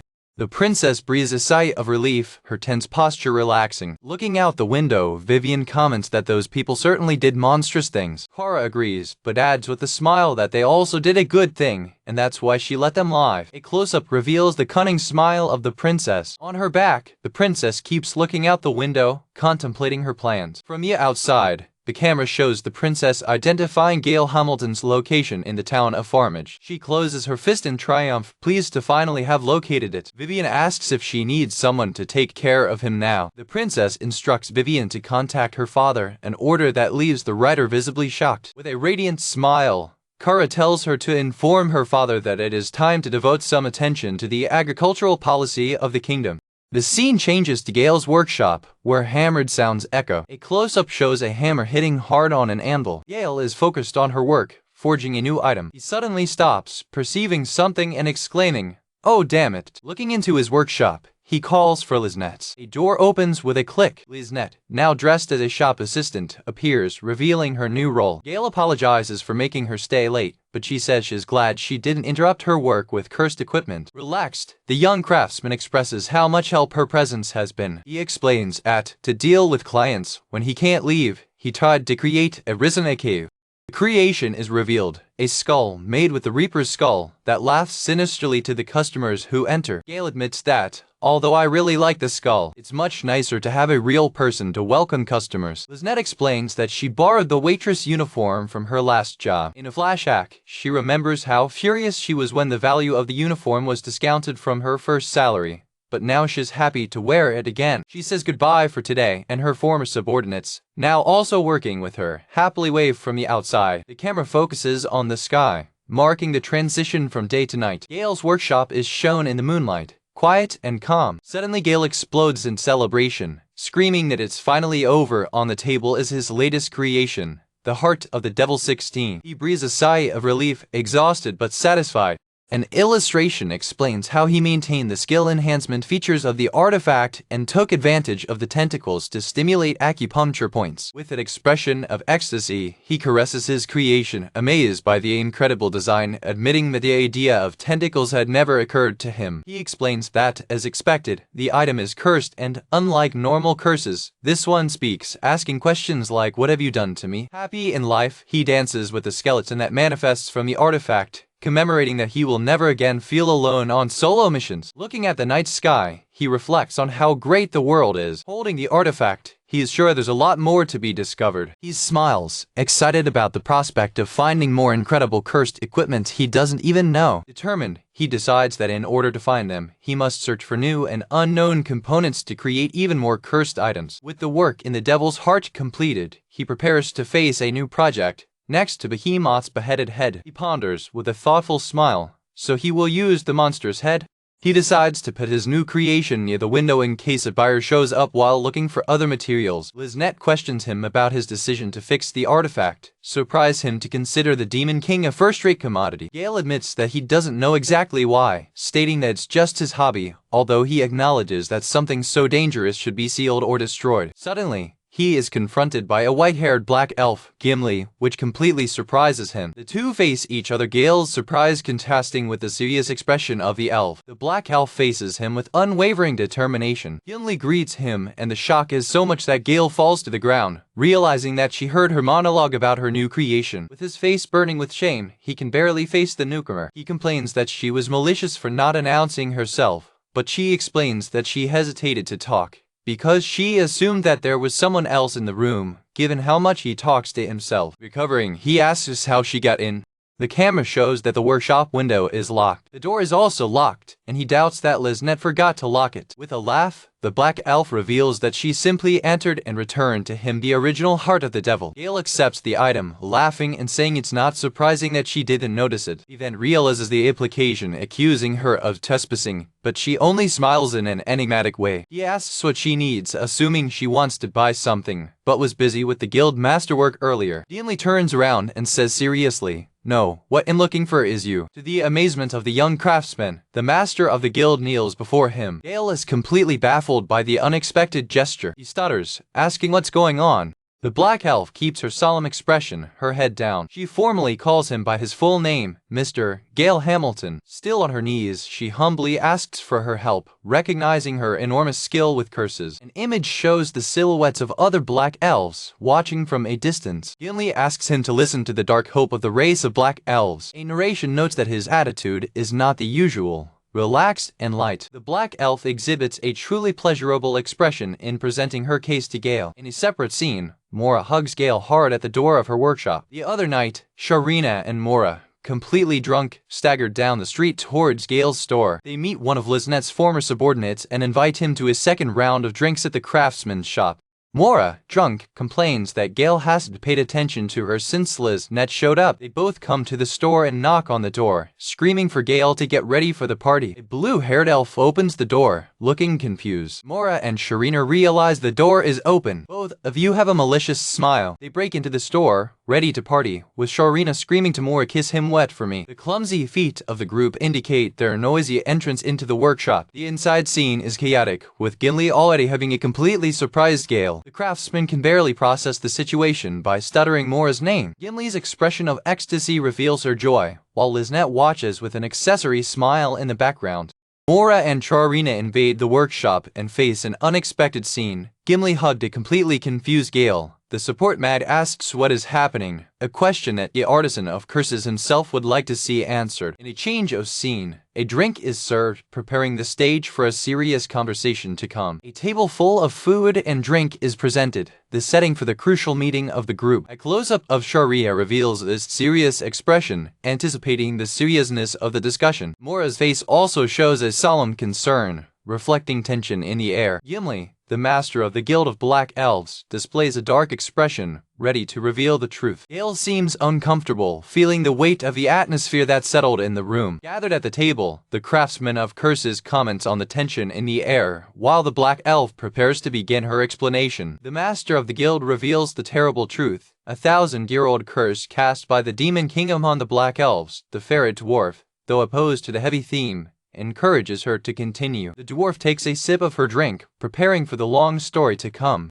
Gimli begins to detail the story of the ancient and powerful demon king. In a flashback, she narrates how, 1,000 years ago, a group of heroes defeated the demon king, whom she describes as a being close to immortality. She continues, explaining that, since he could not be completely eliminated, heroes divided his body into portable artifacts and scattered them around the world. Shocked, Moria and Gail realize the terrible implication. The heart of the devil is not just a name, but the literal heart of the demon king. The black elf confirms the deduction of the mag with a sad smile, praising her insight. With an image of the artifact on display, Gimli explains that the demon king is now planning to collect all parts of his body to revive himself. The master of the guild continues, about to reveal who are the involuntary pawns in the game of the demon king. It reveals that the magical beings forced to help him in his resurrection are actually the black elves. The group reacts with horror to the knowledge that, even sealed, the power of the demon king was so immense that the black elves had to choose between serving him or facing extinction. With resignation, the black elf admits that her people had no choice but to accept the first option. With her hands closed, she confesses that they are forced to help in the resurrection of the Demon King, even though she knows the danger it poses. The confused young craftsman asks why they do not seek the help of new heroes, as was done in the past. Absorbing information, he simply admits that the situation is indeed bad news. The guildmaster reveals that a considerable number of devil items are already gathered in their homeland, and the powerful curses they emit are severely polluting their lands. She explains that, in addition to searching for artifacts, she has desperately sought a way to undo devastating curses. With a fixed look, she declares that she finally found her answer: Gail Hamilton, a craftsman of curses with enough power to neutralize even the devil's heart. Moria and Sharina are amazed at the revelation, understanding the weight of the responsibility being placed on the shoulders of their friend. The young craftsman is speechless, trying to process the monumental scale of the problem and the role it should play. He lowers his gaze, lost in deep thoughts about the impossible task presented to him. The black elf watches him with a pleasurable expression, eagerly waiting for his answer. In his thoughts, Gimley worries, noting that his friend never seemed so lost, and fears to have made a mistake in revealing everything. His internal monologue continues, questioning whether the task is impossible and whether the whole situation is just madness, as everyone has always feared. She despairs, wondering if anyone in good conscience would accept such an overwhelming request. The craftsman of curses finally moves, leaving his contemplative state of shock. To Gimley's absolute astonishment, Gail's face lights up with manic enthusiasm when he realizes that the homeland of black elves must be filled with cursed items as incredible as the devil's heart. The guild master is completely baffled by his unexpected reaction, driven by her obsession with craftsmanship. He gets up from a jump, declaring enthusiastically that he would love to go check it out personally. Still recovering from shock, Gimli confirms that the other items of the devil are indeed as powerful as the heart. With his fists clenched in creative fervor, he proclaims that he can use these materials to forge even larger masterpieces. He moves away from the table in haste, exclaiming about the heavy wave of inspiration he is feeling.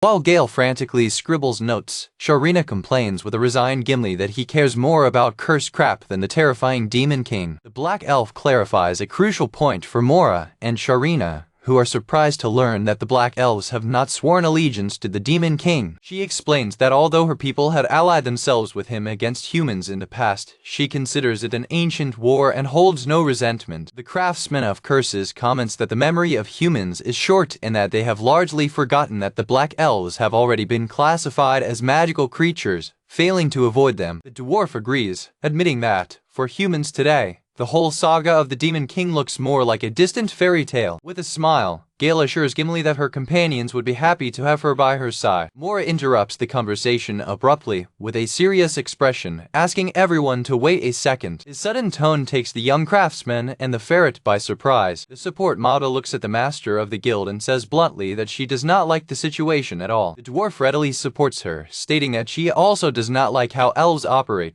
Confused with sudden hostility, Gimli asks the ferret what the problem is. Sharina, increasingly angry, turns to her friend, asking what bothers her most in all this. She continues her interrogation, questioning why Gimli, being a longtime friend, kept it a secret for so long. The dwarf explodes in fury, screaming at the black elf for her secret, pointing out that if she and Moria hadn't shown up that night, they would have been left in the dark. The dwarf ferret is visibly furious that it has been kept out of such an important matter. The guildmaster looks away, unable to face the anger of her friend. She explains that the devil items are a secret of state and that discussing them outside their homeland is considered a taboo. Gimli admits that before revealing everything to Gail, she needed to carefully and repeatedly assess the full extent of her powers. The dwarf closes her teeth, frustrated by the explanation. She hits her hand on the table, scaring the support mag with her explosion.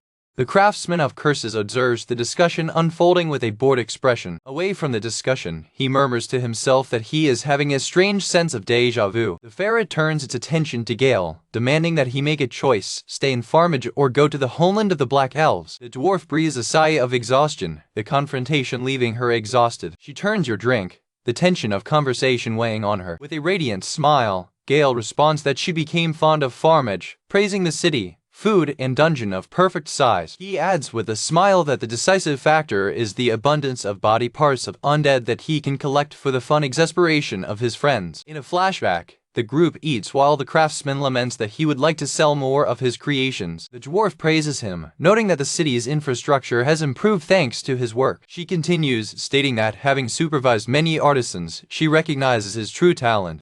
Ferret adds that although they have developed items together, he is the first true craftsman of curses she has known. She notes that most people with her talent give up after learning some basic skills, opting for easier professions. Gail agrees with irony, saying that people usually call their profession unlucky. Sharina disagrees, arguing that no profession is more rewarding when dominated. She blinks, saying that even she can see that there's nothing unlucky about her skills. The young craftsman, eating, comments that professions should not be classified anyway. Moria ponders that, although she agrees, whenever she sees craftsmen of curses in adventures, they seem to have a difficult life. He laughs, admitting that his profession is not popular because they are rear guards who cannot fight alone. The wizard, however, notes that he seems to fight very well. The mention of this darkens his expression, while he remembers how his old group treated him. A memory of his former group leader Kush addressing him arises in his mind. In the flashback, Kush stands on a defeated Gail, telling him that he simply was not made for battle. The memory continues, with Kush disregarding his role as a mere craftsman who throws rear debuffs. Back to the present, he explains to his friends that Kush ordered him to be quiet and not offer suggestions. The support magician sympathizes, saying that under these conditions, all he could do was improve their equipment. The craftsman reflects that he should have left them long before he was expelled. With a sad smile, he admits he was very shy at the time and had a very limited view of things. A hand caresses your head in a comforting way. It's Sharina, who advises you not to hold on forever to what your old group said. She reminds him that now he's a Farmage citizen and that rebuilding his self-esteem will take time. With a wide smile full of teeth, the dwarf offers to make all the arrangements for him to remain in Farmage forever. Back to the main conversation, Gimley smiles, pleased to see the stinging dwarf recognize Gail's talent in her own way. Sharina pulls the craftsman closer, telling the guild master that she's not the only one who needs him, and that it would be difficult for them if he left. The ferret then challenges the black elf, asking why she did not take the curse problem to the church. Gimley explains that they tried, but the curse is too powerful for our common priests. Moria confirms with irritation that they even brought a renowned priest, but he was unable to dispel the curse. The dwarf faces Gimli, asking if she is really determined to take Gail to her homeland. The black elf claims that this is the only hope for her people. The support wizard intervenes firmly, telling the guild master that she hates the idea of losing Gail or exposing him to such danger. Sharina states that they have some conditions for his help, seeking confirmation from Moria. The condition is revealed. Moria glares, Maga the support will accompany you on the journey. The fairer dwarf stands next to Moria, adding that she will cover the front line for them. The craftsman of curses looks at his friends, confused with the twist, while the master of the guild laughs at the situation. The group unites, forming a new team of 4 to face the mission of dispelling the curse of the Demon King. Gail laughs, accepting the new formation of the group and happily saying, well, all right, the Marva Maria. The dwarf ferret clears her throat, taking control of the situation. She raises her mug, proposing a toast to the new alliance. With a glass raised, she toasts Sharina, Gimli, Moria, and Gail, who are launching a new group to face the challenges to come. The 4 beat their mugs in an animated toast, shouting cheers to celebrate the beginning of their new adventure together. The new group enjoys a commemorative meal, the climate now light and full of hope. The camera focuses on the happy faces of Gail, Moria, and Sharina, with a new friend Goblin joining them. The celebration continues with laughter and games, solidifying the bond between the members of the new group. In the middle of the party, Sharina sings and dances, completely at ease with her companions. The craftsman of curses observes the scene with a smile, reflecting on the moments. He thinks to himself that he was never invited to drink like that when he was part of Kush's group. A feeling of melancholy strikes him for a brief moment. The ferret dwarf leans on him, asking provocatively why he seems so sad when he is with her, not more. He smiles, reflecting that his time with the old group now seems like a memory of a distant past. The final scene shows the workshop, with the young craftsman thinking of the cursed items he needs to create for the journey, while the support mag says they will be counting on him.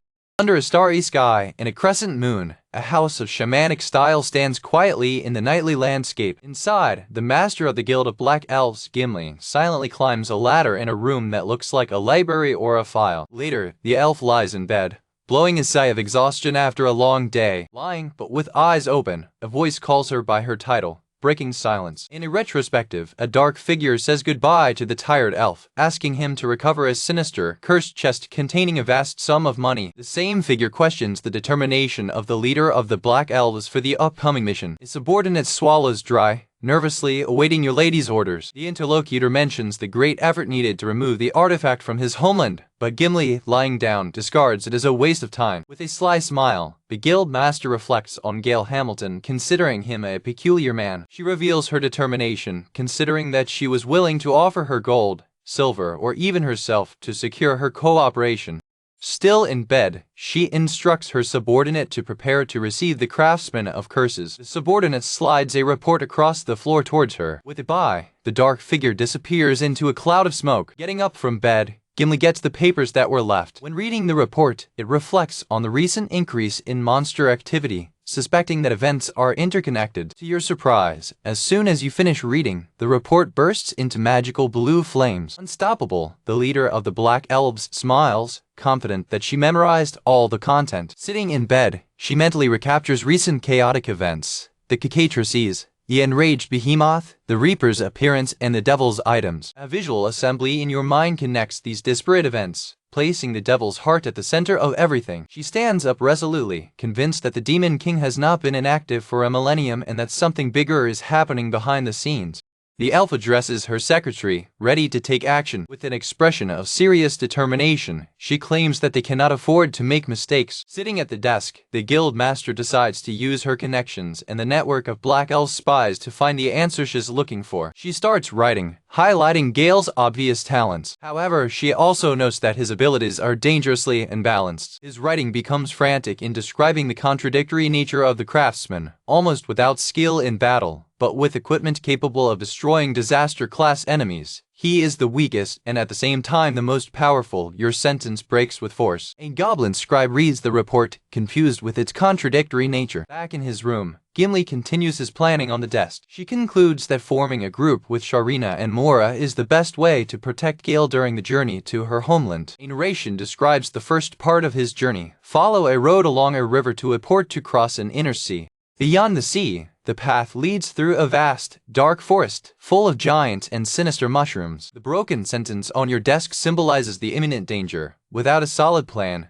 they could easily die before the millennial curse claimed them. In a memory, Gimli stands before her leader, Lady Minerva, and solemnly promises to bring Gail Hamilton to her safely. A close-up reveals Lady Minerva's intense and determined eyes. On the day of departure, Gail's shop is seen in the morning light, with the chirping of the birds filling the air. The young craftsman turns with a happy smile, announcing his departure. Inside the store, Liznette and one of his men watch him leave, with the last one lamenting that his wounds prevent him from joining them. Gail advises former killer to rest and fully recover from the effects of the curse, and she thanks him with a warm smile. He displays the heart of the reconstructed devil, explaining that he no longer attacks his user indiscriminately, but still requires further analysis. The craftsman comments on the incredible power of the curse contained in the devil items.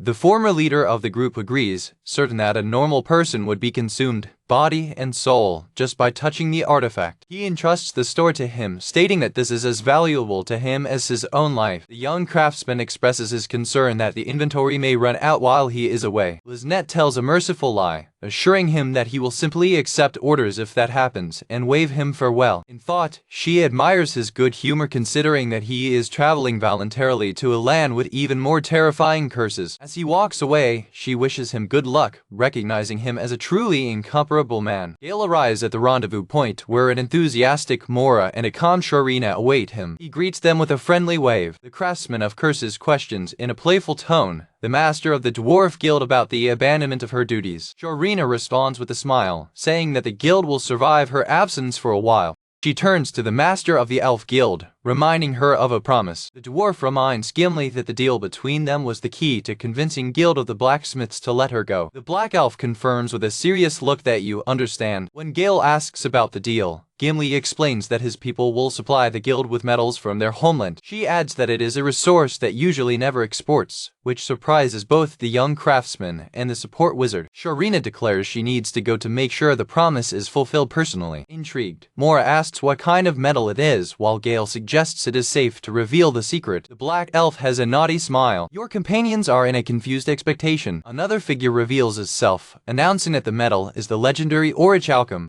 Gail and Moria are shocked by the revelation. The support mag is momentarily speechless. His shock explodes by exclaiming the name of the mythical metal. When Gail questions his intense reaction, Moria points out, exasperated, his singular focus is on cursed items. She sighs, overwhelmed by the news. A panel illustrates the legendary orichalcum, described as the toughest metal there is, capable of making armor impenetrable and valuable swords like a castle. While walking, the young craftsman reflects on the valuable reward that await them. Precious metal for Sharina and powerful cursed equipment for him. He turns to his friend, sincerely hoping that she will find something equally precious on the journey. Mora responds with a confident smile, ensuring that she will definitely get what she seeks. Taking charge, she gathers the group to leave, announcing her first wagon ride in some time.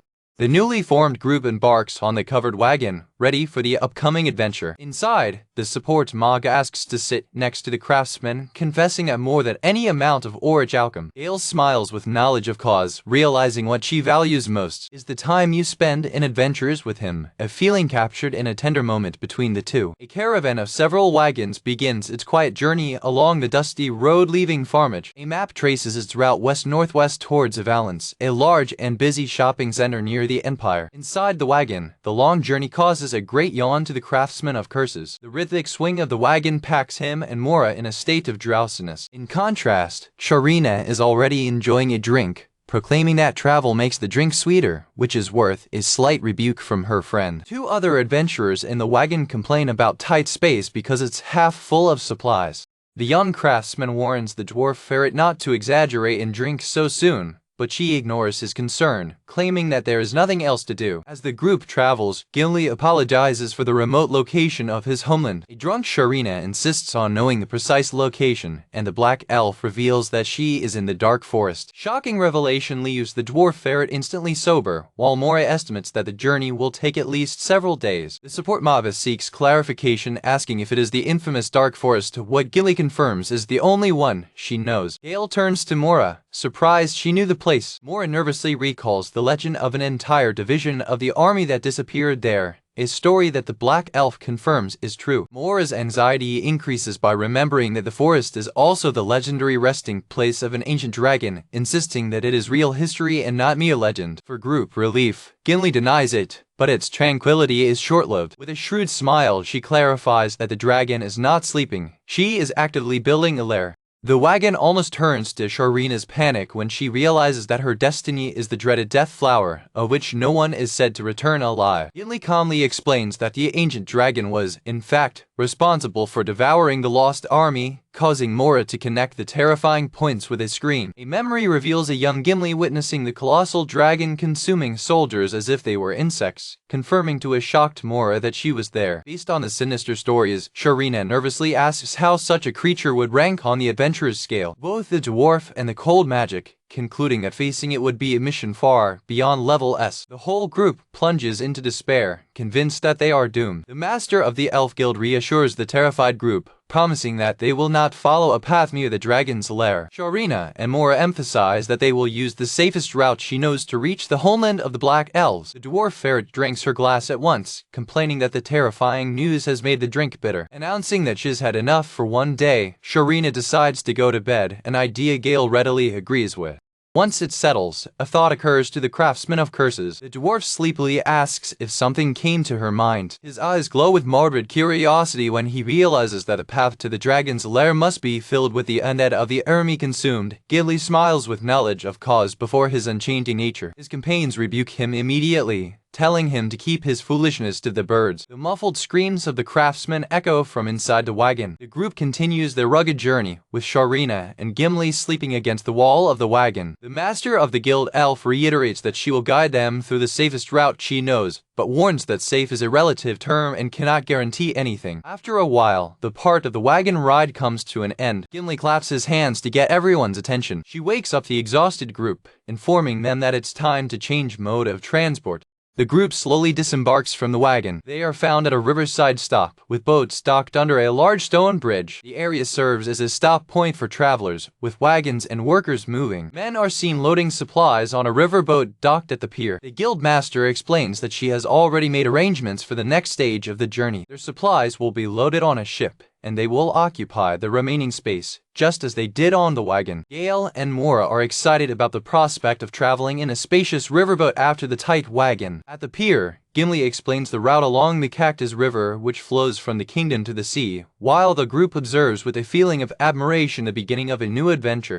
In a moment of tranquility, Gail sincerely thanks Moria, giving her the credit for her recent successes, takes it by surprise for her gratitude. The support Manga blushes intensely, not knowing how to react to the compliment. The group begins the next stage of their journey, embarking on a riverboat. The ferret dwarf runs animatedly along the ramp, while the craftsman and the magician comment that it is their first time on a vessel like this. On board, the young craftsman of curses almost loses balance with the balance of the boat. The leader of the Black Elves reassures him, explaining that the feeling decreases when you are seated, while the mag also clings to firming. With the sail hoisted, the river boat gently slides through the water, passing under a large stone bridge. On deck, the craftsman appreciates the relaxing sound of water, while his dwarf companion takes advantage of the shade projected by the sail. Gathered, the Black Elf decides that it is a good time to review the details of the journey ahead. With an air of mystery, it unfolds a great map over the deck, revealing it to the curious group. Gimli explains that it is a high-quality map of the guild, a special courtesy that she should not show in public.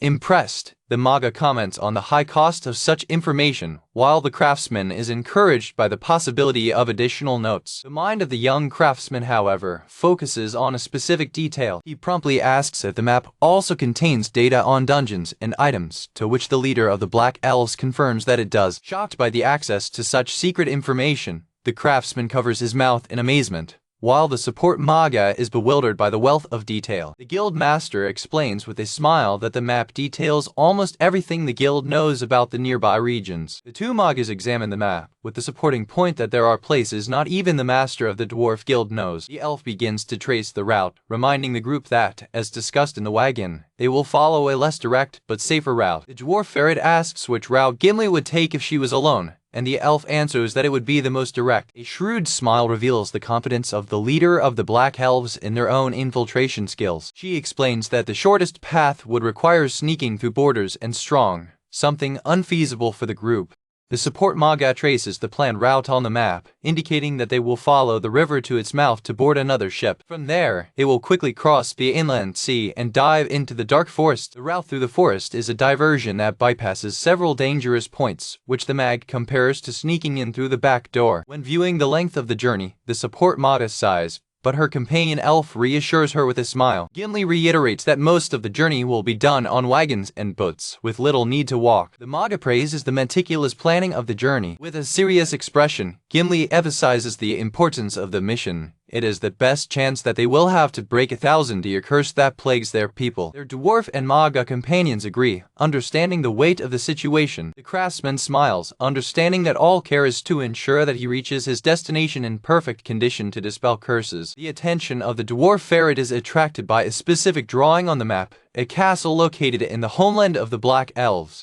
She questions the presence of a castle in the middle of the forest. The master of the elf guild looks at the right place. Naturally, it reveals shocking information. Gimli informs the group that that is the castle of the Demon King. The revelation leaves the dwarf and the Manga of support completely astonished. The dwarf ferret turns, unbelieving with what she just heard. The craftsman of curses and his magic friend share the same expression of shock. The leader of the Black Elves observes the reaction of her companions without shaking. It clarifies that the castle itself no longer exists, leaving only its foundations. The young craftsman deduces that he was dismantled for the construction of walls and roofs, and the magician comments that nothing was wasted. The support Manga confirms its understanding. The birthplace of the Black Elves was, in fact, built around the ruins of the ancient castle. It reflects that this makes sense, considering the historical relationship that the Black Elves had with the Demon King. Changing the subject, the craftsman comments on how big the sea looks on the map. His attention is then captured by another enigmatic drawing in the middle of the water. He points to an octopus-like figure and asks what that is. Along with the mag, he risks a hunch, questioning if it was a squid. The dwarf and the Manga are excited by the idea, playing about the great fishing they would have and how perfect it would be to keep up with their drinks. The craftsman of curses comes into play, revealing that he brought his sharper kitchen knife, predicting that they would cook with the ingredients they found along the way. Your friends laugh, praising your culinary skills. With a fun smile, the Black Elf interrupts excitement, warning that that particular Lula would not be a good treat.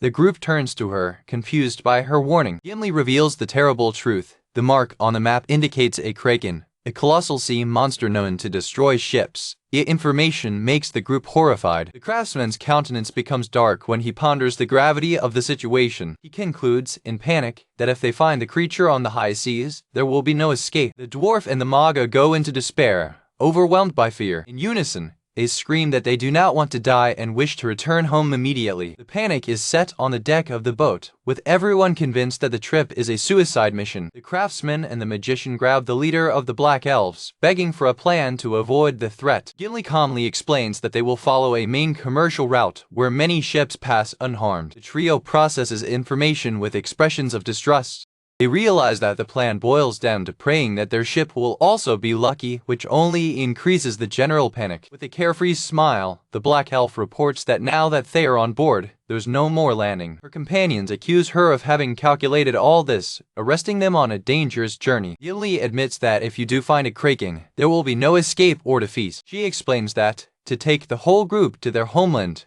there is no way to avoid this path. However, she places her trust in the craftsman, stating that a monster who cannot win is not a concern if they do not find him, and that he, with his shock-like ability, is the supposed invasion. Under the night sky, the Black Elf silently reflects, placing much of the hope of survival in the young craftsman. The scene changes to an inn with hot springs where the group stops to rest. The craftsman of curses relaxes in the thermal waters, feeling an immense relief. On the other side of the bamboo fence, the voice of the dwarf fairy warns him in play, so as not to spy, to which he answers that there is no way. With a sigh of happiness, he surrenders to the moment, declaring that is paradise. An external view shows the inn of traditional style, an oasis of tranquility on the route of the journey. An older man in the same bath comments on how the young man seems to be enjoying himself and suggests that he can drink something to relax even more. A narration explains that the Cactus River is full of ports that serve as rest stops, mainly frequented by sailors. The men in the bath comment that where there is a flow of people, money, and buildings soon appear. The inn is located in one of these busy ports, which resembles a small town with its tents and tents. The other bathers ask the craftsman where he comes from, and he answers that he's from Farmage's farm town. He shares that they are also traveling merchants and mentions that he opened a store with his name, which is not an easy job. Asked about the type of store, he describes it as a curiosity store, full of items that are nowhere else. He admits, however, that sales have been quite slow.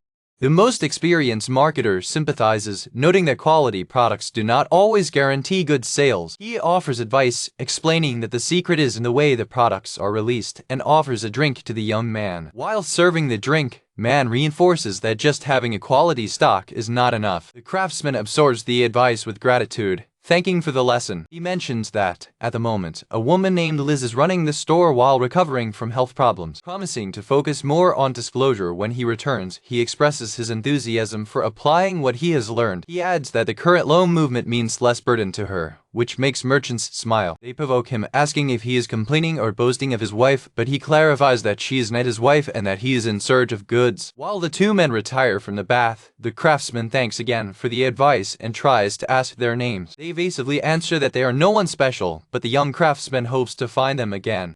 Already out of reach of the craftsman's hearing, one of the men comments with the other that the curiosities store looks like a potential target. Your brother agrees, and they decide that the store in Farmage will be your next goal. A narration reveals the identity of men, a couple of bandits posing as traveling merchants. What Gail didn't realize, he found the Waller brothers. He also didn't know they intended to attack the store Liznette was watching next. A female figure observes from a distance, thoughtful. The focus changes to Princess Kara, who exhibits a contemplative expression. The scene returns to thermal sources, this time on the feminine side. Gimli, relaxing in the water, asks Moria directly what kind of relationship she has with Gail. Sharina, lying on the edge of the bath, supports the question with a laugh, saying that talking about love is the ideal pastime for a trip. The dwarf confesses that when she met them, she assumed they were a young couple fleeing the capital. With a blushing face, the support Manga vehemently denies, insisting that they met by mere accident. She tries to justify herself by listing a series of coincidences. She just happened to join his old team, just happened to leave that team because it was bad, and just happened to give Farmage a chance. The dwarf ferret bats, skeptical, questioning whether so many coincidences really just happened. She concludes that, in practice, their situation is basically a romantic flight to the despair of her friend. The magician tries to defend herself, admitting that he helped her a lot and that he is not a bad man. The black elf enters the conversation with a malicious smile, suggesting that, after several near-death experiences, love is beginning to bloom. Exhausted, the support Manga groans, begging Gimli not to join the provocations. In a fit of shame, the young Manga dives into the water to hide. It emerges, still visibly shaken by conversation. Pressed to describe her current relationship, she hesitates. With a resigned sigh, she finally defines the relationship as just partners. She then rises from a jump, splashing water everywhere, and states firmly, "That's right, friends, that's all." The dwarf and the elf exchange an accessory and fun look. With smug smiles, they say they'll charge her for that statement later. The black elf provokes even more, asking if that means that other people still have a chance with him. The dwarf ferret adds that he is a talented guy and could even inherit his guild one day. Gail's idea of inheriting the guild makes the wizard panic, wondering if Sharina would adopt him. Without thinking, she asks out loud, "Will you become Gail's mother, Sharina?" Enraged and embarrassed by the suggestion, the dwarf throws water at her friend, screaming who will be his mother. The mage tries to justify itself, arguing that, due to the difference in longevity between dwarfs and humans, it would make sense in terms of age. The dwarf ferret turns to the elf, who is laughing discreetly, and asks why she is enjoying the situation. Gimli points out that it's obvious to everyone that Sharina has been looking at Gail differently lately. The dwarf ferret changes tactics, reminding everyone of the night she and Moria met the elf in a suspicious situation with the craftsman. With a charming smile, Gimli admits that she finds Gail charming, but that, by dealing with a 1,000-year-old curse just used to waiting, she then challenges the other two to act first if they want to win him over. Your confident look shows that she's in no hurry to make her move. The dwarf snorts, disregarding provocation. With tears in her eyes, the wizard reaffirms that she and Gail are just friends. The three of them tremble, either by night air or by the tension of conversation. The magician decides to close the matter and take advantage of the hot spring, while a warning note appears about the dangers of drinking in a public bath. Your profile shows a thoughtful and melancholy expression. She looks into the night sky, lost in her thoughts. Holding her cup of sake, she reaffirms to herself her decision. She will remain only his friend, as long as he does not turn towards you. The final image shows them symbolically separated by the bath partition. Before leaving for his adventure, Gail recruited Liznette to take care of his store. On a quiet day without customers, the former killer is surprised by a loud noise of something breaking inside the store. She finds the Reincarnation cave, one of Gail's creations, fallen and broken on the ground. Perplexed, she wonders why the object fell alone, considering the event a bad omen. With a concerned expression, the new store manager reflects on the incident. She has a bad feeling like something bad is about to happen. She ponders whether the imminent danger is to Gail Hamilton or herself. While the broken skull remains on the ground, it considers the possibility that the bad omen is for both. Meanwhile, aboard a boat, the group spends time fishing in the river. A lone hook dives into the water. No sign of fish. Moria provokes Gail, commenting that, after 3 days of boating, he has not yet managed to fish anything. He says the girls weren't lucky either, and Gimli says they are saving their luck to avoid Kraken, and Moria confirms that they already have enough food. The support mag asks Sharina, who is lying on deck, if she is hungry. The dwarf responds that she prefers to eat what she fishes for herself. With a smile, the craftsman reveals an extremely long kitchen knife, which he brought in case they fish something big, impressing his companions. The dwarf ferret comments, excited, that with a knife that size, even giant fish would be no problem. The young craftsman holds the blade, which emits a sinister aura. Feeling a familiar and ominous energy, Moria and Sharina ask if the knife is also cursed. With pride, Gail explains that she used the remains of the Reaper's sickle to forge the knife, to the horror of her friends. Gimli laughs, commenting that if he tried to cut a fish with that, had probably cut the whole ship in half, and that it was lucky they didn't catch anything.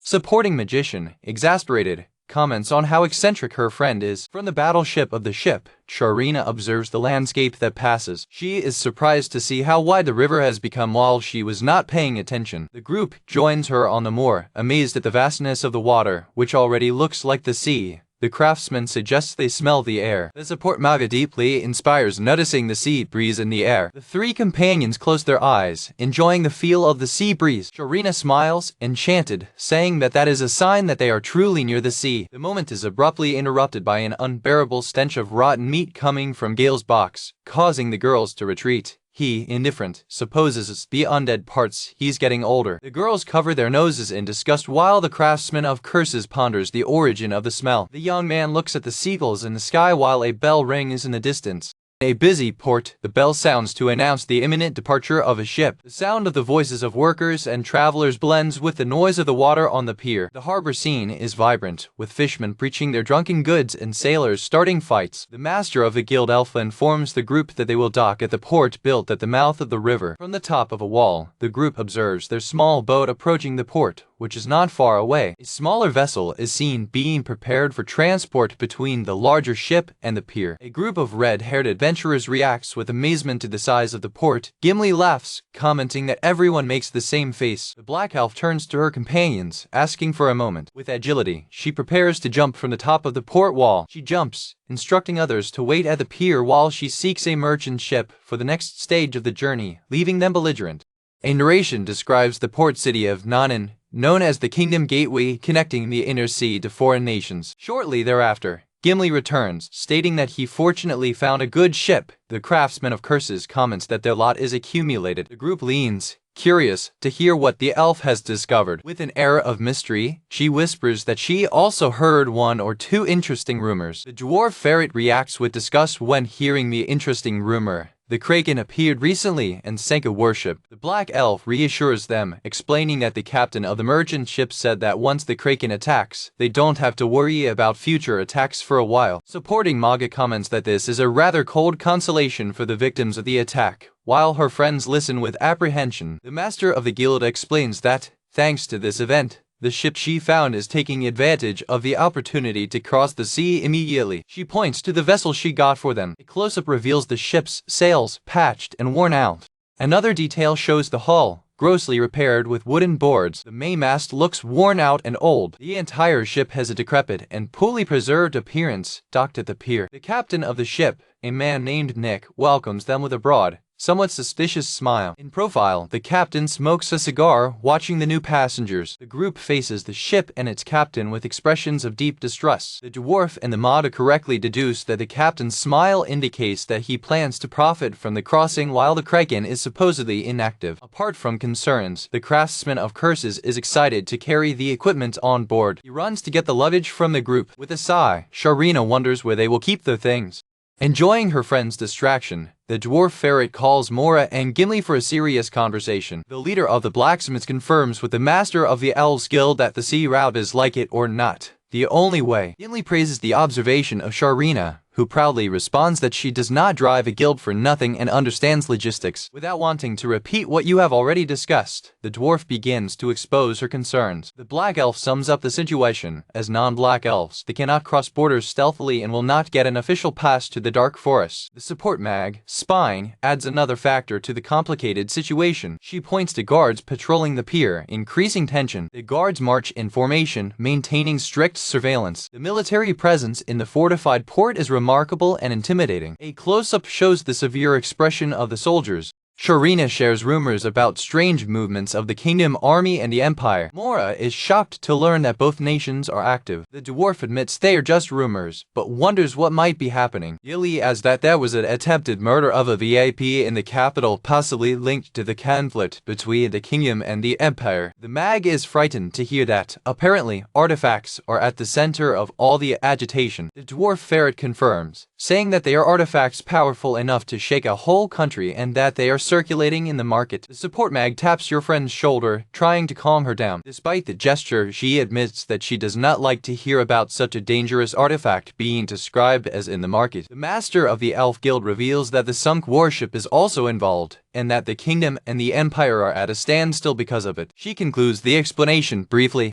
Both nations, according to Gimli, want to prevent these artifacts from leaking elsewhere, hence enhanced security. The support Manga deduces that the warship was patrolling to ensure that the artifacts did not cross the sea, which explains the presence of the navy. Looking at the decrepit ship, she realizes that without land routes near the border, that vessel is their only hope. Gimli agrees, stating that a sea route is the best and only bet they have. Moria worries that they will prevent the passage of ordinary people, as they will need to cross various nations to reach the forest. The support Mada listens attentively, with a serious expression. She comments that she felt that relations between the kingdom and the empire were stable until recently. An allied figure of the Black Elves explains that although they seemed balanced, they were maneuvering behind the scenes. A balance symbolizes the balance of power between the two nations, which is now threatened by the appearance of artifacts. Gimli reveals that at the moment, two people are trying to position themselves in the center of the world. The first is the Demon King, who seeks his resurrection to gain full control over everything. The second is a mysterious person who is spreading the artifacts around the world. Sharina and Moria express their disinterest in getting involved in national affairs, but Gimli reminds them that for them only the Demon King matters. Despite knowing the power of Gail's cursed equipment, his friends could not connect him to this worldwide threat. They also didn't realize that the person they were whispering about was Gail himself. Deciding to act, the group prepares to pick up their supplies to prevent the craftsman of curses from making several trips alone. Suddenly, the support mag asks for everyone to wait a moment. Gail returns, carrying a monumental amount of equipment on his back. His three companions are mouthy about the scene. He walks toward them, burdened but determined. The girls are speechless, completely perplexed. They question whether that is a human's carrying capacity, realizing that he is carrying the equipment of the four of them. Moria remembers the crucial detail. He is wearing his homemade cursed bracelet, designed to carry equipment. The companions conclude that he has become a chain of walking supplies, combining the strength of a horse and a wagon. The support mag observes that the amount of load this time exceeds the last time. Exhausted by the eccentricity of their friend, Sharina and Moria agree that they no longer have the energy to comment on it. The group walks along the pier, with the narration reminding that a group of adventurers must remain united day and night. Gimli reflects that even Gail's Generalus items are extraordinary, while the craftsman insists that he was not trying to show off. The Black Elf is fully aware of how Gail is seen as an eccentric. She wonders, however, whether the equipment he perfects could one day change the world itself. The young craftsman of curses casts a curious look at the shoulder. Your friends notice your distant expression and ask what's wrong. Shaking his head, Gimli banishes the deep thought of his mind, denying that something like this could happen. She apologizes for the distraction, says she is ready to leave, and the group stands before the ship that will take them in the next stage of their dangerous journey. Two port guards patrol the pier, one of them complaining of a hangover while his colleague comments dryly that he overreacted in the drink. The hungover guard continues to moan, finding patrols under the particularly harsh sun. The group of adventurers Sharina, Gail, Moria, and Gimli waits in line, presumably to board the ship. The entourage is challenged by two port guards, who ask politely to inspect their luggage before boarding. Gimli, the master of the Guild of Black Elves, is visibly irritated by being interrogated. Sharina, the dwarf ferret, steps forward, offering to have her luggage inspected first. A guard, holding Sharina's warhammer, deduces that she is a ferret based on her working tools. After their inspection is completed, Sharina thanks the guards, who then call Gail for his turn. Gail, the craftsman of curses, approaches quietly, agreeing to inspection. When opening Gail's luggage, one of the guards is horrified to discover a collection of preserved body parts, including a skull and an eyeball in a jar. The shocked guard questions whether Gail is a craftsman of curses or a serial killer. A box of narration explains that his cursed artifact-class equipment has managed to pass to the ship, and its weight will now influence the fate of all aboard. On board the moving ship, Gimli watches the sea as a wave hits the hull. A voice goes to the Black Elf, apologizing for not speaking earlier. A friendly crewman presents himself as the ship's foreman and welcomes them aboard. The foreman informs another passenger that although the ship is old, it is a veteran of many long trips. Continuing their presentation, the crew member assures them that despite the worn-out appearance, the sails are effective in catching the wind. He points to the great cargo hold of the ship, explaining that the weight helps keep the vessel stable in restless seas. On deck, the foreman displays a great ballist, commenting with humor that hopes they once need to use it. Gimli calls the foreman while he moves away with another crew member. With a smile, the leader of the Black Elves comments that the ship looks better than her first impression suggested. Inside, Moria and Sharina are suffering from sickness, leading Gimli to notice how much more turbulent the sea is compared to the river. The Black Elf asks Gail if he's okay, which he answers with an empty expression. To the amazement of his friends, the young craftsman reveals a small necklace, stating that it is the reason why it is not affected by the movement of the ship. A close-up reveals the item, a handmade necklace that resembles skeletal hands and provides an anti-vibration effect. Moria, with a sick look, comments that the necklace looks like a pair of women's hands strangling him. Gail explains the origin of the item, stating that it is made with the bones of the hands of a sailor's wife who prayed daily for her husband's safe return. History provokes a disturbed and thoughtful expression in Moria. Based on the bereavement, the manga sarcastically asks whether her appearance is intended to resemble hands in prayer. While Shirina gives in to nausea, Gail corrects Moria, saying that her first impression was more correct. With a face, the young craftsman admits there's more to history. In a flashback, he reveals that the sailor was a compulsive player, accumulating huge debts in all ports. In addition, the unfaithful husband had lovers all over the seas, to the great displeasure of a chibi version of Shirina. The situation got worse when lovers and debt collectors confronted the sailor's wife. The sailor, alien to everything, returns home, thinking his secrets were safe. The flashback ends with the angry wife strangling her husband, leading Moria from the present to interrupt, saying she doesn't need to hear the rest. Gimley concludes in a fun way that the collar of anger keeps your user stable regardless of your loving situation. Gail suddenly has an epiphany. He apologizes embarrassed to his nauseous fans, admitting he only brought one of the head-feeling necklaces. Moria and Shirina, totally miserable, waive their apology, retorting that the disgusting-looking item would only make them feel worse. Confused, Gail insists it's a perfect remedy, which is worth an exasperated rebuke from Shirina. The sound of frantic steps running across the deck interrupts the conversation. The captain of the ship appears, demanding to know the cause of the commotion. A crew member is seen rushing up the ship's rope. At the top of the gas basket, a watchman sees something on the horizon and points urgently. Beneath the wall, Moria wonders if they are coming to land, but Gimli clarifies that the journey will take at least 3 more days. The manga points to the horizon, drawing the attention of the group to a distant object. A wide view shows a small dark shape far away at sea. The group speculates on the object, with Gimli assuming it might be another ship, which Gail considers plausible on a busy commercial route. The young craftsman plays, saying that maybe it's a pirate ship, which triggers a laugh at Moria. A crewman's hand grabs the rope of the warning bell. The watchman frantically rings the warning bell, shouting that a large and suspicious object has been sighted and ordering the entire crew to their positions. On deck, the crew gathers quickly, preparing for a potential threat. A lot of sailors run to operate the deck ranger. A large virote is loaded into the siege weapon. The group observes the serious preparations of the crew, with Moria nervously reconsidering the possibility of pirates. Gimli's expression turns into a genuine alarm. The object on the horizon turns out to be the silhouette of a massive sea monster. Gimli mentally relates this appearance to a spy report about the recent increase in monster activity. Nearby, another group of adventurers expresses their terror, realizing that they are in serious trouble. The watchman, now wearing a bezel, screams that he has a clear view of the mysterious object.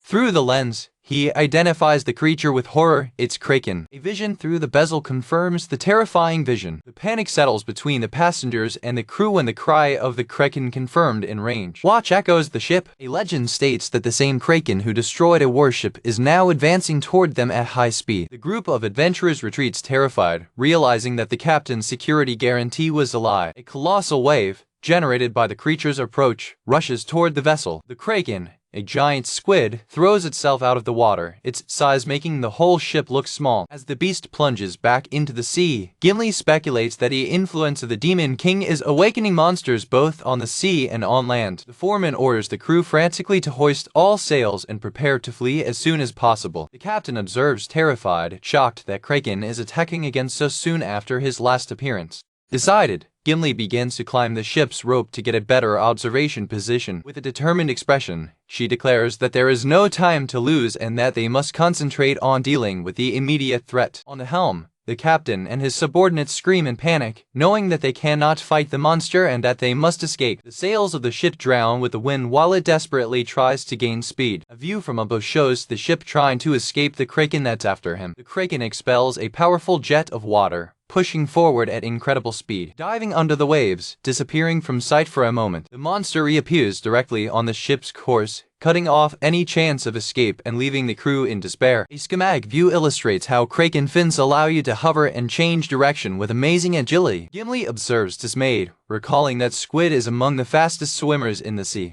The creature's massive tentacles begin to come out of the water and slide to the ship's deck. A narration box explains that Kraken's enormous and sinister presence left passengers and crew in a state of complete confusion. The number of tentacles twitching seems almost infinite to terrified spectators. One of the tentacles wraps around the main mast with an overwhelming force. With a loud click, the wooden mast shatters and breaks. The crew screams out of terror when they see their main means of propulsion destroyed. A caption notes that by destroying the mast first, the Kraken strategically incapacitated the ship's escape capacity. Panicked crew members pile up, ask for help, and proclaim that they are all doomed. Sharina yells at the crew, reminding them that the ship is armed and that they cannot simply abandon their duty. The foreman, the sweat of fear, can only murmur that fighting is crazy. He explains that the ballistics team is only intended to remove sharks. The moment a tentacle crushes the weapon to pieces, overtaken by despair, some passengers begin to jump from the ship into the icy water. Gail observes the tragic scene unfolding, shocked by their despair. Moria screams that they are jumping to death, but Gimley notes that panic has clouded his judgment. A man struggling in the waves explains his choice, preferring to die on his own terms rather than be torn apart by the monster. A gloved hand definitely grabs a big gun. Sharina gathers her friends, declaring that if the crew does not fight, they will have to deal with Kraken themselves. Gimley jumps fast from the rope, positioning right above deck. From her new perch, she announces her plan to act as a watchman, transmitting Kraken's movements to her allies below. Sharina, holding your warhammer, confirms you understood the plan. The dwarf warrior plants her feet on the deck, brandishing her massive hammer and challenging the colossal beast. Kraken's enormous and disturbing eyes are fixed on the little warrior. Sharina shakes momentarily under the intense gaze of the creature. From up there, Gimli shouts a warning, warning Sharina of an imminent attack coming from the side. Moria stands behind her friend, casting a support spell and chanting a word overlap. A close-up shows her staff shining as she channels her magical power. Sharina advances at incredible speed, strengthened by the spell, surprising Gimli. Moria shouts words of encouragement, urging her friend to make the attack worthwhile. One viewer notes that this powerful spell consumes twice the normal amount of magic. The support mag explains that overlap is an evolved magic of increased force that doubles the power of the target. Strengthened, Sharina activates the special skill of her warhammer, shooting burning heat, making it glow with energy. The dwarf warrior thanks Moria, referring to a similar combination they used against a Cacatras. She invests against a tentacle, promising to roast the living creature with her burning hammer. Kraken's eye seems to react to the imminent threat with incredible agility. Sharina runs along one of Kraken's giant tentacles. She jumps into the air and strikes a powerful blow with her hammer against the massive eye of the beast. The dwarf ferret prepares another attack, determined to subdue the monster. She screams that she will first crush the monster's cursed arms. Instead of a crushing impact, his hammer points to Kraken's elastic meat with a comical sprawling. Sharina is perplexed, questioning the nature of the creature's body. Gail and Moria observe unbelievers, shocked that the Kraken simply ignored the immensely powerful coup. From his observation position, Gimli realizes that a viscous layer in the skin of the monster must have absorbed the blow. Standing on a tentacle, a frustrated Sharina exclaims, unbelieving that no attack seems to work on the Kraken. Amid the battle against the Kraken, the dwarf ferret Sharina strives to push one of her gigantic tentacles with her warhammer. Observing the resilience of the monster, the support mod Moria curses the frustrated creature, shocked by its power. Kraken's tentacle moves, lifting the dwarf warrior into the air effortlessly, screaming by surprise. The dwarf hammer is trapped by the monster's suction cups, leaving it hanging dangerously while demanding that the creature release his weapon. From her post of watch, the guild master elf Gimli shouts to her friend to abandon the weapon, while the Manga adds the terrible warning that the Krakens are known to swallow their entire enemies. Still hanging, the ferret desperately tries to argue with the creature, claiming that it is probably too muscular to taste good. With an expression of resignation, the dwarf warrior releases the handle of her hammer, deciding to save herself instead of her weapon. Free from the hammer, it plummets toward the ship's deck. In free fall, the dwarf prepares for a painful landing. The magician and the craftsman of curses shout the name of their panicking friend when they see her fall. In a blur of motion, a foot quickly runs across the deck to intercept the fall. Members of the ship's crew throw themselves forward, managing to grab the falling dwarf, dampening its impact. Using a torn piece of sail as an improvised net, crewmen save the ferret, expressing relief from being able to help. The dwarf warhammer remains firmly attached to the tentacle of the sea creature. From the top of the Gavia basket, the leader of the Black Elves reflects that although she knew the stories about the Krakens, witnessing their first in power is a totally different experience. The colossal monster continues his fury, using his multiple arms and tentacles to create a path of pure destruction. With brutal efficiency, the creature grabs pieces of the ship, sprays them instantly, and throws the debris into the sea. Gimli shouts a warning to his companions on deck, warning them not to be caught, for that would mean a certain end. The Manga of support looks up, her face crept with concern while assessing the terrible situation. A close-up reveals the trembling legs of the Manga, a clear manifestation of their fear. In her thoughts, she compares the size of the creature with that of the Cacatras they faced, realizing that the Kraken is much larger. She continues her dark calculation, remembering that Sharina's hammer, which defeated the Cacatras, was ineffective, and that Kraken's attacks are strong enough to crush the powdered weapon. A tactical illustration shows the group's disadvantage, trapped on a ship while the monster dominates its natural environment, the sea. Terrified, the support wizard comes to the terrible conclusion that there is no way they can win the battle. Kraken's massive, emotionless eye stares at the ship, his stares fixed and threatening. In a tactical mental analysis, the Black Elf identifies the support mag as a crucial element for the survival of the group. The guild master has a sudden epiphany while watching the battle unfold. A narration explains the nature of the Kraken, highlighting its amazing physical strength, high intelligence, and learning ability. The elf recalls the monster's first move, to destroy the mast and the sails, a strategic and intelligent attack to incapacitate the ship. The leader of the Black Elves realizes with horror that after only a few exchanges of blows, the intelligent creature has already identified Moria as a priority target. The craftsman of curses and the master of the guild shout a desperate warning to the magician, who is in the sight of an imminent attack of a tentacle. The support mag is struck with full force by the tentacle, being thrown violently by the deck while its staff flies from its hands. Seeing your friend attacked, the dwarf ferret turns with a determined expression of fury. Without its weapon, the dwarf warrior runs to intercept another tentacle approaching. The dwarf is captured and squeezed by a tentacle, realizing that without her hammer, she is as vulnerable as her friend. In a desperate situation, the ferret turns to its fellow craftsman, asking what they must do. Gail goes into action, screaming for the Kraken to release Moria, while Gimli watches, thinking that the unpredictable nature of the craftsman and his sinister knife are a factor that the monster could not predict. With incredible speed, the young craftsman jumps and slices the tentacle that held the mag into several pieces, releasing it. The dark and corrosive energy of the cursed blade of the craftsman pulses visibly. Free, the support mag falls towards the deck, wrapped by the residual sinister energy of the knife. While his friend falls safely, the craftsman of curses comments casually on the ease of use of his knife made by himself. The Kraken, the absolute sovereign of the seas, is shocked and confused by experiencing for the first time the feeling of being unarmed. The craftsman runs to the side of his companion, anxiously asking if she is well. Still a little stunned, the support wizard reassures him and thanks for saving her. With the dwarf ferret joining them, the mag recovers the composure, commenting ironically that being squeezed in that way certainly opened their eyes. With a new clarity, she turns to the young craftsman and announces that she now sees a way to victory. It reflects on your friend's weapon, recognizing that the blade, forged from the Reaper's sickle, is the strongest that exists and can cut anything. The proof of his power was how a single blow obliterated Kraken's supposedly impenetrable arms. The support mag identifies the weapon's main weakness, its limited range, and begins to expose its new strategy. The plan begins with the master of the Elf Guild continuing in her role as watchman, observing and reporting the movements of the monster.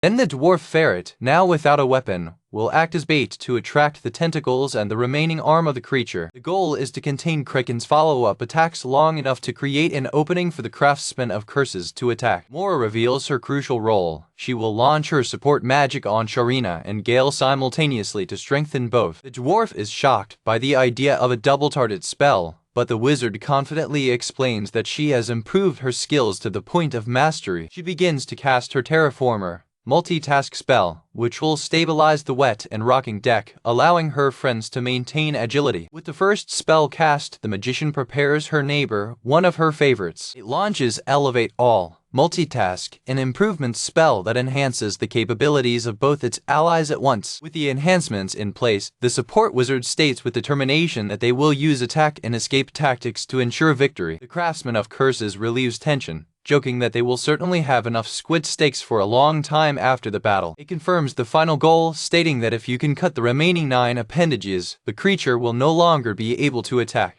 Having recovered from the initial shock, the kraken regains its senses, its eyes fixed on the adventurers. From above, the leader of the Black Elves shouts an urgent warning to her 2 companions on deck. The sea monster attacks, sending multiple tentacles toward the craftsman and dwarf ferret simultaneously. Using his newly improved agility, the young craftsman narrowly dodges a blow, exclaiming that it was close. The dwarf warrior also avoids the attack, commenting on the relentless ferocity of the creature. The dwarf prepares for the next attack, tense and focused. With a determined expression, she prepares to retaliate. Executing a powerful shoot Sharina, the dwarf, without weapons, diverts the attack from a tentacle with pure physical strength to the amazement of her friends. While maintaining the 2 spells, the mag feels the immense pressure. Noting that the multitasking drains its magical strength and accelerated pace. She wonders if they can defeat the monster before she faints from magical exhaustion, turning the battle into a race against time. The dwarf ferret provokes the kraken, challenging the creature now that one of its main arms is out of combat. She runs across the deck, mocking the monster and saying he's finally starting to slow down. The craftsman of curses waits eagerly, holding his knife, waiting for the perfect moment to attack. He recognizes that his dwarf companion, strengthened by magic, is successfully distracting the monster to him. The master of the Elf Guild analyzes the situation, noting that the first attack of the artisan was purely instinctive to save his friend. She understands his current hesitation. Facing a living and colossal monster is very different from the undead creatures with which he is accustomed, and even he must feel fear. The elf recognizes that putting a rear expert like him on the front line is tactically the least sensible thing to do. Deciding to create the opportunity he needs, she sets her bow, declaring that it will provide him with a literal support fire. She does, noting that Kraken's sinister, penetrating eyes make her uncomfortable. However, she also recognizes that the creature's large and exposed eyes are easy targets. The elf archer fires his arrow, declaring that his goal is to take away the sight of the monster. The arrow hits the kraken, but instead of drilling, it explodes into a cloud of smoke with a muffled sound. The guild master pretends to be disappointed, exclaiming, "Oh, what a pity." She then reveals her true intention, admitting that she never expected the projectile to cause damage. The craftsman of curses perceives the tactic. It was a smoke bomb designed to explode with impact. With the kraken momentarily blind, the elf screams for her friend to attack while she has the chance. Taking advantage of the opportunity, the young craftsman advances and unleashes a flood of quick blows with his fine pick ability. The elf guild master reflects on her strategy, knowing she needed to blind the enemy with a smoke screen to inspire the hesitant craftsman to attack with everything. She reaffirms her belief in the paradoxical nature of her friend, the weakest man, but also the strongest on the battlefield. Sliced pieces of Kraken's tentacles fall on the deck around the craftsman, the result of his devastating attack. The sea creature retreats, a sound of anger and pain bubbling from its beak. While the tentacle pieces rain, the Manga comments dryly that her friend was always skilled with a kitchen knife, while the dwarf ferret commemorates the carnage. With a happy smile, the leader of the Black Elves, blushing lightly, announces that they are halfway there, with 5 more appendages to cut. Kraken's eye narrows in pure fury, now totally focused on his tormentors. The master of the guild warns the craftsman that the smoke is dissipating and that he needs to retreat to a safe distance. Given the warning, the young craftsman runs away from the angry creature. When the smoke dissipates, the Kraken, now with his vision recovered, is threateningly hovering over the craftsman in retreat. The young man looks over his shoulder, feeling the imminent danger. The craftsman's reflection is captured in Kraken's giant eye, which has now marked him as his main target. The craftsman of curses bursts out of shock when he realizes he's been courted. From the gas basket, the elf guild master shouts out his friend's name in a desperate warning. The Kraken triggers his long-range weapon, spitting out a powerful black ink jet. In an attempt to defend himself, the young craftsman raises his cursed knife to block the attack. The ink stream hits with tremendous force, covering the deck and throwing the craftsman back. Turning quickly, the cursed blade seems to cut and dissipate part of the ink, mitigating the full impact of the attack. The force of the paint jet casts the craftsman of curses against the broken mast, where he falls into a puddle of paint, his knife stuck in the wood. The witch and the ferret scream in shock and fear, believing that their friend suffered the direct impact of the devastating attack. Fallen at the base of the mast, the young craftsman coughs, wounded but alive. Wiping his face, he complains with a worldly frustration, "Oh damn it, the paint got in my eyes." Angry at the end of the battle, the leader of the Black Elves murmurs that, being a giant squid, it was obvious that Kraken would attack with paint. Kraken's ink attack temporarily blinds the craftsman of curses, who squeezes his eyes with pain. Kraken's impassive eye observes the chaos he created aboard the ship. The cursed blade of the young craftsman remains stuck on the deck, emanating a sinister smoke while two crewmen stare at it with amazement. Determined, the ship's foreman declares it will take the place of the disabled craftsman. He advances toward the blade, but is prevented by another sailor who warns him about the ominous aura of the cursed weapon. The master of the Elf Guild explains that the weapon is a modified Reaper's sickle, warning about the danger it would pose if someone else held it. The foreman hesitates, understanding that the blade is so dangerous that it could strike indiscriminately, taking out the heads of friends and enemies. He faces the weapon, recognizing it as the most powerful of the blades, but also the most diabolical. The support mag draws everyone's attention, screaming to look at Kraken. The sea monster trembles visibly in the water, showing signs of exhaustion or pain. To the horror of all, the creature begins to regenerate its tentacles and severed arms with amazing speed. The dwarf ferret, the Manga, and a crewman observe unbelievers, shocked by the monster's regeneration capacity. From the top of the Gavia basket, the leader of the Black Elves analyzes the situation, concluding that, although the monster has healed, the effort has clearly exhausted him. The Kraken, now sweating and visibly tired, confirms the analysis of the elf. They are finally starting to trap him. The dwarf magician and ferret realize their terrible situation. They can no longer hurt the Kraken, because the craftsman is blind and is the only one who can handle the blade. The sea monster focuses its boiling fury on the young craftsman, the man who made him suffer so much. By rubbing his eyes, the craftsman of curses begins to gradually recover his sight, yet not knowing what is happening around him. The moment his vision returns, he sees a giant tentacle coming towards him. The creature captures him, violently lifting him into the air with one of his tentacles. He is raised right above the gas basket, completely at the mercy of the monster. The tentacle begins to squeeze, crushing the young craftsman with immense force. The master of the Elf Guild watches the scene with horror, remembering the deadly and destructive force of the creature. She remembers the monster's incredible ability to destroy. The support mag and dwarf ferret panic, fearing that their friend will end up like the dwarf hammer, crushed to dust. In an act of despair, the dwarf warrior grabs the tentacle, demanding that the creature release his friend. She scratches and pulls the appendix of the monster, cursing the stupid squid. Kraken repels her with a casual blow, throwing her over the deck. Observing the scene, the leader of the Black Elves is blamed, questioning why she dragged the artisan into this situation. She regrets having involved him in the crisis of his people when he had nothing to do with it.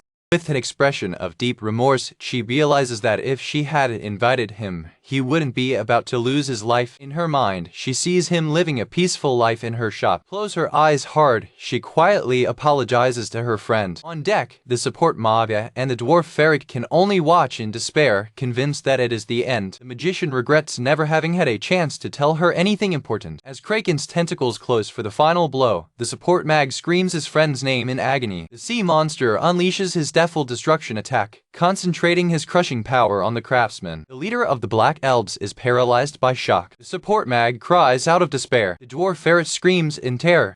An explosion of dark energy erupts from the young craftsman, reversing Kraken's attack with a devastating force. The Black Elf observes, stunned and confused with what she just witnessed. The support mag looks mouthy at the unbelievable scene. The dwarf ferret is equally shocked by the sudden twist. From her observation post, the leader of the Black Elves questions the nature of the reverse attack. The dwarf and the wizard watch perplexed while the Kraken explodes instantly. The craftsman of curses lands safely on deck for the relief of his fallen friends. He turns to them with a smile, looking completely unharmed. The young craftsman thanks a specific item for his survival. He holds the add-to-feeling necklace, which now pulses with energy.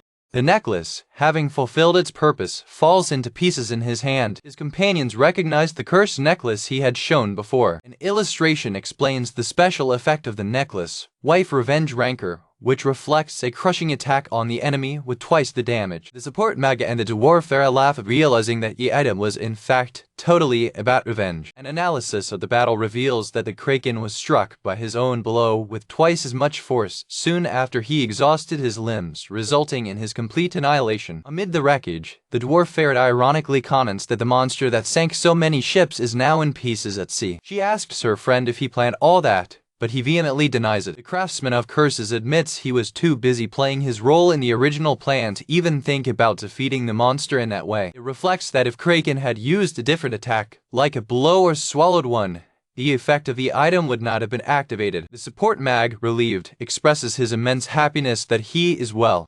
Mastered by emotion, she embraces him with strength. Surprised and a little embarrassed, the young craftsman warns her that she will be covered in paint. She says she doesn't care, continuing the hug. The support mag says that after Kraken's horrible grip, he should enjoy a more enjoyable hug. She buries her face on her shoulder, inhaling her smell. The craftsman of curses blushes, sweating from nervousness to unexpected proximity. Her embarrassment increases under her tight embrace. He continues to sweat profusely, not knowing how to react. He raises his hand, uncertain. Finally, he pats her in the head. From a distance, the leader of the Black Elves and the Dwarf Ferret watch the scene with fun smiles. The master of the Elf Guild declares that, with the chief of the defeated area, it is unlikely that they will encounter other threats on their maritime route. She and the Dwarf Warrior exchange an accessory and smiling look. The support Manga comments that the craftsman's escape skills ended up helping everyone who navigate that route. The rest of the crew and passengers carefully spy from their hiding places below deck. They emerge, still confused about what happened. A crew member expresses his perplexity at the Kraken explosion, but concludes that the important thing is that it happened. The crowd bursts into celebration, raising their arms and shouting that they are all saved. The master of the Elf Guild notes that, unfortunately for his friend, he probably won't get much recognition, since everyone is simply relieved that they survived. Suddenly, a splashing sound in the water draws the captain's attention. He panics, fearing Kraken is still alive, while the elf and the ferret look with concern. The trio looks over the noose, surprised by what he sees. It's the passengers that jumped off the ship, now asking to be rescued from the water covered in paint. The captain, relieved, orders you to lower the skiff to rescue them. With the immediate crisis resolved, a crew member will report that as soon as they fix the ship, they will be ready to proceed. However, he adds that he has bad news. He explains that they can't find the blade that cut the Kraken because they left it on deck for fear of its curse. He assumes the monster explosion must have thrown the gun into the water. Another crewman comments that there is nothing to do, since the explosion also got rid of the broken masts. The young craftsman and the dwarf ferret agree that losing the gun is certainly better than dying. The craftsman reassures the crewman, saying that there is no need to apologize, because the materials for the blade are easy to find and he can make another at home. With a smile, he reveals that he had cancelled 99% of the curses of the blade ingredients, so it would have been safe for anyone to catch it. The revelation leaves the group of adventurers and the crew speechless. The crewman is shocked by the concept of cancelling curses, admitting that he was too busy with the paint in his eyes to hear everything. Two other adventurers fall to their knees, amazed at the idea that someone can easily find items from a reaper and nullify 99% of its negative effects. They grab the young craftsman, frustrated. Exhausted, they shake him, begging him to stop wearing them out with his absurd jokes, while he insists he is not joking. The master of the Elf Guild observes the scene with a tired but thoughtful expression. She leans on the wrecked ship's bereavement, looking to the horizon. Your thoughts turn to your leader. She silently calls the name Lady Minerva. In her mind, she reaffirms that they would never find a man as perfect for their needs as Gail Hamilton. She promises herself that her leader will find him soon. In a distant place, a delicate hand extends to a creepy-looking butterfly. A black elf sits in a sunny clearing, the chirping of birds filling the air. The butterfly lands on her finger, and Minerva, the chief of the Black Elves, responds to an unheard report with a "Ah, is it?" Back on the ship, the narration warns that bad luck comes in series and that not even the leader of the Black Elves could predict what was to come. An ominous noise echoes from the depths of the ship itself. The narration reveals that the next aquatic threat would advance from within the ship, while skeletal pirates emerge from the shadows. Amid the wreckage of battle, the hand of the craftsman of curses opens, revealing the fragments of his anti-feeling necklace, which crumbles into dust. Kneel on deck, the young man laments the loss of his throat, which he considered a unique piece and which he liked very much. His companions try to console him, remembering that it was thanks to the item that he managed to defeat the Kraken, but he seems inconsolable. With a sneaky look, the craftsman grumbles that's not what he's talking about. He vents his frustration, questioning why no one seems to appreciate the bold design of the necklace. All of a sudden, his eyes burst with a sudden epiphany. With a new spirit, he dramatically declares that his creation was such a grandiose work of art that he might never be truly understood for the boredom of his companions. Looking out the cabin window, he wonders out loud if she's okay. In his thoughts, he concludes with a melancholy smile that the only person who really appreciates his cursed creations is Liznette, the girl he left looking after his shop. The scene changes to a large castle on a hill, where a voice calls for Princess Kara. Inside the castle, red-haired horsewoman Vivienne informs Princess Cara that she will join her tour of Farmage despite the princess' reluctance. Back in the sea, seagulls fly over the damaged ship. An aerial vision shows the vessel malfunctioning, drifting in calm waters. Suspended beside the hull on an improvised swing, the dwarf ferret hammers boards to fix the holes left by battle. A crew member at the top of her rope ladder thanks Sharina for her help with repairs. The sailor comments that she did not need to help, being a passenger, but the dwarf responds that, as a ferret, she will do what she can to help, even though she is not an evil carpenter. Moria observes the patch, commenting that it should at least prevent the water entering. The crewman looks at what is left of the mainmast, lamenting that the kraken pulled it out and threw it into the sea, a damage that is beyond their ability to repair. With concerned expressions, Sharina and Gimley realize the gravity of the situation, with the dwarf questioning whether this means that there is no way to rule the ship. On deck, while the support Mava cleanses Kraken's ink, the cursed craftsman comments that the ship has become little more than a floating tub, and she agrees that they should rejoice that they have not sunk.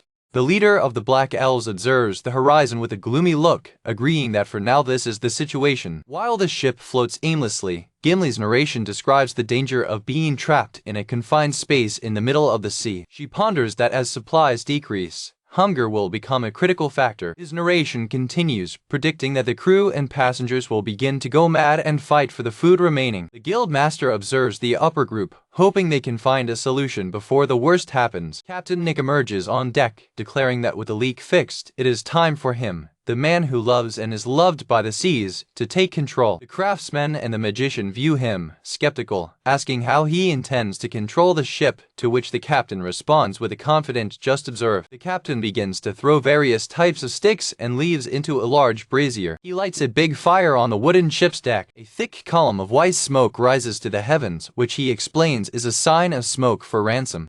He uses a small flame to make sure the fire continues to burn. With a smile and a thumb up, he announces that now all you have to do is wait for a passing ship to see them, for the exasperation of the mag, which does not understand why he acts so dramatically. An adventurer observes the smoke, noting that the lack of wind is an advantage, but that without candles they will be at the mercy of any storm that arises. The dwarf ferret adds that its repairs are only temporary and that a storm could open new leaks anywhere. The support Manga looks at the cloudy sky with apprehension, agreeing that time does not seem promising at all. The craftsman of curses seems concerned about the precarious situation. Suddenly, he sees a ship approaching the horizon. The group explodes in celebration, amazed at how quickly the captain's luck worked. Believing they are saved, shake their arms, they scream for help in the direction of the approaching vessel. A sound of sinister squeak echoes through the water. The tattered flag on the broken mast of his ship swings with the breeze. The sails and ropes of the approaching ship are crumbling, creaking in an ominous way. The expression of joy of the support Manga is transformed. His face wriggles in a frown of concern when he hears the sick sounds the ship emits. The dwarf ferret observes nervously that the approaching ship seems to be in worse condition than theirs. The master of the elf guild realizes that a ship in that state could not sail straight and that some other force must be at stake. His eyes burst in alarm when he comes to a terrible conclusion. It identifies the decrepit vessel that advances over them through the waves. It is a ghost ship. A narration explains that abandoned ships that remain unearthed often bring disaster to those who find them at sea. The panic sets in as the crew rings the alarm bell, screaming that a ghost ship is chasing them. The leader of the Black Elves recognizes the flag of tattered battle of the Imperial Navy. Gimli connects the facts with horror. The ghost ship is the same warship that the Kraken sank, now revived and haunted. The bow of the ghost ship cuts the waves, advancing towards them. Captain Nick observes the sharp bow of the ship and its trajectory with growing concern. He realizes, alarmed, that the ghost ship is preparing to hit them. A crewman explains to the Manga that a collision with such a sharp bow could pierce their hull as the horn of a bull. The scene shows the ghost warship lining up for the attack, while a narration explains that hitting is a well-known naval battle tactic. The captain predicts that a successful collision will open a huge hole in the side of their ship. The ghost ship slides over the waves, its destructive intent now unmistakable. The elf guild master summarizes the situation with a sigh. Get out of the frying pan and fall into the fire, that's all I can say. An illustration shows that with the dwarf hammer destroyed and the knife of the lost craftsman, and with the energy of all exhausted by the fight against the Kraken, they are helpless. With the ship out of control, the collision is inevitable. Gimli declares to the group that the only option they have left is somehow to convince the crew of the ghost ship not to attack them. The captain mocks the idea of arguing with the dead, but then ponders that if the ghost ship is manned by Kraken's victims, they should be grateful that they avenged their deaths. On the gauntlet of the ghost ship, a barefoot and rotted foot steps, indicating the nature of its crew. Water flows down the deck of the haunted vessel. From the hatches, a horde of shady and staggering figures emerges, who, according to the narrative, lost all the sense they had in life after the ignoble and they had. A close-up of a decomposing mouth reveals the nature of the crew. Hideous ghouls who delight only in the misfortune and sadness of others. The crew of the ghost ship is revealed as a group of drowned living dead in tattered military uniforms. The group on the merchant ship reacts horribly, unbelieving for finding undead in the open sea. The support manga notes that at least they have some time before the impending collision.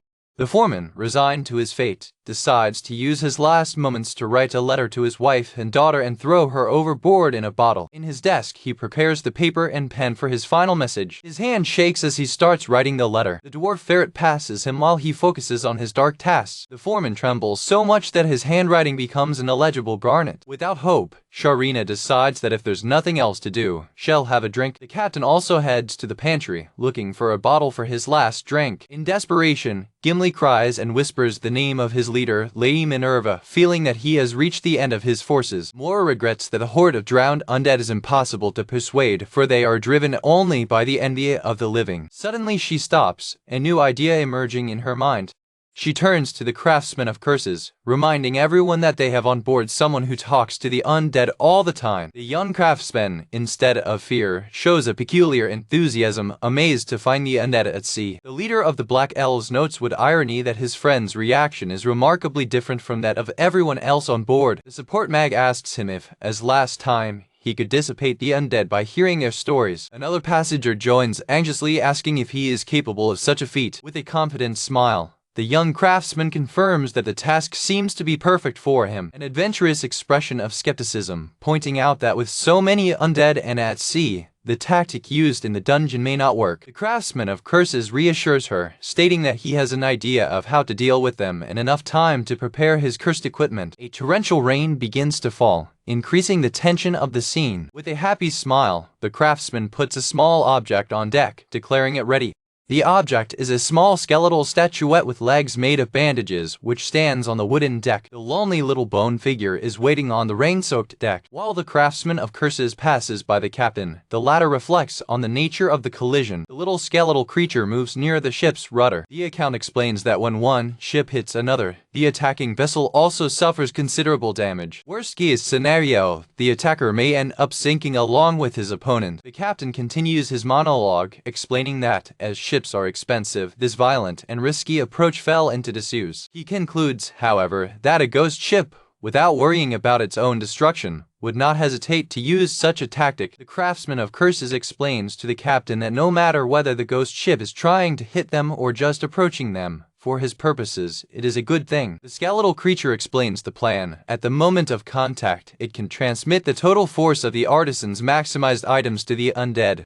The support mag understands the strategy. It will be as if the craftsmen were touching the undead to dissipate them, but on a scale that affects the entire ship at once. With his arms open, the craftsman of curses announces his grand plan. He will dispel all the undead in the ship they are on, all at once. The elf guild master, shocked, asks if he can really do it. He admits that, in theory, yes, but they'll have to see how it works in practice. Gimli faces the approaching ship, realizing how high the stakes are. If it fails, the sea will become an anonymous tomb for all of them. With the two ships about to crash, the situation boils down to a terrible choice. Either it dispels them, or everyone dies. The dwarf ferret, with its face marked by tension, tells the craftsman that now everything depends on him. The captain and his crewmen observe with bleak expressions, recognizing that it is a life and death struggle. We or they. The support mag calls the name of her friend, her voice full of hope and fear. The support mag casts a terraformer spell on an adventurous companion to establish his position on the rocking deck. The craftsman of curses thanks Moria, explaining that the spell will help him maintain balance against the wind and waves as the ghost ship approaches.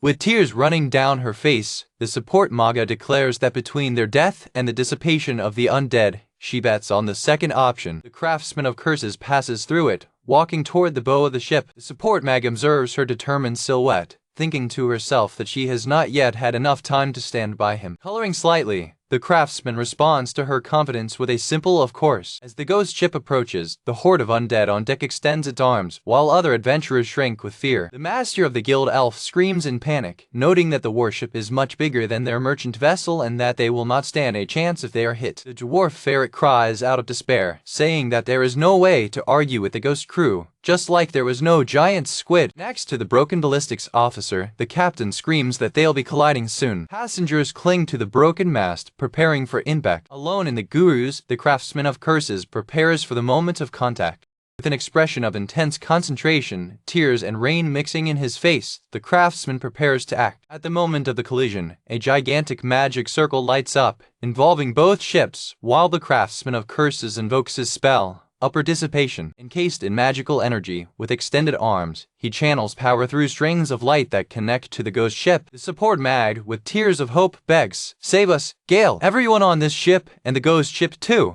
At the culmination of the confrontation, the soul of an undead sailor of the ghost ship faces his opponents. The craftsman of curses, Gail, observes the scene with an expression of surprise and concentration. With a happy smile and a nod, the young man concludes his miraculous feat. Gail's upper dissipation spell involves the ghost ship in a circle of bright light, purifying trapped souls. Clutched to the broken mast, Gimley and another adventurer wonder, amazed, what is happening as the two ships align. With the spell in full effect, the ghost ship slides peacefully next to the merchant vessel, avoiding the disastrous collision. The battleship haunted to completely in the water, its threat neutralized by the power of the craftsman. Captain Nick explains that they made contact and the ship stopped, which means they're being visited amicably. The crew celebrates, relieved to avoid a collision, while Moria notes that it was more than just luck. In the basket of the Gavia, a raging Beirut trembles before standing still, signaling that the wind has ceased. Moria watches the sea, noting that the waves are also calming down. An adventurous woman exclaims, amazed, that the stormy waters are opening up for them. Inside a cabin, the foreman leans over a table, probably to write his final letter. He opens the door, going out on deck. On the deck of the warship, the undead sailors, now freed, look to the sky. A merchant ship crewman looks at the now empty windows of the ghost ship, confused. The form of an undead officer begins to dissolve into particles of light. The captain of the ghost ship, now in his spiritual form, gives his last order, everybody in formation. Back to the group, the ghost captain completes his order, salutation. The crew of the merchant ship observes with admiration as the ghost crew prepares for their final departure. The spirits of sailors and officers make a final greeting as they dissipate. With a smile of gratitude, an officer's spirit greets him as he disappears. The ghost captain also salutes, his form becoming translucent. The spectral hand of an officer draws his sword. He casts her to heaven in a final gesture of honor as her body crumbles. The sword falls through the now ethereal form of the captain, which dissolves completely. Under the coming rain, the now empty warship floats silently in the water. Moria and Gimli watch the scene. Yap. The master of the elf guild can hardly believe what she saw, and the Manga agrees. Moria asks Gail if those were all the souls of the crew, so the young craftsman, with tears in his eyes, answers not exactly. He timidly explains that his spell was so powerful that it also dissipated some of the ghosts that wandered at the bottom of the sea, leaving their companions shocked by their overwhelming power. Gail casually mentions that there are more souls around, causing her friends to retreat from fear.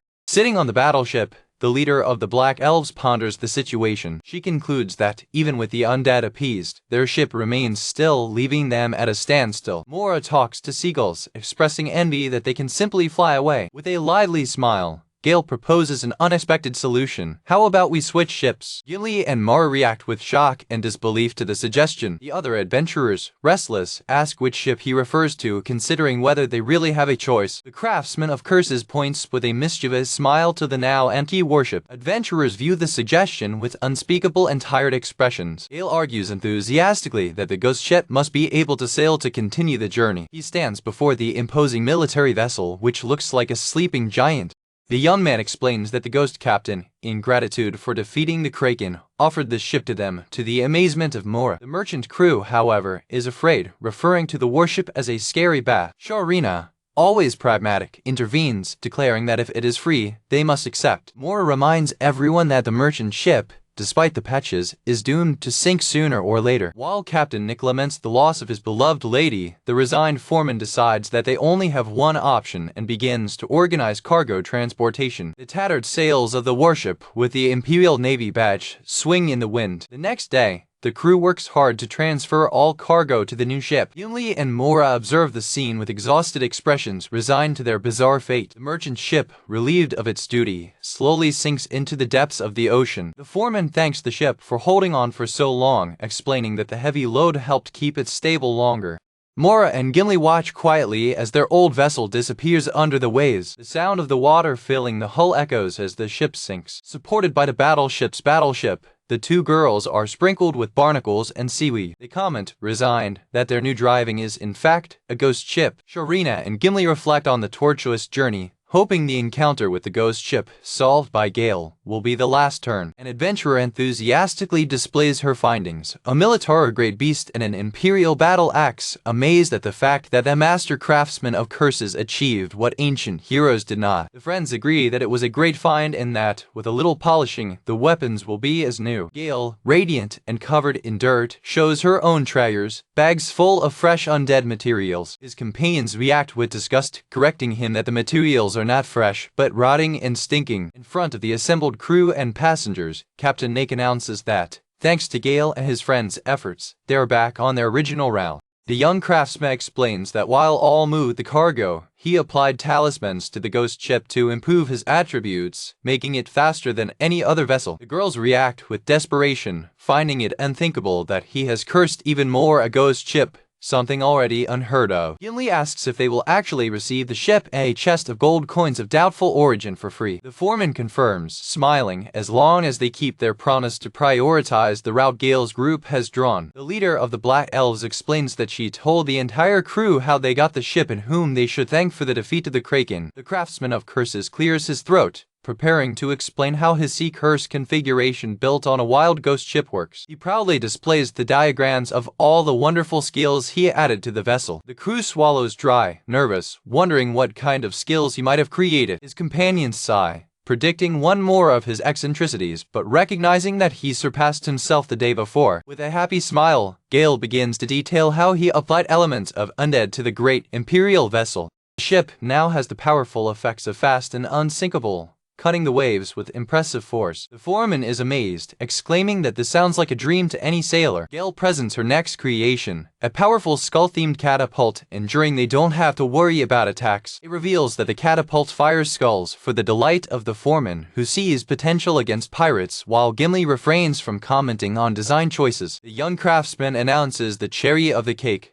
the incredible navigation system of the ship. It reveals the helm, stating that the ship can operate in full autopilot mode. The crew and passengers are amazed by the news. Moria, however, feels that there is something strange about the story. A ghostly, hooded figure emerges from the rudder, creaking. The support Manga screams that that's not an autopilot, but a ghost pilot. Gail naturally confirms that just point in the desired direction and the ghost does all the work.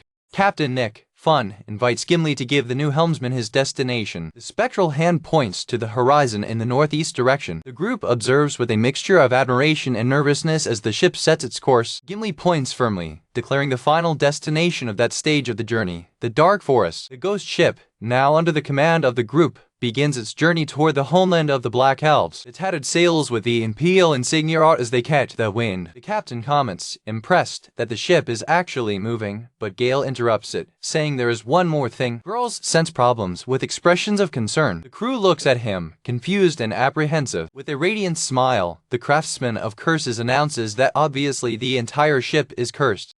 The three companions react with a collective resignation, exclaiming, "Oh, I knew." The crew, now panicking, asks what kind of curse he casts. Gail happily explains the terrible condition. Once on board, no one can land, the crew screams. Horrified, Gimli despairs, lamenting that it is no use sailing to the forest if they cannot tread on land. While a crewman cries for his family, Gail reassures him that he can simply dispel the curse and everything will be fine. The crew rebukes him for his arrogance, comparing him to an insensitive nobleman, but he simply offers a supply of dissipation talismans. He takes the opportunity to promote his store in Farmage, Gail's cursed goods, in case you need more talismans. He adds that his shop is also the place to buy more ammunition for the catapult, a box full of skulls. Holding the talismans, the crew and Sharina ironically comment on their impressive sales skills. Gimli watches the thoughtful scene as the ship moves towards Farmage. She turns to her companions, gathering them for a serious conversation. The guild master starts to sincerely apologize to Gail, Moria, and Sharina for everything. She recalls the deadly dangers they faced together, like the Kraken attack and the encounter with the ghost ship. With a heavy voice, she takes responsibility, saying that if she hadn't dragged them into the problem of black elves, none of this would have happened. Sharina interrupts her, stating that everyone there has decided on their own to join her on the journey. She adds with a smile that if she had stayed home,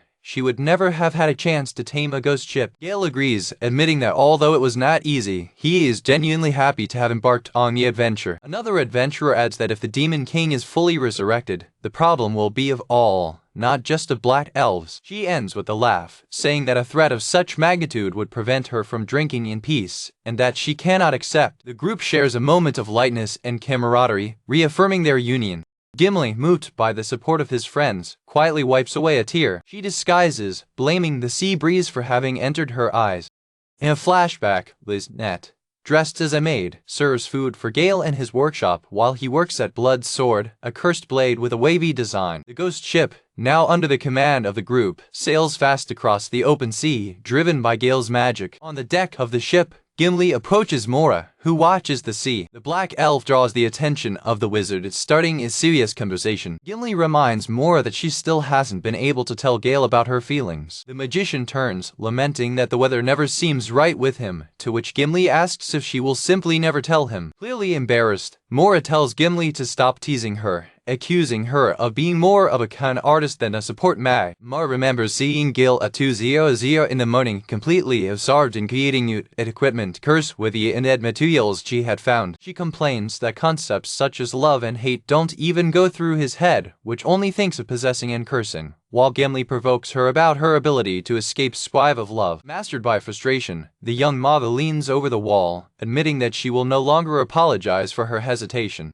She confesses her simplest fear, to be rejected by him. Moria reflects that while being near him makes her happy, seeking more happiness may not work. On the lower deck, Gail enthusiastically shows Sharina some items he created for the forest. A close-up shows Gail showing his projects to Sharina, who asks if he's creating things with the materials they've got. The manga concludes that if rejected, the situation would become so strange that she might have to leave the group completely. Gimli listens carefully, saying he understands and that everyone has their own perspectives. The leader of the Black Elves shrewdly warns her that while she hesitates, another girl can conquer Gail's heart. With a provocative smile, Gimli reminds Moria that she herself is one of those other girls for the annoyance of the magic. As Gail's journey approaches its final stage, the scene changes to its store in Farmage. A boot steps on the dirt floor outside the store. The pair of thieves Gail found in the hot springs, the Walder brothers, finally made it to town.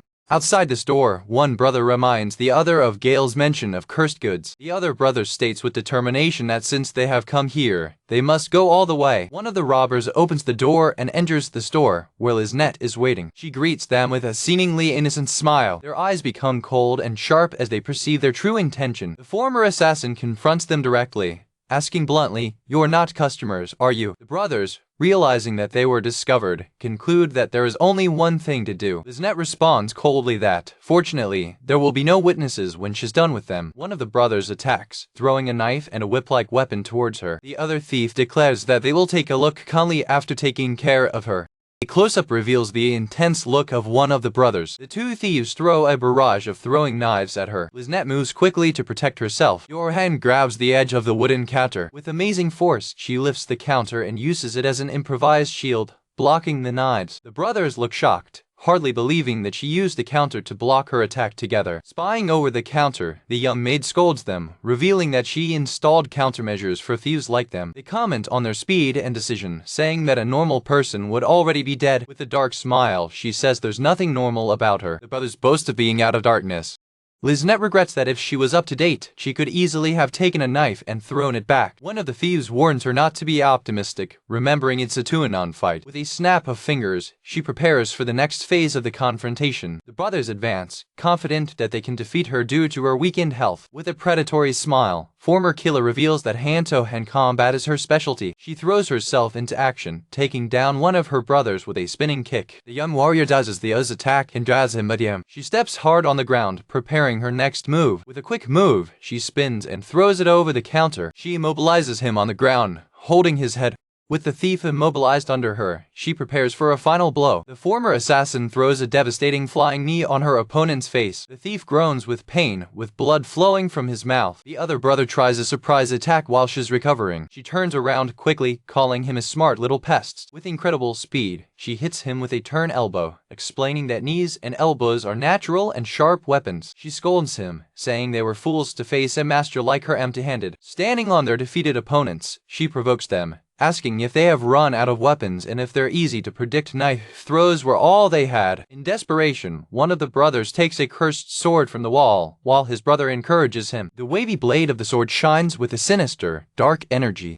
The other brother retreats, warning that the sword can be cursed. The curse takes over, and the thief wields the sword out of control. To his horror, the blade forces him to cut his own brother in the back. The wounded thief looks in shock as the sword passes through his body. Fallen to the ground, he begs his brother to stop, who screams that he knows, but can't control his movements. The cursed thief fights to release the sword, but his body does not obey, while Liznette watches with a dark smile. The young maid reveals her strategy. She deliberately provoked them to lose their temper and make a mistake. She explains that by not being able to think clearly, they were led to pick up a cursed blade. With a triumphant smile, she confesses that she was manipulating them psychologically the whole time. She remembers her own defeat for Gail, who kept calm from beginning to end while facing the undead, a lesson she learned well.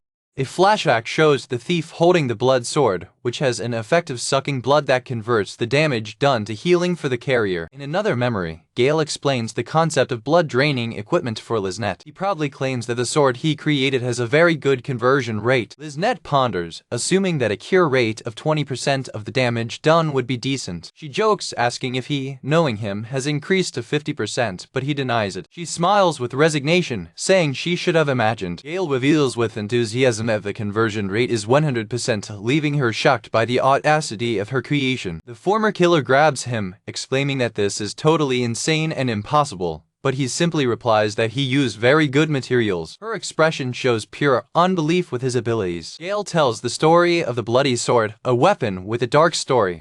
The blade was used by a man to kill all his blood brothers during a succession conflict. An image shows the hand of the man holding the bloody sword over the bodies of his victims. The sword is shown hanging from the store wall. Liznette realizes that this is how he added such an absurd effect to the weapon, combining his story with his curse-making skills. The young craftsman explains with a smile that he used the original curse of the sword, which forces the bearer to attack the nearest target against his will. She notes that for solo missions, there is no danger of reaching allies. With a knowing smile, the maid comments that solo missions may be lonely, but the sword would give more strength in battle. Gail ponders that the sword would be useful in staging a rebellion or in a tense and unique moment in life, where hesitation is not an option. Liznette adds that in the murder business, a trembling hand can cause the target to be missed. They conclude that with the sword, the mission will be accomplished any way, regardless of the fear of the bearer.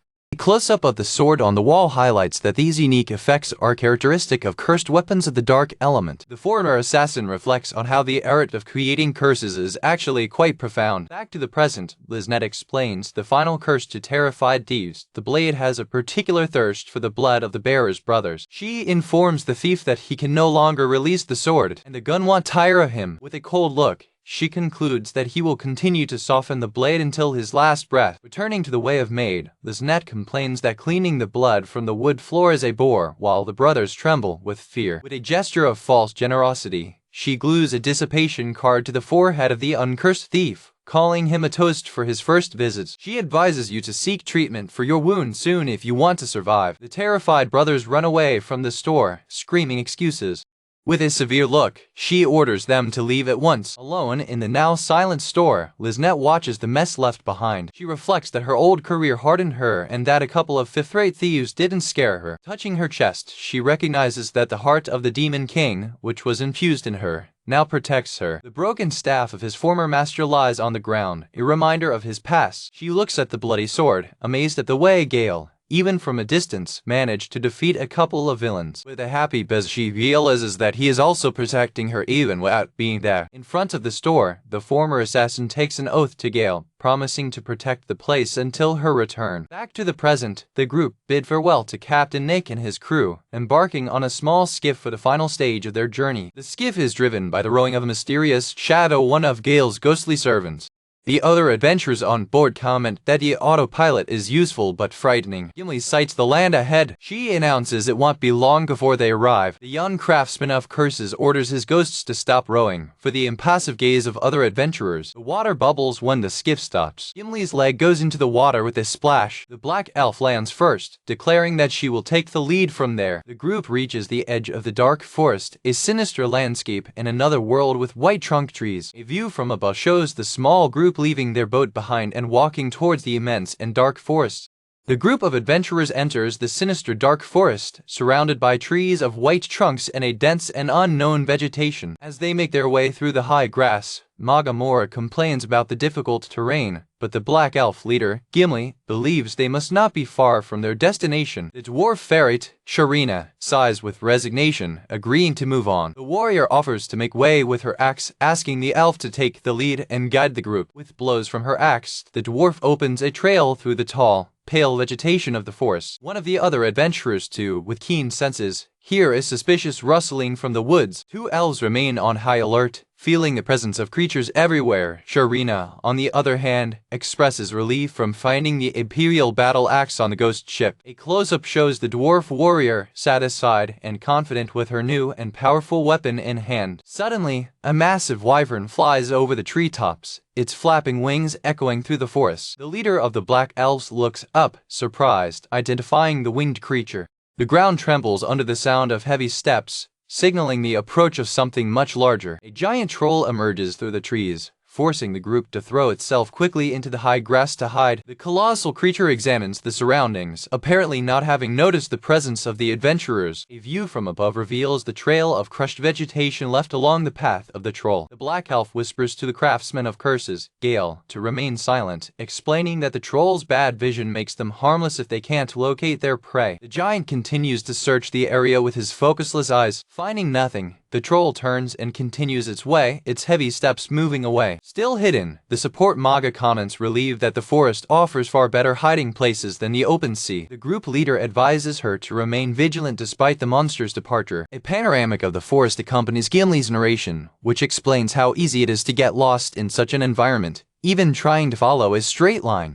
A close-up in the eye of the elf illustrates its explanation. People tend to unconsciously follow the easiest path influenced by their own habits. The wizard seems concerned to hear that this trend can cause someone to lose their sense of direction and end up walking in circles. With a smile, the guide reveals that this phenomenon is known as the Ring of the Traveler. The expression of the support mag remains tense and anxious. The black elf apologizes for underestimating the forest, reassuring everyone that it is a common mistake. She develops a map and admits that unfortunately she is not even immune to getting lost. The dwarf warrior, confused, asks what she means by that. For the shock of her companions, the guide admits that she is completely lost. A comic illustration shows the elf leader being reprimanded by her companions. The Manga and the Pharaoh complain aloud with the guide for getting lost in their own territory, to which she defends herself by saying that it has been a long time since she came here.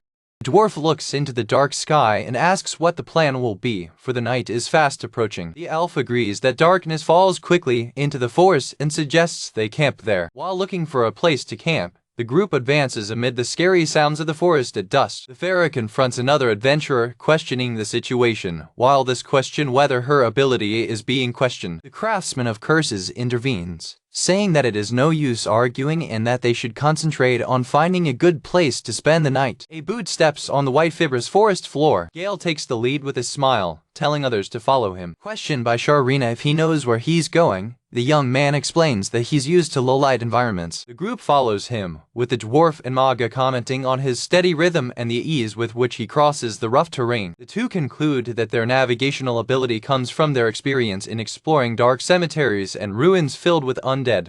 The craftsman listens to the conversation and shouts that they do not stay behind, confirming that an elite forest is a familiar environment for him. The group crosses a huge fallen tree trunk that serves as a natural bridge over a ravine. They pass through bioluminescent plants that illuminate the path in increasing darkness. The craftsman of curses calls the group, pointing forward and saying he believes he found water. The support Magna plays with the leader of the Black Elves about their skills as a guide, who apologizes embarrassedly. The dwarf ferret asks Gimley if Gail is right, and the elf admits she doesn't recognize the area. The guide looks around desperately, saying it only needs a family reference point to locate. The group stops in a clearing, surrounded by sounds of invisible creatures. The dwarf warrior confronts the elf leader, blaming her directly for being lost. Gimli can only apologize. Gail's expression changes when he notices something in the environment. He asks his companions to listen more carefully. The young craftsman explains that the large amount of fruit plants around indicates that a water source should be near. A splashing sound of water confirms your deduction. Water drops flow from the pale leaves of forest plants. Moria exclaims that she can now hear running water, while Sharina praises Gail's incredible intuition. At the edge of a small valley, the Manga observes a stream, theorizing that water must disappear in underground channels and resurface there. The craftsman of curses removes the vegetation to reveal the passage. With a triumphant smile, he announces they have arrived. He guides them to a dazzling clearing, an oasis lit by sunbeams with a quiet lake, leaving their pals goofy. A view from the bottom up shows the hearts of the tall trees framing the sky. The group inspects the site, agreeing that sandy soil and isolated location make it perfect for camping. The scene highlights the serene beauty of the site, with mushrooms and small trees growing among the giant roots. With a happy smile, the craftsman of curses confirms the decision of the group. He officially declares the site as the new camp, and everyone celebrates with their arms raised. Following the orders of the dwarf ferret, the group drop their backpacks and begin to organize as planned. A backpack falls to the ground with a deft thumb. The leader of the Black Elves explores the nearby area in search of any familiar signal to guide herself. The mighty dwarf warrior uses her axe to collect firewood efficiently. Meanwhile, the magician and the craftsman of curses are charged with seeking food, a crucial task for the survival of the group. Gail spots a fish jumping into water and celebrates discovery.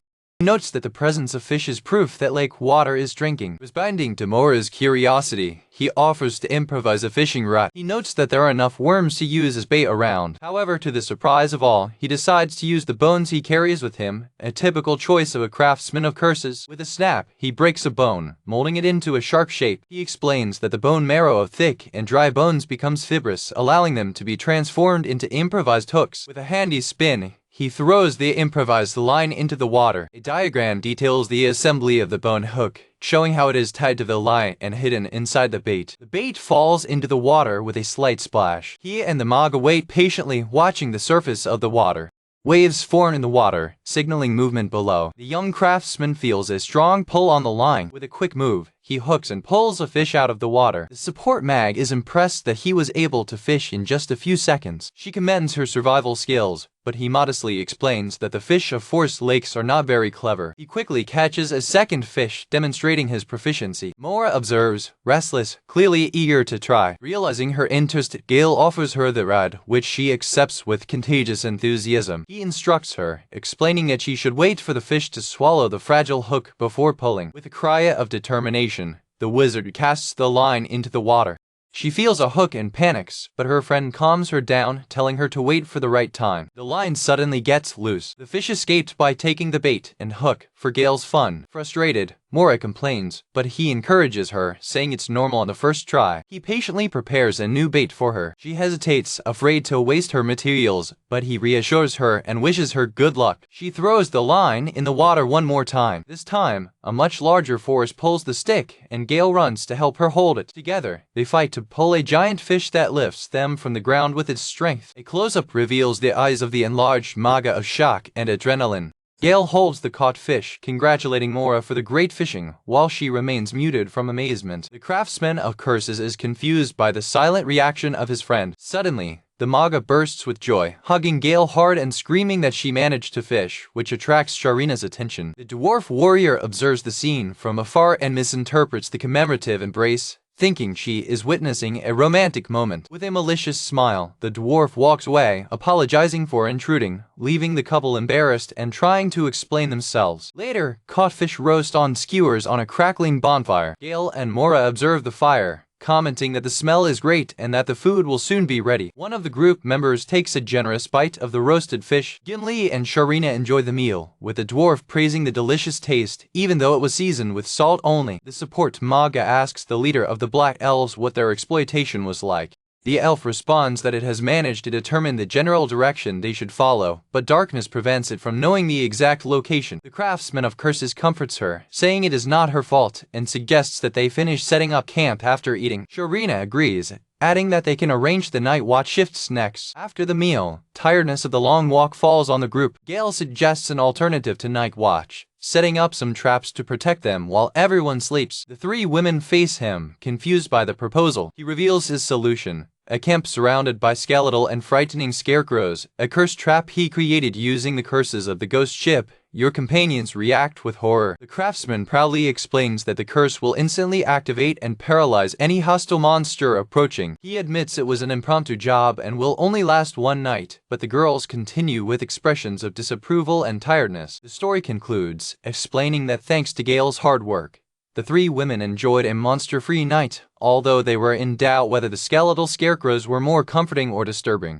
The morning after his night in the forest, one of Gail's skeletal scarecrows still stands guard over the empty camp. Inside the tent, Gail and Moria sleep deeply, exhausted by the journey. The support mag, Moria, dreams quietly. In a shared dream, the group sees themselves on a sunny hill before a noble black elf sitting on a rock. The mysterious elf warmly welcomes them to their homeland, addressing them as friends who traveled from far away. Moria observes the sublime figure, noting that she shares the same eyes, hair, skin color, and ears of her friend Gimley. The elf smiles serenely, like she's about to ask a question. Back at the camp, around the campfire, the group shares their experiences, discovering that they all had the same dream about the woman who looked like Gimley. Bird chirping signals the arrival of a new day. The crescent moon hovers in the night sky, marking the night the group share their prophetic dream. Gimley reveals the identity of the dream woman, Lady Minerva, the venerable leader of the Black Elves. She explains that they saw their leader in the promised Kallion and that the appearance was a sign of welcome. Impressed, Sharina comments on the power of Gimli's boss, while she confirms that they are not far from their destiny. The master of the guild elf adds that her leader is more than just powerful. She is an honorable and wholesome woman. Gimli herself reflects that if you arrive at the Promised Hill, you will be able to meet your leader personally, rather than only in dreams. With a sip of her drink, she confirms her plan. One of Gail's skeletal scarecrows, with a wizard's hat and a tattered cape, serves as a silent and frightening guardian. After resuming the journey, the group deepens into the forest, with Gail stretching her arms, feeling refreshed. Sunbeams pierce the dense canopy, illuminating the path. The support Manga stumbles from exhaustion, lamenting that although the night has been quiet, its supplies are running out and tiredness increases. With her teeth clenched, Moria expresses her frustration. The group faces a winding path between the exposed roots of the giant trees, yet not knowing exactly where they are going. The remains of a meal, a pile of fish buns, lay on the ground, a reminder of their monotonous diet. Sharina collapses, screaming that she can no longer eat salted grilled fish for the third consecutive day. Gimli, with an impassive expression, retorts that it was the dwarf who ate each one of them. The Manga, panting, murmurs that food is just one of the problems. The real crisis for Sharina is revealed when she falls to the ground in despair, screaming that she ran out of drink. Two empty bottles roll on the ground, symbolizing the end of their alcoholic provisions. While Gail tries to recap the situation, Moria tries to calm Sharina, who cries over the lack of alcohol, and another adventurer enters a state of abstinence. The leader of the Black Elves admits that they walked in circles and returned to the same camp, an area she does not recognize. The Manga declares that the situation is a total crisis because they have made no progress.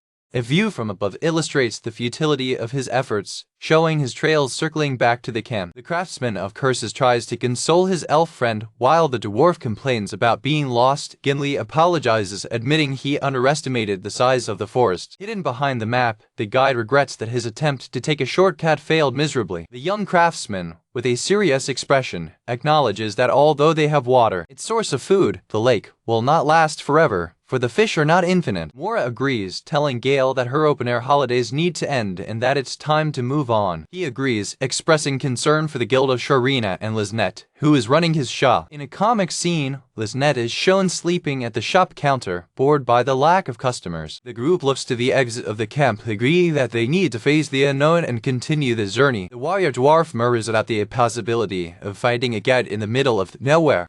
Gail too abruptly, her keen senses capturing a subtle movement between the trees. Your face shows a cautious surprise. A hooded figure quickly disappears behind a tree trunk. Hidden among the bushes, the craftsman of curses warns others that he saw someone, and Sharina praises his keen vision in the penumbra of the forests. Ignoring the warning, the trio of tired adventurers runs toward the sighted figure, desperate for rest and a way home. The three women advance loudly through the undergrowth. They emerge in a clearing and come across a group of figures dressed in red robes. The leader of the Black Elves approaches one of the figures to ask for information, while her companions are suddenly trapped by spider webs. One of the adventurers reacts with confusion. When the hooded figure turns around, the group realizes with horror that it is being guided by an undead being. A close-up reveals that the creature's feet float just above the ground. The trapped adventurer faces the scene with growing fear. The creature pulls the hood back, revealing a sinister skull with bright eyes. The group is surrounded by skeletal soldiers in tattered uniforms, identified as a division of the royal army that has been annihilated. The adventurer, in panic, decides it's time to run. Dozens of red skeletons emerge from the ground, increasing the threat. One of the skeletons approaches the adventuress, beating his jaw threateningly. A skeletal knight riding on a skeletal steed goes galloping, hurling at a laugh. The adventurer screams out of terror, shocked by the fact that everything around her is made of bones. The three companions, now free from webs, are completely surrounded by the horde of undead.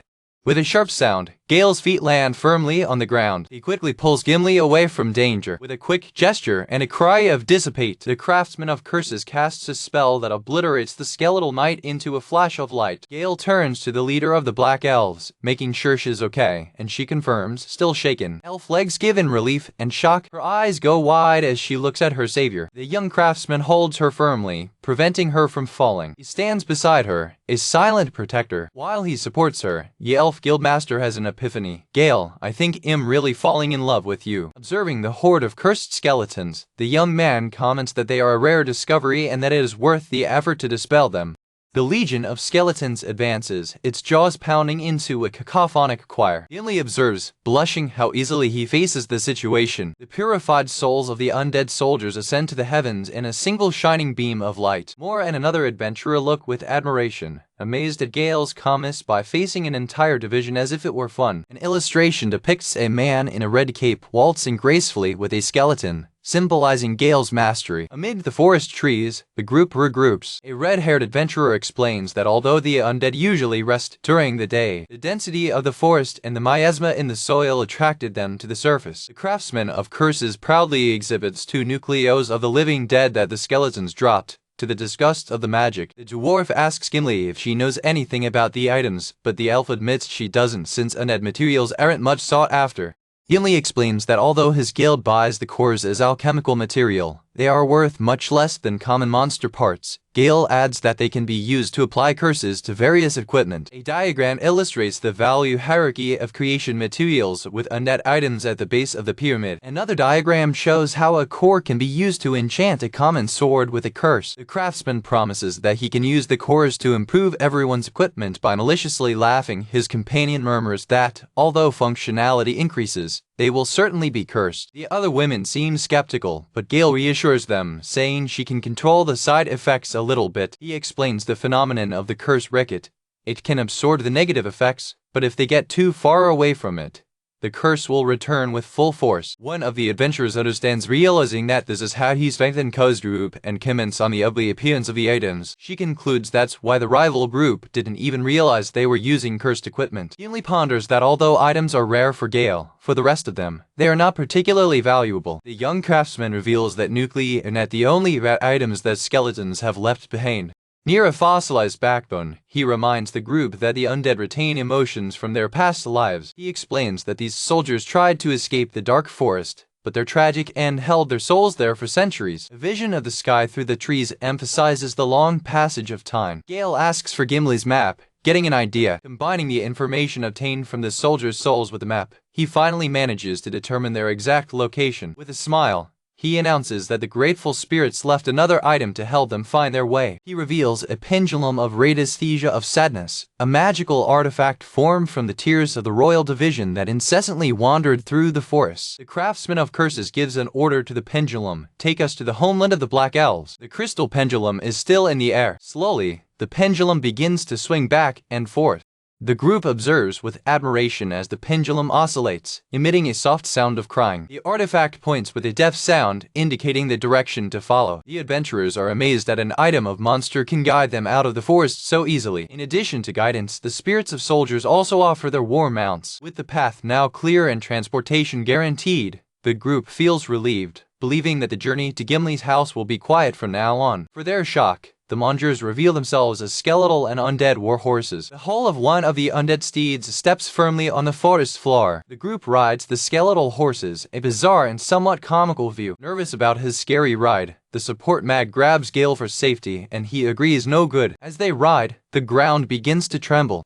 Skeletal mounts are shaken by a violent tremor, and the group struggles to hold on, questioning whether it is an earthquake. When the tremor decreases, Moria encourages Gail to continue, and the group moves on. While riding, an adventurer wonders why a division of the royal army would be in such a remote place. The leader of the Black Elves reminds everyone of what I told them earlier. The soldiers were devoured by the ancient dragon. The adventurer late realizes the danger, understanding that they are in the same area where the division was annihilated. Gimley pales, realizing the mistake she made by relaxing. Another tremor, stronger than the previous one, shakes the forest. A powerful roar echoes, shaking the air itself. Gimli scolds himself for letting down her guard, while the dwarf is terrified of sound. A loud impact cracks the ground in front of them. From the trees emerges the colossal ancient dragon, who stares at them with predatory eyes.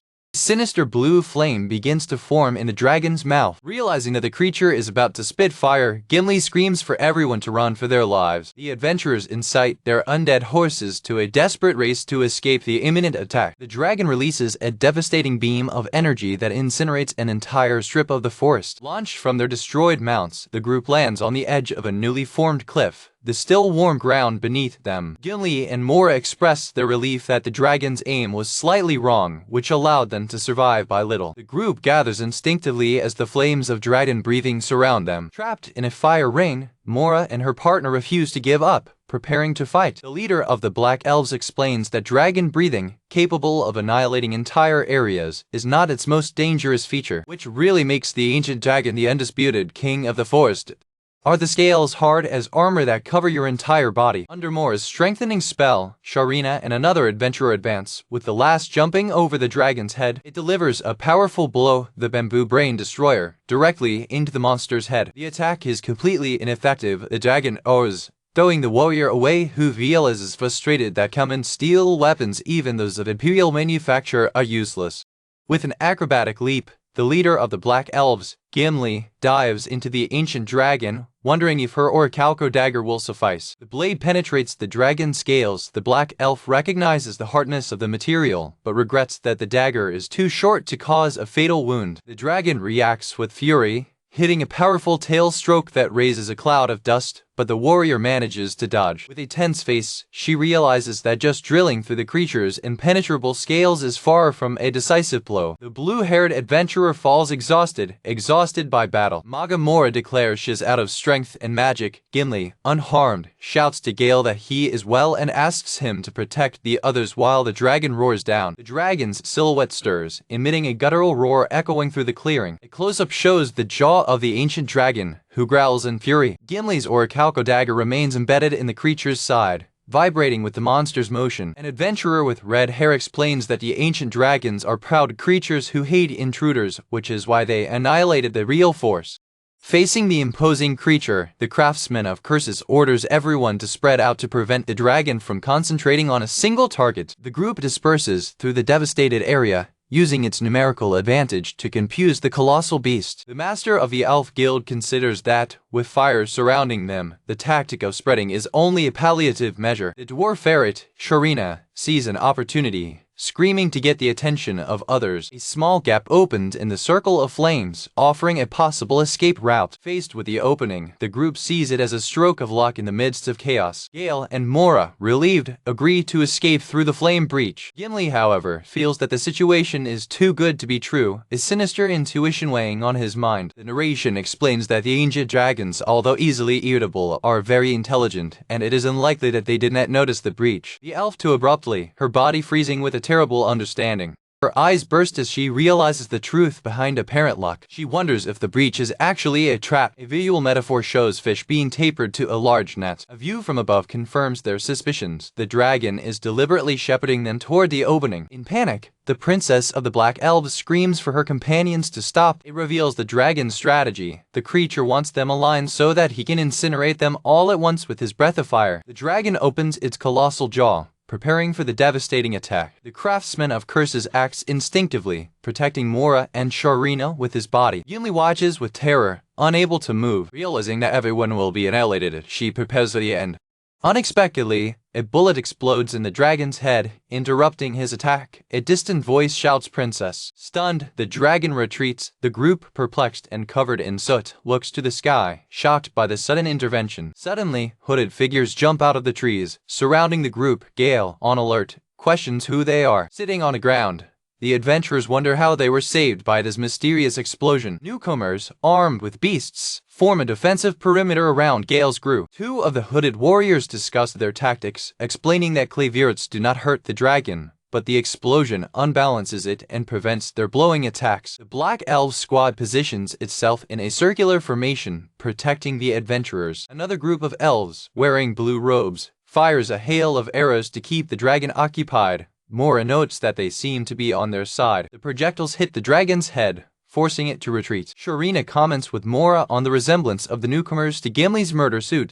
With his eyes wide open by surprise, Gimley recognizes his countrymen. One of the warriors removes the hood, revealing to be a black elf. He goes to Gimley with relief, asking if the princess is safe. Gail, Moria, and Sharina are blown away when they realize their saviors are black elves. Squadron leader Asgate kneels before Gimley, apologizing for the delay. The princess, still suing, asks how they found them. Asgate says they'll have time to talk later. The elf warrior fires another explosive virus in the dragon's jaw. Another elf commands the retreat, screaming for everyone to run. One of the elves throws a smoke bomb. The artifact explodes, releasing a dense smoke screen that covers the entire area. Covered by smoke, the ancient dragon roars with frustration for losing its prey. At a safe distance, Gail and Moria hear the furious roar of the dragon. Relieved that they escaped in one piece, Gimley releases a sigh of relief, finally safe from mortal danger. Princess Elf thanks her warriors, mentioning that she had used all her smoke bombs in the fight against the Kraken. Asgate explains that they saw a large amount of flashing lights in the sky earlier and came to investigate, surprised to find the princess in that situation. Gimley realizes that the lights were Gail's mass dissipation spell on the undead soldiers, who inadvertently signaled their location to their countrymen. She turns to the young craftsman,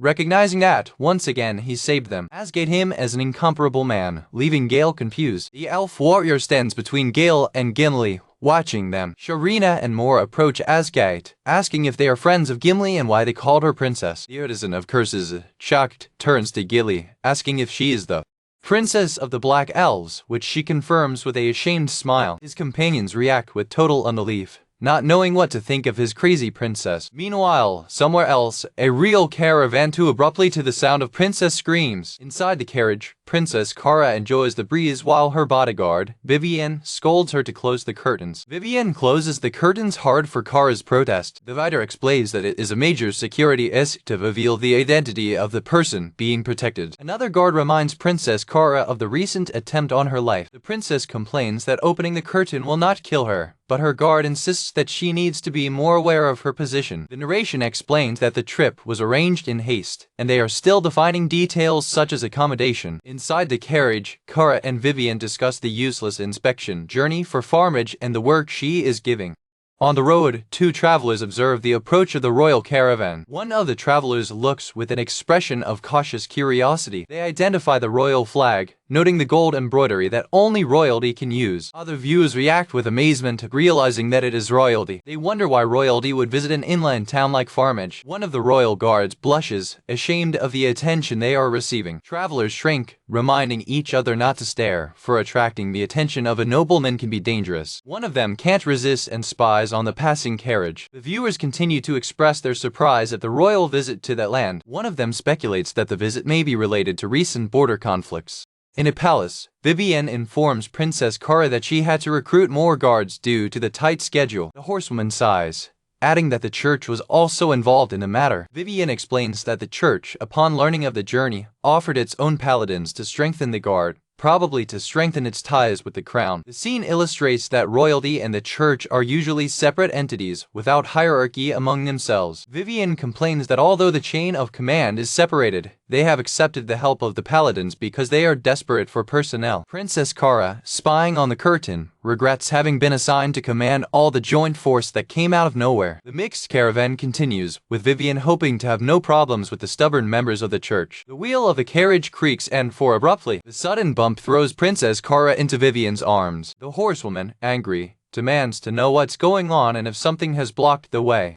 Another guard wonders if a monster stopped the caravan without warning. A soldier runs to deliver a report to his mistress. He reports that the royal guards and the paladins ahead are arguing. Vivian sighs, predicts the problem, decides to intervene. The horsewoman asks the princess to remain in the carriage while she resolves the situation. Vivian steps away from the carriage to investigate the commotion. She finds both groups of guards fighting childishly, sticking their fingers in each other's eyes. With an expression of pure disgust, Vivian thinks the scene is uglier than most monsters she's ever seen. As he approaches, the chief paladin, Justin, greets her, seeming relieved to see her. Justin hysterically declares that the sight is too dangerous and that they must ask the church to send a team of priests immediately. The writer questions him coldly, reminding him that the princess' inspection cannot be interrupted. The paladin stutters that the city they are headed for is cursed. Justin points to the street-side lighting poles. A close-up reveals that the lanterns are made of horned skulls. The paladin adds that there are many others like that. The road leading to Farmage is shown, flanked by poles with skull lanterns, giving the city a look from another world. Vivian, with an ironic smile, admits that it's a fair spot and that the place is actually scary. Justin, on the verge of panic, insists that the place is cursed and that the lanterns become more numerous as they approach the city. Vivian scolds him for his sensitivity, saying he has seen worse things, like corpses rotting on poles. She claims that they must go into town and that she will not stop the paladins if they wish to retreat. From the carriage window, Princess Kara expresses her frustration at being stopped by such trivial matters.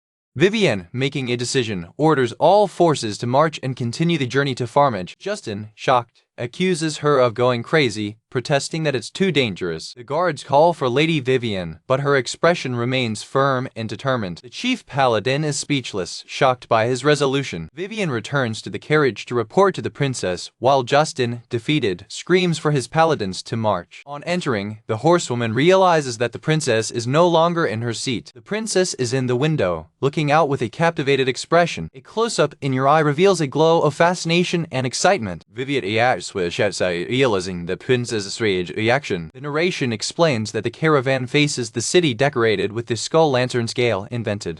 Justin and his paladins are terrified of Vision. The royal guard, in contrast, gives them no attention. And there's one more person involved in the scene. Princess Kara jumps out of the carriage with a cry of joy, exclaiming, "I knew it." Her guards watch her, completely confused by her burst of enthusiasm. With her face flushed with happiness, the princess whispers to herself that the decoration is simply adorable. With a radiant smile and bright eyes, the princess can hardly believe that what she is seeing is real, revealing herself to be a foreign princess in the clouds with all bliss.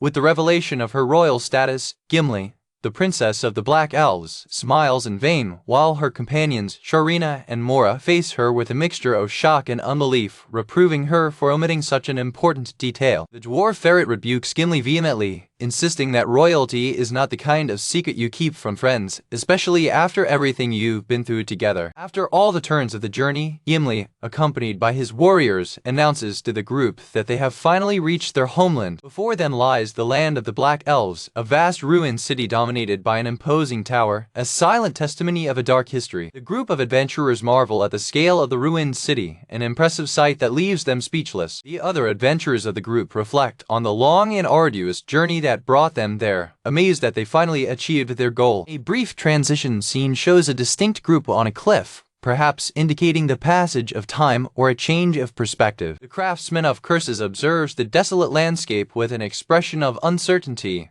processing the magnitude of what lies ahead. The landscape is a land of death, where dry trees and black plants rise between the bones of countless monsters, all under a sky full of miasma. Wrapped in a melancholy shroud, the group Gaud comments on the intensity of the miasma that permeates the ruins of the ancient city, much denser than normal.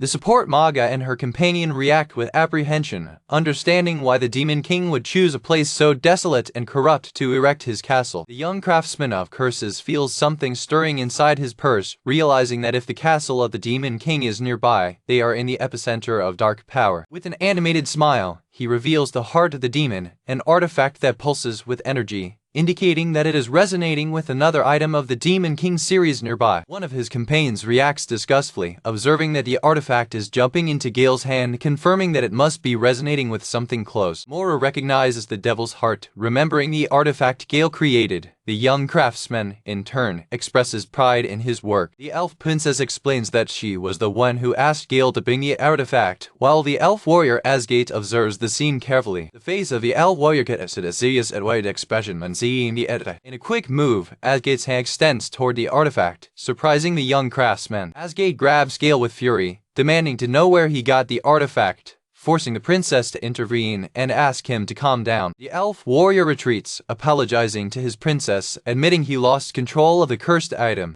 The other black elves cry out in unison, recognizing the heart of the devil as one of the artifacts they most desired to recover. The princess observes the artifact with a mixture of admiration and hesitation, wondering if it is really the genuine item. The craftsman of curses explains that what he possesses is only a fragment of the original artifact, which is why its size is reduced. The hooded elves react with shock and despair, demanding to know the whereabouts of the other fragments of the heart. Asgate, outraged, questions who would have the audacity to dismantle such a powerful artifact. With an unthinkable expression, the elf princess implies that the answer to Asgate's question is painfully obvious. The terrible truth hits Asgate and the other elves. It was the empire that took and divided the artifact, possessing all the other fragments. The elf warrior despairs, feeling that his people are still condemned, and curses the empire for desecrating the sacred artifact. The warrior's anguish is evident in his expression, reflecting the hopelessness of his situation. One of the elves questions the princess, pointing to the contradiction. If all attempts to recover the heart of the empire failed, how did a fragment reach them?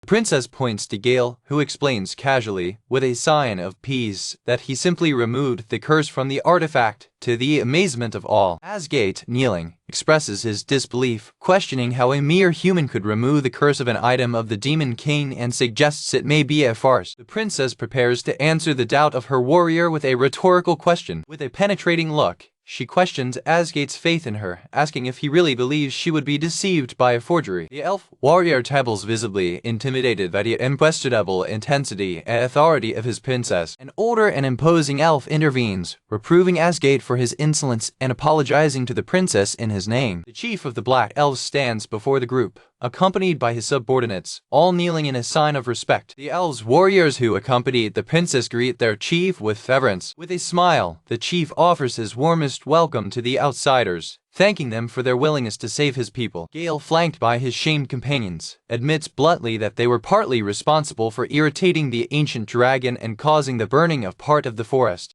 The chief laughs with bonhomie, minimizing the incident and explaining that the forest will recover in a few decades and that they themselves perform controlled fires. The group of adventurers sighs, relieved by the carefree response of the boss, who reassures them. The leader of the Black Elves goes directly to Gail, calling him by his full name, to which the young man responds with a respectful yes, sir. The wisdom of the elf elder is evident, for to him a few decades for the recovery of a forest are nothing. The chief reveals that he has heard much about Gail through Gimley's letters, who described him as a skilled craftsman of curses. The young man is ashamed of the compliment, trying to minimize it, but the princess beside him confirms that everything that was said is true. The elf elder ponders that although the letters were detailed, seeing the young man the artifact with his own eyes is a totally different experience. Two other elves approach and face Gail with a disconcerting intensity, making him ask them to wait a while. Asgate complains for not having been informed that their savior was a craftsman of curses, to which Gimley replies that the plan needed to be kept secret. The princess explains in a sharp way that if someone hasty like him knew about the plan, he could have lost everything before Gail arrived. Changing her tone, the princess strokes the head of her warrior, praising him for his bravery in saving them from the attack of the ancient dragon. A close-up shows the gesture of affection and recognition of the princess towards her subordinate. With a radiant smile, she sincerely thanks you for your crucial intervention. The elf warrior blushes, visibly moved and ashamed by the praise and gratitude of his princess. As the group prepares to proceed, Asgate, full of renewed fervor, declares that he would gladly give his life to resolve the crisis of his people. The reality of the situation destruction is imposed because the echoes of the dragon's roars can still be heard from a distance, a reminder that the area is not safe. A flock of winged creatures take off, frightened by the distant screams of the beast, confirming the continuing threat.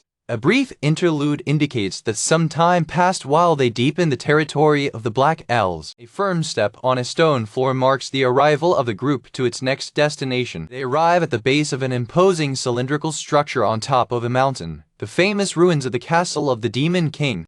As they climb the long staircase, adventurers comment on the monumental scale of construction, which made it difficult to judge the distance. The assembled group enters the huge arch portal, entering the ruins of the castle. The interior reveals a vast hall with multiple levels and staircases, leading one of the adventurers to ask if those are in fact the famous ruins. The dwarf ferret and the cursed craftsman examine the building material, noting that it is incredibly solid but surprisingly light, something they have never seen before. The dwarf hits one of the pillars, testing its density and confirming its strange property. The support Manga perceives figures lurking from the shadows, noting the presence of young black elves, observing them with curiosity. Moria scolds her friends for acting like tourists, but they defend themselves, saying they are just exploring the fascinating place. The Manga sighs, exasperated by the fact that the blacksmith and the craftsman of curses are more interested in their hobbies than in the current situation. A young elf explains that her people's main source of income comes from the forging of that rare material, which they sell in small quantities on the market. The elf smiles with knowledge, and Sharina's expression changes abruptly as she perceives the truth.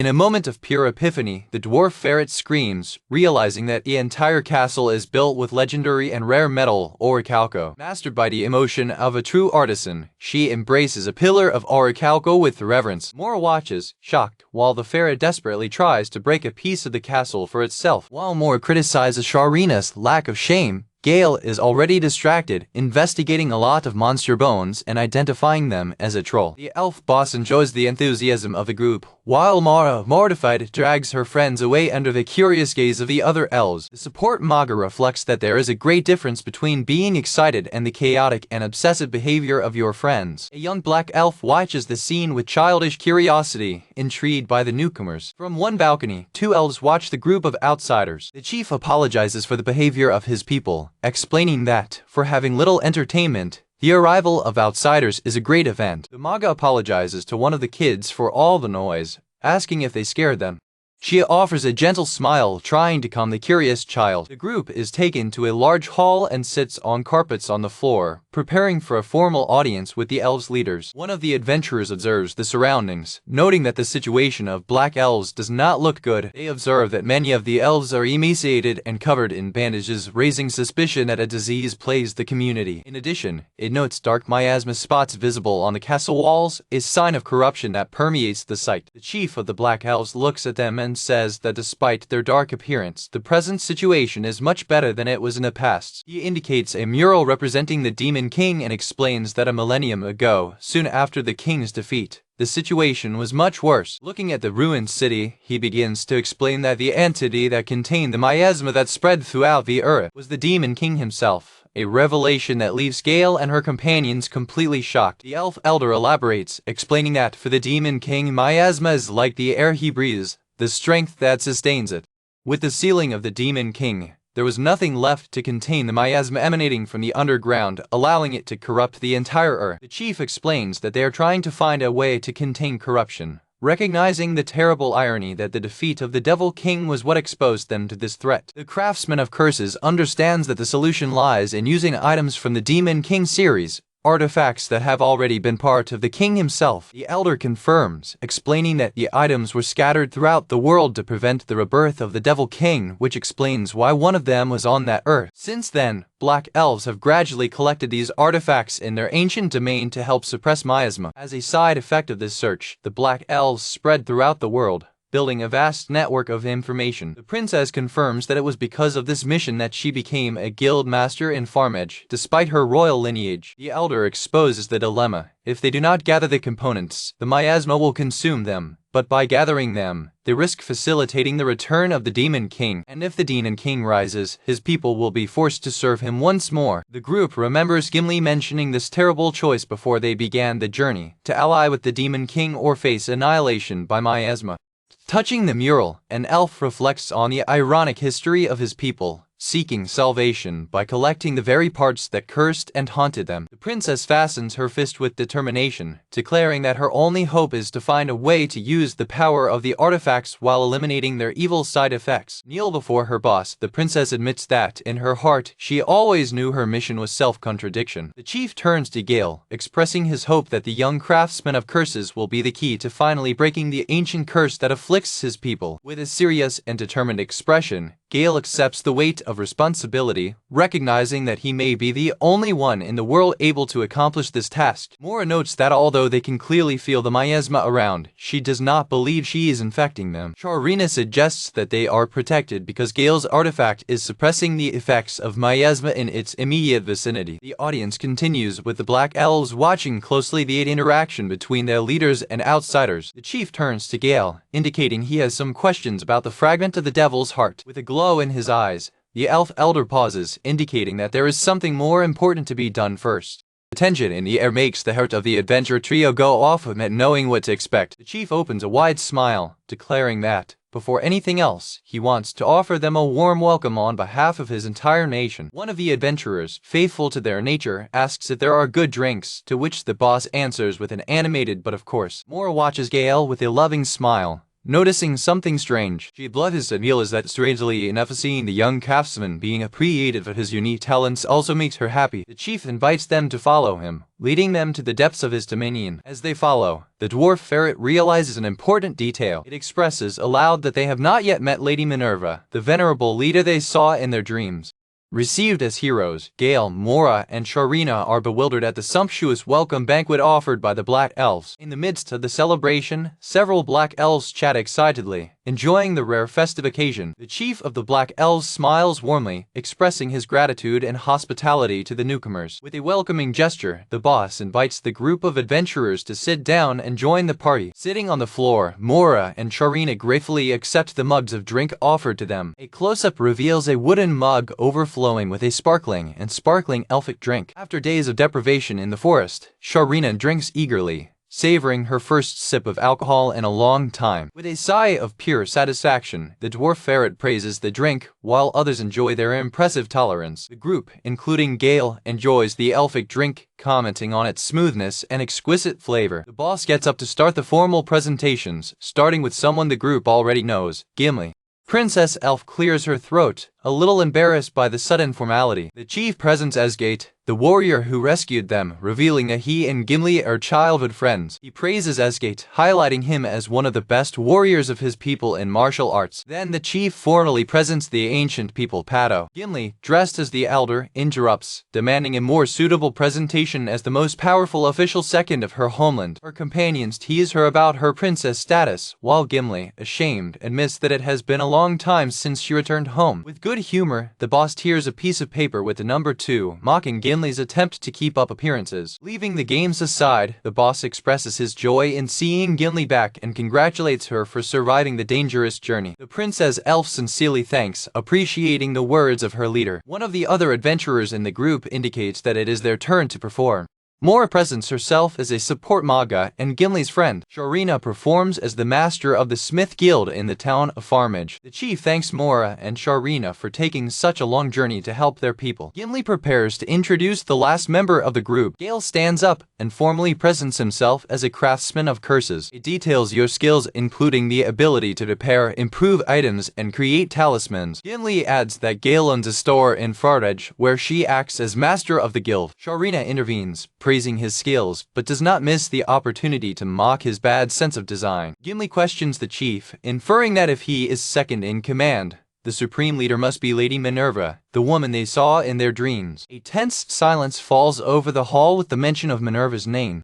The boss keeps a serious expression when he hears the question. As Gail takes a sip of his drink, his expression becoming dark, the group of adventurers eagerly asks if they can find the mysterious leader. With a solemn tone, Gimli confirms that yes, they will find her. She reveals that Lady Minerva is confined to a specific part of the palace. For the shock of all, she specifies that Minerva is in the dungeon, in the deepest part of the fortress. Gail is shocked to hear she's been trapped there for centuries. The support Manga is horrified to learn that Minerva voluntarily absorbed the adverse effects of all the Devil King items they collected. The dwarf pharaoh realizes realizes that Minerva's sacrifice and isolation are what protects her people and keeps her homeland. The chief claims that Lady Minerva is the most talented of her people and the only one able to bear such a burden.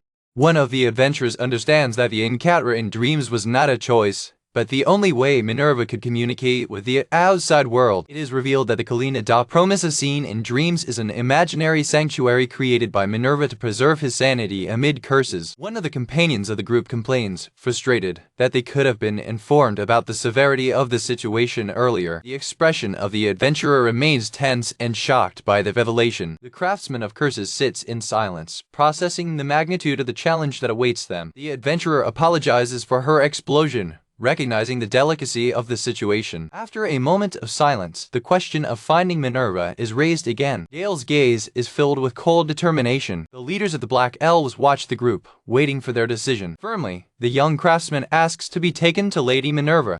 Gimley hesitates for a moment, pondering the seriousness of the request. Other members of the group agree, insisting that they must report to the leader of the Black Elves. Princess Elf smiles with resignation, agreeing to the plan. The decision is made. They will rest overnight and meet Minerva in the morning. Later, the group enjoys a relaxing bath in a large thermal pool, with water flowing from a gargoyle-shaped fountain. The women of the group sigh for relief, immersed in hot and steamy water. They comment on the luxury of having good food, drink, and a relaxing bath, something they have not experienced since the inn with hot springs. While relaxing, an elf reports that soft beds have also been prepared for each of them. One of the adventurers expresses her joy, saying that after so long camping, it looks like paradise. Moria is lazy, reminding everyone to enjoy the rest, but remain alert to the battle against the curse that will come.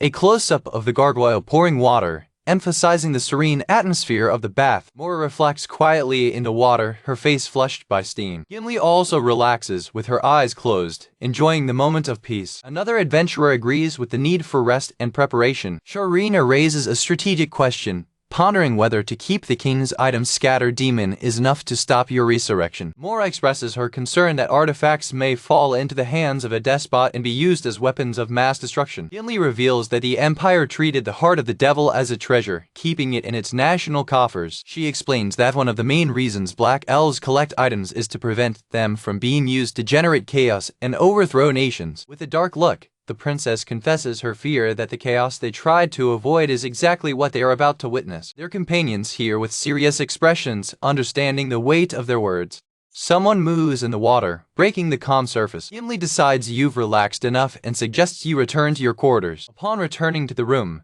the women find Gail asleep and call him to let him know that the bath is free. Awake, Gail surprises everyone by saying he wants to use the materials he found to create a new item. He shows them a piece of wood from a ghost tree, a rare material that an elf praises for its quality. The princess of the Black Elves confirms the power of the material, explaining that it is able to deceive even wyverns. One of his companions plays with Gail, saying he's more excited about the rare items than the real treatment they are getting. Gathered in their rooms, the group prepares to continue the strategic discussion. Gimli, speaking as a guild master, emphasizes that the items of the Demon King are a global threat that not even the hero group has managed to solve completely. Looking at the tower from a distance, she describes the mission as a task that no one has been able to complete in 1,000 years.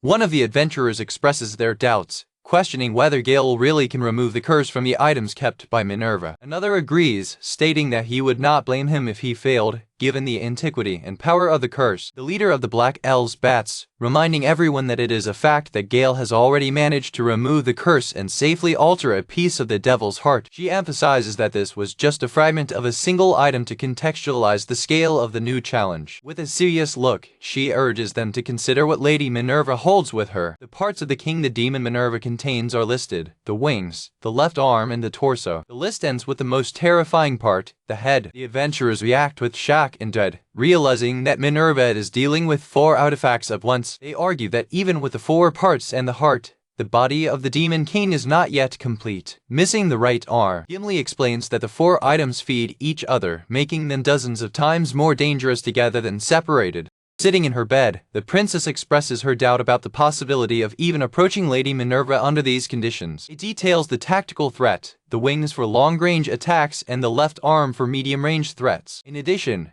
The devil's head makes it impossible to avoid short-range attacks. One of the companions concludes that the torso do devil acts as an iron wall, leaving no loopholes to explore at any distance. Two of them come to the terrifying conclusion that Minerva is protected by an impenetrable defense of physical and magical attacks. While women despair, one of them draws the attention of Gail, who was focused on his work, to inform him about the 4 artifacts. Another adventurer takes her hand to her head, overwhelmed by the magnitude of the problem. Gail's eyes burst with shock when he hears its 4 items. However, to the surprise of all, Gail's shock turns into an almost childish excitement while he repeats 4 with a smile on his face. Watching his reaction, an elf cries silently, realizing that the last hope of her people repose on the shoulders of that extraordinary and fearless man. The scene moves to a view of the castle tower, marking the passage from night to day. The next morning, the Black Elves await the group at one of the entrances to the tower. The group feels the cold air of the dungeon as it approaches the entrance to the lower levels. The chief of the Black Elves thanks again for their help. He informs them that he will lead them to an area that his people usually avoid. They arrive at a huge circular stone trapdoor on the ground,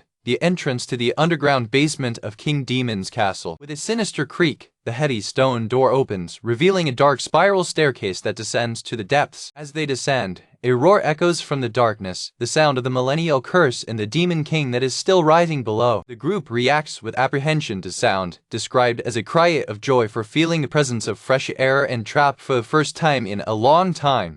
A barefoot elf steps on the first step of the dark staircase. Driven only by the faint light of a lantern, the group plunges into the abyss. Gail and her companions look into the darkness ahead with tense expressions. They are accompanied by Gimley and the Elder of the Black Elves. As Gail follows them, acting as a bodyguard in the rear, the Elder begins to explain that the entire underground complex was built by the Demon King himself long ago. It points to a collapsed passage indicating that only a part of the labyrinth is still accessible. The elf leader for the group, saying that before they reach Lady Minerva, he would like to discuss more about the ancient history of his people. He promises to reveal topics he's never addressed before. The group's elves listen attentively, looking into the dark splattered with stars from the cave roof.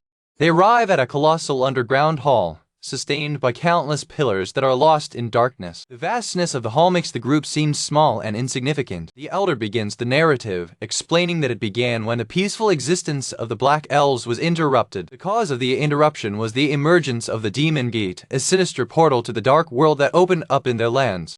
Within the great underground hall, Moria and Gimli marvel at the scale of the construction, commenting on its majestic size. Gimli observes the structure, admitting that he had never seen it with his own eyes. The elf elder explains that both the basement and the upper citadel were destroyed 1,000 years ago when the Devil King was defeated. Sharina wonders how such a vast structure was built, while Moria questions whether the castle of the Demon King was ever larger. The leader of the Black Elves says that according to legends, the Demon King formed the structure, solidifying the abundant miasma. He continues, explaining that it was the king himself who created all that, and therefore the structure began to decay shortly after his death. Another elf adds that the Demon King can never be totally defeated, and that is why space will never completely disintegrate. One of the adventurers ponders that it would take a massive force to maintain such a large structure, suspended between the underground and the surface, standing for so long. As a ferret, she claims she can say for sure that the existence of that structure is physically impossible without some extraordinary power sustaining it. Moria notes with concern that miasma becomes denser as they deepen into the dungeon. Gimli notes that without the modified fragment of the heart of the devil that Gail carries, their hearts and minds would already be contaminated. One of the guards swallows dry, realizing that soon even walking and talking will become progressively more difficult. In a gesture of apprehension, a hand shakes Gail's shoulder, a silent recognition of the increasing pressure. The group reacts with shock when the Elder confirms the presence of a demon gate in the depths. A shadowy illustration shows the moment the gate appeared, vomiting an army of the king's monsters, demon that instantly covered the forest with cursed pollution. The earth was transformed into an infernal landscape where all creatures without resistance perish. From the remains, a castle was erected, and from there, the Demon King began his conquest of the world. The elf chief explains that although many of his people tried to resist, they were all crushed without mercy. Asgate adds that the only way for their survival was to become the Devil King's vassals and offer their help. The Elder reveals that the gate still exists, asleep somewhere in the basement, and the malice of the Devil King who emanated from it did not disappear either. Moria asks, surprised, if they will see the demon gate beyond Lady Minerva, and the elder confirms it. He explains that the Demon King was not entirely eradicated even after his defeat and has since worked to recover the parts of his body needed to revive. Gimli reveals that the one who finally put an end to this was Lady Minerva, who was once the reluctant assistant to the Demon King. She realized that the remains of the Demon King were trying to revive once more and tried to avoid a new catastrophe by taking the curses on herself. Asgi concludes that she did all this to save the rest of the Black Elves. Gimli's hand closes around a ring, symbolizing the weight of Minerva's decision. With his seared eyes, Gimli explains that this is the way his leader atones and ensures that people around the world are not ruled by the fear of the Demon King. The group of adventurers hear the tragic story with expressions of shock and sadness, while Lady Minerva collected the body parts of the Demon King, placing one after another in her own body.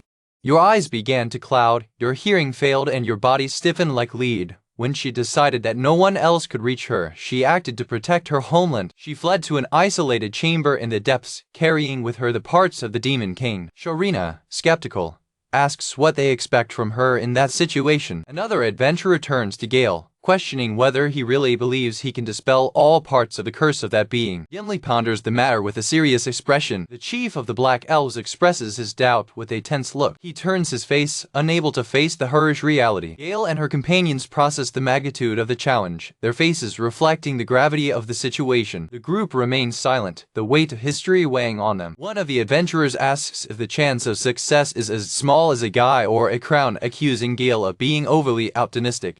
Gail smiles confidently, thanking them for their concern, but stating that regardless of the chances, he is there to fulfill what he has proposed to do. Sharina admits that, although dwarfs are used to mines and caves, such a scary place makes her somewhat pessimistic. Moria tries to cheer the group up, saying that there is no point in worrying about things that they may not be able to solve anyway. One of the adventurers slaps himself in the face, determined to remain strong before the challenge. Moria warns that if you make any mistake with the Demon King's 4 pieces, the consequences will be tremendous. She explains that a failed dissipation means that the conjurer is exposed to every rebound of the curse. An adventurer too abruptly, feeling the immense pressure of the curse. A dark vision illustrates the power of the curse, which has plagued the Black Elves for years and is ready to strike with all its might. Moria looks into the darkness, her pale face of concern. She turns to where she thinks Gail is, begging him not to push too hard.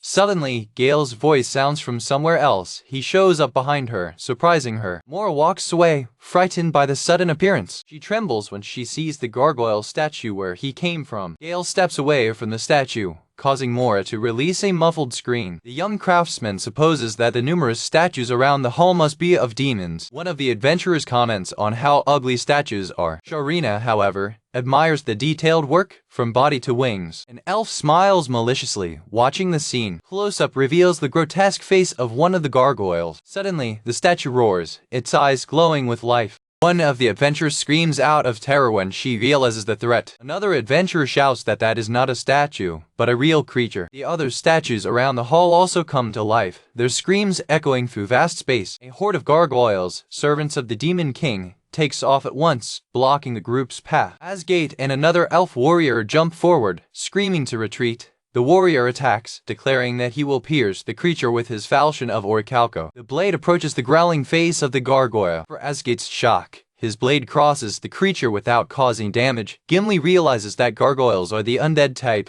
without a physical body, and orders everyone to run to lose them. The group dispersed, avoiding the dive attacks of the gargoyles. Moria and Sharina observe that creatures are incredibly agile and surrounded them in a blink of an eye. A gargoyle dives towards Gail and Sharina.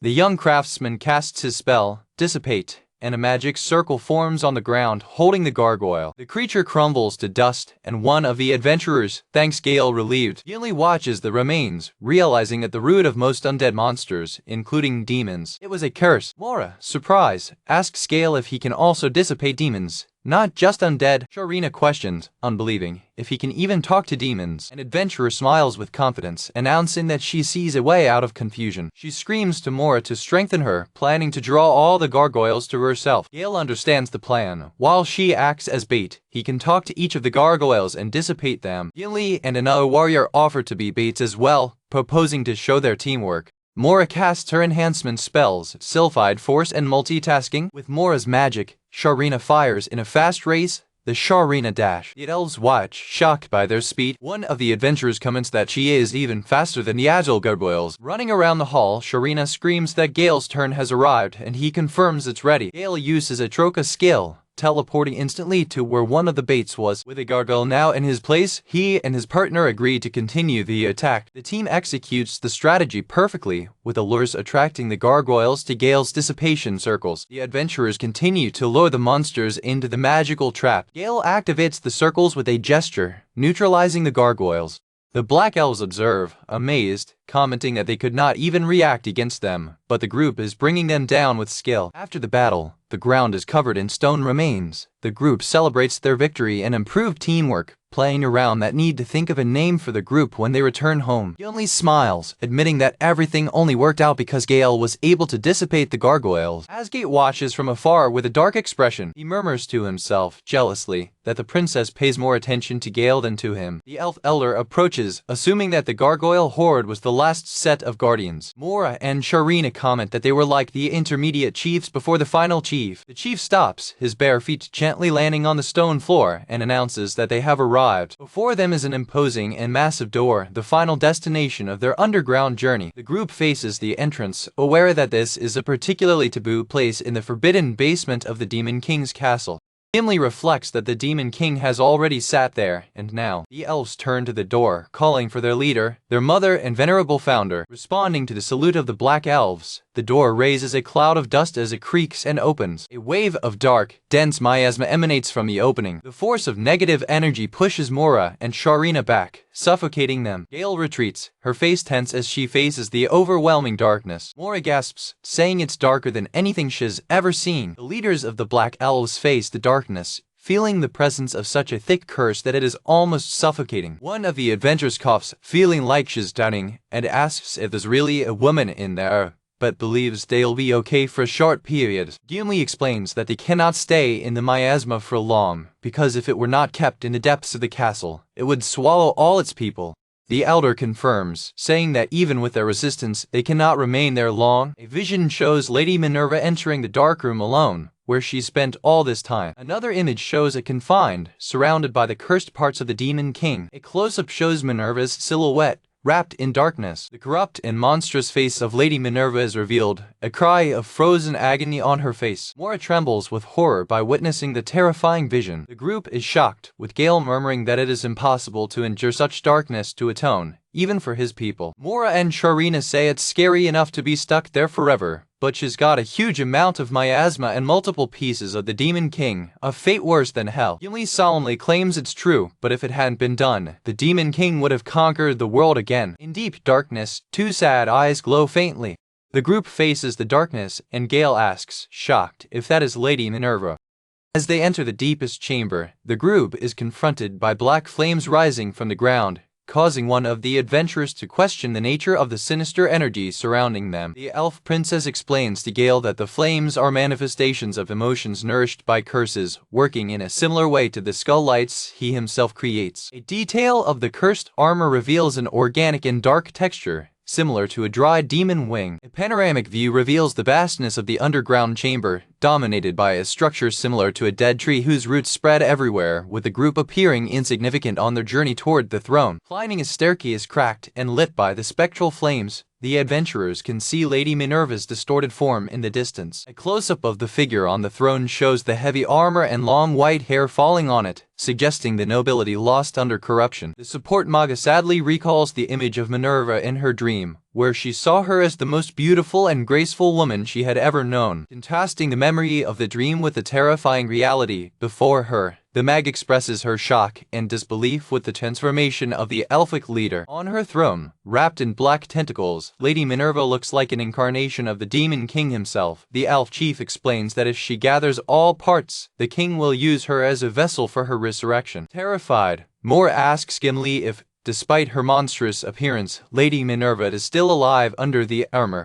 The floor and walls of the chamber seem to pulsate with an unholy life, the deaf sound of a heartbeat echoing through the hall. The leader of the Black Elves sits on a grand throne almost completely covered by countless pulsating tentacles and pustules. With a shadowy expression, Princess Elf confirms that her leader is still alive, imprisoned inside that grotesque form. Dominated by nausea in the face of vision and oppressive aura, the dwarf fight chokes belly, being able to contain the nausea. Moria runs to support Sharina, who staggers, almost fainting with the shock of the scene. As a ferret, the dwarf can discern the details of the countless cursed effects that plague Minerva. She perceives, even from a distance, a multitude of terrible and painful incantations, viewed as talismans hanging from a dead tree. The effects she can identify form a torturing cycle of intense pain, bleeding, decomposition, and self-healing. The warrior dwarf is so horrified by the other humiliating and degrading effects that she realizes she hesitates to describe them aloud. With a trembling voice, she declares that that is not a burden that any living being should bear. Black elves observe the scene with solemn and powerless expressions, witnessing the sacrifice of their leader. One of the adventurers expresses her indignation, exclaiming that the situation is complete madness. The narration describes how the curse inflicts pain incessantly, forcing Minerva to live and feed on his own suffering for centuries. With a frustrated punch, the adventurous woman shouts that the artifacts are no longer equipments, but rather clusters of pure evil. She turns around, punching a pillar in fury and impotence, cursing the terrible situation. Gimley begins to explain the inherent nature of the parts of the Demon King. It states that, by their mere existence, these artifacts spread their curses, corrode the world, and cause harm to everyone. The elf boss and a young elf are approaching, begging Gail to do whatever it takes to rescue Lady Minerva, for they frantically sought someone capable of breaking curses. The young elf calls her name Gail, placing all her hope in him. The craftsman of curses faces the scene, his face a mask of silent determination. Gail advances alone toward the throne, and a metallic sound echoes as one of Minerva's armored arms moves. In a sudden movement, the elfic leader rises, and demonic wings open behind her, revealing her imposing stature. The young craftsman realizes that his presence has been noted. Sharina observes with apprehension, commenting that the reception does not seem at all friendly. Shocked, the warrior Asgate shouts the name of his leader. Consumed by pain when seeing her in that state, he runs towards her, declaring how that breaks her heart. The armored figure of Minerva remains still, observing its approach. Asgate before her, her face a mixture of anguish and hope. The two black elves face each other, a tense moment of silence before tragedy. At a stunning speed, one of Minerva's Demon King wings attacks Asgate. The demon weapon is revealed in its entirety, an organic and lethal blade. The impact generates an explosive shock wave, a sonic boom that reverberates throughout the chamber. Adventurers protect themselves from the gale, shocked by the force generated by pure air pressure. In the dust that sits, Gimli desperately screams for Asgate, who disappeared on impact. The elf warrior is seen crushed against the far wall of the chamber, trapped in an impact crater with blood running from his wounds. From his throne, Minerva's figure coldly observes the outcome of his brutal attack. The chief of the elves cries out the name of his warrior, who groans with pain, severely wounded. Black tentacles emerge from the wall, arresting Asgate even more while he murmurs Minerva's name in agony. The elf princess observes horrified, explaining that he was thrown against the wall and is now being held there by the curses that permeate the air. Moria trembles, exclaiming that the power of the Demon King's relics is simply overwhelming. Minerva's wings shake again, preparing another attack. A young elf points out in panic that the right wing is also moving to attack. Gimli shouts a warning, realizing that another devastating blow is imminent. The stone floor begins to crumble under the pressure of accumulated energy. A close-up in Gimli's eye reflects the terror and urgency of the moment. One of the elves groans, watching the cursed tentacles squirm with anticipation. Sharina screams in desperation that although they can see the attack coming, there is no way to defend itself from it. The support Manga observes, powerless, while Minerva launches an attack with both wings simultaneously. Gail takes the lead, ordering everyone to gather behind him and declaring that he will divert the wind. Using his cloak as a shield, the young craftsman stands to intercept the massive shock wave. The adventurers pile up behind him while the force of the attack roars around him, contained by Gail's cloak. With visible effort, he can resist the impact, announcing that they held on. A close-up reveals the immense tension on Gail's face while he uses his cape to block the wind attack. The three adventurers behind him watch, shocked, what is hidden in the lining of his cloak. The inside of the mantle opens, revealing an arsenal of tools from its cursed craft, knives, talismans, and component bags. It is explained that the large number of cursed items he carries serves to increase his resistance to all elements, including fire, water, wind, earth, light, and darkness. Your equipment also protects you from any kind of debuff, from poison and fatigue to pain, hallucinations, and instant death. One of the adventurers asks if he prepared all that the night before, but another explains that Gail usually creates and uses this type of equipment all the time. The princess of the Black Elves ponders whether Gail's collection of cursed items would in itself be even more dangerous than the very parts of the Demon King. A rapidly moving foot runs over the cracked ground, indicating the beginning of the counterattack.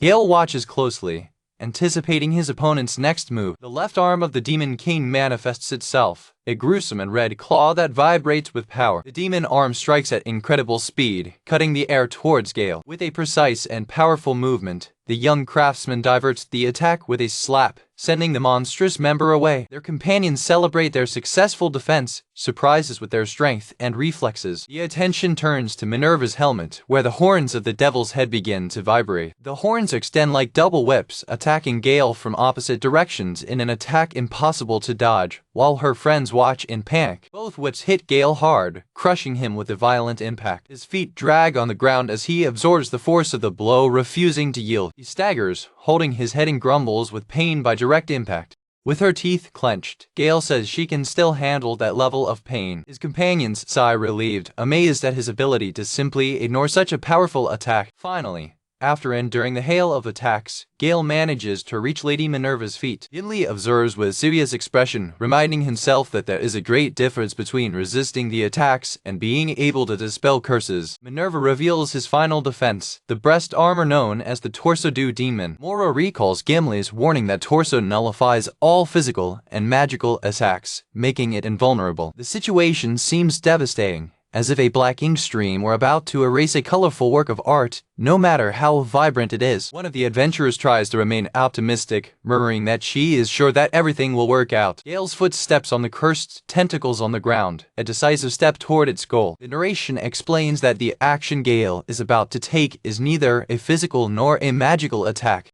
With a fixed and determined look, the young craftsman confirms to himself that that is not an attack. Minerva's armored face faces him, waiting for his next move. The young elf observes the scene, admitting that although it is not a warm welcome, the fact that Minerva's attacks have ceased is a crucial sign. The two opponents now face a tense standoff. Gail assumes Minerva's mind may be in conflict, divided between the despair of the control of the Demon King and the hope of protection that his presence represents, now that he is close enough to reach it. Observing from afar, Gimli wonders if this assumption is not too optimistic, given the situation. The craftsman of curses extends his hand toward the helmet of Minerva, a gesture of contact amid corruption. He announces his intention to begin the purification process by the head of the devil. With a cry from Dissipate, Gail invokes a huge, intricate magic circle that bursts behind him, filling the staircase with its light. The purifying energy of the spell advances, involving Minerva and the black tentacles in its brightness.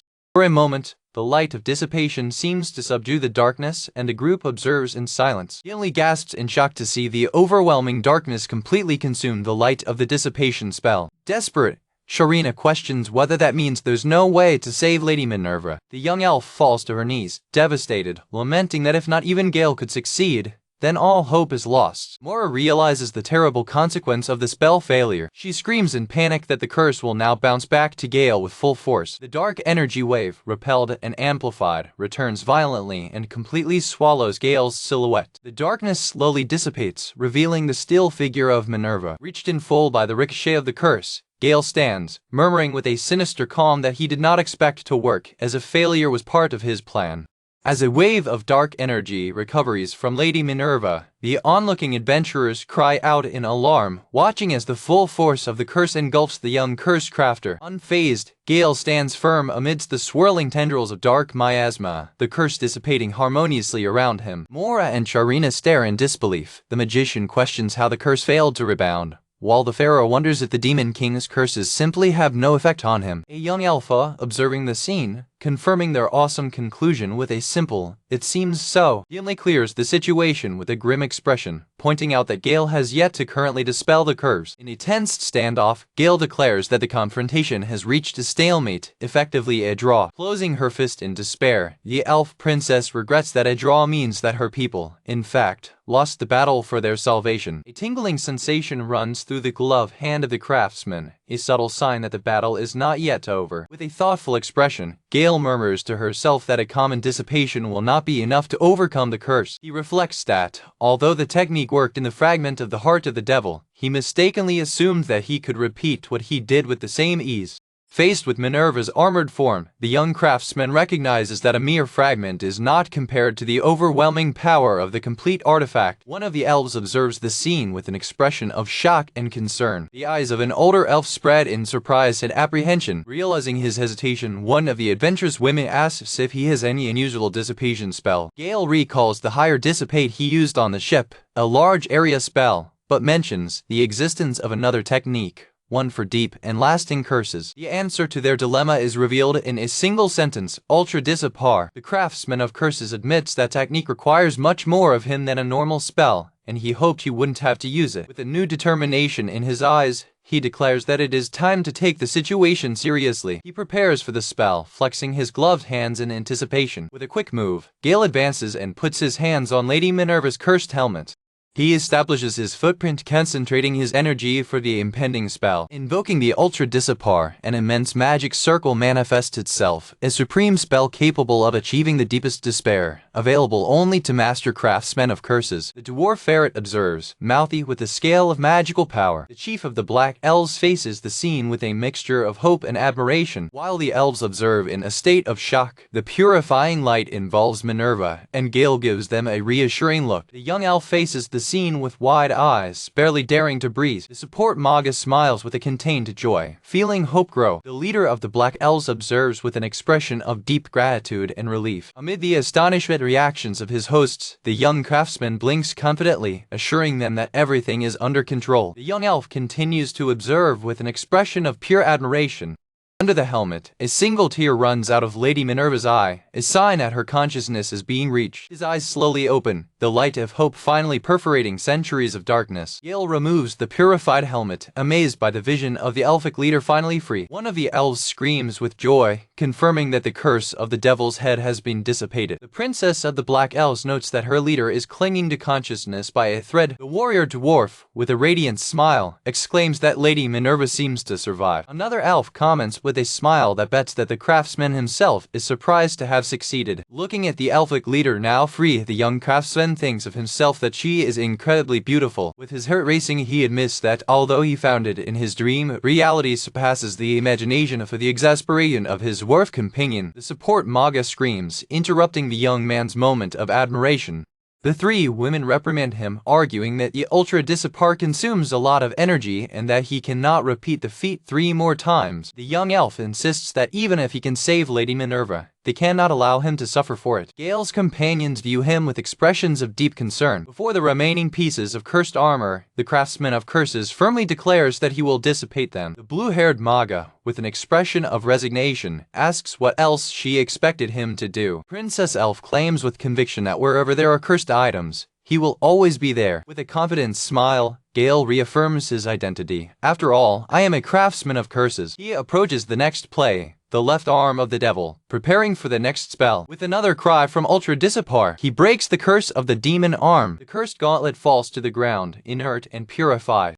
Without hesitation, the young craftsman turns to the remaining pieces, declaring now the others. He casts the spell on the wings of the demon, and finally, the Ultra Dissipate purifies the torso of the demon. Free from her 1,000-year prison, Lady Minerva emerges, the cursed armor crumbling at her feet. Gail releases a sigh of relief, the monumental task finally completed. Exhausted, it collapses on the ground, admitting that launching 4 Ultra Dissipairs in rapid succession left it exhausted. The dwarf ferret turns to the elf princess, asking if it really marks the end of the millennial curse. With her eyes snarled with emotion, the princess confirms that yes, the curse is finally over. The support Manga reflects, marveled that the curse that haunted a people for 1,000 years was shattered in a blink of an eye by a single person. The leader of the Black Elves, with an exhausted expression, begins to regain consciousness. His eyes open slowly, adjusting to newly discovered freedom. Cambailando, Lady Minerva thanks her savior, who supports her. With a ashamed smile, The young craftsman answers, "You're welcome," while the leader looks at him with the connoisseur's gaze. She explains with difficulty that she hasn't spoken in a long time and that she has trouble moving her mouth. Its profile reveals the profound exhaustion of centuries of torment. The princess of the Black Elves watches her leader from afar with a heavy heart of emotion. She approaches slowly, absorbing the moment she has waited so long. The elfic leader turns and gently calls the name of her protege. With a graceful gesture, she reaches out and invites her to approach. Mastered by emotion, the young princess cries openly, calling her revered leader. The hands of the two elves are in a gesture of reunion. The two embrace, a moment of comfort and relief after centuries of separation. The leader explains that on the hill of the promise of her dreams, she could barely express her will. With a tender smile, she adds that that is no longer a dream. Gail and her companions watch the scene with emotional smiles. A close-up reveals the joy and peace in the eyes of the newly liberated leader. Suddenly, the elfic leader faints from exhaustion, and her protege the flame, alarmed. Before she loses consciousness, she asks them to let her sleep a little, admitting her exhaustion. The princess reassures others, explaining that it is simply a reaction to purification. The narration confirms that Minerva, finally free from the millennial curse, simply fainted, with her cheeks flushed. Princess Elf embraces her sleeping leader with strength, in a gesture of protection and love. A young elf watches, whispering with tears in her eyes. Finally, the warrior dwarf, sitting next to the exhausted craftsman, congratulates him with enthusiasm, declaring that he never let her down. The two of you exchange a friendly punch in celebration of victory. While the support Mada cries with joy, her dwarf friend provokes her, asking for how long she intends to continue crying. The young craftsman smiles, reminding everyone that it is a happy time for everyone, not just for the elf princess. The mag, wiping the tears, tells him it's true, but there's something else. With a tender gesture, she holds his hand with yours. The craftsman of curses looks upon her, surprised, while she looks away, ashamed. The dwarf ferret expresses its concern, questioning whether the young man is really well after performing the spell 4 times in a row.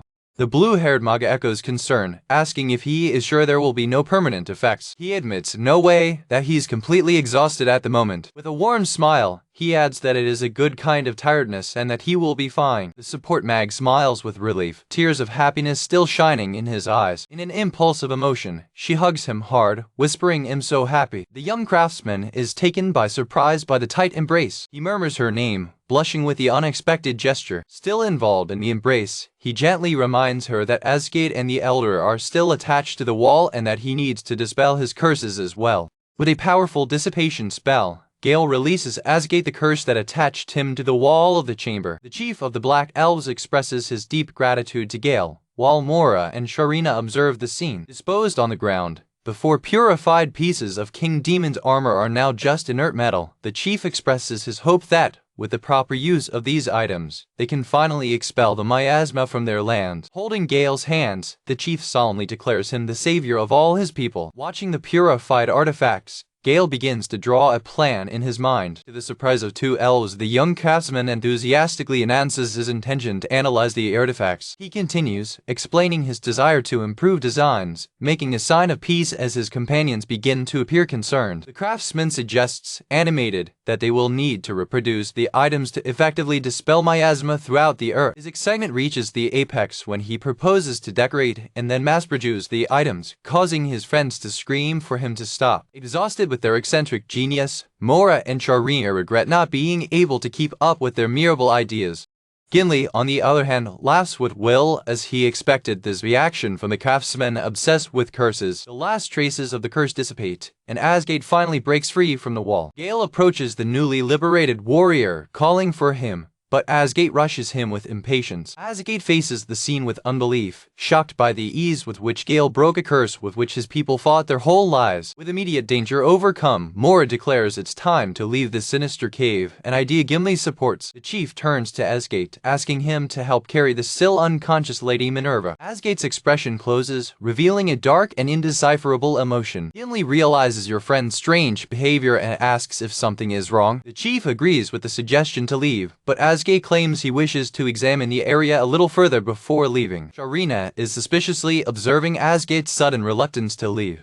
Asgate moves away, his face a mask of internal conflict and resentment. Gimli watches him with a serious and concerned expression. Realizing the embarrassing situation, Gil happily offers to carry Lady Minerva to the surprise of the chief. Sharina explains to the chief that Gail is much stronger than he looks, while the young man flexes a cursed gauntlet. Looking at the discarded armor, Sharina offers to take the Devil King's items, now that they are no longer cursed. Gail intervenes quickly, saying that he will also take them, as he collects them in a grey cloth. Without apparent effort, Gail lifts the sleeping Minerva in her arms. Asgate observes amazed, commenting on the ease with which Gail carries not only Minerva, but also the 4 heavy pieces of armor, calling it a constant surprise. The chief announces with joy that as soon as they return to the surface, they will call on everyone for a great celebration. The boss and Gimli smile, relieved that the Black Elves no longer have to worry about their 1,000-year-old curse. Holding Minerva, Gail states that he wants the occasion to mark the beginning of a new era of praise to the 3 dissipators, while Sharina celebrates the idea of another party. The group starts leaving the cave with enthusiasm. Gimli, moved by the end of the ordeal, declares that she is dying to have a drink to calm her nerves. Sharina asks Gail if he has anything to take them to the surface quickly,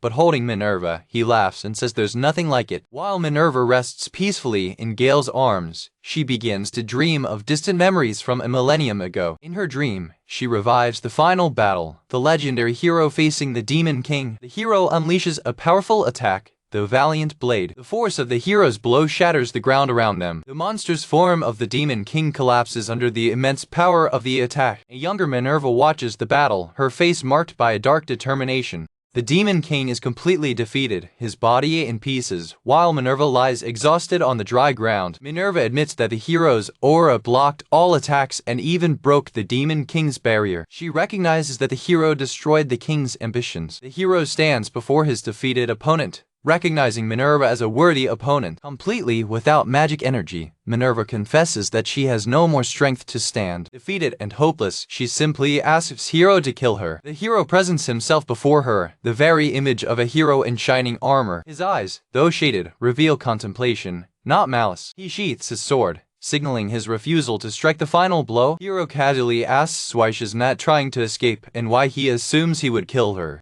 Minerva views him with total unbelief, unable to understand his mercy. She trembles on the floor, questioning her motives. Enraged by what she perceives as mockery, she screams at him for daring to speak to her in that way. The hero listens calmly, his indecipherable expression under the shaded eyes. Minerva explains their nature, stating that they are demons and that the shattered figure was his king. She resigns to her fate, saying it's natural for him to kill her and that he wouldn't complain if he exhibited her body as a trophy. Hero takes a step toward the defeated elliptical leader. For her shock, he takes her gently in his arms. He offers a weak and comforting smile. The hero turns to leave the battlefield, carrying Minerva, while his companions watch. Members of his group smile, approving the compassionate decision of their leader. Confused and suspicious, Minerva asks what he is doing. She's gasping, surprised by her unexpected actions. Laughing at her assumption that he's planning on profaning her, the hero guarantees he won't kill her or assault her. He reveals that, before the final battle, he traveled to the homeland of the Black Elves and spoke to her people. Minerva is amazed to hear that he, his enemy, heard the situation of his people. The hero explains that a true adventurer cannot succeed by fighting monsters. He elaborates that a good hero talks to the inhabitants of any new place he visits. The information obtained in this way, he explains, could be a better protection than any error and open new paths. That's why I know, he says, that you were forced to help the Demon King to protect your species.